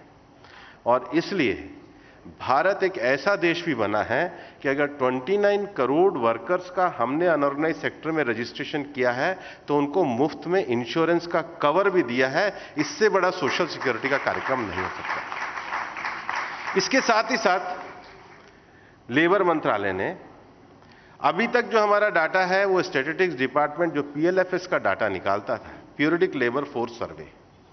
तो पीरियडिक लेबर फोर्स सर्वे जो था वो एक तरीके से डिमांड साइड का सर्वे है जिसको स्टैटिस्टिक्स डिपार्टमेंट निकालता है। और बहुत वो ये बता रहा है कि देश में कार्य के अवसर बढ़ रहे हैं। लेकिन एक विषय ऐसा लंबे समय से देश में ये था कि हम डिमांड साइड की तो, सप्लाई की तो बात कर रहे हैं, लेकिन देश में कितनी डिमांड पैदा हो रही है इसको कैसे गिना जाएगा। तो लेबर ब्यूरो के द्वारा हम लोगों ने एक इंस्टीट्यूशन बेस्ड सर्वे शुरू किया। उसकी चौथी रिपोर्ट भी आ गई है और ये बता रहे हैं कि 2013-14 के मुकाबले भारत में 3 करोड़ 8 लाख नए रोजगार के अवसर केवल ऑर्गेनाइज सेक्टर में बने। ऑर्गेनाइज सेक्टर जो कृषि के अतिरिक्त है, मैन्युफैक्चरिंग उसमें हो सकता है, ट्रेड उसमें हो सकता है, ट्रांसपोर्ट उसमें हो सकता है, एजुकेशन उसमें हो सकती है, हेल्थ उसके अंतर्गत हो सकता है, हॉस्पिटलिटी उसके अंतर्गत हो सकती है। ऑर्गेनाइज सेक्टर में लगातार देश के रोजगार के बढ़ने का ट्रेंड है। ये सर्वे नहीं है, सर्वे को सपोर्ट करने के लिए अगर आप देखोगे तो प्रोविडेंट फंड के आंकड़े हैं, नई इंडस्ट्रीज का रजिस्ट्रेशन है। लेकिन जब किसी भी क्षेत्र में कोई बड़ा उद्योग आता है तो उसमें आसपास की छोटे छोटे अनेक उद्योग भी शुरू होते हैं। इसलिए अब हमारा इंस्टीट्यूशन बेस्ड सर्वे के साथ साथ एरिया बेस्ड सर्वे भी है। जैसे सूरत में अगर आज ऑर्गेनाइज सेक्टर में अगर टेक्सटाइल इंडस्ट्री है तो टेक्सटाइल इंडस्ट्री के साथ ऑटो वाले, पान वाले, सब्जी वाले, ये जो एरिया बेस्ड जो एम्प्लॉयमेंट जनरेशन है इसको लेकर भी काम कर रहे हैं। और माननीय प्रधानमंत्री जी के नेतृत्व में श्रम मंत्रालय 2 बड़े सर्वे पे काम कर रहा है। एक सर्वे है जो माइग्रेंट लेबर का है। अभी तक तो माइग्रेंट लेबर का कोई डाटा ही नहीं होता था। अभी तक तो अनऑर्गेनाइज सेक्टर का देश में पॉलिसी मेकिंग में किसी प्रकार का विषय ही नहीं था। अनऑर्गेनाइज सेक्टर के लिए हम लोगों ने 29 करोड़ का रजिस्ट्रेशन किया है, इंश्योरेंस किया है, एमएसएमई और स्किल के साथ उसको जोड़ा है। उसके साथ ही साथ हमने अब एरिया बेस्ड सर्वे को भी शुरू किया है। और इसलिए सोशल सिक्योरिटी ये जो सबसे बड़ा विषय है इसको एड्रेस करने में हमारा ई श्रम सर्वे जो है वो सबसे बड़ा काम कर रहा है। हम देश को अगर सुपर पावर बनाना चाहते हैं तो सबसे बड़ी आवश्यकता इस बात की है कि हमारे देश में जो क्रिमिनलाइजेशन जो है वो अपराध का होना चाहिए, व्यवसाय का नहीं होना चाहिए। लंबे समय तक इस देश में जो लेबर कोड चले हैं उसमें फैक्ट्री एक्ट में अगर कोई फैक्ट्री में पेंट भी नहीं हुआ है तो उस पर भी सजा का प्रावधान है। टोटल 1500 से ज्यादा सजा के प्रावधान है। जोड़ने का अर्थ होता है, भारत को जोड़ने का अर्थ होता है कि सबको अवसर प्रदान किया जाए, डर पैदा ना किया जाए। जोड़ा प्रेम से जाता है, डर से नहीं। व्यवसाय भी प्रेम से किया जाता है, डर से नहीं। और इसलिए उस फिलॉसफिकल जो एक लंबे समय तक देश में जिसको कहते हैं स्टेटस को था उसको तोड़कर सरकार के द्वारा 4 नए लेबर कोड लेके आए हैं। और 1500 से ज्यादा राज्यों के और केंद्र के मिलाकर के जो सजा के प्रावधान थे उसको रिड्यूस करके हम लोग 22 पर लेकर के आ गए ताकि देश में व्यापार का माहौल खड़ा हो और देश में नया वातावरण खड़ा हो। और इसके साथ ही साथ 29 कोड को सबमर्ज करके हम लोगों ने 4 कोड में करा। और मैं तो कई बार हमारे लेबर में कहता भी हूं कि हमने 70 साल तक देश चलाया इंडस्ट्रियल डिस्प्यूट एक्ट के साथ। मोदी जी की फिलॉसफी आई, कोड का नाम ही बदल दिया, वो इंडस्ट्रियल रिलेशन कोड है। तो डिस्प्यूट से रिलेशन, ये भारत को जोड़ने की सबसे अच्छी पहल है, इस पर जरा ध्यान देना चाहिए। और इसलिए industrial relation code, wages code, occupational safety code और सोशल सिक्योरिटी कोड, क्योंकि आप देश के कार्यबल को जब तक सोशल सिक्योरिटी के स्ट्रक्चर में नहीं लाओगे, आप लंबे समय तक देश के अंदर जो भी मजदूर आज काम कर रहा है उसकी वृद्धावस्था की चुनौती, उसकी सुरक्षा, उसकी बातें होनी चाहिए। और इसलिए ये 4 कोड आने के बाद जो दूसरा विषय है वो देश के स्किल गैप को भरने का विषय है। स्किल गैप को भरने के लिए पूरी तरीके से प्रधानमंत्री जी के नेतृत्व में पिछले 8 साल में स्किल मिनिस्ट्री को चलाया गया है। अनऑर्गेनाइज सेक्टर के लिए एक ई श्रम पोर्टल को तो शुरू किया ही गया है। अगर आज भारत में सबसे ज्यादा दुनिया के देशों में जब हम जाते हैं, इंटरनेशनल फोरम्स में जाते हैं, तो हम कहते हैं कि हमारे श्रम मंत्रालय के द्वारा 2 बड़े काम किए जाते हैं। सबसे बड़ा काम अपने कार्यबल को अच्छा स्वास्थ्य देना, और आज हमारे देश में ईएसआईसी स्कीम के द्वारा हम 3 करोड़ 90 लाख श्रमिकों और उनके 12.5 करोड़ परिवार के लोगों को हम बेहतर मेडिकल की सुविधाएं देते हैं। आज एम्स के भी जो नए डायरेक्टर आए हैं वो ईएसआई के अस्पताल के डीन थे। ये इस बात को दर्शाता है कि हमारे पास ऐसे कॉम्पिटेंट डॉक्टर हैं जो एम्स के भी डायरेक्टर बन सकते हैं। ये हमारी सरकार की क्षमता को दिखाता है, जो हमने ईएसआईसी अस्पताल के लेवल को बड़ा किया है। देश में 160 ईएसआईसी के अस्पताल और 18 मेडिकल कॉलेज चलते हैं, लेकिन अब उसको हम ऑक्यूपेशनल बेस्ड डिसीज के साथ जोड़ना चाहते हैं। जिस क्षेत्र में जो श्रमिक काम करते हैं, बीड़ी श्रमिक काम करते हैं, उनकी अलग ऑक्यूपेशनल डिसीज है। पत्थर के काम करते हैं, उनके सिलिकोसिस जैसी अलग डिसीज है। तो ऑक्यूपेशनल बेस्ड डिसीज पे अगर हम अपने देश के श्रमिकों का ध्यान रखेंगे तो हम एक ज्यादा होलिस्टिक तरीके से अपने देश के कार्यबल को क्षमता निर्माण के साथ जोड़ सकेंगे। और दूसरा, प्रोविडेंट फंड के मामले में जो नया हमारा कोड भी आया है, उस नए कोड में हम प्रोविडेंट फंड के माध्यम से देश के सोशल सिक्योरिटी के नेटवर्क को बढ़ाने के लिए लगे हुए हैं। और इसलिए जो प्रधानमंत्री जी की जो एक संकल्पना है, और भारत की संकल्पना में सुपर पावर बनने की दृष्टि से जो उन्होंने दृष्टि खड़ी करी है, वो दृष्टि ये कहती है कि लास्ट माइल डिलीवरी और टारगेटेड डिलीवरी। प्रधानमंत्री जी अगर 2014 में ये कहते हैं कि देश के हर गांव में बिजली पहुंचेगी, तो 19 का चुनाव जब पार्टी लड़ने चाहती है तो हर गांव में बिजली पहुंचती है। प्रधानमंत्री जी कहते हैं कि हर महिला तक उज्ज्वला होनी चाहिए, तो उज्ज्वला का टारगेट पूरा नहीं होता, सेकंड टारगेट भी पूरा होता है।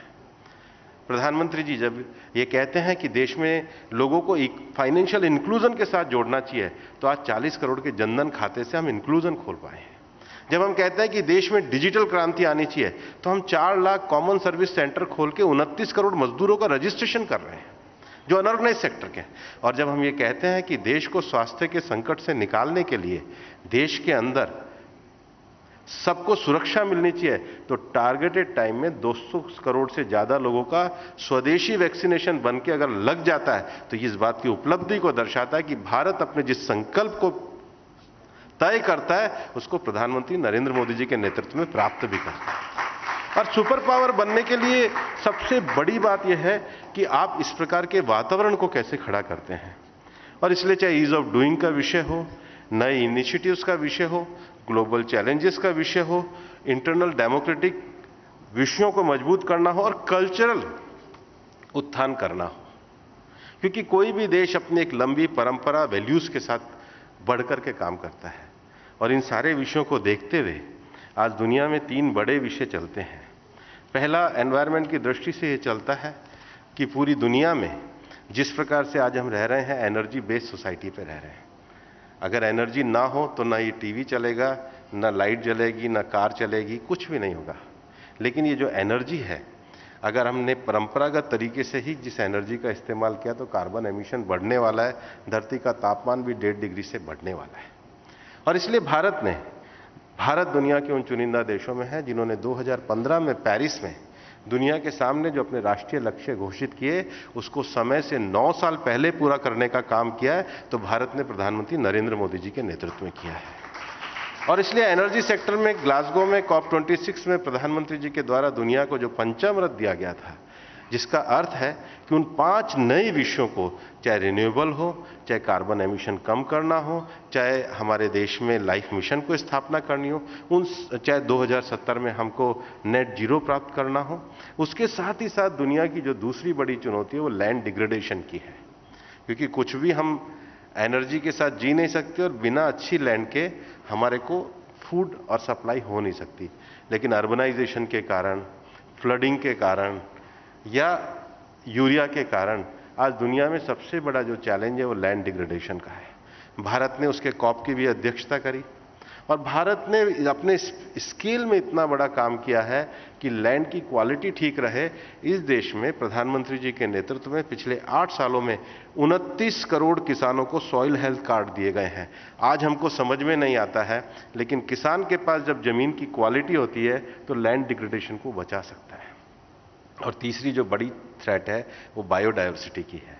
हम अपने डेली के फूड से लेकर, एनर्जी से लेकर, कॉस्मेटिक से लेकर, ऑयल से लेकर सब चीज़ों के लिए बायोडायवर्सिटी पे डिपेंड है। और इसलिए भारत एक ऐसा देश है जिसने दुनिया में अपने इकोलॉजिकल बैलेंस को बना के रखा है। हम अपना फॉरेस्ट कवर भी पिछले 8 साल में बढ़ाकर रखने में कामयाब हुए हैं। और इसीलिए भारत ने दुनिया के सामने एक पूरा विजन रखा है कि अगर कोई इकोलॉजिकल रॉन्ग होता है तो इकोलॉजिकल हार्मनी हमको रखनी चाहिए। यही कारण है कि प्रधानमंत्री जी ने जो चीता का इंट्रोडक्शन किया उस इकोलॉजिकल हार्मनी को बनाने के लिए किया, जो दुनिया में भारत ने एक नज़ीर के रूप में पेश किया है। और इसलिए मैं कहना चाहूँगा कि जो सुपर पावर बनने की जो लक्षण है वो पॉलिसी इंटरवेंशन के तो साथ है ही, संकल्प के तो साथ है ही, उसके साथ साथ एक विजन के साथ भी है। और आज प्रधानमंत्री जी ने दुनिया में जो एक नया विजन दिया है वो विजन है मिशन लाइफ का, कि भविष्य में दुनिया के जो संसाधनों का प्रयोग हमको करना है वो संसाधनों का प्रयोग हमको इस प्रकार से करना है कि वो माइंडलेस कंजम्पशन ना हो, माइंडफुल यूटिलाइजेशन हो। माइंडलेस कंजम्पशन दुनिया के पर्यावरण की सबसे बड़ी चुनौती है। माइंडफुल यूटिलाइजेशन ये भारत की जीवन पद्धति है और इसको दुनिया में जिसने दिया है प्रधानमंत्री नरेंद्र मोदी जी ने लाइफ मिशन में दिया है। ये लाइफ मिशन भी कामयाब होगा, दुनिया भी कामयाब होगी और भारत के सुपर पावर बनने का संकल्प भी कामयाब होगा। Thank you very much.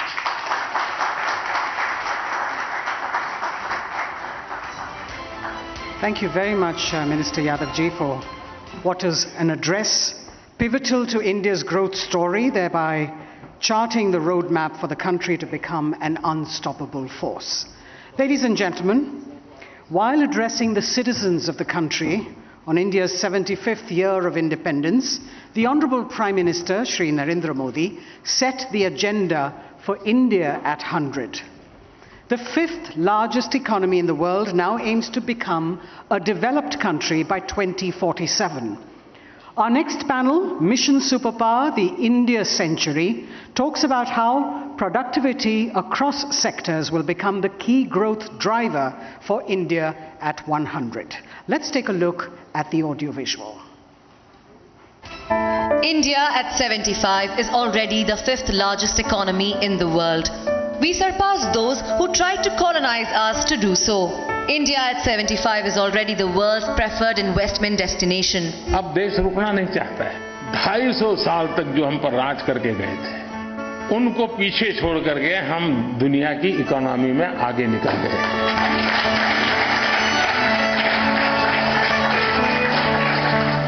6 number से 5 नंबर पर आने का जो आनंद होता है, उससे ज्यादा आनंद इसमें हुआ। In the growth story of any country, the corporate fraternity always plays a pivotal role. India Inc. is pivotal to making this India's century. Top leaders across sectors come together at Republic Media Network's India Economic Summit 2022 to discuss this century being the India Century.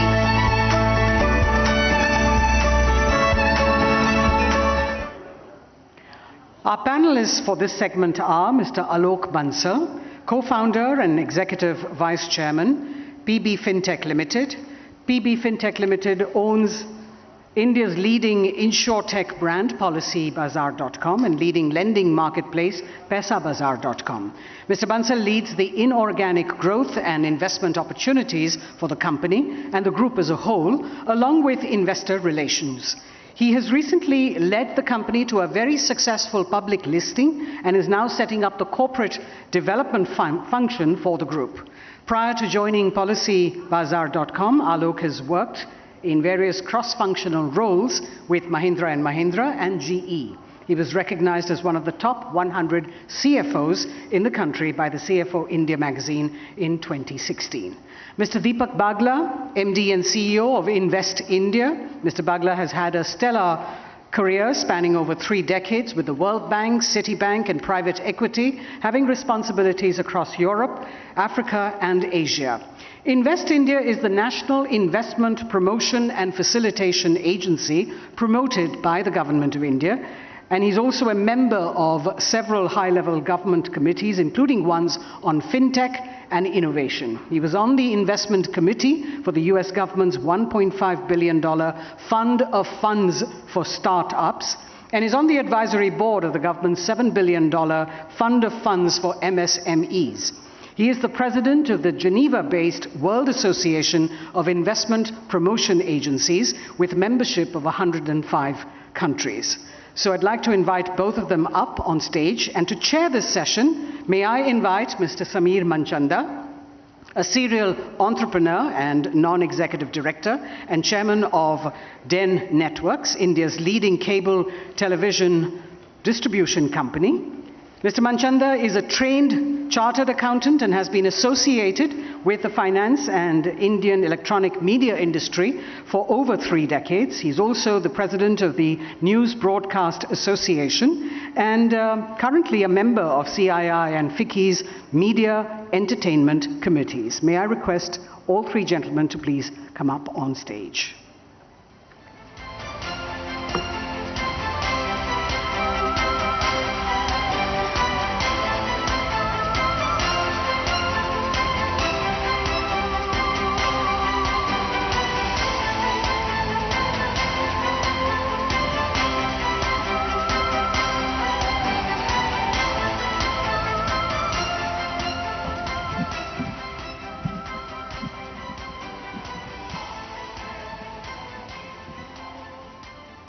Thanks, Srini. I'm convinced that actually the next few decades and even the century belongs to India. The reasons for my conviction are quite a few. The prominent ones being, the first one being macroeconomic stability. As we see it, I think the worst of the, if you look at the bank cleanup, that's happened. The NPA crisis is behind us. There is no over-leverage by corporates, no household over-leverage, and our fiscal deficit is in control. If you look at our tax to GDP ratio of 11.7, which has been the highest, nearing to 12%, I would see our macroeconomic situation very much in control, in fact healthy. If I look at the second point is geopolitical tailwinds. Large corporates, as you're aware, multinationals, all want to diversify, reduce the dependence on China.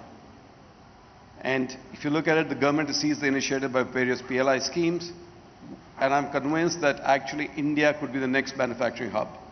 You also heard plans of Apple, the next iPhone 14 being made in India. Now that is going to be real testimony of India's manufacturing progress. Third, actually a very important point, are demographics. 65% of our population is under 35. It also, of course, puts the pressure that every year we have a large number of youth coming into job force. But I am clear that with the years to come and the employment opportunities rising, this job force, these young people will actually be a multiplier to our GDP. And we are seeing that. And I think it will be the future as manufacturing, services, the rest of all the sectors take off. This is what's going to really help multiply our GDP, being a multiplier factor. The fourth actually is being a digital revolution. I mean, we all witness to the digital revolution which has taken place. The last 5-10 years I've seen broadband, internet, or data offtake being really reaching the highest in the world. Now what does that mean? If you look at simple terms, Aadhaar, which is unique identity number, has made things so simple. You can actually open up your bank account remotely. If you look at the vaccination program, pandemic is all, again, with your Aadhaar. All those things of digital payments, medical remote, all that has been helped with digitalization. Forget about entertainment and infotainment, which you've seen as a revolution happening. It also means that actually remote rural areas become more inclusive. They're no longer, the boundaries of actually being so many kilometers away get drawn out or get withdrawn because of digitalization. You're become a part because the news is now, or information is available with everyone real time. But it's global India, and that's what the digital revolution has done. And I would feel with the advent of 5G and actually more broadband penetration taking off to rural areas, this will accentuate the progress. The next is, if you look at good governance and political stability. Now, we've seen that. I don't need to answer that more in detail. Actually, it also stems in with the points which I've highlighted above. Stand up and show the good governance. The last but not the least, actually a very important point, is when you really compare the world at large. Now, when you look at the world at large, what's happening? Just look at it. You look at the US. And in the US, what's happening? Inflation at a record high. And what is it saying? They're saying is the best case, a benign or less recession, which they call it soft landing, or worst case, a very bad recession. But a recession is imminent. Nobody's questioning that. I mean, it's all saying that, what could be the best case of recession be? Then you look at UK and Europe. UK, inflation levels more than 10%. Similarly with Europe, energy crisis, and then you get on looming recession. Go to China. If you look at China has its own problems, you see a real estate crisis. You have seen actually with zero COVID policy, closures. So where does it leave India? It leaves India as the only shining beacon in the whole of the world with size. And what does that mean when you are shining with anywhere else? Where does it mean? It attracts capital. Effectively, I see large amount of investments coming into India, which when it comes in, creates actually job opportunities, creates high GDP, and we carry on growing and growing. So I would say that it'll be a very different, a strong, vibrant, and economic superpower India in the years to come. With that, I would ask Deepak, who's heading the Invest India, saying what are his feelings and what is he seeing on the ground? Thank you, Samir. Good evening. Such a pleasure to have you all here. A very quick one, where do I come from, so you'll know where my comments are coming from. We were an entity called Invest India, which is 4 verticals. The first is investment promotion and facilitation, where we work right across with all investors, both domestic and global. By the way, it's completely funded by the government. It's not an entity which makes profit on these things. The second is Startup India. We are the execution arm for Startup India. The third is the Prime Minister's Science and Technology Initiative. So all innovation happening within the system to see where we can commercialize it fast. And any innovation which is happening outside, see how do we bring it into the government, be it agriculture, be it the border security force, or be it anywhere in all the sectors. And the last is the digitization of the entire investor journey, from getting a national single window to dashboards where the Prime Minister personally monitors a large number of these projects and how they are succeeding. We just saw a clip when the Prime Minister mentioned how we moved from number 6 to number 5. Just think about it. In the past 84 months, we moved ahead of Russia, Italy, Brazil, France, UK. Superpowers. In terms of a GDP. In 84 months. It is unprecedented. Give me an example of any other economy in the world which has moved at that pace. The reason why I mention that is that I think what is happening in India is now being globally acknowledged as one of the most unprecedented transformation in human history, both in terms of scale and the pace at which it is happening. And I know it's a very strong statement. You'll all push back and say, where is it coming from? I've given you an idea on the scale, but let me just share a little more, and let me share with statistics and numbers. We closed this year with an FDI of $83.5 billion. The highest ever FDI you've got in your history. And remember, during a year when there was complete lockdown, actually think about it, even 120 days ago, did you ever imagine you'll be in a room without any masks? How fast things change, right?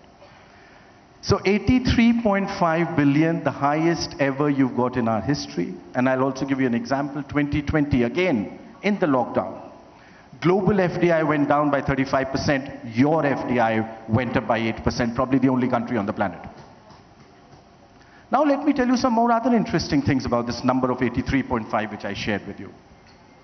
It came from 101 countries. A global record. It's not just about the number.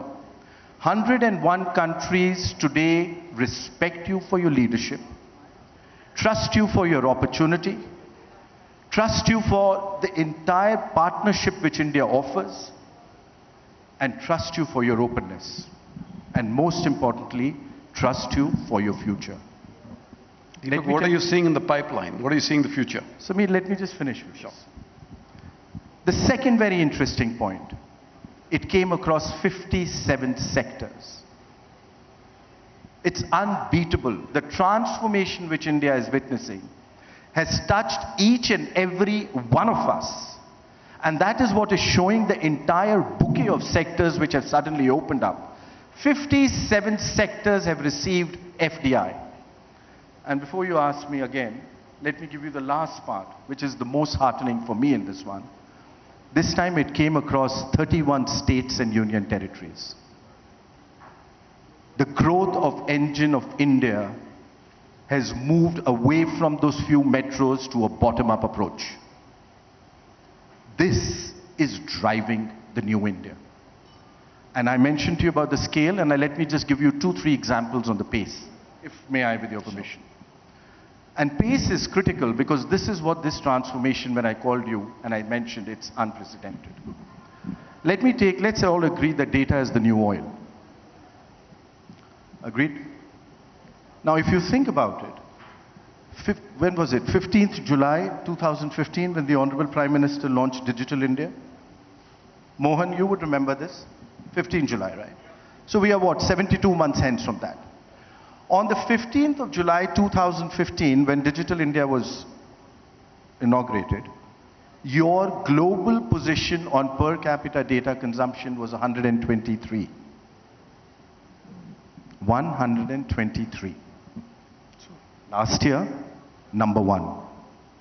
India consumed more per capita mobile data.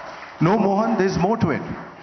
You consumed more per capita mobile data than China and the US put together. And let me also tell you, last year, 41% of the world's real-time transactions happened in India. 41%. You did 48 billion transactions. Number 2 was China with 18 billion. Are you seeing that difference grow? And Mohan, let me bring it very quickly to something close to you. The Prime Minister launched Startup India on what? 16 January 2016? You were there. So that's what? This story is 72 months? Yep. When we launched Startup India then, we had 454 startups in India. Today, 75,000.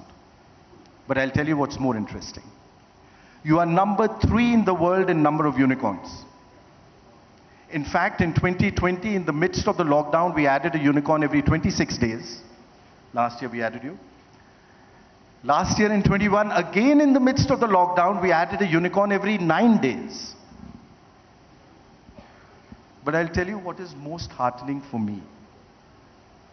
Of those 775 plus districts of India, today I have a registered startup in over 670 districts of India. 50% of my startups are from tier 3, tier 4 cities. And don't forget, 11% of the world's population lives in our villages.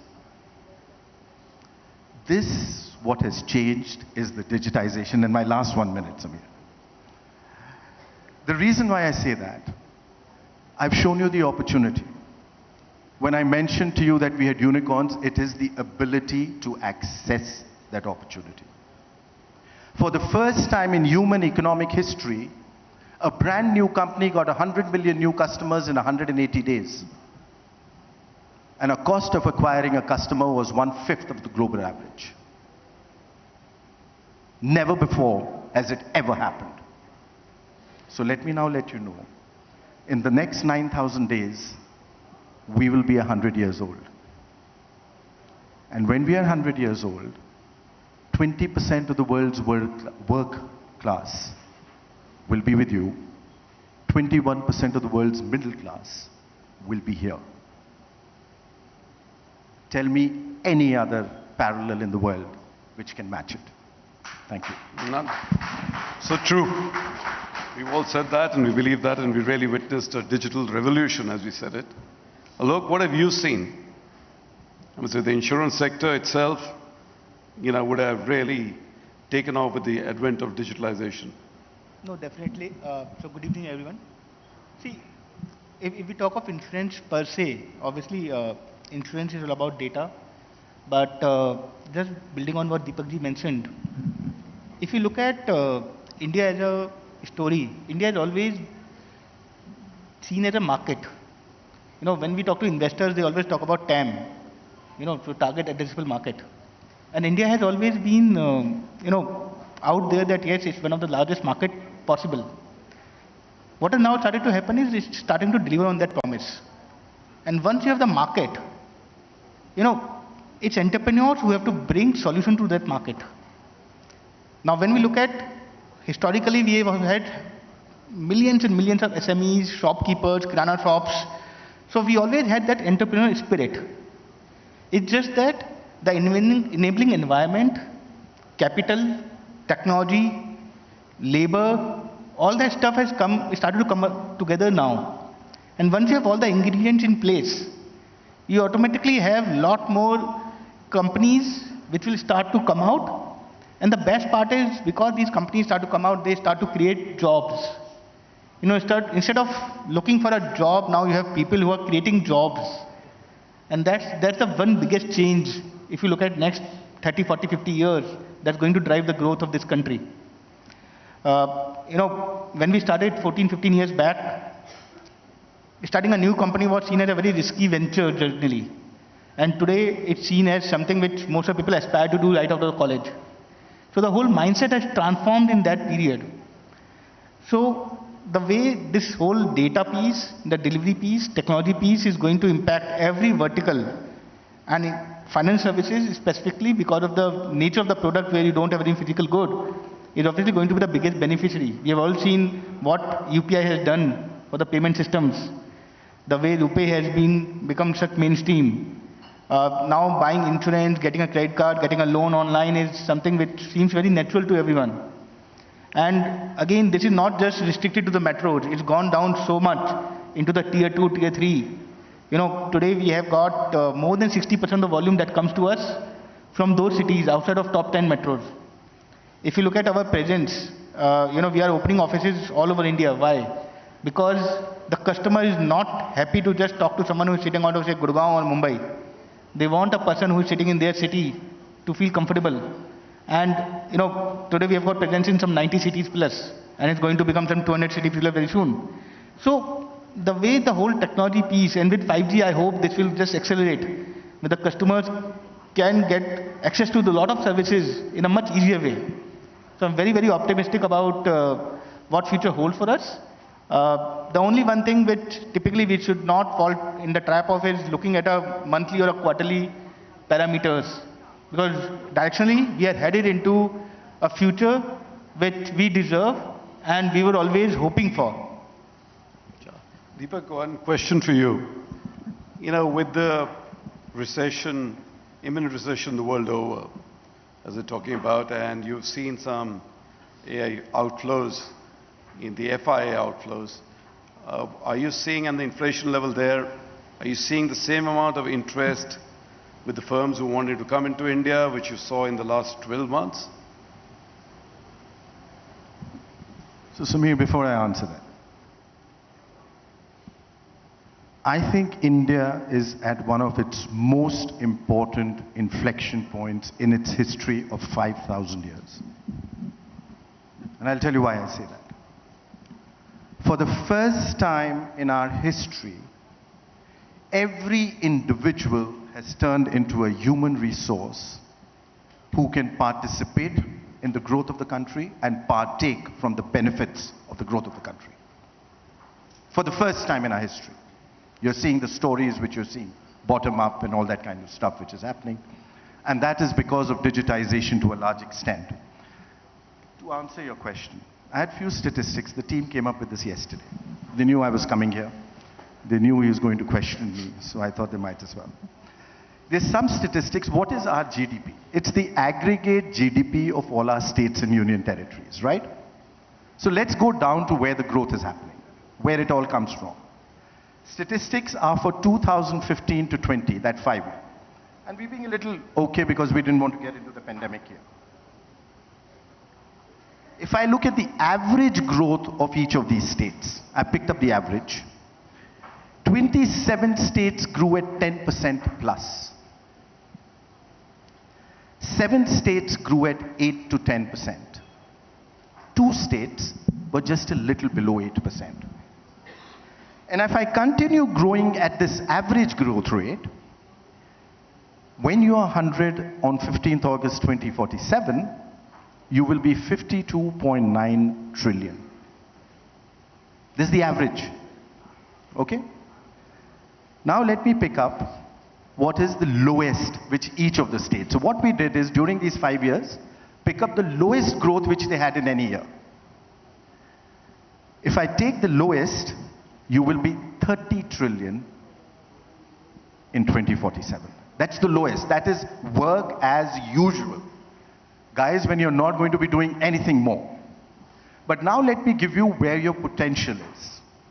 If I pick up the highest which each of these states has achieved during that period of time, I have 35 of them which have grown at 10% plus. I have 7 of them which have grown at more than 15%. I have 3 of them which have grown than more than 20%. And these are big states which I'm talking about. And if I add this and if I go by that highest point, the potential number, and this is pure math, works to $108 trillion.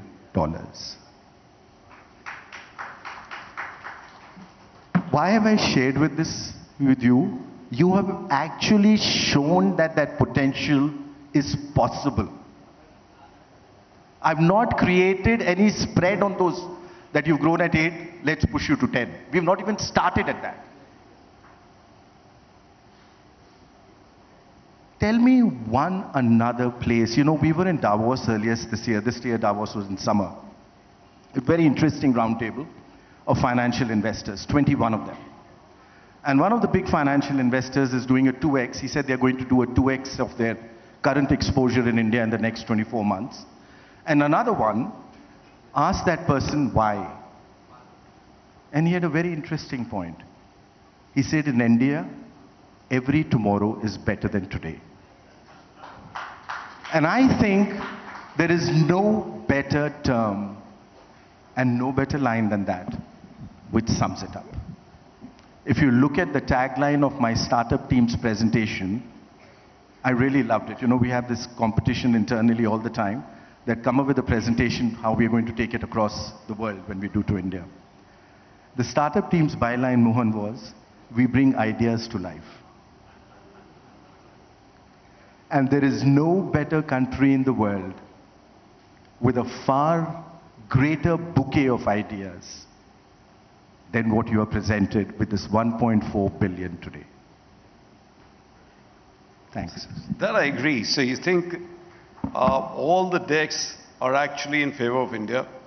And if you look at those 5 points that you said, the world, look at the world, look at digital revolution, look at China, you know, people leaving China and coming into India for manufacturing, everything else is really there. And you know, when I've also traveled to the US, you've seen that they're the only country, I mean, that by far the sentiment is there, which they really want to invest in, is India. And if I go back 15 years back or 10 years back, a leading US giant, one of the largest companies, would say that, you know, the investment in India would happen if the chairman actually took the flight to India. Now, I think those days are over. I think everything is really inclined, and that's what I'm saying is that I do firmly believe that we will be surprised by the large amount of investments which are going to flow in. I think it's going to surpass all expectations. And this is really our time, and it's our time to actually capture this moment, which I think we are actually, all the decks are there. Alok, I'll ask you a question. I mean, you've had this, we've all talked about digitalization, and we think what we like about that is it's really made everything inclusive. The gaps between, as you said, rural and this, it's shortened the distances, everybody's inclusive, whether it's finance, whether it's news, whether infotainment, everything else. It's just changed the way, you think, you live, and it's caused aspirations to grow. For a young country, it's a big thing, right? What are you seeing now with, of course, 5G, which is going to be launched, and we have got a program which will take broadband, fixed line broadband to even rural areas, which will actually accentuate the digitalization. What would you feel is the future there?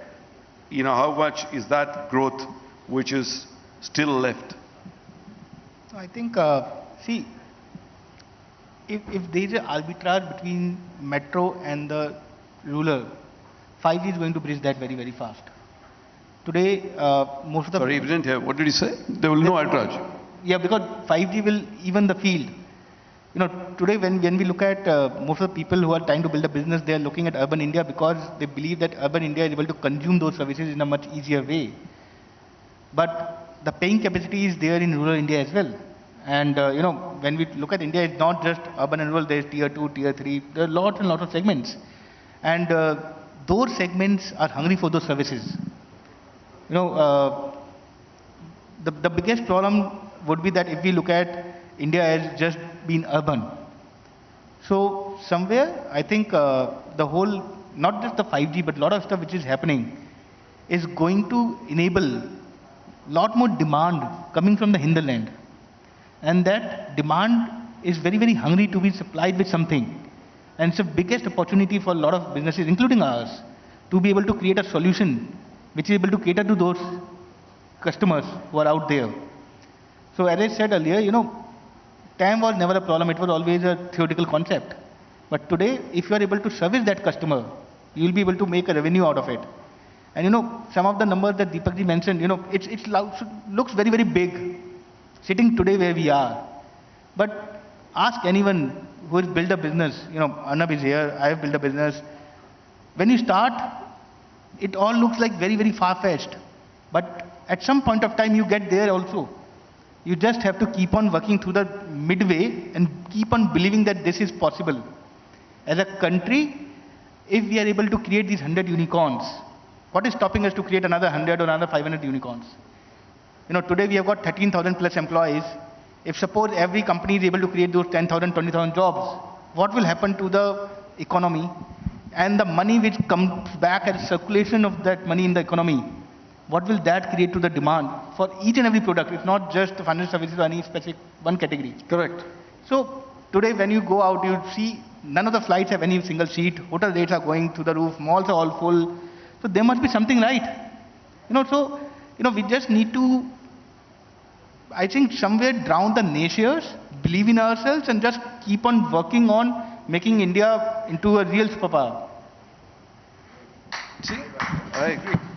See, the effect of digitalization again is that it brings in transparency in the economy, right? You cannot say everything is above board, which would also mean higher GSTs, higher collections, higher everything, which is self this thing. So I think, but tell me one thing on a thing when you talked about, we know the startup thing. Tell me, what was really the turning point? What was the lowest and what was the real turning point which you saw? What actually turned? Was it, which in these years of journey, what was really the big turning point that you, if anyone, would you like to tell the audience? So one, it's very interesting you asked me that. Mohan, you remember when we were launching this startup thing in Goa? And there was a discussion, what should be the target of number of unicorns by 2025? And there was a thought, let's do about 150, let's be real about it. And Mohan said, let's do 250. And everybody said, you guys are off. 250 is not even a thought. Tell me anyone here who will say it's not even a thought now. 2025, we will far exceed that 250. I'll tell you what happened. The other interesting thing, when we were launching Startup India, the first thing was a society's ability to celebrate failure. We did not have that. No. That's true. That's been missing. I mean, if you had a guy who was in a startup, he'd never get a mother-in-law who will agree for their daughter to get married. Look, I'm serious. That's how it was. It's changed completely. You look at the top schools today, when you go there and you want to go to the top 100 of them would be joining a startup and doing it. The first thing is that change in the mindset that failure is a learning process. 2 is success stories like yours. Very important for us. And this morning I had a big multinational group which had come into the office. And they said, if you were to give us 3 reasons why India is where it is today and where it will be tomorrow, what will those be? And quite frankly, I had not thought of it until then. But if there were just 3 I had to give. The first, very clearly, leadership. It's that without that you cannot do it, and it is that leadership which leads the way, which creates the aspiration, and which takes you there. The second, which is where we are lucky, is the dividend of age which we have. Your average age is 29. You are the youngest on the planet, and you will remain the youngest on the planet all the way up to 2070. It is an unimaginable strength which can be brought up by the economy. And now just imagine, you will be 1.6 billion, you'll be the highest human resource on the planet in the next 24 months. You know that, right? You would have crossed everybody else. Now just imagine if you have empowered this entire 1.6 billion.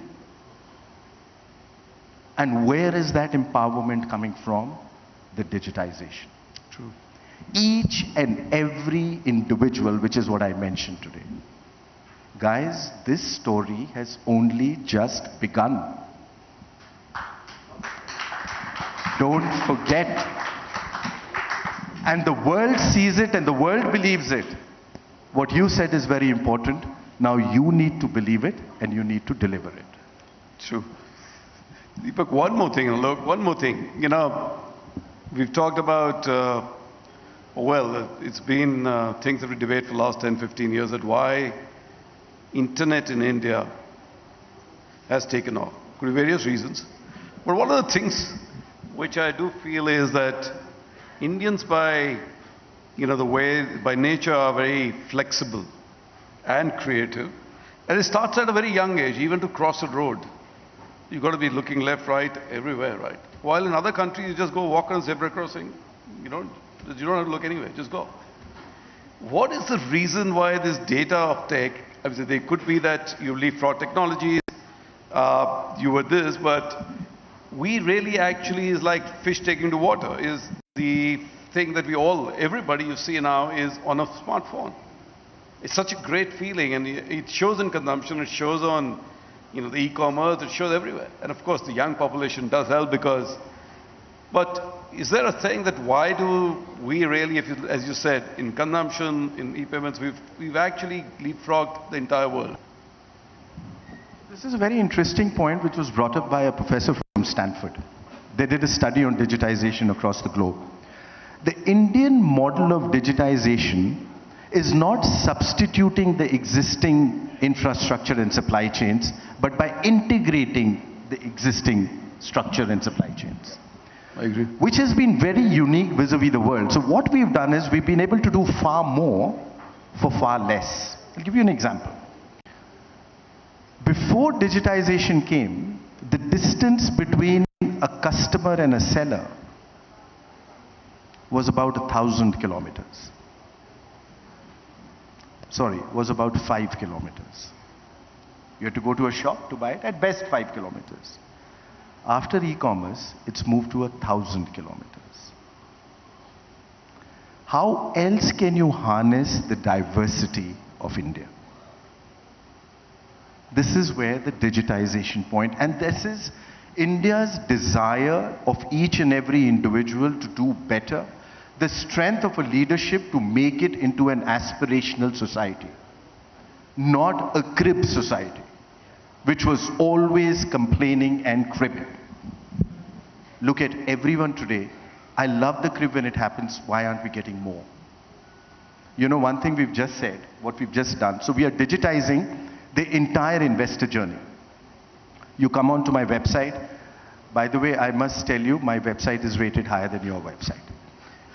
That's just a point in place. And by the way, it's also #1 in the world. We are ahead of CNN too. So what we have done is we've digitized the entire investor journey. You come onto the website, you get all information on India. We upside it every day. The second is you come onto my India investment grid. You have a set of projects, 10,800 of them currently, 195 countries have been visiting it. You can see the project as a global investor and get directly in touch with the proponent. You come to my industrial land bank. You will have plots which are ready. You click on that plot and you know where it is available. You know that big thing about getting land? Yeah. And we are soon going to bring it to a point. You click on it and you can apply for it. There's no human intervention so far. Then you come onto my national single window. Click, AI based, it will ask you a few questions. You will have one application form, Arnab. You will fill that out. You will get all your approvals for the central and the state government included. We've done a soft launch, 180 days. We've already done 25,000 approvals on it. And then it moves on to the project management group, which is with the cabinet secretary level, where they are managing projects to see on milestone basis, where is it getting stuck and how fast you remove it. Remember, you're soon coming to a point, which is all where it's being driven. Actually, when they asked me, what is the 10-year plan for Invest India? I said in 10 years, there should be no Invest India. But coming to that digital platform, AI-based, imagine if you just wanted to start an entity, you fill out one form, and it says that if within 30 days you haven't heard back, you've got all deemed approvals. And let me tell you, it's not utopia. You already have a few state governments which are doing it, and it's effective. And the other thing which I found in India, if one state does it, every state follows quickly. Good economics today is the center of good politics. And that is the other big change which has happened in India by this young generation and by the leadership. I'll just add to what Deepak said. You know, it's very important to note one thing here. Our current system of working was not optimal. And that's why with the use of digitalization or tech, we are able to leapfrog. We can see it in government with Invest India. We are seeing it in our industry where suppose you're breaking car insurance where a surveyor used to come to you, totally broken process. And if you're able to digitize that process by a video inspection which customers can do on their own, you are just leapfrogging the whole thing. And that's where I think we have a very big advantage because some of the things which are taken for granted in Western world may not work as smoothly in India. And that's where the digital impact is seen to be a very, very big game changer. And it's across all, as I said, government, corporate, individual level, everywhere. And, you know, the whole digital push plus 5G sort of things are just going to accelerate that. Sure. So, my last point. I know I've spoken I just wanted too to much. add, Deepak, before that you made the Republic World, you know, the #1 site after you being here. It's just that's not fair. It's just beating your side, so I just wanted to add that. But here I must tell you now my last point, which gives me my maximum strength and optimism.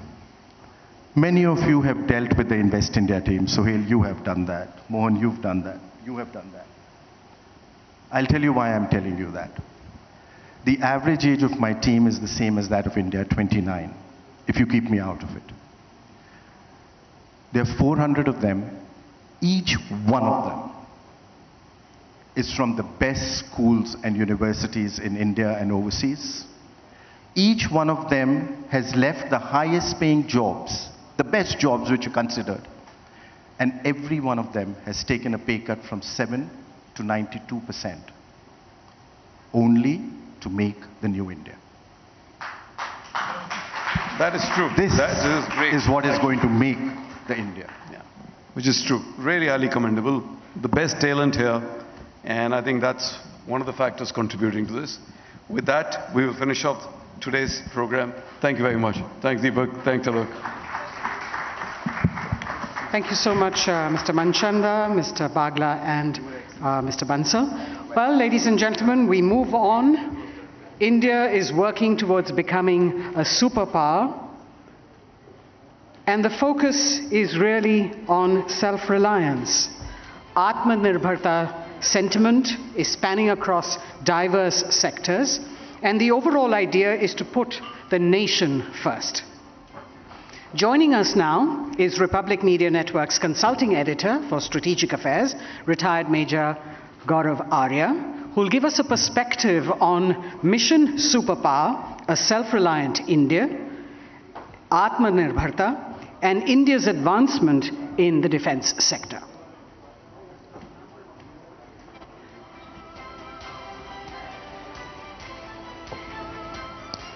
Ladies and gentlemen, I think a little bit of storytelling is in order. You've heard a lot of data. You've heard a lot of facts. Let me tell you a small story. It was on 13th of December, 2001, if I'm not mistaken, when the Indian Parliament was attacked by terrorists. Lashkar-e-Taiba and Jaish-e-Mohammed together attacked the Indian Parliament, and India decided to respond militarily. And this military response came in the shape of Operation Parakram. More than 1 million men and women armed of the Army, Navy and Air Force went to the borders. There were combat air patrols flying, the Navy was on alert, the Army was at the border, and Operation Parakram had begun. Why am I telling you the story of Operation Parakram? Why is Operation Parakram important? Back to data and facts. In the Kargil War, 1999, we lost 527 of our soldiers and officers. 527. Operation Parakram, which was not a war, it was a mobilization. We had more than 1,850 casualties and over 750 dead. Now, nobody knows about this and nobody talks about this. It happened because of mining and demining. It happened because of bad equipment. It happened because of weapons. It happened because of accidents. And we took great pride in saying to the world that we are the world's largest importer of weapons. We are number one. But there is a history to this all, you know, that there is a history. And the history is that during the time of the East India Company, when weapons, world-class weapons were being manufactured in India, they started off in West Bengal in a place called Ishapur, not very far from Calcutta. And what happened was that during the First World War and Second World War, a lot of these weapons were made in India and supplied to the Allied forces across the world. When the British went back, 15th August 1947, slowly but surely, the weapons industry started collapsing in India. And over a period of time, we started importing more and more. There were various reasons. A, lack of research and development in India, lack of internal resources, lack of technology, and above all, that specter of corruption. Because when you imported, there was always a cut. Somebody said 10%, somebody said 15%, I don't know. But it has always happened in India. This has led, actually, to the death of soldiers. I don't know if there is an Indian Air Force officer present here. Sir, if I'm not mistaken, about 1,000 pilots have died after independence, sir.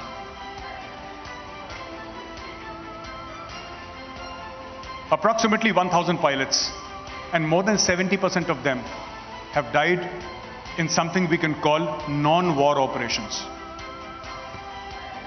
Why is this related to Atmanirbhar Bharat? You know, we can import all the Rafales in the world.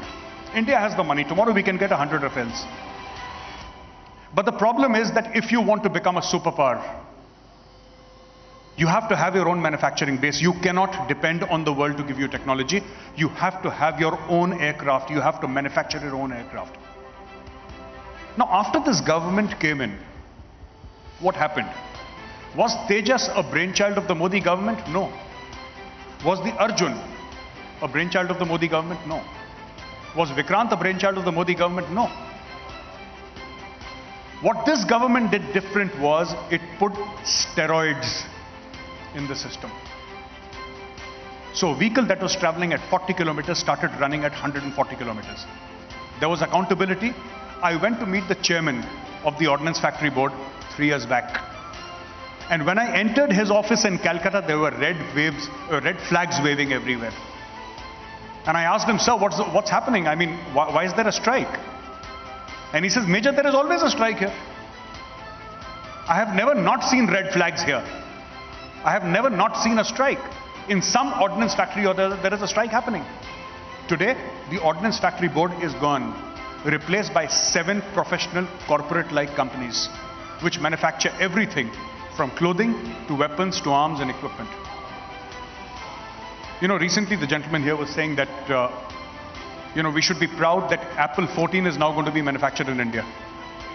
And I think it's a matter of great pride that Apple 14 is going to be manufactured in India. Has anybody heard of INS Arihant? Yeah, we made a nuclear submarine. I mean, with all respect to Apple 14, that is nothing, that is peanuts. We made a nuclear submarine. We are making INS Arighat, we are making a second nuclear submarine.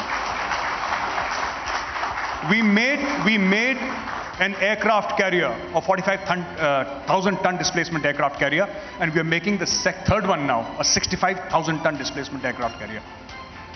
India is making 36 ships, all for the Navy and the Coast Guard, inside under Make in India. And this, you know, we often stress upon the economy, which is the source of the funds, which is where money comes from actually. So I think we cannot ignore the economy. The economy is extremely important, and so is diplomacy. But I've often said this, and I want to say it again in front of you. Why are the armed forces important? Why are having our own weapon systems so important? It's critical to understand this piece, so that we negotiate from a position of strength. When the Prime Minister of India goes and talks to another head of state, even a friendly head of state, let us say he's talking to the Prime Minister of Britain, which is a friendly state, the Prime Minister of Britain must know that behind her back, somewhere in the ocean, there is INS Arihant. And this is what the Prime Minister said, and I'll repeat his words. Binay na mana jal dijad gaye 3 din beet, bole Ram sakop tab bhai bin hoye na preet. In the Republic Bharat session, I had said this when the Honorable Defense Minister was there, and what I mean is that we must get rid of this problem of being nice to people. Your enemy must fear you, and your friend must also fear you. Because there is no friendship without fear, and fear is the key. And that is where the armed forces come in. So when the Prime Minister of India sits down on a table and he negotiates, he knows that he's talking from the point of view of strength. I can visit violence on your doorstep, and I want you to know that. I have the ability to harm you. You must know that. This is how the world works, beyond all the fine words of diplomacy. You know, beyond all the words of saying that we are friends and India is a great partner and let's all profit together and let's all have peace together. Where does peace flow from? Where does peace come from in India? It does not come from India's economy. It comes from the soldier standing at the line of control. You know, some of the things I say, people might say that they are a little controversial. But you will be at peace as long as your enemies fear you and your friends fear you. For very long in India, we did not have our own systems in place. We were giving potatoes and wheat to the Russians, and they would give us rifles in return because we did not have the dollars. to give to the Russians. Later on, they said, okay, we'll accept rupee payments. We did not have money. Today, we have money. And I think one good thing that this government has done is, rather than simply buying weapons off the shelf, of course, there have been emergency purchases. We bought the Rafales, we bought the S-400, we bought so many other weapon systems. But what this government has done is actually reached out to the finest engineering and research and development talent in the country and started partnering. I go to Army headquarters very often. And I see these young guys from engineering colleges. I see these young people from companies, weapons manufacturing companies, going to Army headquarters and making presentations and saying that, here is a product. And this guy from Kanpur Dehat, he says, sir, maine ek drone banaya hai. You see, and this is magical. One guy from a village in Kanpur says, maine drone banaya hai, sir, uske upar se barood gir sakta hai. And we never imagined that this could happen in our lifetime, but it's happening now. It's happening because the armed forces have reached out and because the civilians today realize that defending the country is not just the soldier's job, it's everybody's job. And this is where I would like to stress upon one very, very important fact. We are getting the new AK-203 from Russia, and it's going to be made in Uttar Pradesh. The Indian Army is getting a light tank called Zorawar, the trials of which will begin next year, 2003 winters or late summers. The trials of Zorawar will begin. We are developing our own air defense systems. We are developing our own bulletproof jackets. And I was very surprised. We were wearing those funny helmets, in the army, which would give you a pain in the neck. We were wearing those patkas for counterinsurgency operations. And one friend said, he said, "Aap Kanpur aao, hum aapko cheez dikhate hain." And when I went to Kanpur, this guy actually took me to a factory and he showed me a very fine looking helmet. And this is in the heart of Kanpur. And I saw the helmet and I said, who do you supply it to? And he said, NATO. And I said, why don't we know about this helmet? Ladies and gentlemen, there is magic happening in India right now. It's just that we don't know about it. Kanpur is only famous for gutka. I didn't know Kanpur manufactured anything else. While it has a vibrant industry, but manufacturing weapons or manufacturing bulletproof helmets, bulletproof jackets for NATO, this was something that I never imagined. And it's happening, and it's been happening for quite some time now. Lastly, my last point here is we need to encourage people. There are people from the business community here. There is one thing that you must do is partner with the armed forces, to bring out solutions that help our armed forces. It could be an Arctic tent. It could be meals ready to eat. Everything that the defense industry uses does not have to hover around guns and weapons and killing and equipment, etc. It could be as simple as meals ready to eat. The Indian Army has the budget they are willing to spend. What we are looking for is entrepreneurs from within India rising up to the challenge.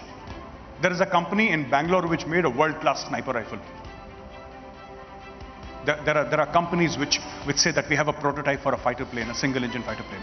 There are companies who are coming out with various ideas, and this is the core of Atmanirbhar Bharat, because when you are in a state of war, you cannot depend upon your closest friends. You don't know how the diplomatic cards will play out. You do not know how the diplomatic chessboard will play out. Maybe somebody will say, okay, we are not going to supply you with rockets. We are not going to give you a software upgrade because you did not listen to us. Just imagine, you have American equipment. You are in a war with Pakistan, and because of the way you voted in context to Russia and Ukraine, America says, we will not give you weapons. Your Air Force is grounded, your Navy is grounded. Which is why you cannot depend upon friend or foe, you have to depend upon yourself, and which is why Atmanirbhar Bharat is so very important. Jai Hind, and thank you very much.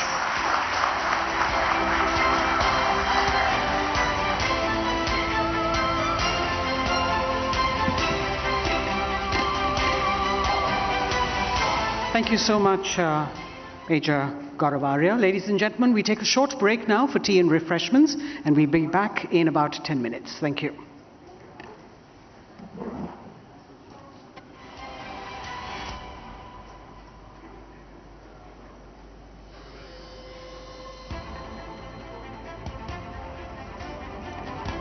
shorter tea break. So it'll be about 5 minutes, and please be back here in time so that we can continue with the rest of the sessions.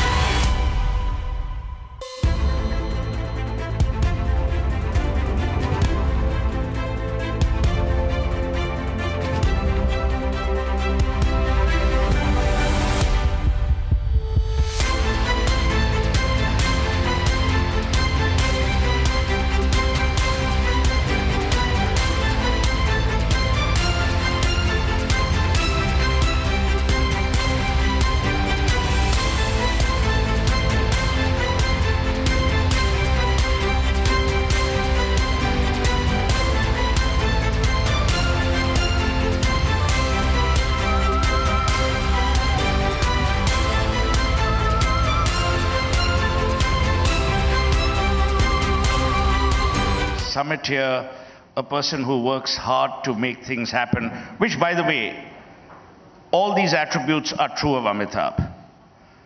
I've had the pleasure of knowing Amitabh for almost 3 decades. He's slightly older than I am.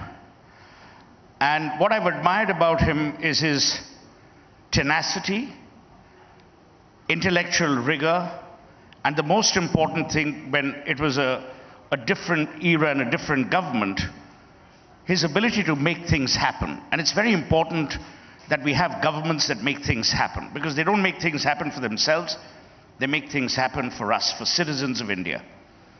And I think this session is important because, Amitabh, what we want to cover over the next 30 minutes is the worldview of India now slowly emerging, not only as a developing economy, but also someone that's taken seriously at the high table of nations across the world. So I want to begin by asking you to demystify 3 things. G20, the importance of G20 in branding India both as a political and economic superpower, and what do you see are the most important challenges? A lot of the summits fail because they engage within the government and the citizen is left disengaged, except that, traffic comes to a standstill for the citizen. What are the 3 things, and these 3, what are your views on this? So Sohail, let me first say that G20 is one body which comprises of both the most advanced nations in the world, that is the G7, plus emerging markets. Is a grouping which comprises about 85% of the global GDP. It comprises of about 78% of the global trade, 2/3 of the population, and almost about 95% of the patents and innovation are done in G20 countries. It's important because the United Nations is too large a body. It's not able to find solutions in today's complex world. G7 is too elitist. And it's too elitist because when several crises arose, like the Asian currency crisis, the Mexican peso crisis, the Russian financial crisis, the G7 realized that it's important to expand and cover the G20, and it was the initiative of the US president that G20 was then developed. So G20 is one body which is comprising of both advanced and emerging markets, and they are able to find very critical solutions to issues of economic growth, financial progress, social inclusion, many of these issues. The challenges are enormous. The challenges are enormous because by the time India takes over presidency, you will see that growth would have slowed down. There would be recession in several parts of the world. Global supply chains are disrupted. You have the Russia-Ukraine crisis. Climate action is very critical. And you have a scenario where growth with climate action and growth with equity, because SDGs, COVID has taken education, health, nutrition, all of them have regressed, they've not progressed. So the 2030 agenda of sustainable development goals, the world is way behind, you have to accelerate progress. So all these are challenges. And to the third point which you said, that unlike G20s held in many other parts of the world, the Prime Minister is determined to make it into an event where the citizens of India are active participants, and therefore he's decided that G20 events would be held in every single state, every single union territory of India, and that would mean that the citizens of India and the states of India, the union territories of India, would be very active participants in both substantive issues as well as issues relating to participating in cultural fairs and in participating in handicrafts, exhibitions, many other ways where they would be very big stakeholders in this process. Excellent. It would also give Arnab and his colleagues in the media some reprieve. For the last 8 months, we've been discussing G23. Now we'll at least focus on G20. But I want to come to the demystification part of it when you talk about events for the public and for the people.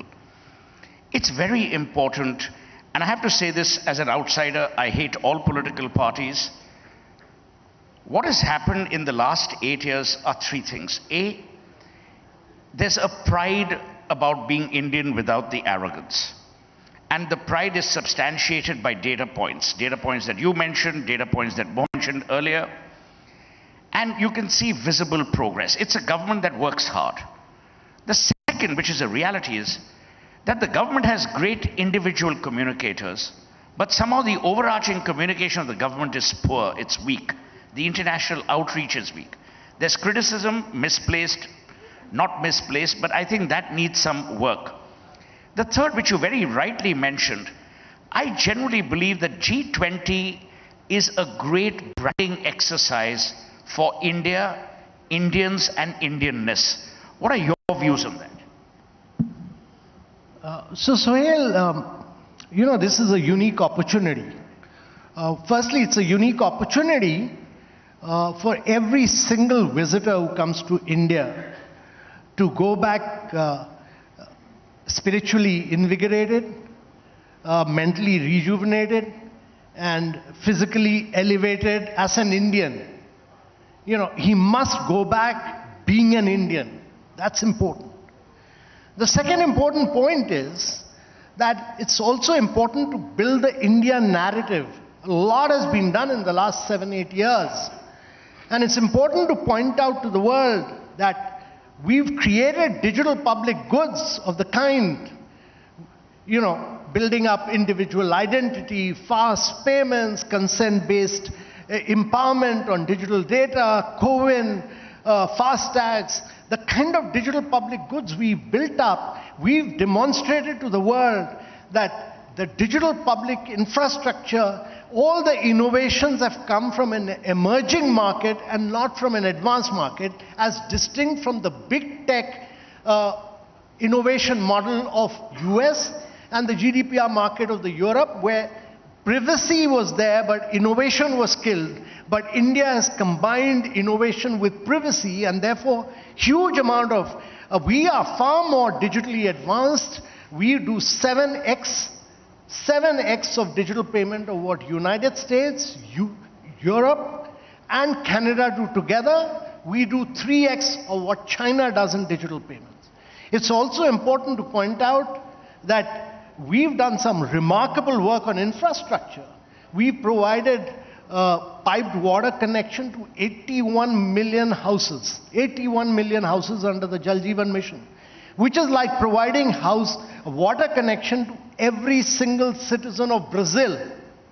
We provided 30 million houses under the Awas Yojana, which is like providing house to the entire population of Australia. Entire population of Australia. And we've done 50,000 kilometers of roads, which is like building roads all through the European Union.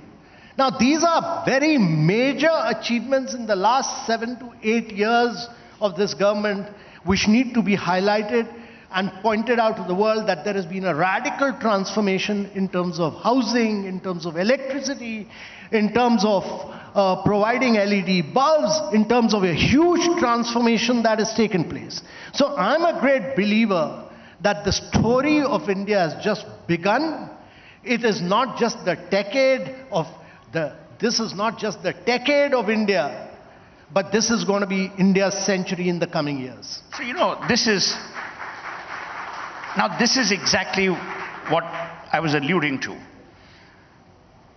People buy benefits. You know, brands are all about benefits. You don't buy Colgate, you buy the whitest teeth. You don't buy Surf, you buy the whitest wash. What you're saying has a duality in terms of the narrative. All the things that you talked about have actually transformed India and are transformational for the world to see about India. My personal view is that this is the narrative that now needs to be played out. You know, we need to somehow wrap this in in quasi-emotional speak. Like, for instance, what you just said about Brazil, providing drinking water to every citizen of Brazil. The giganticism of the task that this government has undertaken and achieved is not known. Because our media, other than Republic, of course, is so busy worrying about, contentious issues on a daily basis. I don't blame them.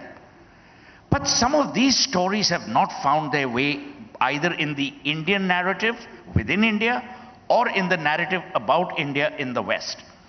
How do you believe this is going to change? Because I know you've done remarkable work with Incredible India, where you got partners. I remember many, many years ago doing this phrase where Amitabh was also there. I wrote something called India Everywhere for Davos. If you remember, at that time we took buses, we took hoardings, we took everything to let the world know. Now today you're going to have 20 of the world's leading, most powerful leaders coming into India. What's that narrative going to play out before and after think? So Sohail, 2 points on that. One is that you will have all the top leaders, the finance ministers, the external affairs ministers, the central bank governors, the Sherpas, everyone in India. It's very important to put out data points. Talking in generalities doesn't help. Quite often we talk in generalities. We should actually put out with clear facts and figures the transformation that has taken place. Secondly, we must get, like I ran a program called the Aspirational Districts of India, which covered the most backward, 115 of the most backward districts of India. In 3.5 years' time, we transformed them simply because of data points. We got real-time data, we put the ranking in public domain, the districts competed, and all the aspirational districts, simply because of data and real-time data and competition, transformed themselves. Because we were naming and shaming them on outcome basis. This government has moved away from physical and financial achievement, and I've been 42 years in government, so I've worked with different governments. The earlier governments used to work on physical and financial achievements. This government has moved to outcomes and outputs. And therefore, these outcomes were put out in public domain, and we were naming and shaming the collectors, and because it was naming and shaming, and public data was being put out in public domain, they were able to then compete and transform 22% of India's population at the grassroots level. There are many such transformational stories. For instance, we do the Ayushman Bharat scheme. We are covering 500 million Indians digitally for health insurance. 500 million Indians means more than the population of USA and Europe put together. Now, that is the transformation. You can be in Bihar, moving to Tamil Nadu, you'll carry your health insurance with you. Now, this is transformational. You've heard about the Obama healthcare and how it failed. But India has done this successfully, digitally. We did the CoWIN, all digital, all digitally linked to your passport. And therefore, these are the stories of transformation which must be put out in public domain with data points. And there are many, many, for instance, the aspirational districts, the UNDP said it's a model which needs to be replicated in all over Latin America and all over Africa to transform these countries. And that is what needs to be talked about. So it's interesting that you mention, and you do talk about 42 years in government. When I look back, and this is not because this government is in power and we have to be nice to them. We don't have to be nice to anyone, because they all tax you equally. But when you look at this government, and when I say this government, the first term and now, the single difference is that things are happening. People are working, but most importantly, there's accountability. What do you think has changed? Has there been more citizenry pressure because of the media? Is there greater awareness? Is there greater accountability? Is there greater involvement? When you look back at a very good career that you've had as a bureaucrat, what do you think has changed? Because obviously the politician has changed, the citizen has changed, and hopefully the bureaucrat has changed. What do you think, when you look back, what has been this transformation within India? So firstly, I think it's Prime Minister's own focus on governance. He's a politician when he campaigns during election, but he's very, very focused when he's doing governance. Other than election time, he's actually a hardcore taskmaster at governance, and a very tough hard master on governance issues. He focuses on outcomes. Secondly, I think he's basically a technocrat at heart. And therefore, he's pushed the digital story of India in a very big way. And he's really, really a techie at heart, pushing digitization across every single sector. I mean, imagine a scheme like Swanidhi scheme. He's saying, we will provide this benefit if the street vendors do digital transactions. Look at the GST, the goods and services tax. Totally digital, totally paperless, totally cashless. You're tracking down everything. So each one of the schemes are getting implemented, which are, look at COVID, totally digital, unlike the Western world. And therefore, every single scheme is digital, which is enabling us to pole vault, not just leapfrog, but pole vault. And that is what gives me the confidence that with a young population, with technology, you are going to, in the coming years, you'll accelerate the pace of growth because you've carried out major structural reforms in your economy. You've carried out the GST, you've brought in the IBC, you've redefined your MSMEs, you've enabled, look at many of our startups. When I started, when we all worked on the Startup India movement and PM launched it, there were 118 startups. Today we have 80,000 startups with over 110 unicorns. Now these are the ones who are really transforming on the basis of, now many of these startups are doing, look at the Fintech revolution. They are doing lending based on digital cash flows. Many of them like Zerodha, etc. are doing wealth management and creation. Look at Digit and Go Digit, all of them are doing insurance. When I was in Kerala, I was an officer working in the traditional fisheries sector. My job was to transform the lives of traditional fishermen. So we gave them outboard motors, we gave them new fishing crafts, we gave them new fishing nets, but opening them bank accounts because they were prone to drinking. Trying to open their bank account used to take me 9 months. Today we open a bank account in less than 1 minute. That has been the transformational story of India. From 9 months to 1 minute. And that is why between 2014 and 2018, every second bank account opened was in India. And when the Pradhan Mantri Jan Dhan Yojana was started, the PMJDY accounts, only 19% of them were of women. The study which has just come out, 56% of the bank accounts belong to women of the Pradhan Mantri Jan Dhan Yojana. So imagine the transformation. And what you've done to, what you're doing to women-led development. So this is an aware audience. I mean, this is not an audience that is not aware. And be honest, you don't have, nothing is being recorded for posterity. If you knew all these facts, actually I'll reverse it. How many of you didn't know each of these data points? You didn't know. I mean, so point is there is a communication lag which needs to be plugged. I want to now come to level 2. A lot of economists, both in-house and people who practice economics with taxi drivers, keep talking about joblessness and jobless growth and keep talking about the fact that, oh, there's a high level of unemployment. Earlier, a speaker mentioned that we would be the world's largest population in another 2-3 years.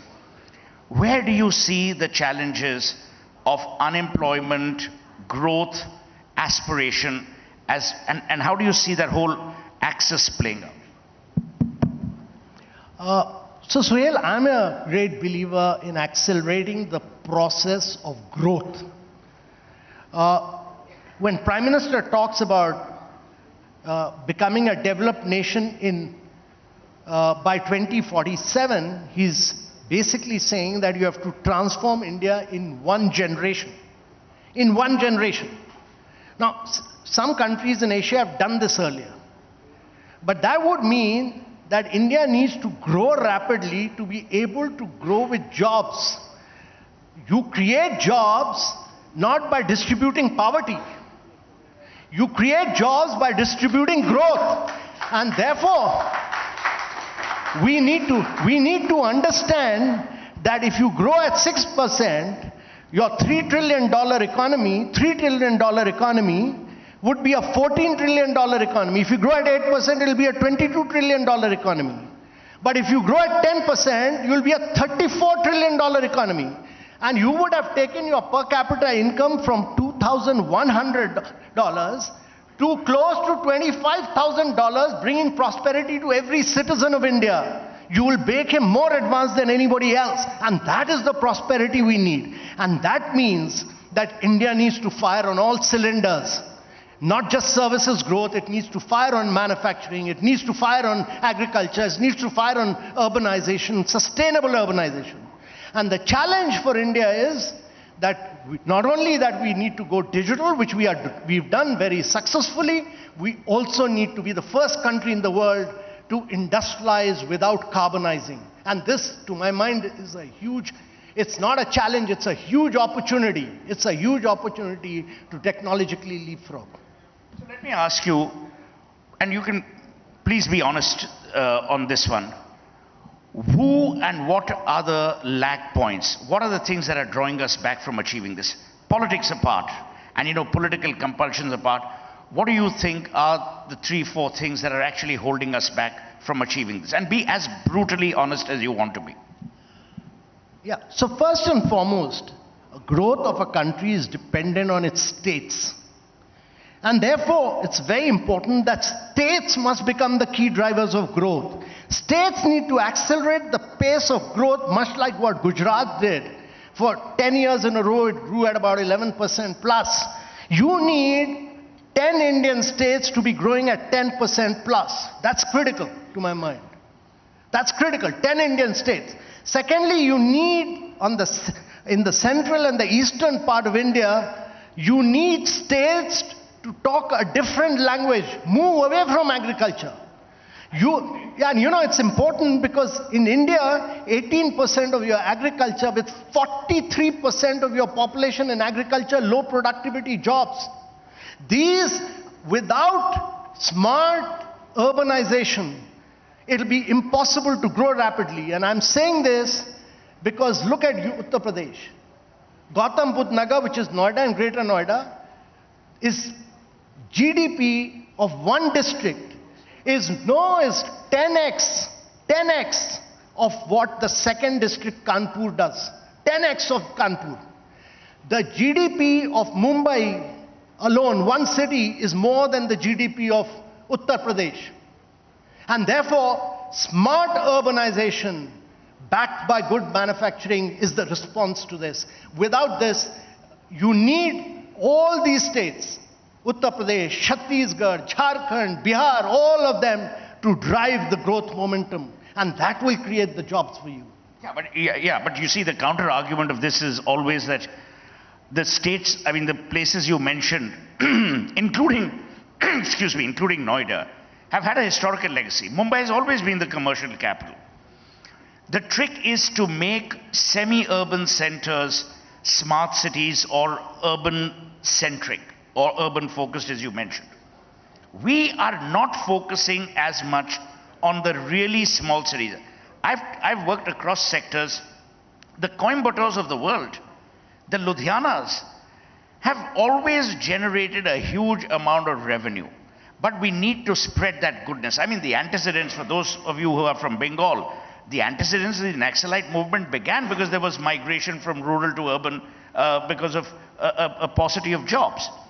So one point is obviously states.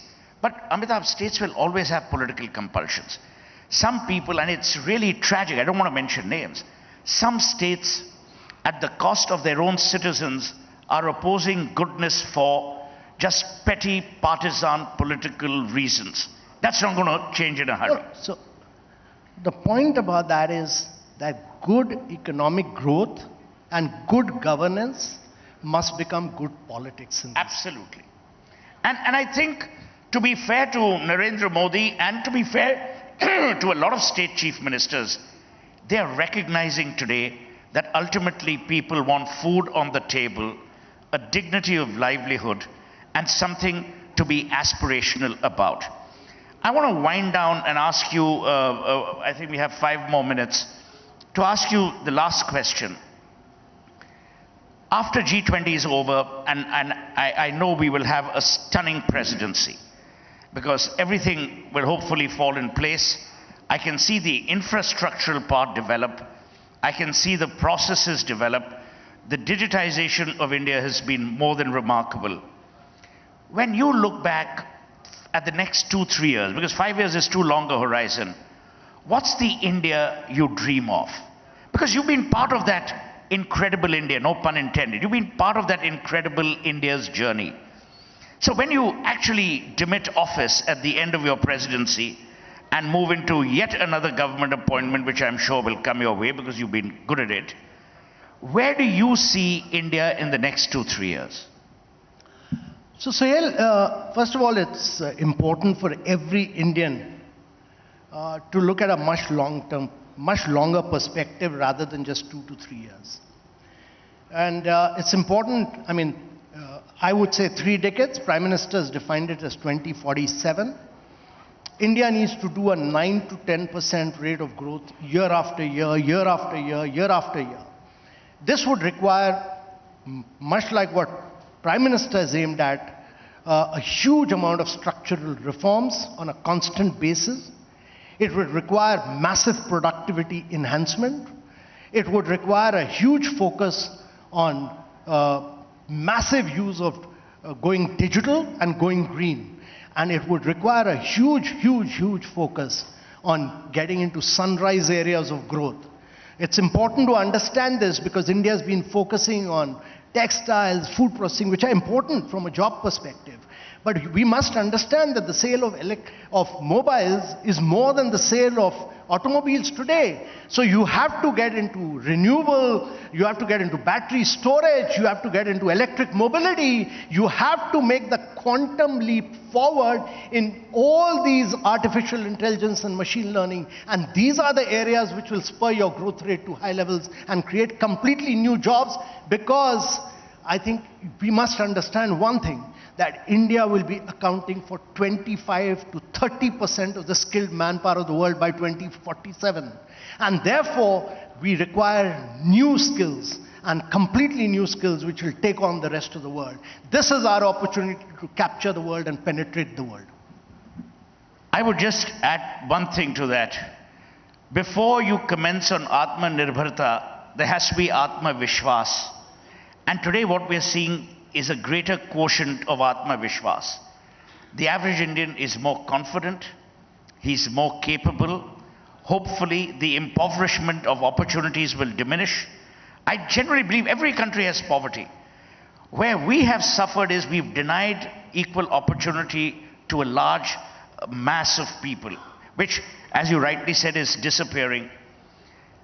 You know, when I look at India from a business perspective, from a perspective of dealing with so many businesses both here and overseas, I just don't see a great country. I see a great people. I see a people who are not only going to be more confident, they're going to be more concerned, they're going to be more compassionate, they're going to be more global. Because in addition to our economic prowess comes our civilizational legacy. When you combine civilization with commerce, it's a win-win. That's the India I see. And I hope that every one of us sees it with the same thought, maybe not in the same contours. And I generally believe, Amitabh, people like you, people like the Prime Minister, people who serve at the district level, people who give up their tomorrows so that our todays look good, our caregivers, our lifesavers, these are the people who make us who we are.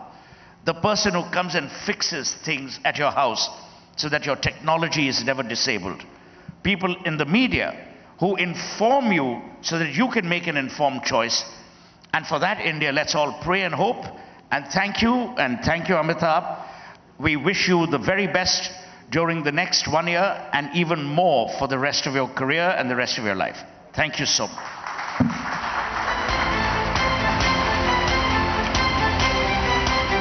Thank you so much, Mr. Kant and Suhail, for that fabulous conversation. Moving on, ladies and gentlemen, our next discussion on Mission Superpower, surpassing or bypassing China, will discuss how far is India from surpassing China. With India churning out more unicorns than the neighboring country, with our population increasing and surpassing China's by 2023, India is set to grow faster than ever. But will New Delhi surpass Beijing or bypass it? Let's discuss. Here's a short audiovisual. India is taking on China militarily. India is taking on China diplomatically. And economically, the story is no different. India is leading the pack as the fastest growing economy. We have emerged as a semiconductor and electronics manufacturing hub. We have outpaced China to add 14 new unicorns in 6 months. With China predicted to grow slower than rest of Asia, the winds are clearly blowing towards India. Will New Delhi surpass Beijing or bypass it? Joining us at India Economic Summit 2022 is Shri Sanjeev Sanyal. He is part of the Economic Advisory Council to the Prime Minister, and he will talk about India's roadmap in surpassing or bypassing China.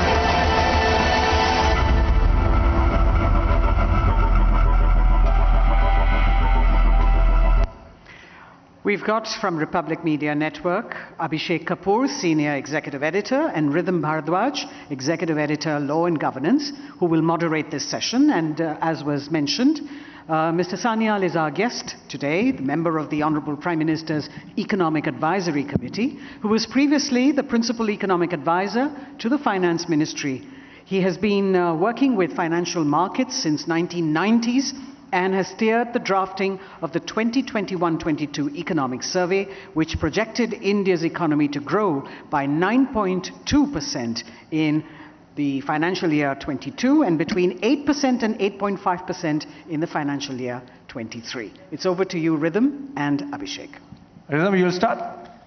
Please go ahead, Abhishek. All right, so you heard formal introduction of Sanjeev Sanyal, you know. He's a man of many hats, economist, author, writer, thinker, and, curious topics like history of geography, you know. Ek nahi samajhta tha humse. He wonders, wonder how he manages history of geography. And also, to paraphrase that old adage that what Bengal thinks today, India thinks tomorrow, what Prime Minister says today, Sanjeev Sanyal and his team at the PMEAC, of course led by Vivek Debroy, they think yesterday. So sort of a lot of thinking goes into what the Prime Minister really says. If I could begin by asking, I'll come to the China topic in a bit. Sanjeev, just a curiosity, when we have so many good economists, why the economy is in such a mess globally? When we have such good economists, why the economy is in a mess globally? Well, you don't want to get me started. Let me say that much of our... And the Nobel this time has gone for crisis management. Let me say that much of our current economic resilience and growth has happened mostly by ignoring the advice of global economists, particularly those based in the east coast of the United States. All right, Rhythm. Mr. Sanyal, in fact, before I came here, I did read up some books, and history would have been a great topic to have this conversation on. But we're going to keep it to China. I wanted to ask you, in an interview you had said, to catch up with China, we need to open up our economy. For that, we need an investment-driven economy. An example of United Kingdom was given. How soon do you think we'll have the kind of infrastructure in Uttar Pradesh or Bihar or Northeast to ensure that we have an investment-driven economy? I think to some extent we do have an investment-driven economy. So let me take a somewhat larger picture. If you had asked somebody about what are the things that are really holding India's economy back, say, 15 years ago. They would have probably put infrastructure at the very top of that, maybe bureaucratic red tape and regulatory issues, and so on and so forth. Now, I would argue that to a very large extent, if you ask business or multinationals or Indian, I doubt they will mention infrastructure as being very high up in that list. In the last decade or so, we have certainly the interconnections between our cities have been dramatically transformed. Whether it's through the Udan scheme and the number of airports we have now built across the country, even including in places like the Northeast, the highways connecting our cities, the availability of electricity and various other things. So the point is that while we can always keep building infrastructure, at least the interconnections between economic nodes and cities, etc., I would argue, are no longer the constraint to Indian growth that they may have been in the past.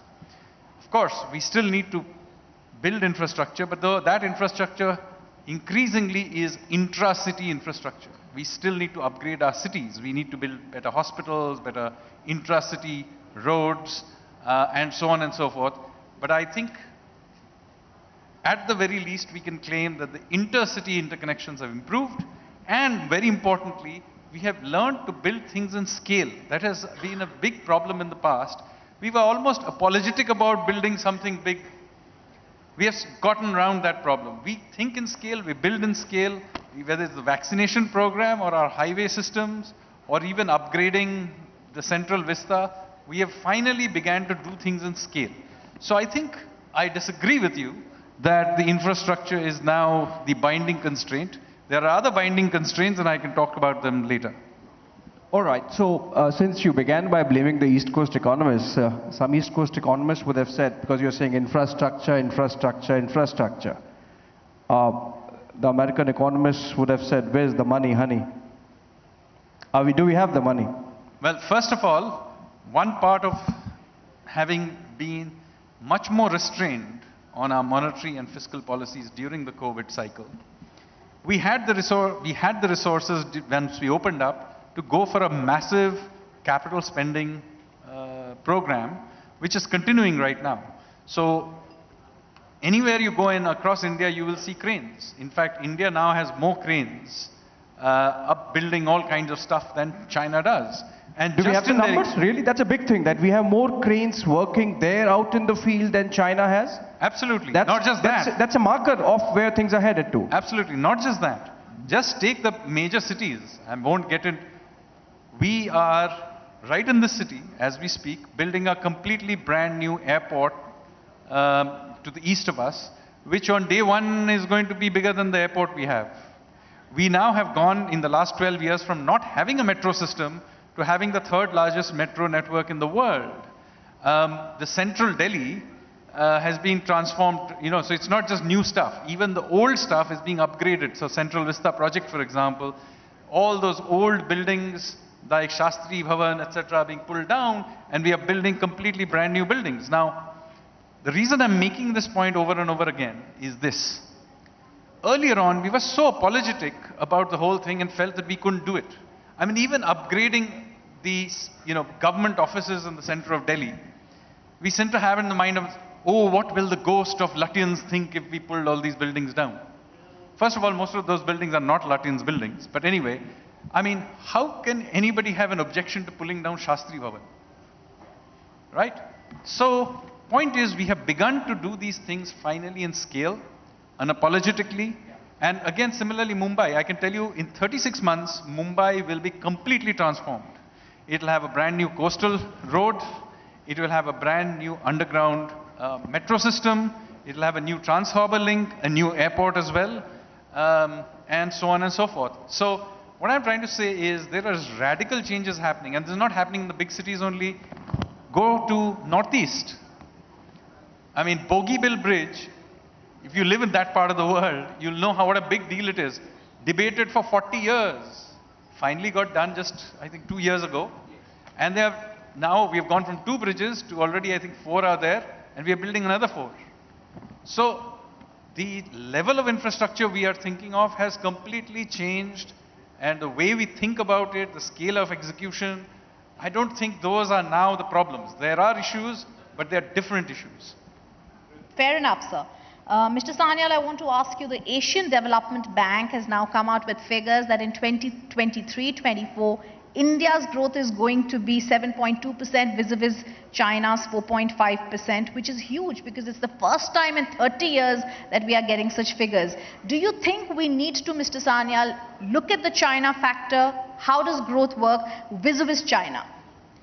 So first of all, let's not just obsessed about China alone. The fact is, we are now the world's 5th largest economy in dollar terms, and we are the 3rd largest already in PPP terms. Most of prosperity is about compounding. China's per capita income was roughly where we were at the time we were doing in 1990.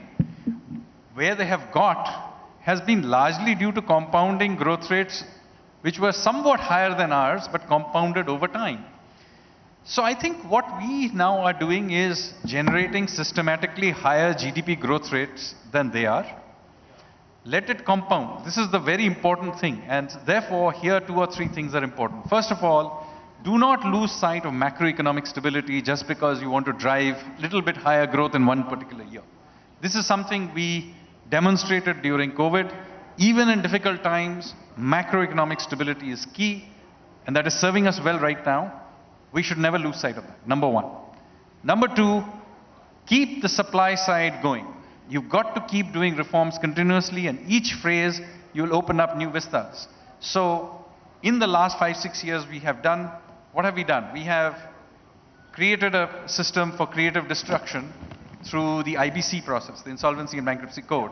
Created an internal market finally, a common market through the GST. Yeah. But even during COVID, we kept doing reforms. We did privatized Air India, we listed LIC, we opened up a whole bunch of new sectors from drones to geospatial sector, the space sector. So a very strongly supply side oriented approach to economics, which aims at productivity, competitiveness, and basically takes an unapologetic view of India as a part of the world economy where we can play you know, at the front table, on the top table. Okay, so, you know, we have to keep moving, and I'm told Mr. Nitin Gadkari is waiting.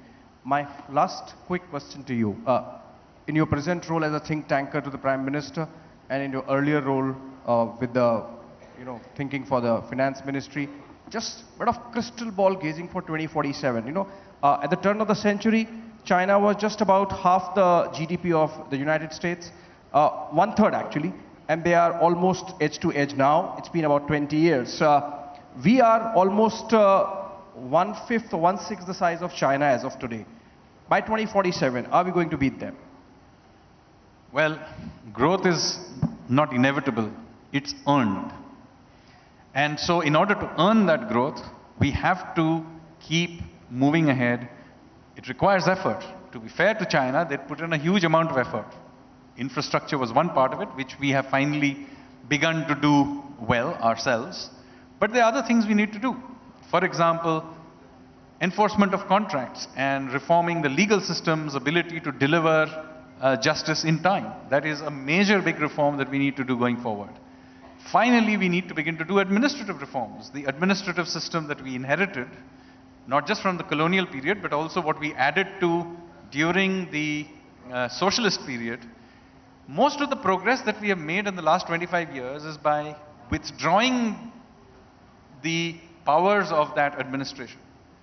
Now that has been good, we have benefited from that, but now we need to do things where the administration itself needs to be reformed for the things it needs to do, i.e. removing it from doing the things it should not do is good, but getting it to do the things it should do is even better. But you said we have a good car, good condition, and a good driver, so we should be cruising. Well, we have got we have built a decent enough car, and we can keep building a better one along the way. But I think given the conditions of the road, I mean, the conditions are tough. The world is seeing massive monetary tightening, energy prices are extremely high, there are all kinds of other uncertainty, war, supply chains, etc. I think given those constraints, 7% is a good, solid growth rate, double of what China is going to do this year. I think we can sustain 9% GDP growth rate if we are given a clear road. If we, for example, get a situation like we had, say, in the early 2000s, if we get that situation, this economy right now can sustain 9% growth. I think that would be pretty good. I wouldn't right now force growth in order to get to 9%, given that there are lots of bumps along the way.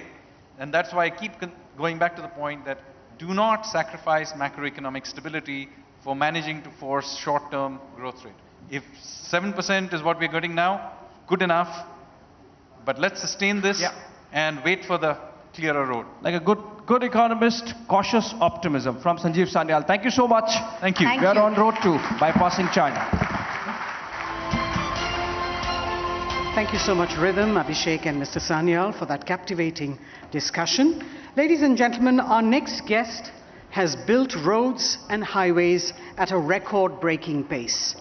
4 world records in just 1 year. India is set to become the 3rd largest construction market in the world. The government is pushing for infrastructure development plans, and with the Prime Minister's Gati Shakti Master Plan, infrastructural planning, implementation and monitoring will get a new direction. The centre's vision is to surpass China and become the 2nd largest in the construction equipment by 2030, and that's not very far, all thanks to this gentleman. Please allow me to welcome Mr. Nitin Gadkari, Minister for Road Transport and Highways, Government of India, as he joins us through video conference for a keynote address on Mission Superpower, Road to India at 100. Mr. Gadkari.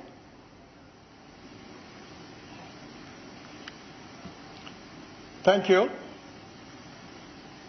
It is really a great pleasure for me to interact with you.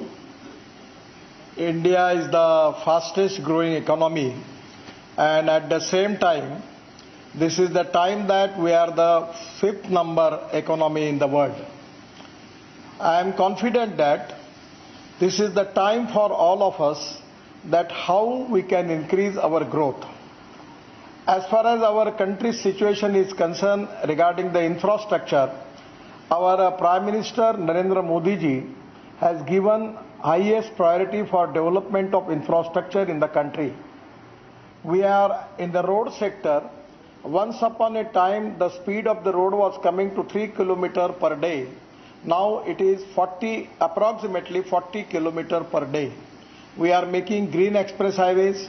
We are making even connecting road capitals by 4-lane roads. And we are specially concentrating on the road construction where we can develop more potential in tourism area. We have already, as far as we have completed the Buddha Circuit Yojana of 20,000 crore. We have already in the process of making of Ayodhya Ram Circuit, Ram Janki Circuit, that is to be a project of 15,000 crore. We are making connectivity to Badrinath, Kedarnath, Gangotri, Yamunotri, all-weather road. And these all type of many projects like this is going to increase tourism in the country. The tourism is the sector which is going to create maximum employment potential. The 49% of the capital investment in the tourism is going to create employment potential. The first of all, our priority is that how we are going to create more employment potential in the country. The most important sector is industry and agriculture. As far as our growth rate is concerned, GDP, we are getting 12 to 13% from agriculture and allied sector. We are getting 22 to 24% from particularly manufacturing sector and 52 to 54% from the service sector. As far as my concern with the industry, particularly the automobile industry, just I am giving you the example. The size of automobile industry is 7.5 lakh crore and our export is more than 3 lakh crore. Our two-wheeler manufacturer like Bajaj, TVS and Hero, they are already exporting 50% of their production of two-wheeler in the world. As far as India is concerned, we have all reputed, recognized automobile brand available in the country. And now they want to make, they are all at different type of models in India and they want to export. Actually, because of the scrapping policy, now it can be easy for all of us to get aluminium, copper, steel, rubber and plastic with a reasonable rate, by which we can reduce the cost of the automobile components and will be more competitive in international market. And I am expecting that within 5 years, we will have the industry of 15 lakh crore. We will be #1 manufacturing automobile hub in the world. And that is exactly the strength of our economy. This is the industry which is giving maximum GST as a part of tax to state government and central government. This is the industry which is giving us maximum export. And this is the industry which is creating more employment potential. Presently, the 4 crore jobs already given by this industry, and next 5 years I am expecting 3 crore more jobs, and that is very important. The most important thing for the country and for the economy, for the fulfill of the dream of our Prime Minister, making India as Atmanirbhar Bharat and $5 trillion economy. For that reason, we need to reduce our import and increase our export. Presently, in the fossil fuel, we have the import of 16 to 17 lakhs crores. This is one of the problem where we are creating more pollution in the country. Our policy is import substitute, cost effective, pollution free and indigenous. We are concentrating on alternative fuel. Particularly, the most important thing is electric is very popular fuel in India now. We have waiting list for our 4-wheeler for a year. We have 2-wheeler in electrics, auto rickshaw, 3-wheeler in electric also available. And even now we will have electric buses. I am giving you the example. Presently in the country we have 1,50,000 buses. I have just got appointed to launch double-decker electric bus in Mumbai. You just take the example, as far as the best record in Mumbai, running diesel bus, the cost is coming 115 rupees per kilometer. And now we have just received the tender for electric bus for 5,000 buses, 5,500 buses. We received the offer of 39 rupees per kilometer for non-AC bus and 41 rupees per kilometer for AC bus. I am confident that by these electric buses, in the next 5 years, we will have to more than 10 lakh buses in the country. Our public transport capability will be increased and the ticket rate will be reduced and people will get good facility. At the same time, in the transport sector also, presently our logistic cost is very high, and that is one of the constraints as far as our export is concerned. Because of the fuel cost, our logistic cost is high. In China, the logistic cost is 8 to 10%. And even in USA and European countries it is 12%, and particularly Indian scenario it is 16%. I am confident by making Green Express Highway. Just I am giving you the example. Previously, it was from Delhi to Dehradun 9 hours, but now we are making Green Express Highway, Delhi to Dehradun 2 hours, Delhi to Haridwar 2 hours, Delhi to Jaipur 2 hours, Delhi to Chandigarh 2.5 hours, Delhi to Amritsar 4 hours, Delhi to Katra 6 hours, Delhi to Srinagar 8 hours, and Delhi to Mumbai 12 hours, and Chennai to Bangalore even in 2 hours. Even Lucknow to Kanpur in half hour. So this type of many green express highway we are making, by which we will reduce the logistic cost. And at the same time, we are planning for using of different alternative fuel. Just 2 days before, I got appointed to launch 100% flex engine car of Toyota Corolla, and that is on 100% bioethanol. Then 2-3 months before, I got appointed to launch hydrogen car. That is also from Toyota, the name is Mirai, means the future. So the day I am sure in the due course of time, we will have electric buses, electric scooters, electric bicycles. Even we will have flex engine car. The all automobile giants have already promised me to start electric flex engine car in the country, by which we will reduce the use of petrol and we will reduce our import. At the same time, even construction equipment machinery, we are trying to change the fuel. So this is to be a great thing which is going to reduce the logistic cost. At the same time, we are already importing the fossil fuel, where we will create our own alternative, which is import substitute, cost effective, pollution free and indigenous. The hydrogen mission is a great challenge, and I am confident that presently there are three types of hydrogen. One is making hydrogen from coal, that is called as black hydrogen. Then hydrogen from petroleum, that is called as brown hydrogen. And green hydrogen is from water and from organic waste. Our plan is to use municipal waste and municipal wastewater, solid waste management and liquid waste management, by which we will make the hydrogen, green hydrogen, and that is to be a future for the country. At the same time, we have now the methanol is available. The Assam Petroleum is making 100 ton of methanol per day. The methanol rate is 22 rupees per liter. We can use methanol in construction equipment, generators, and even in transport and shipping. So by creating alternative fuel like methanol, ethanol, biodiesel, bio-CNG, bioelectric, then bio-LNG and hydrogen is the future, and our startup, our research organization doing excellent jobs. Regarding the battery chemistry also, now lithium ion battery is the most important thing, but now we have developed aluminum ion, steel ion, and at the time zinc ion. We have got the aluminum air technology, which is really going to be create new potential for development of automobile industry in the country. I am really appreciate the way in which the startup and the new talented young engineers are working. 100% our future is very bright. As far as the present economy's growth rate is concerned, the most important sector where Prime Minister has given the special priority is our 124 aspirant districts, which are socially, economically, educationally backward, particularly the districts in agriculture, rural, tribal India and forest area, where we are developing tourism. And by tourism, we will create employment potential and growth rate there. At the same time, in agriculture, we are calling our farmer as Annadata. The policy of the government is to create them not only Annadata but Urjadata. Our farmers is going to contribute for making of alternative fuel. Presently we are making fuel like ethanol from sugarcane juice, ethanol from molasses, sea molasses, baby molasses, ethanol from corn, even ethanol from food grain, and we are already successfully we have planned making ethanol from bamboo.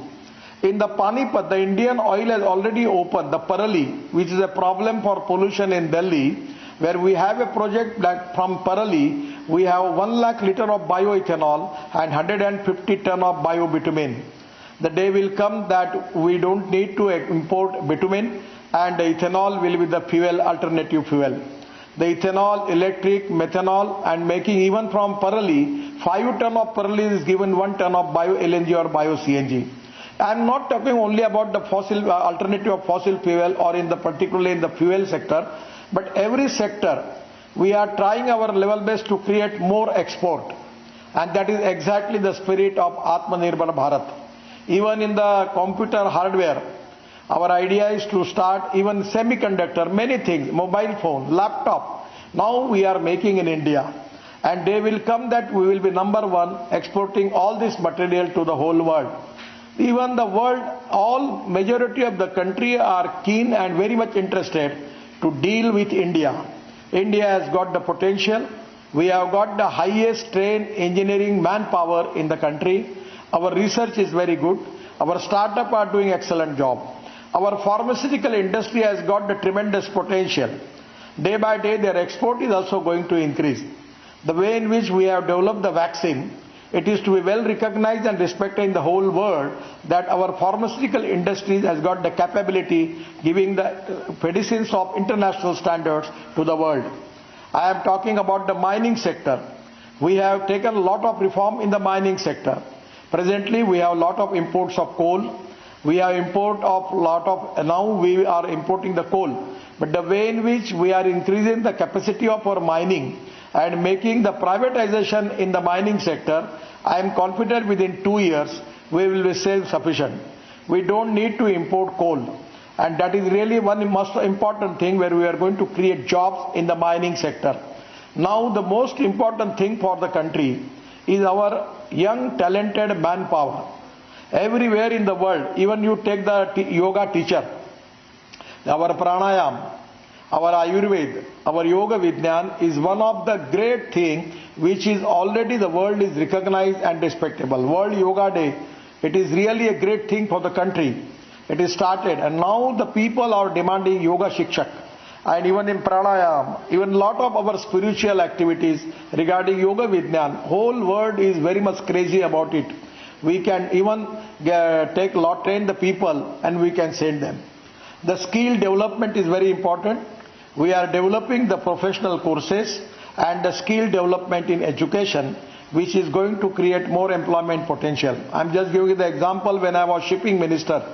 The Cochin shipyard, one of the flagship organization of the government, where a lot of people trained, and all people actually from Cochin shipyard you go to Abu Dhabi, Dubai, anywhere you will see the trained young talented people from the Cochin shipyard. And that is exactly the dream of our Prime Minister, that giving appropriate training to the young talented engineers and skilled manpower is the strength for the country. I feel that as comparison with this China now, everywhere we are developing all type of material, all type of products. And this is the time that by innovative approach, with I always challenge the people that the innovation, entrepreneurship, science, technology, research, skilled and successful practices, name it as knowledge, and conversion of knowledge into wealth is the future. The other philosophy is no one is West. It is depending upon the appropriate technology, vision of the leadership, that you can convert West into wealth. I am really feel that it is the time for India, that we have got the ability, we have got the trained people, we have got the talented young engineering manpower. Our doctors, really it is a success story. Out of 10 doctors in USA, 6 doctors are Indian. Out of even in UK also, even in European countries, our doctors are doing excellent jobs. So everywhere our people have got lot of potential. Now the agriculture is the most important sector for all of us, where our growth rate is 12%. For Atmanirbhar Bharat and for making of $5 trillion economy, we need to have more concentration on agriculture, because agriculture need irrigation. We have to find out the alternative for floods, and making just we have the national road grid. At the same time, NHI grid, road grid, we have got the power grid. On the same manner, we need to develop water grid also. Already on lot of projects we are working. We are developing waterways, we are developing highways, and exactly we want to develop electric highways also. I feel that in the aviation sector we are developing lot of new airports.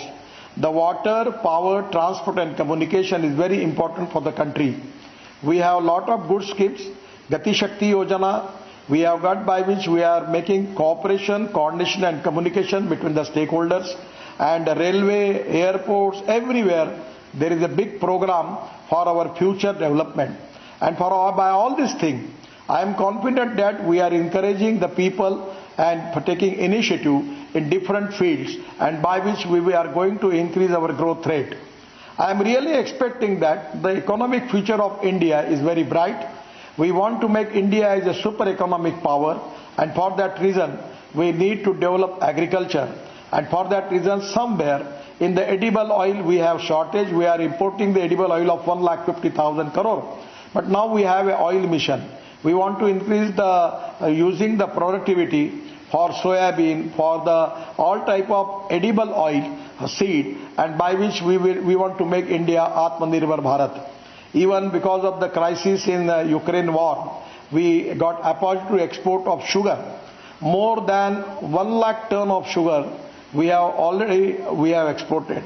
So this is to be a success story, and by which I am confident that now our wheat, rice, sugar, everywhere there is a big potential for export, and that is one of the important things which is going to helpful for our agriculture.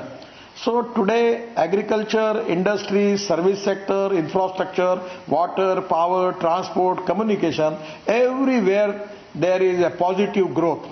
And because of the every time the reform, in India, everywhere, the ease of business, transparency, time-bound decision-making process, and corruption-free system is the strength for our government.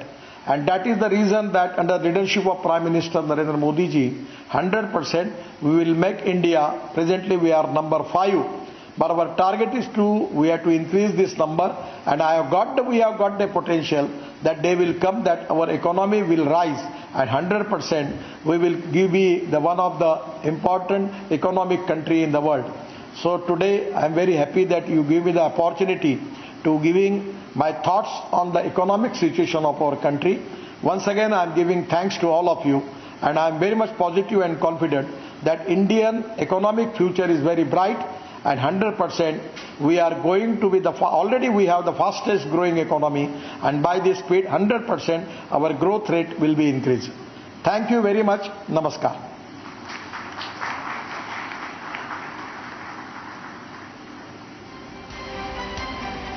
Thank you very much, Mr. Gadkari, for helping steer the Indian infrastructure sector to glorious heights. Ladies and gentlemen, the world is going digital, and India is leading from the front. The country's digital infrastructure is booming. Not to forget, the world's largest vaccination drive was made possible through an app that was used by millions to find a vaccination center, to register, or to get the certificate, all at the click of a button. From education to payments, today everything is quickly turning digital. Armed with an efficient UPI system, India is leading the world in digital payments. And let's not forget the revolutionary 5G launch in the country that is poised to make life easier for billions of Indians. Here's a short audiovisual. A revolution in the digital space is coming with the launch of 5G services, with the expected launch of a digital currency. India is already taking the top spot in real-time digital payments. 2023 is also set to usher in all-encompassing digitization. The country's vaccination drive was entirely digital. Today, India is the digital disruptor and consumer. At the India Economic Summit 2022, top voices from the digital space come together to discuss India's place as the world's digital headquarters.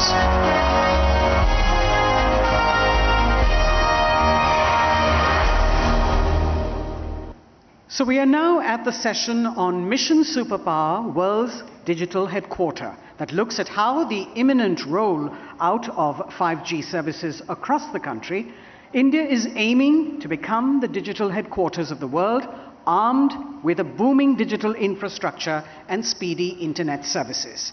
I'd like now to invite Republic Media Network's Niranjan Narayanswamy, Executive Editor, News, to moderate the session that has as panelists Mr. Satya Raghavan, Director of Marketing Partners, Google India. His focus is on partnerships with creative and media agencies to drive digital transformation for the advertiser.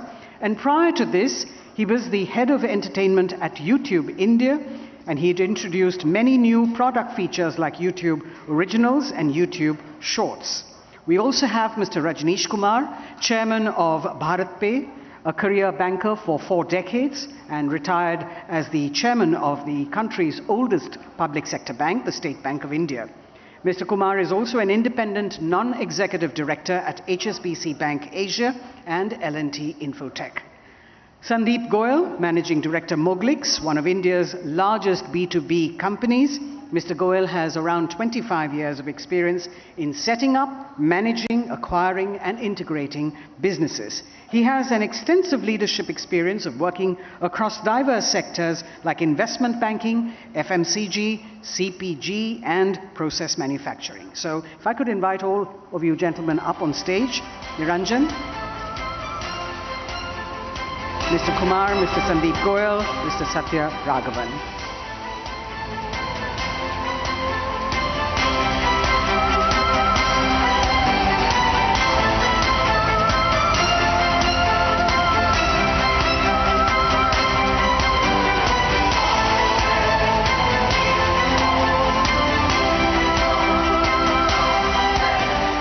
Over to you, Niranjan. Thank you, Rini. So through the day, we had a lot of policymakers, thinkers, throw up a lot of numbers. So I'm not going to keep it very technical. And I know that this is about digital, so a lot of people will want to throw numbers in there. But just one, I'll start with one number and my experience with how digital has changed my life. This year, for example, there were about 74 billion digital payments in India. 74 billion digital payments compared to 25 billion in 2021, while China had about 15 billion digital payments. So in 2021, 25 billion digital payments and 74 billion by this year in July. So I'll start with Mr. Rajneesh Kumar. Rajneesh sir, you've been at the biggest bank in India, right? I don't carry a wallet anymore. Do you carry a wallet, sir? No. I don't carry a wallet. Do you carry a wallet, Satya? I carry a wallet, but it's mostly pictures of my family, but no cash. Typical. Yeah. What about you, Sandeep? Do you carry a wallet? Yeah, no cash. No cash in it. So I carry a wallet with just my IDs because you have to show them at the airport. But the last time I honestly don't remember going to an ATM. I haven't gone to an ATM in the longest time. When I go to a restaurant, sometimes they don't take tips because they take service charge, right? But when you want to leave tips, I ask them for their QR code, right? It's changed the way we live, right? I pay from my driver to everyone online. So Mr. Rajneesh Kumar, let me start with you. You know, we spoke about mission, when you speak about mission superpower, right? Figures tell us that we're going to be a 1 trillion economy, digital economy, by 2025. How have you seen the transformation from the classic banking to banking as you see it today, and payments? So, you're asking about me. Yes, sir, your experience and the transition that you've seen. So State Bank of India, you know, as you mentioned, that it is the largest bank, it's a legacy bank. It has a history of more than 200 years. And when I joined the State Bank of India in 1980, it was all manual ledgers and whatnot. And by the time I left the bank, it is a complete transformation. As you said that you hardly now even need to go to ATMs. And in the bank also, if it is not digital, no question of survival.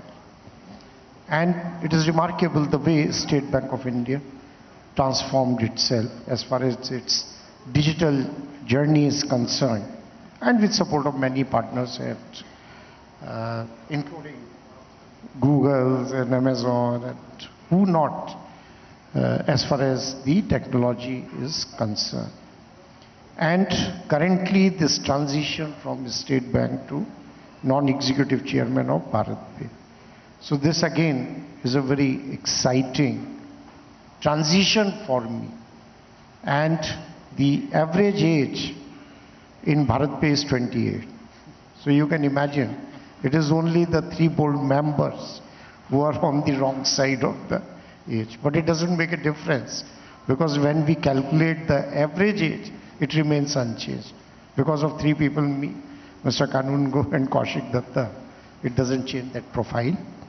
And when we are talking about mission superpower, then apart from what we heard about the infrastructure, physical infrastructure, but this mission will be achieved on the basis of the technology, creation of digital infrastructure. And only, I think last week, we have created a definition, harmonized definition of infrastructure, where data centers now are covered under infrastructure. Otherwise, when we talk about infrastructure, we think about roads, we think about power, we think about railways. But when we now talk about infrastructure, the most important element would be now digital infrastructure. And the vision which our Honorable Prime Minister has laid, So it is about everything. It's about your physical infrastructure. Honorable Union Minister Gadkariji, he outlined that vision, and earlier during the day many ministers came and outlined that vision. But the public good as well as the welfare of the citizens, that cannot be achieved for a country with more than 1.4 billion population without creating a very robust digital infrastructure. Great. So you've seen everything from the ledgers to the apps. You're at the app right now. All right. Now, Satya, remember YouTube and Google, remember meeting you at the YouTube office, I think when just before Republic was launching. Back then, this was 2016 if I'm not wrong. Back then YouTube was a content platform where people would create videos and upload videos. But today it's a source of living, a source of income for what? How many people? How many people? Yeah, no, thanks for sending me down memory lane. You're absolutely right. At one point of time, YouTube was a place where people came to express themselves, right? And that's exactly what everyone still does. I still remember way back in 2014 when I joined Google, most of the content on the platform was about music or food or comedy. As the years went by, in addition to being a place for entertainment, it also became a place for in-information, infotainment and things like that. In the last 3 or 4 years, it's also emerged as an amazing place for learning, whether it is for young children or people wanting to move up in the professional side of things. And while all of this was happening, exactly as you said, we also realized that it was actually creating an economic impact. It was also creating societal impact, cultural impact and all of that. But worldwide, we spent a lot of time trying to understand this phenomena. In India, we launched our first YouTube economic impact report, where a third party obviously did this. And we realized that, and we quantified this to a large extent. We realized that through and the business model of YouTube, a lot of people are obviously aware of, but I'd love to say that, is we primarily generate a lot of our revenues through advertising, but over the years we've also added many other features like subscriptions, memberships and things like that. Whatever we collect from the marketplace, a majority of that goes back to the people who create that content. And that number is what we sought to quantify. And not just that, right? It's also then the ripple effect of all of that. Do you have a number of how? Yeah, absolutely. So the first report that we came out in 2020, we figured out that YouTube, the economic impact to the Indian GDP was about 6,800 crores. And while we did that, we also added about 6,83,900 jobs, right? So everyone from, someone who is at her home, possibly making videos on food, to even a entity like yourself who uses it to get even more reach, right? So including all of these is what we realized. So you're right. Today it's actually an economic value add to the country. I'll tell you. I was sharing this story with you, and I just want to share it with all our audience as well. So, can you hear me now? Yeah. Okay. Yeah. So I remember reporting, I shared the story with you. I remember reporting when the government was changing in Maharashtra recently, when the Shinde government was coming in and the Uddhav government was going out, and I was on the field. I still remember it was the Mantralaya, and we were there, and this car was passing by, and then sometimes it happens that someone spots a TV crew, they stop and they come and sort of just watch what's going on. So there was this guy who just came, very unassuming guy. He came and he said, so he waited for my life to end, and he said, I am one of the biggest YouTubers on Hindi. And I looked him up, I just looked him up. He runs a channel called Sach Tak or something. I just remembered seeing that. And the number was right. He said he makes 3 crore a year or 30 lakhs a month from YouTube videos. And these could be videos of his analysis on the Maharashtra situation or anything, right? So it's changed how people look at the digital medium. It's not just anymore about a vocational occupation, right? I mean, they do it for a living. Do you have any stories of how it's changed people's lives? Yeah, absolutely right. Right from emotional moments when a lot of our creators actually come and say that because of YouTube I was able to buy a house for my parents.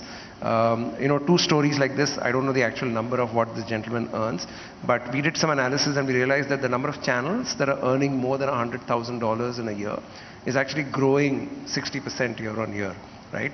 I mean, I love the tagline here, which is Mission Superpower. So I think what YouTube ends up doing is to actually superpower, people out there, right? Yeah, yeah.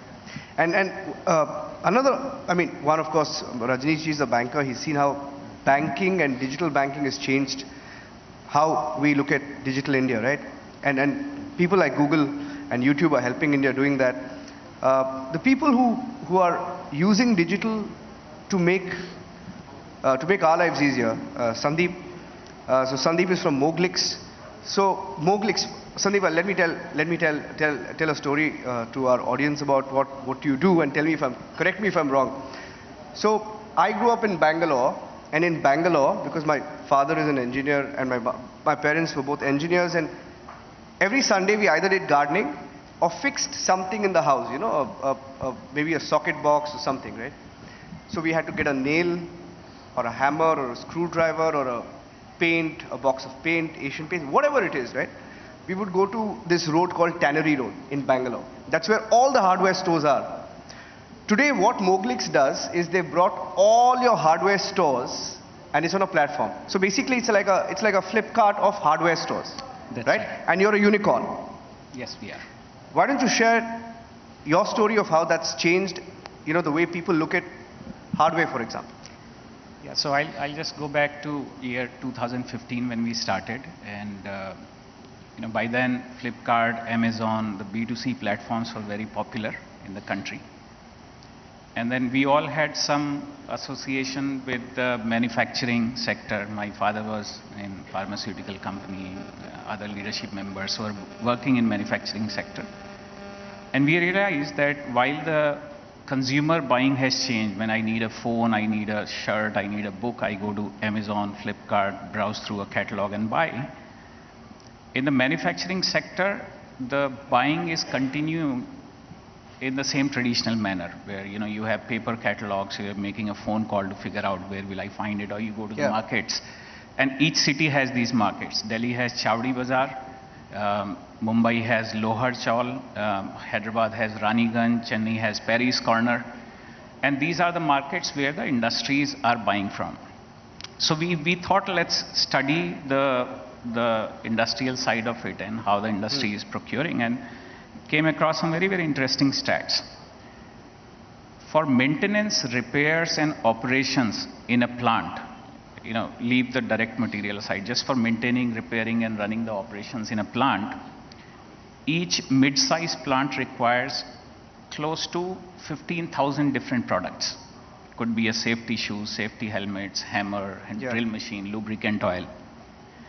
And they buy these 15,000 products from 400 different suppliers who are based out of likes of Chowdi Bazaar or Paris Corner, Lohar Chawl. Yeah.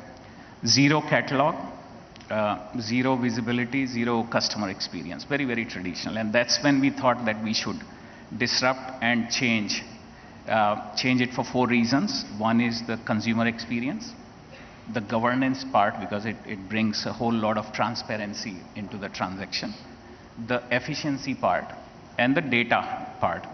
Data, in fact, I have a funny story from our early days. We received an order from one of the customers, a large plant. We received an order, and we saw our team was struggling, scratching their head, saying that how do we fulfill this order? And we asked, what are you looking for? They said, this customer has asked for Jalebi Light. It was Jalebi Light? Jalebi Light. What is a Jalebi Light? In Rudrapur, the plant was. And then we called the customer, hey, we have received an order for Jalebi Lights. What exactly and how many Jalebi Lights did they want? It was industrial, so they were looking for some 200, 300 Jalebi Lights. But when we called, we realized they were looking for a spiral LED. Spiral LED? Which was stored as a Jalebi Light in their ERP system, and that spoke about the quality of data. Right, so that's been the journey. Today, we are the catalog for India. We have over 800,000 products in our catalog, which small, mid-size, large companies can go and buy from the products that you talked about, bringing the whole, efficiency, governance, user experience to the process. Great. Mr. Rajneesh Kumar, you spoke about the digital transformation, right? You speak about digital India, and last 6 to 7 years, especially in the last 6 to 7 years, you've seen the digital currency, the digital payments boom, right? Now, with the RBI set to launch the digital currency, and in the concept note they mentioned scalability of the platform. Now, in the existing scheme of things, how is that going to be a game changer?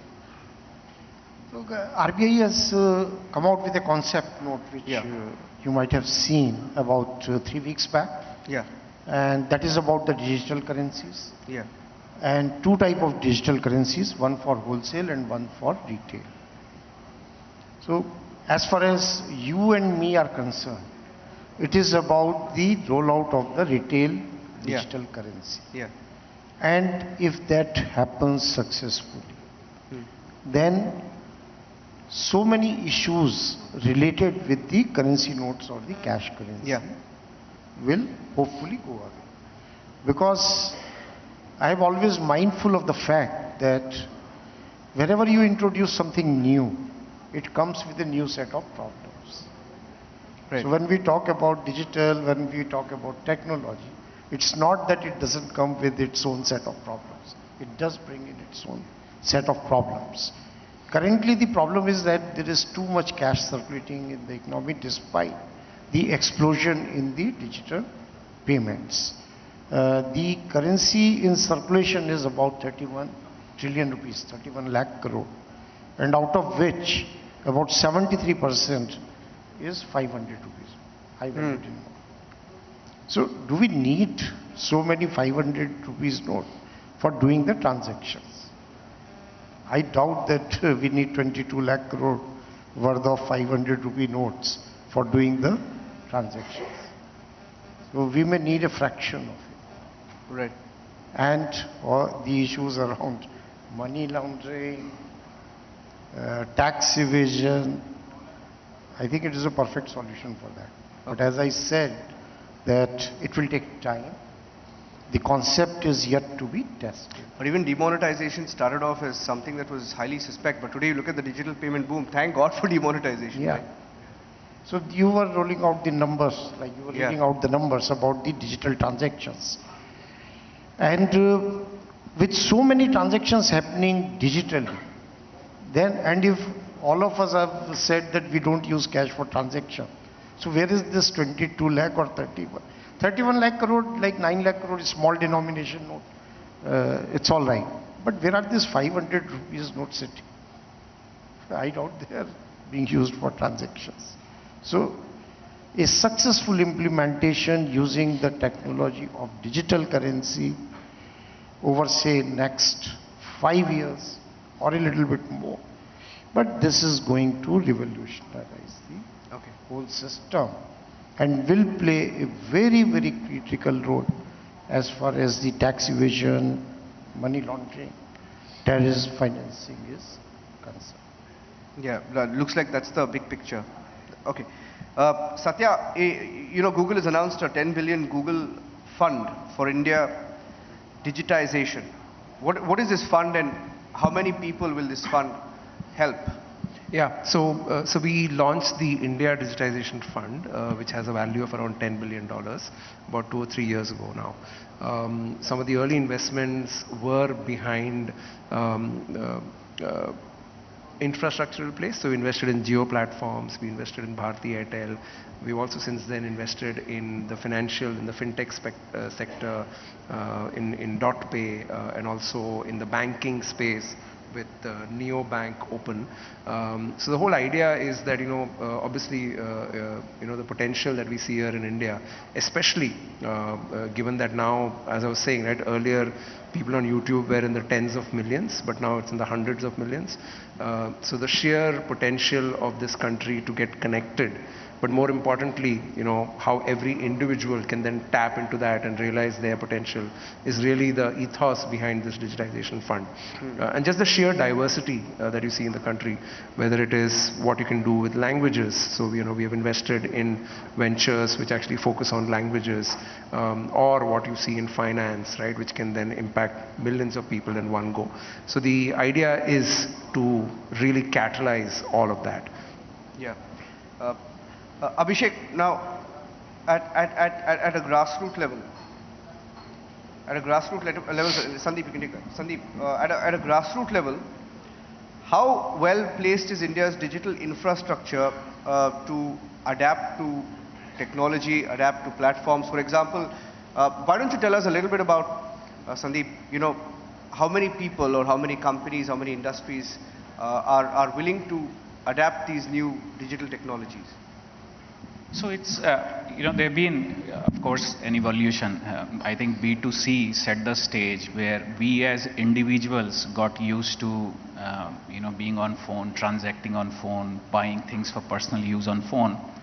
And of course, we have a professional life, the same procurement folks who work in office. When they are at home, they are buying a book from Flipkart. When they go to office, they are procuring for the company, and they realize the difference between how they are buying personal stuff and, right? So the desire to adopt, desire to use the technology was extremely high, even in the manufacturing sector, and thanks to the whole B2C transformation. Two other things which propelled the whole growth for the digital piece. One was GST for us specifically. Another data point, I don't know whether I mentioned earlier, is these 10 to 15,000 products per plant I was talking about, they get procured from 400 different suppliers, which is, a whole lot of work for a company to do the tax reconciliation and all, right? So that accelerated adoption of a digital platform like ours. And then COVID, of course, when the whole supply chain was disrupted, you don't know which zone is going to be in the lockdown, whether you will be able to get your product. The reliance on platforms like us, which are across. The stores closed, stores seen a boom. Absolutely, right. So in that case, you create a supply chain. So that was a big factor. So I would say the overall preparedness for adoption is extremely, extremely high. There are 20,000 plus large plants in India, which will be probably in the range of $1 billion or so. And pretty much all of them are looking at adopting a solution like this. Thanks to the infrastructure, I think infrastructure with 5G, of course, is arriving, which will have a larger impact on the rich content-driven digital side, education, etc., or entertainment. But I think for our industry, the digital infrastructure is pretty much in place, whatever we require and ready to go. So, because our theme is Mission Superpower, let me get in each one of you for 30 seconds and I'll end this. We are the world's digital headquarters. I'd like to believe that. We spoke about the China example. We've overtaken them by miles on digital payments. Rajneesh Kumarji, let me start with you. What is that one big push that you need, that you think we need in the digital economy that can really take us miles ahead? So, I think as far as payment is concerned, we are doing all right and we are doing quite well. You already, statistics speak about it, that how India has emerged as a leader as far as payment system is concerned. So the next big push would be around availability of credit using digital. And we are making good progress on that front. The financial inclusion would be complete only when what we have created so far and what we are creating or is in the process of creating is the availability of the credit to the common man who still feels hassle in getting a loan from the legacy institutions. Okay. Satya, what is that one big push that you feel from a Google perspective, or from a Yeah, absolutely right. I mean, and I actually wanted to take off from Moglix, right? I think it's a fascinating example of inclusivity, right? So here's a business model that is focused on nuts and bolts, right? No pun intended. And if actually they can take people who deal in nuts and bolts and give them a global playing field, I think inclusivity is going to be very important, right? We've seen it work on YouTube. We've seen the payments ecosystem really boom because of the inclusivity that it has, right? So I would say business models that can, that can use the ease with which you can do business using digital technologies, but yet be inclusive so that it benefits a vast majority of people. I think those will be very important business models to kind of look at. Yeah. Sandeep, in 30 seconds, and what is that one big push that India needs to get ahead? So I'll just refer to what Gadkari ji was talking. I think for our business, it's the infrastructure, these green highways, because we have to get the material from point A to point B in fastest time. I think infrastructure goes up, digital is in place, finance aspects are in place, huge funding coming into India. I think all that is in place. So infrastructure is what I will put at the top. Great. So at the end, 100 unicorns, over 100 unicorns, 335 billion valuation for these over 100 unicorns. And the best and the most beautiful part of it is all these 100 unicorns are targeting a mobile first economy. All of them. All the 100. Fantastic times to live in. Thank you, Sandeep. Thank you, Rajneesh ji, and thank you, Satya, for being a part of our panel this evening. Thank you, Mr. Kumar, Mr. Raghavan, and Mr. Goyal for that captivating discussion. Thank you, Niranjan, for steering that discussion so well. Ladies and gentlemen, we're at our concluding session now. And I'd like to now invite, at the second India Economic Summit, the Editor-in-Chief, Republic Media Network, Mr. Arnab Goswami, to please introduce our special guest, Mr. S. Gurumurthy. Arnab?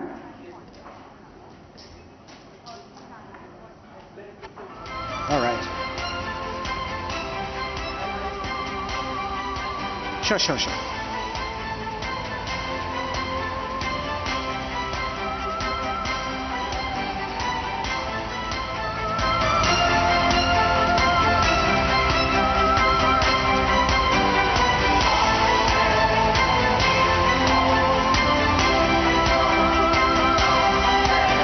Ladies and gentlemen, put your hands together to welcome Mr. S. Gurumurthy.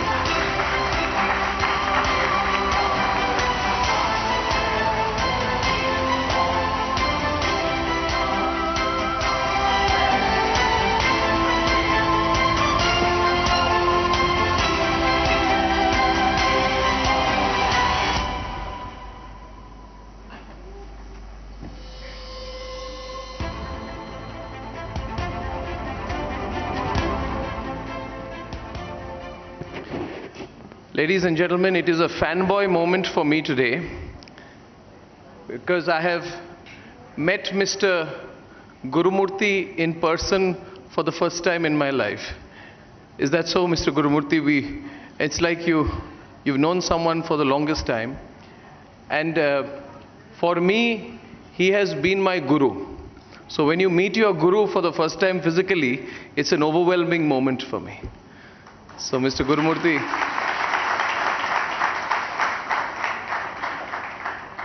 I can talk about what he's going to talk about, but I'd rather talk about him.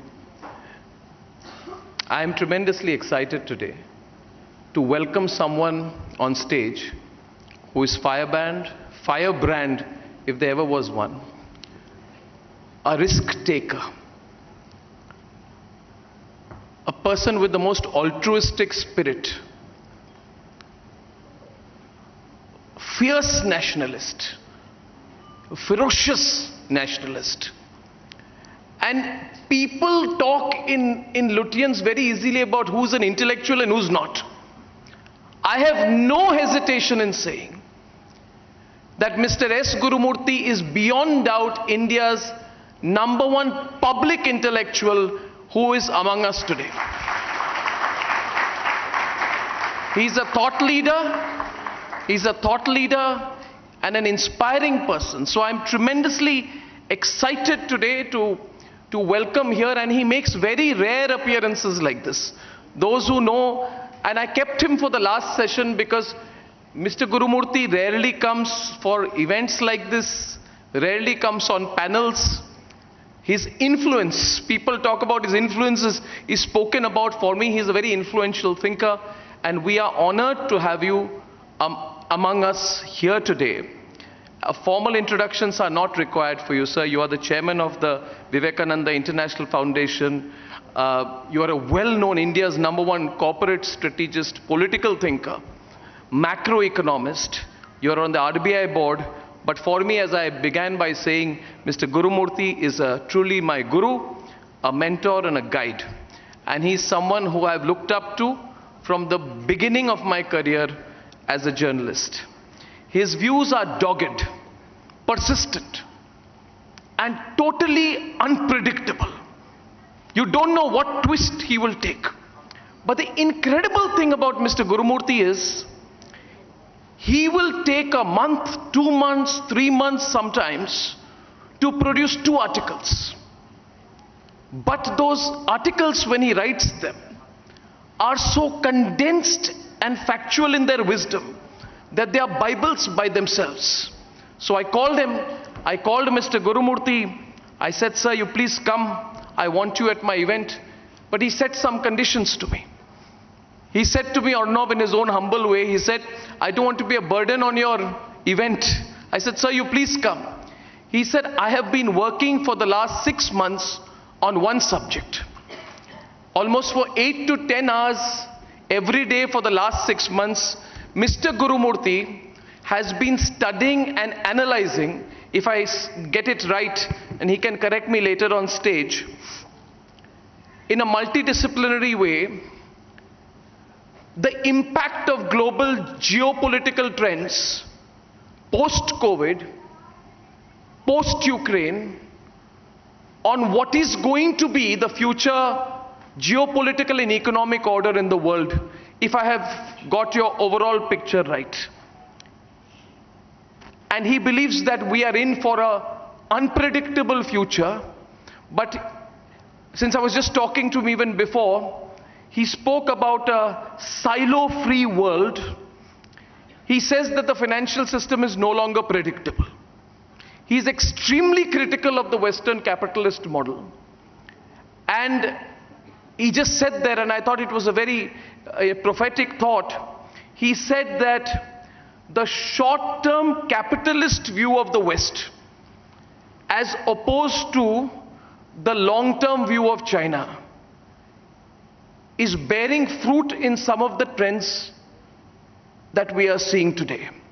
And it's going to be very exciting for us to listen to him. And Mr. Gurumurthy, fanboys should not be allowed to do such long introductions anymore. They should be told to get off the stage. So, huge round of applause. We are honored to have you amidst our midst. Mr. Gurumurthy, please, sir, the floor is yours. Thank you, sir.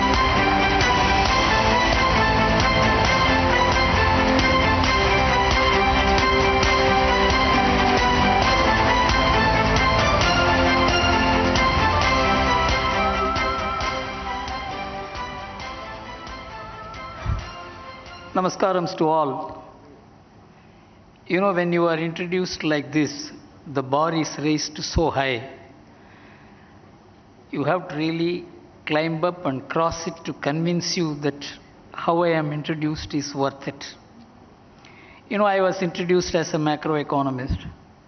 The one thing which he didn't say was I was also a journalist. I'm a chartered accountant, but chartered accountants think I am a journalist. The journalists who do not want to accept me as a journalist, they call me as a chartered accountant. He called me as an economist. But you know, when we were carrying on a huge movement against the kind of globalization that had set off in 1990s, so I had taken a position that India will have to produce huge domestic energy, domestic savings. And our domestic consumption will be the core and the global will be the additive for India. And this I have been articulating in diverse ways through researches and all that. Somebody told Dr. Jagdish Bhagwati, you are saying that India must focus on imports rather than domestic production, and it must focus on getting FDI rather than domestic savings. In fact, he went to the extent of saying India doesn't need savings. India must spend, and through that there should be growth. I mean, I was very critical of him. So somebody went and said, Mr. Gurumurthy holds a contrary view. He said, Mr. Gurumurthy, who is he? No, he is also a very well-known economic thinker. Oh, if Mr. Gurumurthy is an economic thinker, you can call me a Bharatanatyam dancer. See, this was the extent to which we were all subjected to in terms of public comments humiliating us in those days. And in fact, recently Mr. P. Chidambaram quoted this in an article in a newspaper, the Indian Express, which I used to very proudly associate with, that Modi's government is comfortable with Bharatanatyam dancers as economic advisors. You know, I study economics not from the perspective of a theoretical economist. I have my experience in the world of finance, corporates, law, geopolitics. And when I head the Vivekananda International Foundation, which is probably the most sought after think tank in India by people from outside, because it has put in the trust deed that we will not accept donations from outside India. That is why all the think tanks from outside India want to associate with us, deal with us, because we will be thinking independently. It was Ajit Doval's idea that we should produce a nationalist think tank which will be uninfluenced by people from outside, money from outside, politics from outside. So, we all exist for a purpose. So, from that perspective, you know my credentials now. How economists call me, it's like a Bharatanatyam dancer speaking about economics. Now you have to listen to me with this kind of negative comments, which the mainstream economists used to make about people who think independently about economics. Now, I have been asked to speak about the Indian way. You know, my introduction to the Indian way was quite accidental.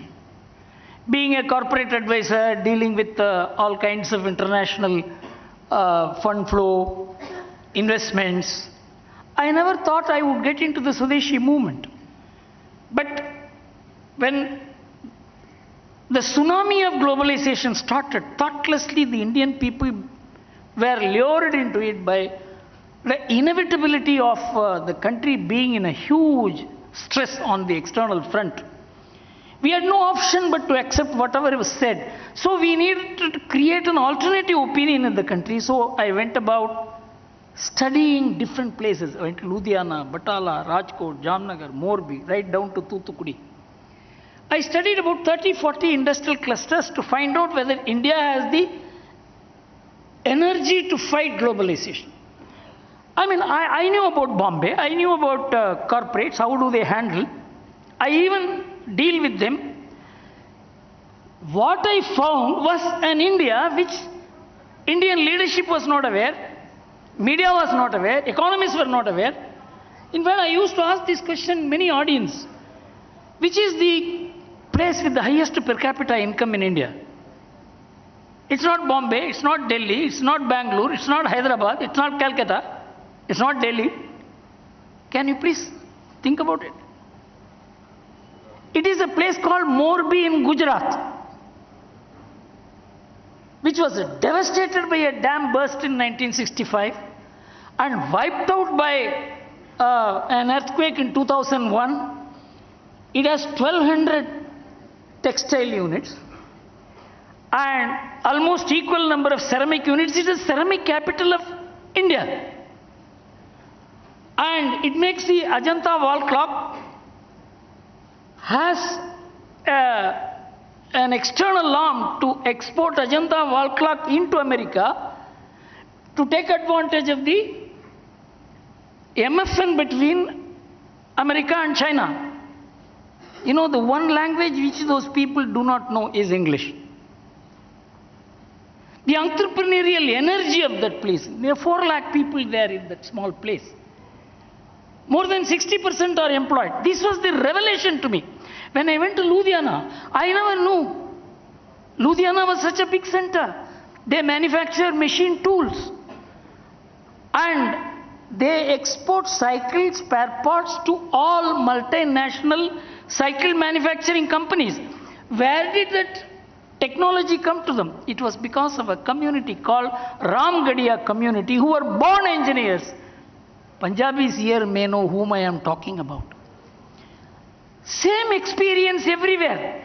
But this is not the India which you will read in the policy documents. You will see in the RBI reports or in the finance minister's reports. So a different India I saw, and began thinking differently about how we have to approach the subject of economics, particularly in the context of what is the Indian way of working. So I will share some of this with you in the context of the international studies, which is very important because India is not a country which can live with itself, because 1/6 of humanity, it cannot live isolated. And it cannot be dependent on the world. Some people will say, see how the East Asian economies have grown. Whether it is Singapore or Hong Kong, or these are all countries which you can cycle across in a half a day, sometimes 15 days. India is a huge country. It cannot be dependent on the world, and it cannot be isolated from the world. So we have a very difficult job to perform so far as our relation with the world is concerned. To understand the Indian way, we have also to understand the ways in which the world works and world powers work. So with this, I will take you to a small bit of history, because without history you cannot relate to the present. Actually, when the 2008 financial crisis came, many American economists felt that you have to cast aside the macroeconomics, and we have to go for history of economics to know how nations, how peoples, how policies have been made. Without that background, you cannot handle the present crisis. This is one of the very sound views which were expressed at that time. You see, in 1951, the Western nations formulated a model that if the underdeveloped nations have to develop, they have to give up their philosophy, they have to give up their culture, they have to give up their way of life, and all caste, creed, everything has to collapse, and this is nothing but the Western anthropological modernity. This was the official document of the United Nations, and it was founded on Max Weber's theory that only Protestant Christian ethic can bring about development. And he wrote a book on the religion of Hinduism and Buddhism to say these two countries, India and Russia, India and China, will never come up because they believe in karma and rebirth. Only an individualist society can produce entrepreneurship. This was the base of the 1951 document, on the base of which our sociology department, our economics department, everything began functioning. We must understand that was one-size-fit-all model. This one-size-fit-all model was recommended to all the nations, but in 1990, this one-size-fit-all model became mandatory through globalization. So they created institutions, they created theories, they created a huge amount of campaigning model against which we are fighting. When I was talking to Administrative Staff College of India, that this globalization itself is based on a philosophy which I will deal with later, that it might collapse any time because the institutional arrangement needed for globalization presumes there will be world peace forever. In fact, Francis Fukuyama, who theorized the idea of globalization, he said it is the final victory of the West over the rest, it is the best for the rest to follow the West. This was a simple formulation. Liberal economics, liberal democracy and market economics have won against the rest, And the entire world will have to be co-opted to that. And he said, all conflicts have ended. We can close down the history departments, which is based on conflicts only. This was the foundation of globalization. And at that time when we were talking about, every country will have to stand on its own, you cannot really be and especially a country with 1/6 of humanity cannot be dependent on the world. We have to be on our own. When I was addressing a meeting in the Administrative Staff College of India, somebody stood up and said, people like you must be shot dead because you are taking the country 500 years back. This was the institutionalized opinion at that time. And now what happened later? I will take you through how the world order changed later. In 2008, the economic collapse took place. First, it was a recommended one-size-fits-all model. In 1990s, it was a mandated one-size-fits-all model. In 2008, it became a suspect one-size-fits-all model. In 2020, when the COVID came, it became a questioned one-size-fits-all model. After the Ukraine, it has become a challenged one-size-fits-all model. We must understand that the shift that occurred from one to the other. It was not only that. In between, in 2001, when 9/11 attack took place, the Americans felt, they need a larger forum to bring people together. So they had the G20 arrangement. In the first meeting of the G20 in Beijing in 2005, all the people consulted and passed a resolution. This one-size-fits-all model will not work. Each country will have to work out its own model. No newspaper published this in India. In 2008, the World Bank said this. In our experience, we learned the hard way because they were the people who were propagating this one-size-fits-all model for all the countries. They said, we learned the hard way, it won't work. Each country will have to work out its own model. In 2010, the United Nations, which propagated one-size-fits-all model in 1951, it said it won't work. In 2013, in the Millennial Declaration, they said each country will have to work out its model based on its own culture, its way of life, its history. Did you see anything in the Indian discourse?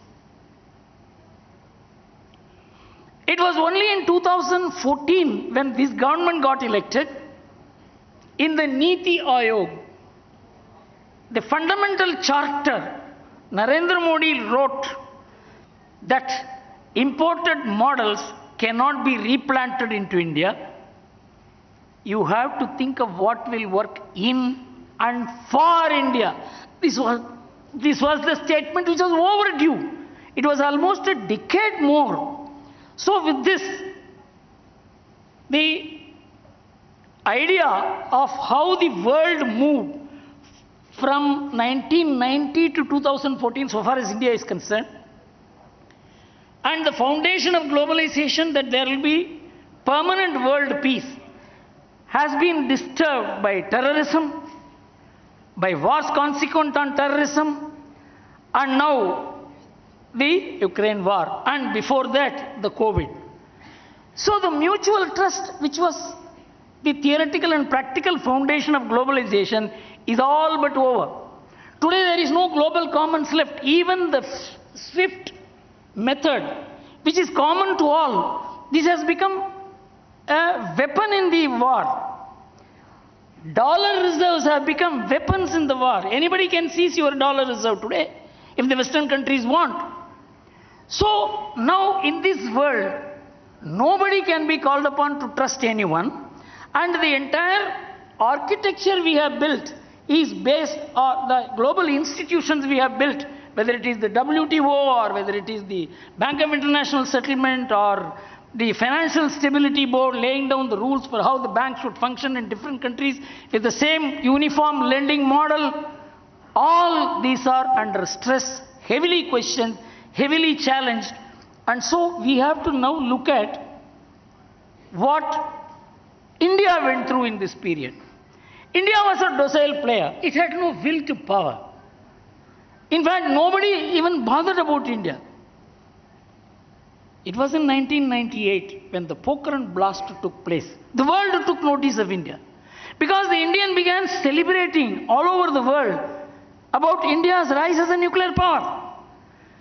And more than that, which is less noticed, but more important, is that the India development bonds which the government of India issued asking for $5 billion because we were bereft of money. All the sanctions, financial sanctions, technological sanctions, trade sanctions on India. So everybody thought India would collapse in the next 3-4 months. In fact, I have heard finance ministry officials saying this government has destroyed India. I have heard this comment in my ears. But when the India development bonds was announced, and the subscription was not $5 billion, $6.2 billion, when nobody would trust India with $1. That made America understand that there is something working in India. You know, one thing you must say about America, they can understand the turn. So they immediately felt that we have to engage India. Then slowly sanctions were removed. You know what was the growth in that period? Mr. Sanyal will tell you. In that 5-year period, the growth rate was average of 5.4% or so. And in that period, we posted for the first time current account surplus in 2 consecutive years. Never happened between 1950 and 2002, except for 1 year during the emergency. We posted current account surplus. And our employment generation was 60 million in 5 years. Record. Never happened in the past, never happened later. Afterwards, you know, we had a government which said we are having a 10% growth rate. In fact, many people say the golden period of the Indian economy. In 6 years, they had an average of 10% growth rate. You know what was the employment generated? 2.7 million. It was a jobless growth. The entire growth was that money came from outside. Dr. Y.V. Reddy said, don't accept this money because this money is poison. You cannot digest this money. $300 billion came into the stock market. Stock market hit the roof. It went to 20,000. And Economic Times wrote, India the superpower. Stock market going up to 20,000 is going to make you superpower. You know how many listed, what is the contribution of listed companies to the India's GDP? 5%. The entire corporate sector, 15%. I am talking about at that time. And this kind of misnomers, misinformation, misrepresentation about the country and its energies, this was diverting our opinion. And afterwards, India was accepted as a power which could not be ignored in the international fora. And India's stature began to rise. We were part of the G20, and then we were also being thought of being invited to G7. And in 2009, one turn took place. Regularization of our status as an atomic power is a very important achievement, for which I must credit Dr. Manmohan Singh, despite the fact Sonia Gandhi opposed it.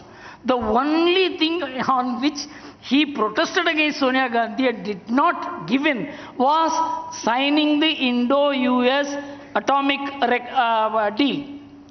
Very major development. Afterwards, we went to sleep till Narendra Modi arrived on the scene. That was the third and the most galloping moment of the Indian economy. And the man's approach was very different. People used to say first generation reform, second generation reform, third generation reform. He threw all this in the dustbin. His reform was how many bank accounts the Indian people have. Do they have bank accounts? I know what discussions took place. The RBI would not allow more than 10 million accounts. The finance ministry will not say more than 30 million accounts not possible. The Prime Minister said, I want before March 2015, 75 million accounts. It happened. You know what is the tally today? 420 million accounts, out of which 380 million accounts are operating. You know what is the amount of deposit in those accounts? They said, where will you get the money? You said, you open the accounts, I know how to put the money in it. He had the DBT arrangement in his mind. This is not the reform that World Bank was talking about. This is not the reform that economists were talking about. This is not the reform that media was talking about. This is a reform which will work in and for India. You see what happened to the DBT scheme afterwards. The total amount in the accounts is over 1.5 lakh crores. It's ordinary people's money. It's lying in the bank account. This transformation and demonetization, many people at that time criticized and even continue to criticize it, but demonetization is what made the Indian informal economy formal. Today, the State Bank of India has come out with a report that the informal economy in India has shrunk. It was almost 50%, 52%. It has shrunk to as low as 15 to 18%. This happened only because of demonetization. Without demonetization, GST would not have succeeded. And it was such a tough decision to take. UP elections were coming. The whole country in distress. The Prime Minister said, please give me 50 days, I will set right everything. See the kind of leadership they have, the courage, the competence, the risk-bearing tendency. This is the transformation that took place. And afterwards, housing. We never went into housing like China did. China went into housing in the same model as the Americans, which I'll come to later. America, Europe, and China, not Japan. They all went into funding real estate for growth. And that is what I am going to deal with as to how it is dynamating the world economy today. And if you look at the world asset base, you must know that Credit Suisse is publishing a world wealth report. In 2019, the total wealth they reported is $380 trillion. Out of which $280 trillion is real estate. Out of which $220 trillion is house property. Against which the liability is $253 trillion. It's all Credit Suisse figures. The $253 trillion liability is real. This $280 trillion valuation is notional. This is the structure of the world economy. And now, after 2008, the movement forward is so dangerous. It is not being recognized by anyone. And I will take you back to 2008, when subprime lending lifted the asset prices. This did not happen accidentally. In 1980s, American economy stabilized because of control of the US Federal Reserve System over the interest rate, over the quantum of money that was in circulation. 1 year they dropped the growth, but they completely reversed the whole thing and became a very major economic power because of one man called Paul Volcker, who was the Federal Reserve chairman at that time.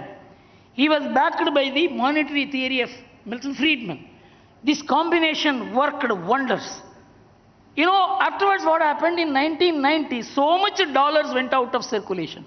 Out of the printed dollars of $2.8 trillion, 60% is circulating outside America. This was the currency. After 1990s, what happened? America began to export dollars and import goods. From 1976 till now, America's current account deficit has been $14 trillion. In 1989, if I remember right, The Economist magazine wrote an article that the most export-oriented industry in America is printing of dollars. They exported dollars and imported goods. All these dollars accumulated outside America. According to the latest Bank of International Settlement reports, the non-US banks sourcing money from non-US sources, including citizens, has 12.8 trillion lending in dollar, which is beyond the control of the US Federal Reserve System. The sovereign funds which have accumulated huge amount of money because of the oil sales, $10 trillion, at least $22.5 trillion, which is more than the GDP of America, is in the hands of people over which the US Federal Reserve System's interest control won't work. Its quantitative expansion or contraction won't work. That is why even when they put up the interest rates, inflation is not coming down. There is a complete contradiction. Why American economy is not responding to hike in interest rate? And it is not a big hike. It's just about 3.4% now. Why it is not working? You have to go back to what happened in 2007 when Alan Greenspan, who was called the god of money, he said, you know, it is not possible to measure up what is the amount of dollar in circulation. So we will not have normal tools of monetary management. We will have discretionary monetary management. And I must tell you something which the world has not discussed, India has not discussed, but how important it is. He said, you know, the asset price rise, you know, whether it is property, whether it is stocks or anything else, asset price rise is not an evil. It is actually prosperity. It is the commodity price which is evil. So we should focus on commodity price. We should allow the asset price to rise.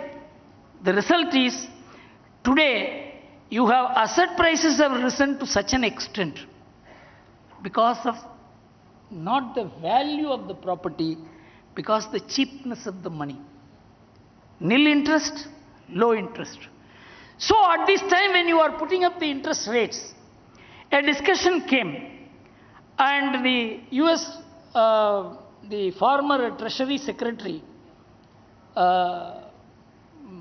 Lawrence, I forget his name. So he said that it is not possible for the world to get used to higher rate of interest because the entire asset class which were based on low and nil interest rate will collapse, on which the banking system is working, non-banking system is working. The banking system is today almost equal to the non-banking or shadow banking system. The banking system lends about $180 trillion according to the FSB report, Financial Stability Board report. The shadow banks lend 142 trillion, out of which 63 trillion is lending of short-term money for long-term purposes. It can result in a huge mess. This is the global situation. Normal times it would work. We may be able to get over even normal times we could not get over the crisis which Lehman Brothers created. We are not in normal times today. Today America is in no position to control the dollar. It is in no position to control the oil supply. There was a time when America was importing oil. It could import more, it could import less to influence the global oil prices. But America from 2019 has become an exporter of oil. It is like any other oil country. It will not be able to influence the oil prices. With this, from 1970, the game that was being played by the Western capitalist financial model of finance dominating commodities has been completely reversed by the Ukraine war. When these financial sanctions were levied on Russia, everybody thought Russia would collapse. In fact, Biden even said, ruble has become rubble. In 7 days, the situation reversed. Only on one announcement, we are not going to sell oil. So the power of oil dominated over the power of money. A very, very powerful message against the entire architecture of global financial theories, which were questioned in 2008.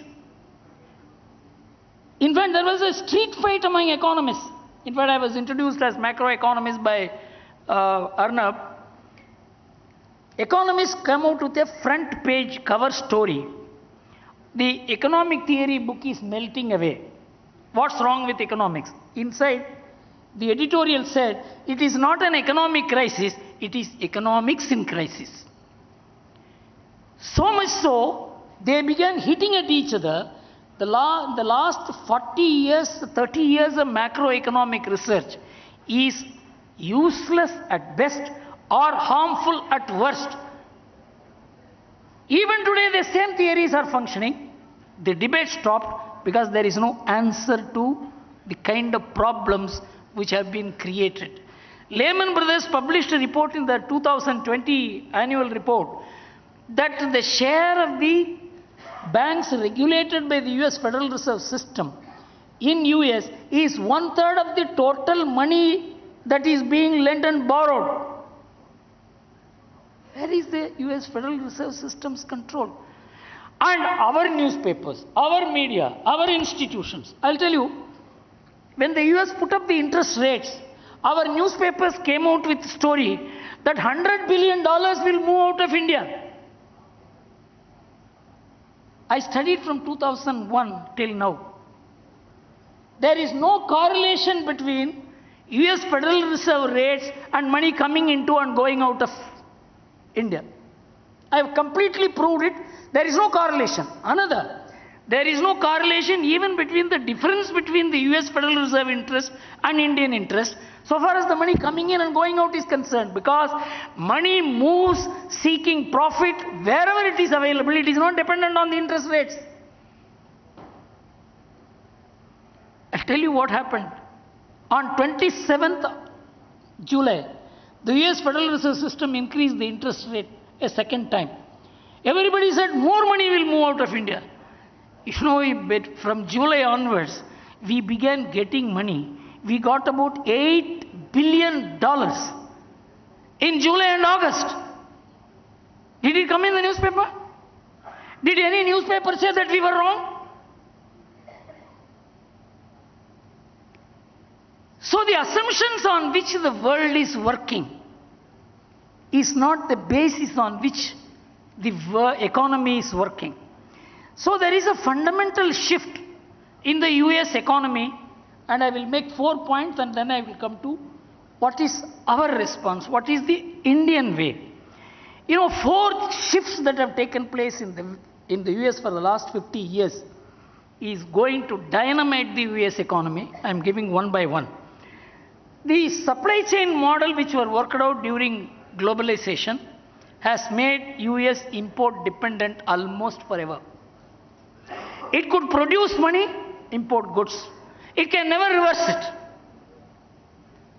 Even today, you can see any media writing, the only way to control inflation is to bring down the duty of imports from China. You can see in any newspaper in America.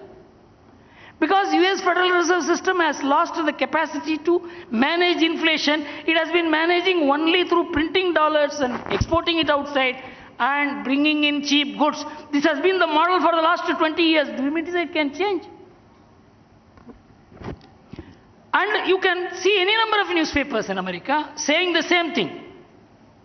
And they said, no, you bring down the duty from the European Union. There is no use of bringing down the duty from European Union because the European Union inflation is higher than that of America. So Europe cannot export deflation to America. So this is the situation in which the US is. Second is, state-dependent population has peaked in America. 51% of the American population is taking some handout or the other. And even more important, because 2 things I will tell you which will shock, and I will compare India. In 1960 in America, per household, there was 3.3 persons. Today, it is 2.5 persons. The reduction of 0.8% per household meant a construction of 32 million more houses at the cost of $8 trillion, and this added to the GDP. In India, we have almost 30 crore households. And our average person per household was 5.1 in 1950. It is 4.5 now. If 1 person per household is reduced in India, we will need 6 crore more houses. And we are promoting individual rights. We are promoting human rights, a son against the father, father against the son, daughter against. This is what happened in America. We should work on civilizational policies to sustain our economy. Your law, your courts, your media, destroying the civilizational foundation of India, which makes India maintain 4.5% per household. Does anybody discuss this?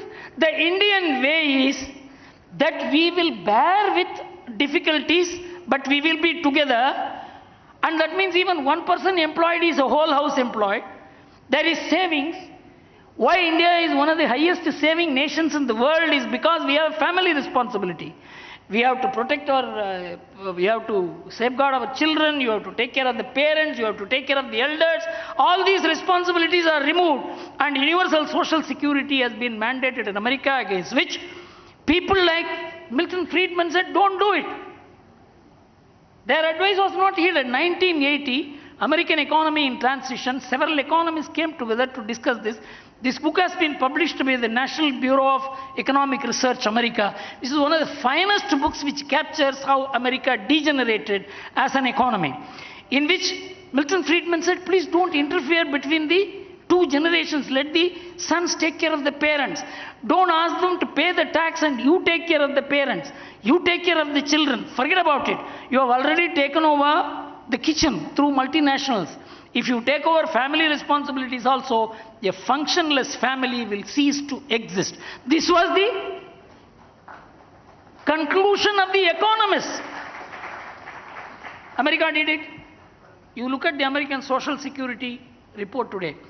You know, they were collecting money and paying out to people. They were collecting money from all people who were working and they were paying out to people who could not work.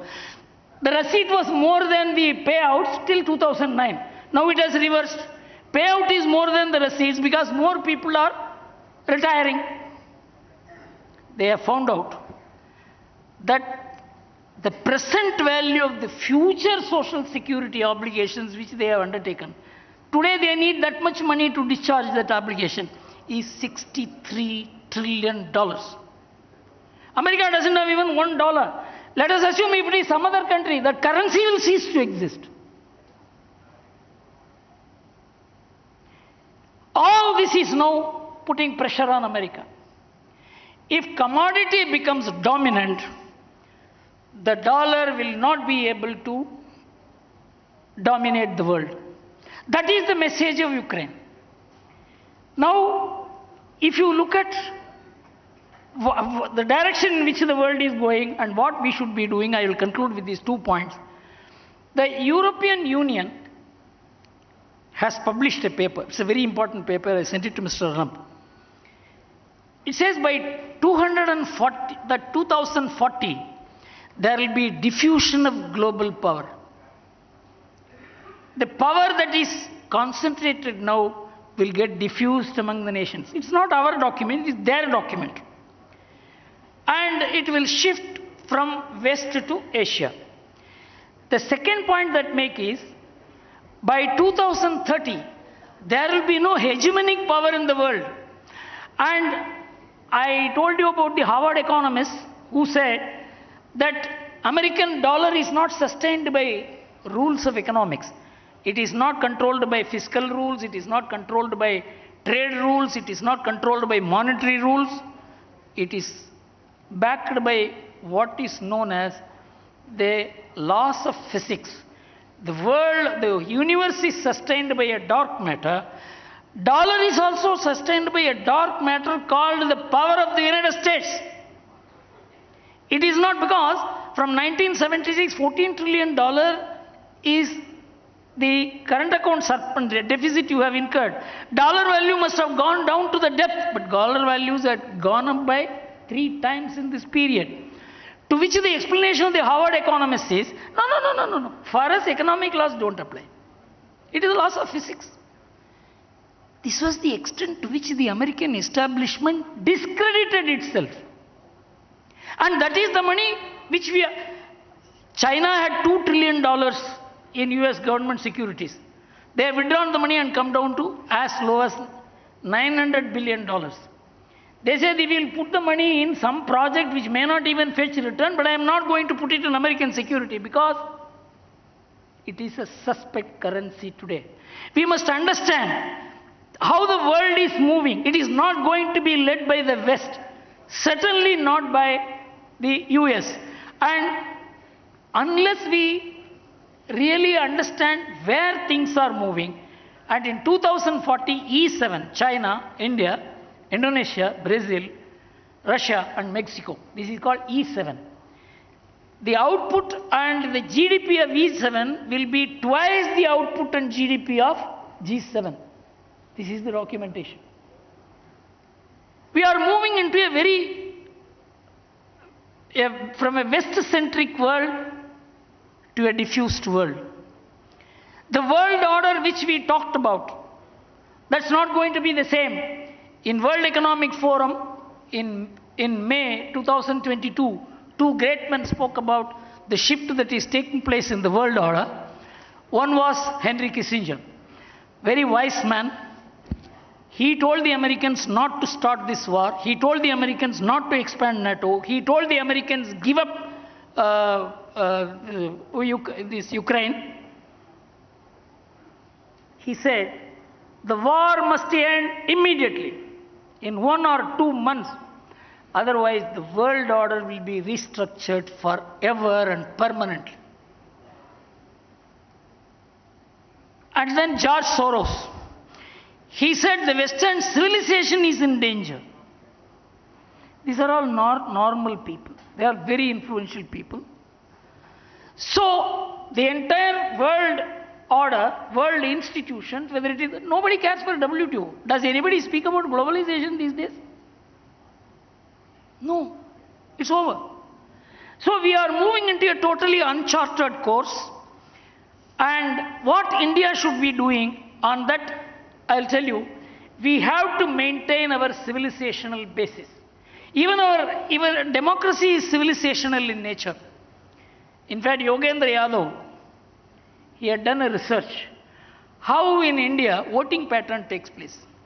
He says more unemployed people, more illiterate people, more poor people, more scheduled caste, more minorities vote in India than educated people, than higher class people, than wealthy people. India's bottom spread is strong. You look at the liberal democracies, only 40% of the youths vote, educated people only vote, wealthy people only vote. And in fact, there is backsliding of democracy in East European countries. The entire Western liberal democracy is under great stress. From 80% voting, they have come to an average of 45% voting. The liberty that you have given to the youngsters, they are making use of only to enjoy their life and not to contribute even to the sustenance of the democracy. So our civilizational democracy is growing. Freedom House said India is one of the strongest democracies in the world, despite the fact they don't accept us as liberal democracies. Indian democracy is strong because of the Indian civilizational base. Indian economy is strong because we have a strong civilizational base. As I said, if all yearning Indians decide to disown their responsibilities towards people who are elder to them, 50 to 60 crore people will be standing before Narendra Modi for 2 square meals a day. Can they afford it?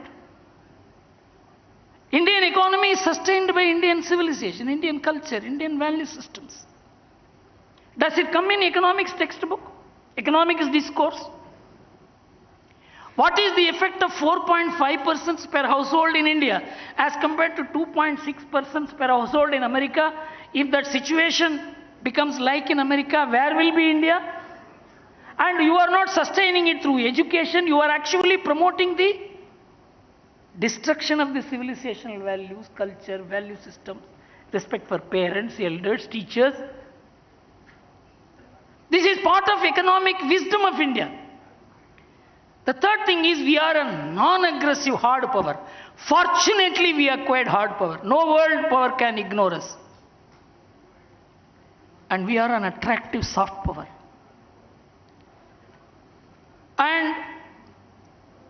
family as the social security foundation of India. Nation first approach, which has shaken the world. We had only 24 hours to decide what position we will take on Ukraine. The position we took changed the complexion not only India but also the global situation as to what a democratic power which had elected a very powerful person, and he is the top person of all the leaders. He is occupying the top position for the last 3 years continuously. It's not a joke. All this has contributed to the rise of an Indian model, a confidence as a nation. Today the foreign minister goes and tells, you are saying we are buying oil. The oil that you are buying in one afternoon, we are buying in 1 month. They have no answer. This is the Indian way. We have been subjugating ourselves. We never thought we could be self-reliant. We have now come to a position where we can think for ourselves, work for ourselves, lead ourselves, mediate and take positions. There was a cartoon published in Japanese newspaper with which we are learned. Whether it is in G7 or in BRICS or in Quad, everybody on both sides is holding Narendra Modi's hand. This is the cartoon published in Japan. So this time has come, we need to build up this spirit. And I am extremely happy that Arnab and Republic TV are the ones ceaselessly building up the Indian spirit, and I congratulate them. Thank you very much.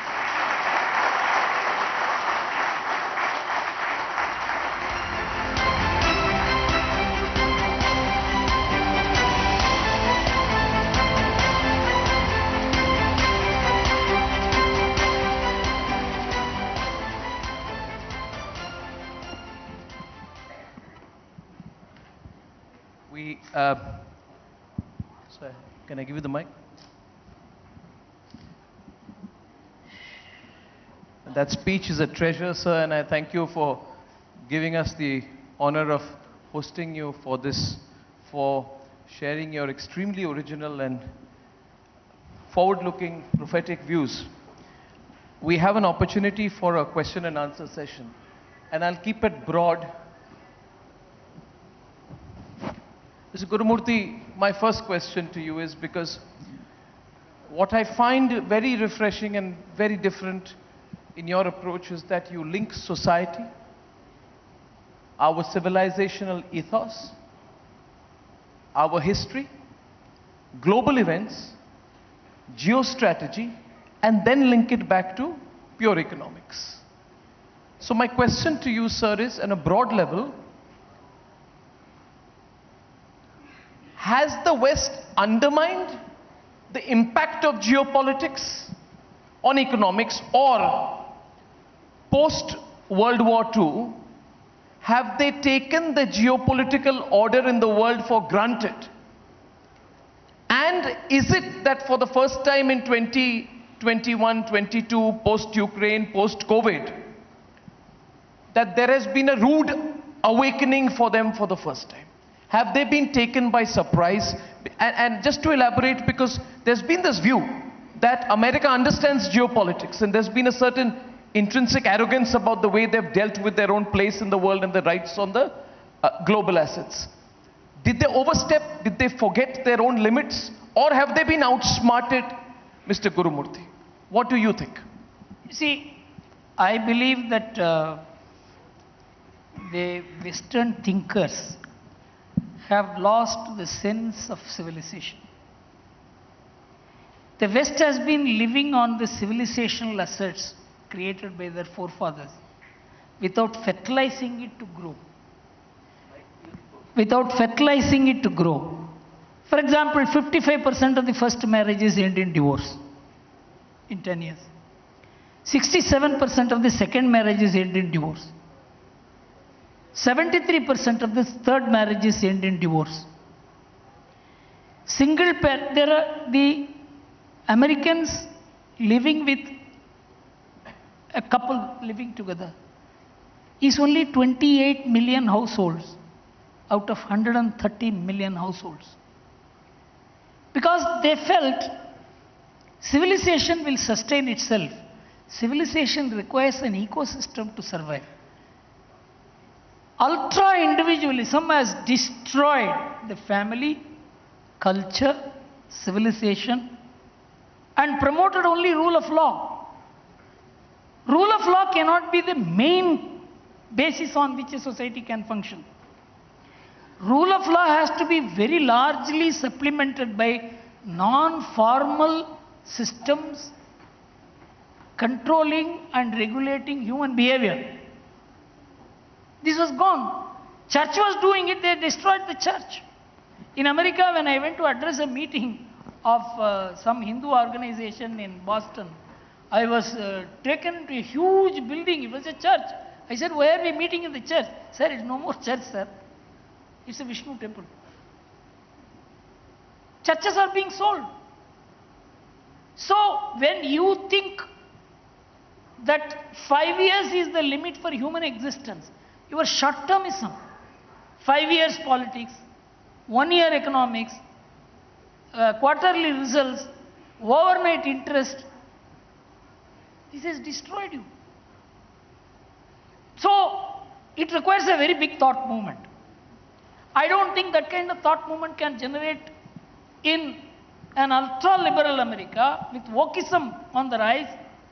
I think whether they will be able to sustain the kind of democratic, the liberal democratic institutions and approach itself is a big question mark for me. I also agree with you. And as a result, yes, sir. When they felt, this globalization has given them an institutional lead, institutional command, they thought this is an undiluted advantage forever with the main enemies finished and one enemy at their feet. But that enemy had a longer plan. We will bide our time. And they were able to do it. One point I forgot to mention, that they allowed the Chinese into the WTO. But in 2016, American trade representative and EU trade representative filed an application in the WTO. China is not a market economy. China said the very fact that you have allowed me into the WTO means I am a market economy. America had to threaten, if you don't declare China as not a market economy, we will withdraw from WTO. So 2019, WTO declared China as not a market economy. Everyone knew China was not a market economy. For your geopolitical interests, you allowed China. China has trampled you today. According to me, in fact, I have written a whole thesis on this and put it in the Vivekananda International Foundation website as part of my random thoughts last year, that America raised a Frankenstein monster in China only because of the American institution was invaded by China itself. Correct. So in your entire introduction today, when you were speaking, you repeated the phrase dynamite in America 2 or 3 times, and I had this whole visualization of this in my mind. You said this will dynamite the American economy. That will dynamite the American economy. And I was thinking, Mr. Gurumurthy, what an opportunity for India. What an opportunity for India. For 2 reasons. A, we are a true democracy. And I believe that they have been lecturing us about the phrase you used, backsliding of democracy. And Mr. Gurumurthy, I hate it. I don't want to be lectured by a country where there are the Capitol Hill riots. I feel if there is a democracy that is backsliding today, it is those democracies who lecture us. You saw what happened during the truckers' protest in Canada, sir. You saw the regressive verdicts by the courts in America, the Capitol Hill riots. That is a clear backsliding of democracy. And I would like your thoughts on what that will give what impact that will have to the world, whether the backsliding of the Western form of democracy is a systemic risk to the markets. Does it give an opportunity to India? So my next question to you, sir, is because this change in the, I feel America is an unstable country today socially. My simple question to you is, when the world's largest economy, whose currency dominates everything, becomes socially unstable, what is its impact on the global economic order, in your view? See, what America has done in the last 2 decades is to co-opt the world economy into the American financial system. It has co-opted the world monetary order into the American monetary order. It was its strength, and that is becoming the weakness also today. So with so much dollars outside America, and America printing more dollars, and America exporting more dollars to import, and with no other mechanism to control inflation, they have to do it even more. They are now caught in a situation from which it is, I am talking about economically. To get out of this, America has to hugely reduce its standard of living. Reduce its standard of living. Otherwise, it's not possible. That will lead to more social disorder. One. Second, the kind of standard of living they have. For example, a country with 30 million households has 260 million cars. So these are all unsustainable, and for that road, and for that petrol, and for, this kind of thing is not sustainable by any standard. And for which the only answer you have is not that you are raising revenue, but printing dollars. This is possible, this was possible because you are the superpower to which everybody looked up to. Today you are being challenged. You are being challenged not by another country, you are being challenged by commodities. I'm going to come right there, but one more question on America, because the context is this, viewers, and the Chinese economy is not as attractive as it used to be. Systemic fault lines are now coming and becoming more visible. Hugely. The American economy is hinged on an overextension. It is fragile, it is overstretched. I believe that it's made a huge mistake in Ukraine. It's got into a war that it cannot afford. So my next, and therefore I am seeing with our shared philosophy, Mr. Gurumurthy of Nation First, a tremendous opportunity for Bharat in all of this. But if India is to emerge as an alternative, I hate to sound cruel about it, America has to fall. I'm being a little mercenary in my thought here, sir. But can America course correct? Because you mentioned 2 things which struck me. One, you said America has this huge import-driven economy. Their supply chains are incongruous. They're unsustainable. You also said that it's a country which is spoilt on dole. It is a state dole-dependent population, right? These are not things that you can course correct in a day. Can a challenged America course correct? Are they capable of doing that? And if so, then what kind of course correction is needed for them? See, I'll make 3 points. Whatever happens to America, the worst affected country will be China. So they'll fall together. Serious problems, because the kind of problems that China will face if the export-driven economy receives a setback, I don't think the Chinese system will be able to manage. Because they have, for example, simple, they have invested about $5.4 trillion outside China. If the world economy is slowing down, that will become an NPA. So the world economy to be sustained, the same kind of printing of money, the same kind of the perception that things are okay, everything is hunky-dory, business as usual, this cannot continue.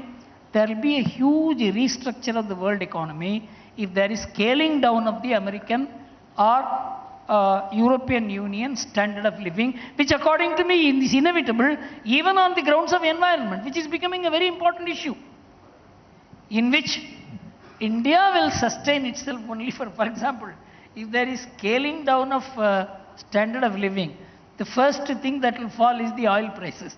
And that's precisely what you want. And India's technological rise and India's capacity to have self-restraint. The most important thing is our people have huge self-restraint, our capacity to save. And you are also making safe savings. You know, we are not going in for this risky savings. So your banking, we are a bank-led economy, which is very good. I think government must understand. Our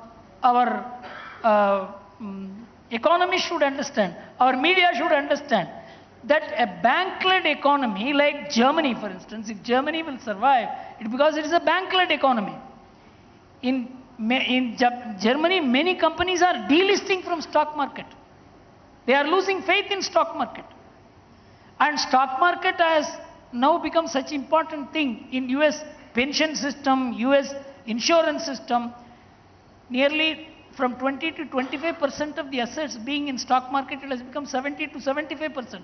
What happens to the stock market will happen to the insurance companies, to the pension funds. So they have put all the eggs in one basket. Fortunately, India is free from all this. There is a disengagement on all these points. Our point is, how are you going to make the external position, how to handle this? On which I think we have to undertake a serious review of our imports. Okay. Second thing, we have to go for huge bilateralization of trade. And we have got to combine capital and current account together in dealing with the country. For example, we have a running current account deficit of $25 billion with Saudi Arabia. Saudi Arabia is going to invest in India $50 billion. So we will combine the current account and capital account and say that we will give you our rupee to invest. Why do you want us to pay in dollars? Correct. You know, this kind of restructuring will take place in the world. Part by part, bit by bit, we have to do it. We have to, because once globalization fails, bilateralization is the only alternative, and India must quickly step into bilateralization of trade. Now, what do we learn from the fact that the Russian economy did not collapse, as the entire Western media predicted? In fact, people hate it. Those whose entire thinking is Western economy centric hate the fact that the Russian economy has been quite resilient in its own way. What does that tell us? What is the learning for us, which is exactly the opposite of what the Western media had predicted? Actually, the unique advantage that Russia had was its energy, and it was able to make Europe dependent on itself for its energy by using the very slogan of globalization. That I am giving you pipeline, I am giving you everything, you come to me. And they knew by making European Union dependent on Russia for energy is the only way Russia will be able to face the challenges of America on NATO. So they slowly in 20 years co-opted European Union into the energy economy. For example, if European Union had not been co-opted to that extent, Russian response in terms of commodity trade would not have been as successful as it was. So it's a very peculiar position they had. China has the opposite thing. China will not be able to give up its exports to America, and it will not be able to sustain itself without the financial link that exists between America and China. And China has a huge housing problem. In fact, I am studying it. Its problem is unmanageable because they are destroying the houses which they have built to create more houses, because those houses are not occupied. Both European Union, America and China followed the house property inflation rate, house property asset appreciation to create money to fund. And China's shadow banking is as large as the American shadow banking. Right. So actually it is the Marxist version of American capitalism. So all these nations share the same risk, the financial risk. We don't have that financial risk because our entire asset base, according to the US, the Credit Suisse, is $4.5 trillion, period. Whereas it is 10 times more for China. Yeah. So we are safer because our households are least indebted. Our government is less indebted than most Western governments, particularly America and England. All these countries are very high. Their corporates are indebted. The debt which the Western economies carry today is unbelievably high. China has more debt than America itself. So these people have gone all for True. financialization, which we have been very careful about. But don't you think America is in a worse situation because it is on a form of drugs which it cannot get out of? See, George Soros said, he said in Davos, and he's a person to follow a little bit because he tells you about his thinking. He knows about By the way, money. he's incredibly interested in investing in Indian media organizations by stealth. He said, speaking about the Ukraine war, he said, even when the fighting stops, as it eventually must, the situation in the world will never revert to what it was before. Is the insinuation that if the war ends, the Western economy as we know it is certain to collapse? And let me just explain this to you in the way I've been looking at it. If you do a heat map of the stocks of American companies, which show companies in technology in the red, semiconductor technology in America in the red, credit services in America in the red, financials in America in the red, software sector in the red. Only companies doing well are the defense manufacturers. Raytheon Technologies Corporation is the top performer.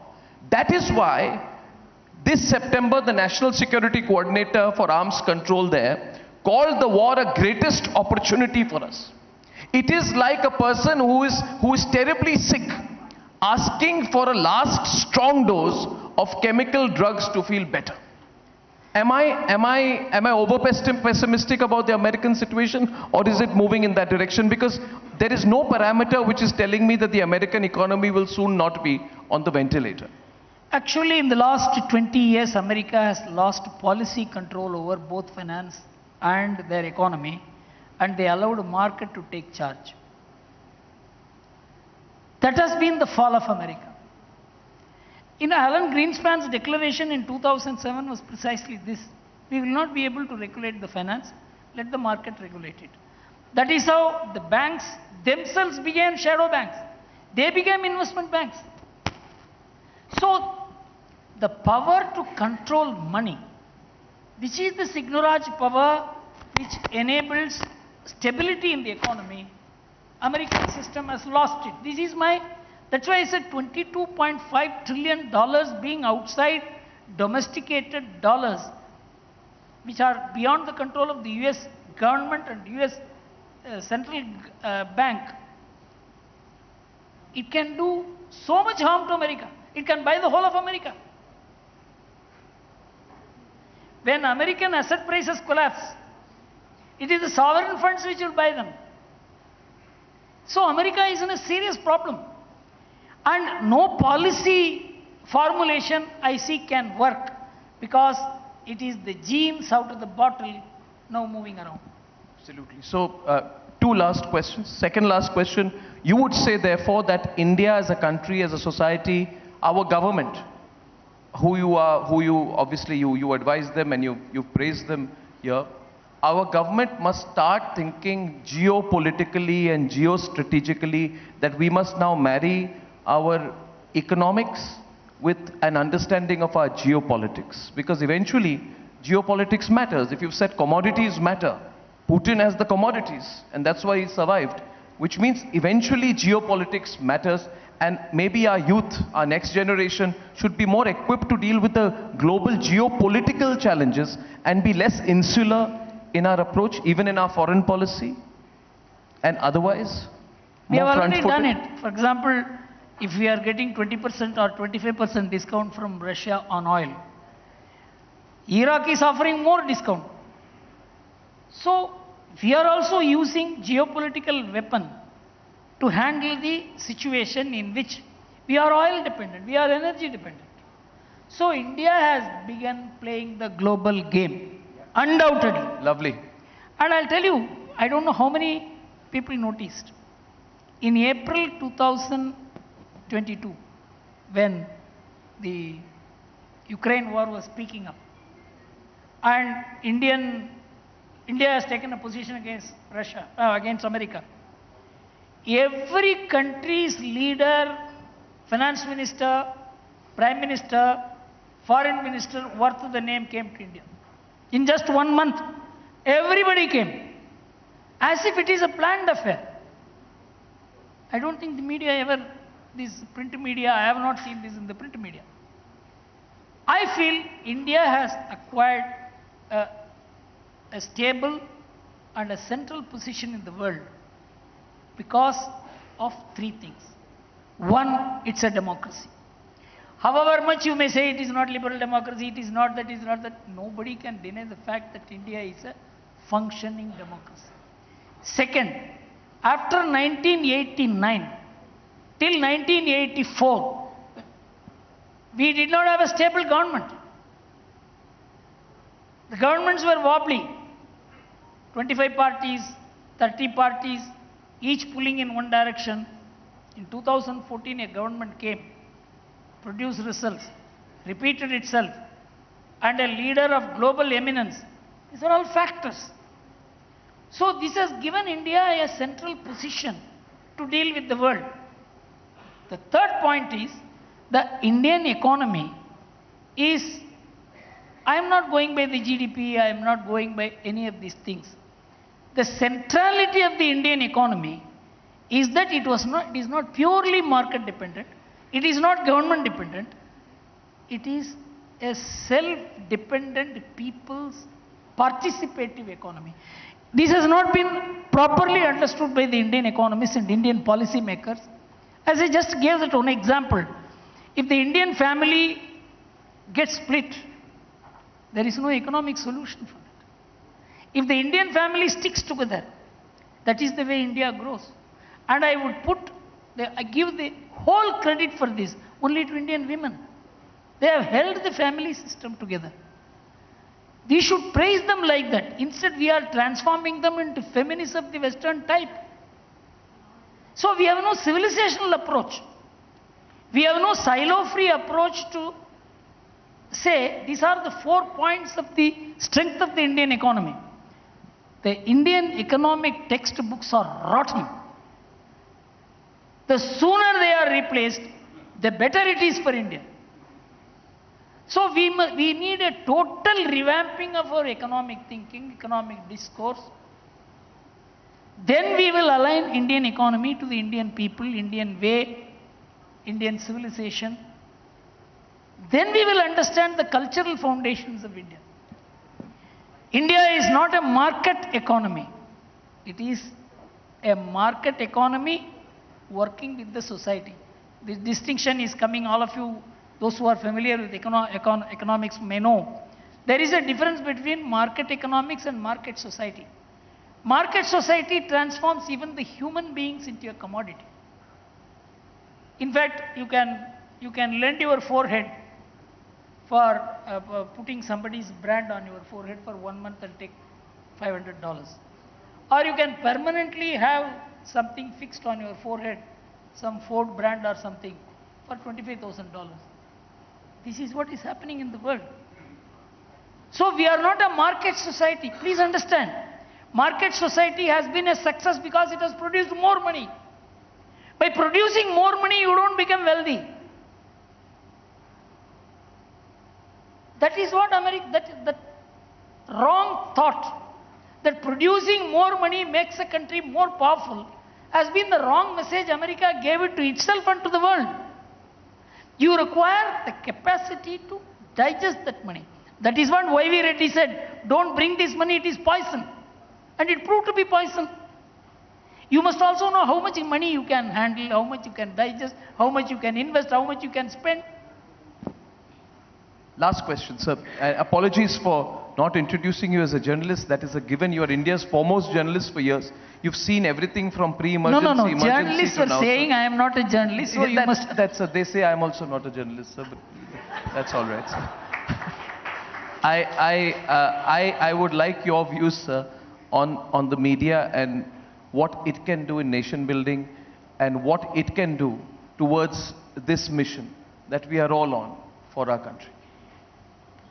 See, it's having been part of the media in the most challenging and in the most purposeful times in the Indian history, between 1975 and the emergency came until very actively till 1991. There was a purpose, there was a sense of idealism, there was a sense of commitment, there was a sense of sacrifice in being a journalist and in running a media.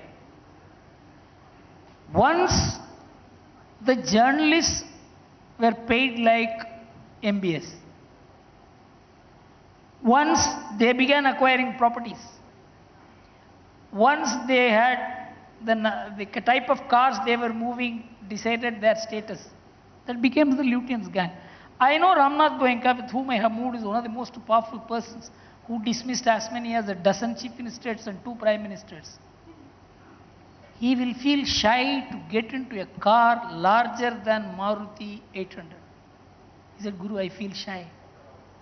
He ran the most powerful newspaper. Media is a mission.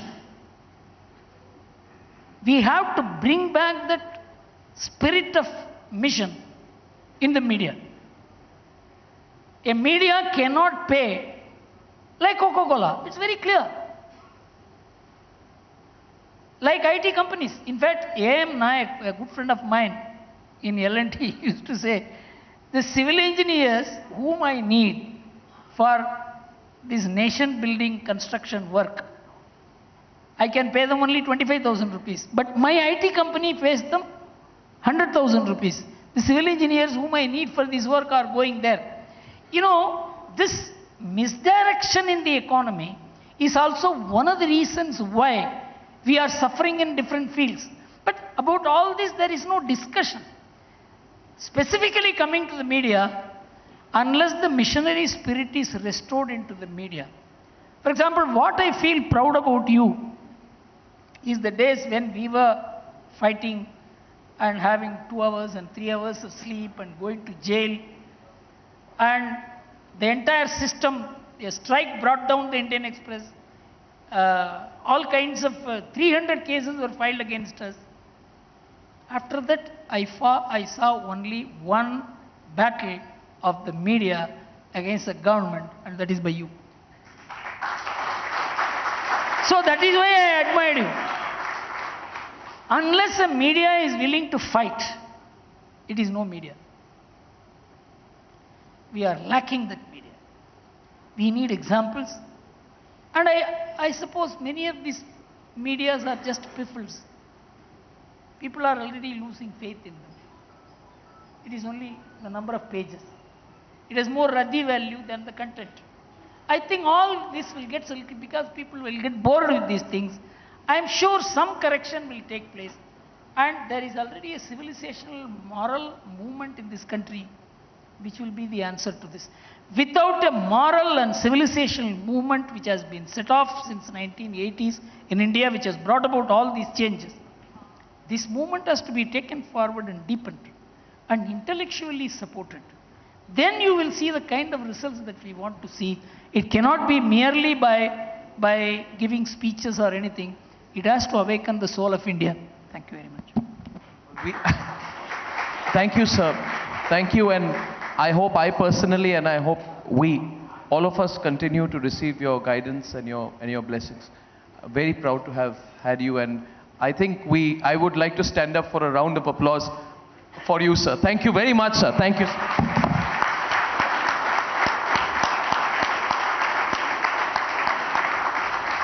Thank you very much, Mr. Gurumurthy, and thank you, Arnab, for steering that so efficiently. Ladies and gentlemen, it's been a power-packed day of fabulous conversations and discussions that have helped us address and decode some of the economic puzzle that is India. Before we call curtains today, may I request you all to please be seated for just a few more minutes. It's obvious that India has the resources, the potential, and a determined and able government that will empower it in the race to global domination. So, without any further ado, I'd like to invite the man who envisioned this summit and steered it so efficiently, Republic Media Network's Editor-in-Chief, Arnab Goswami. Ladies and gentlemen.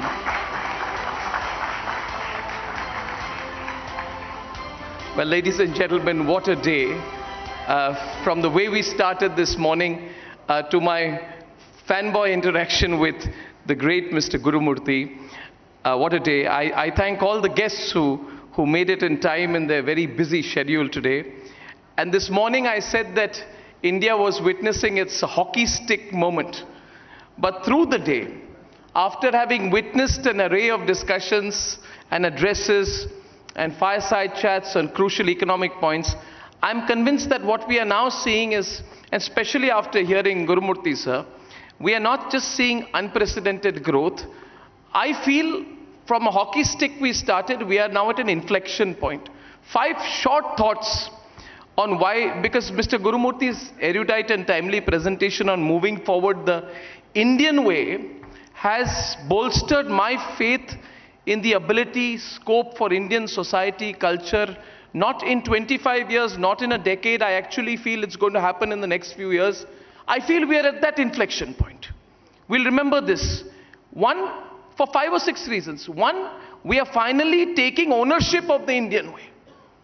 We've realized somewhere there is an Indian way. There is a Swadeshi way.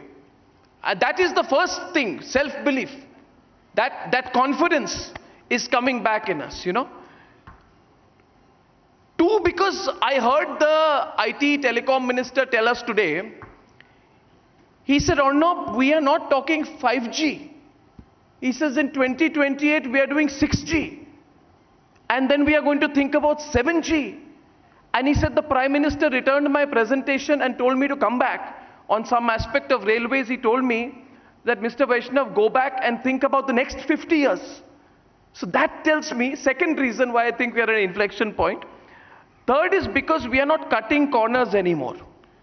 Whether it is in the hurried import of technology, allowing Atmanirbhar institutions to building our defense sector, exporting to Southeast Asia, taking our time in our free trade agreements.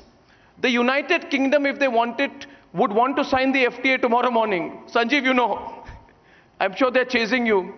But the fact is, we're taking our time. I love it. I love it. Sanjeev, you and I went to study in the UK around the same time. You 1 year before me.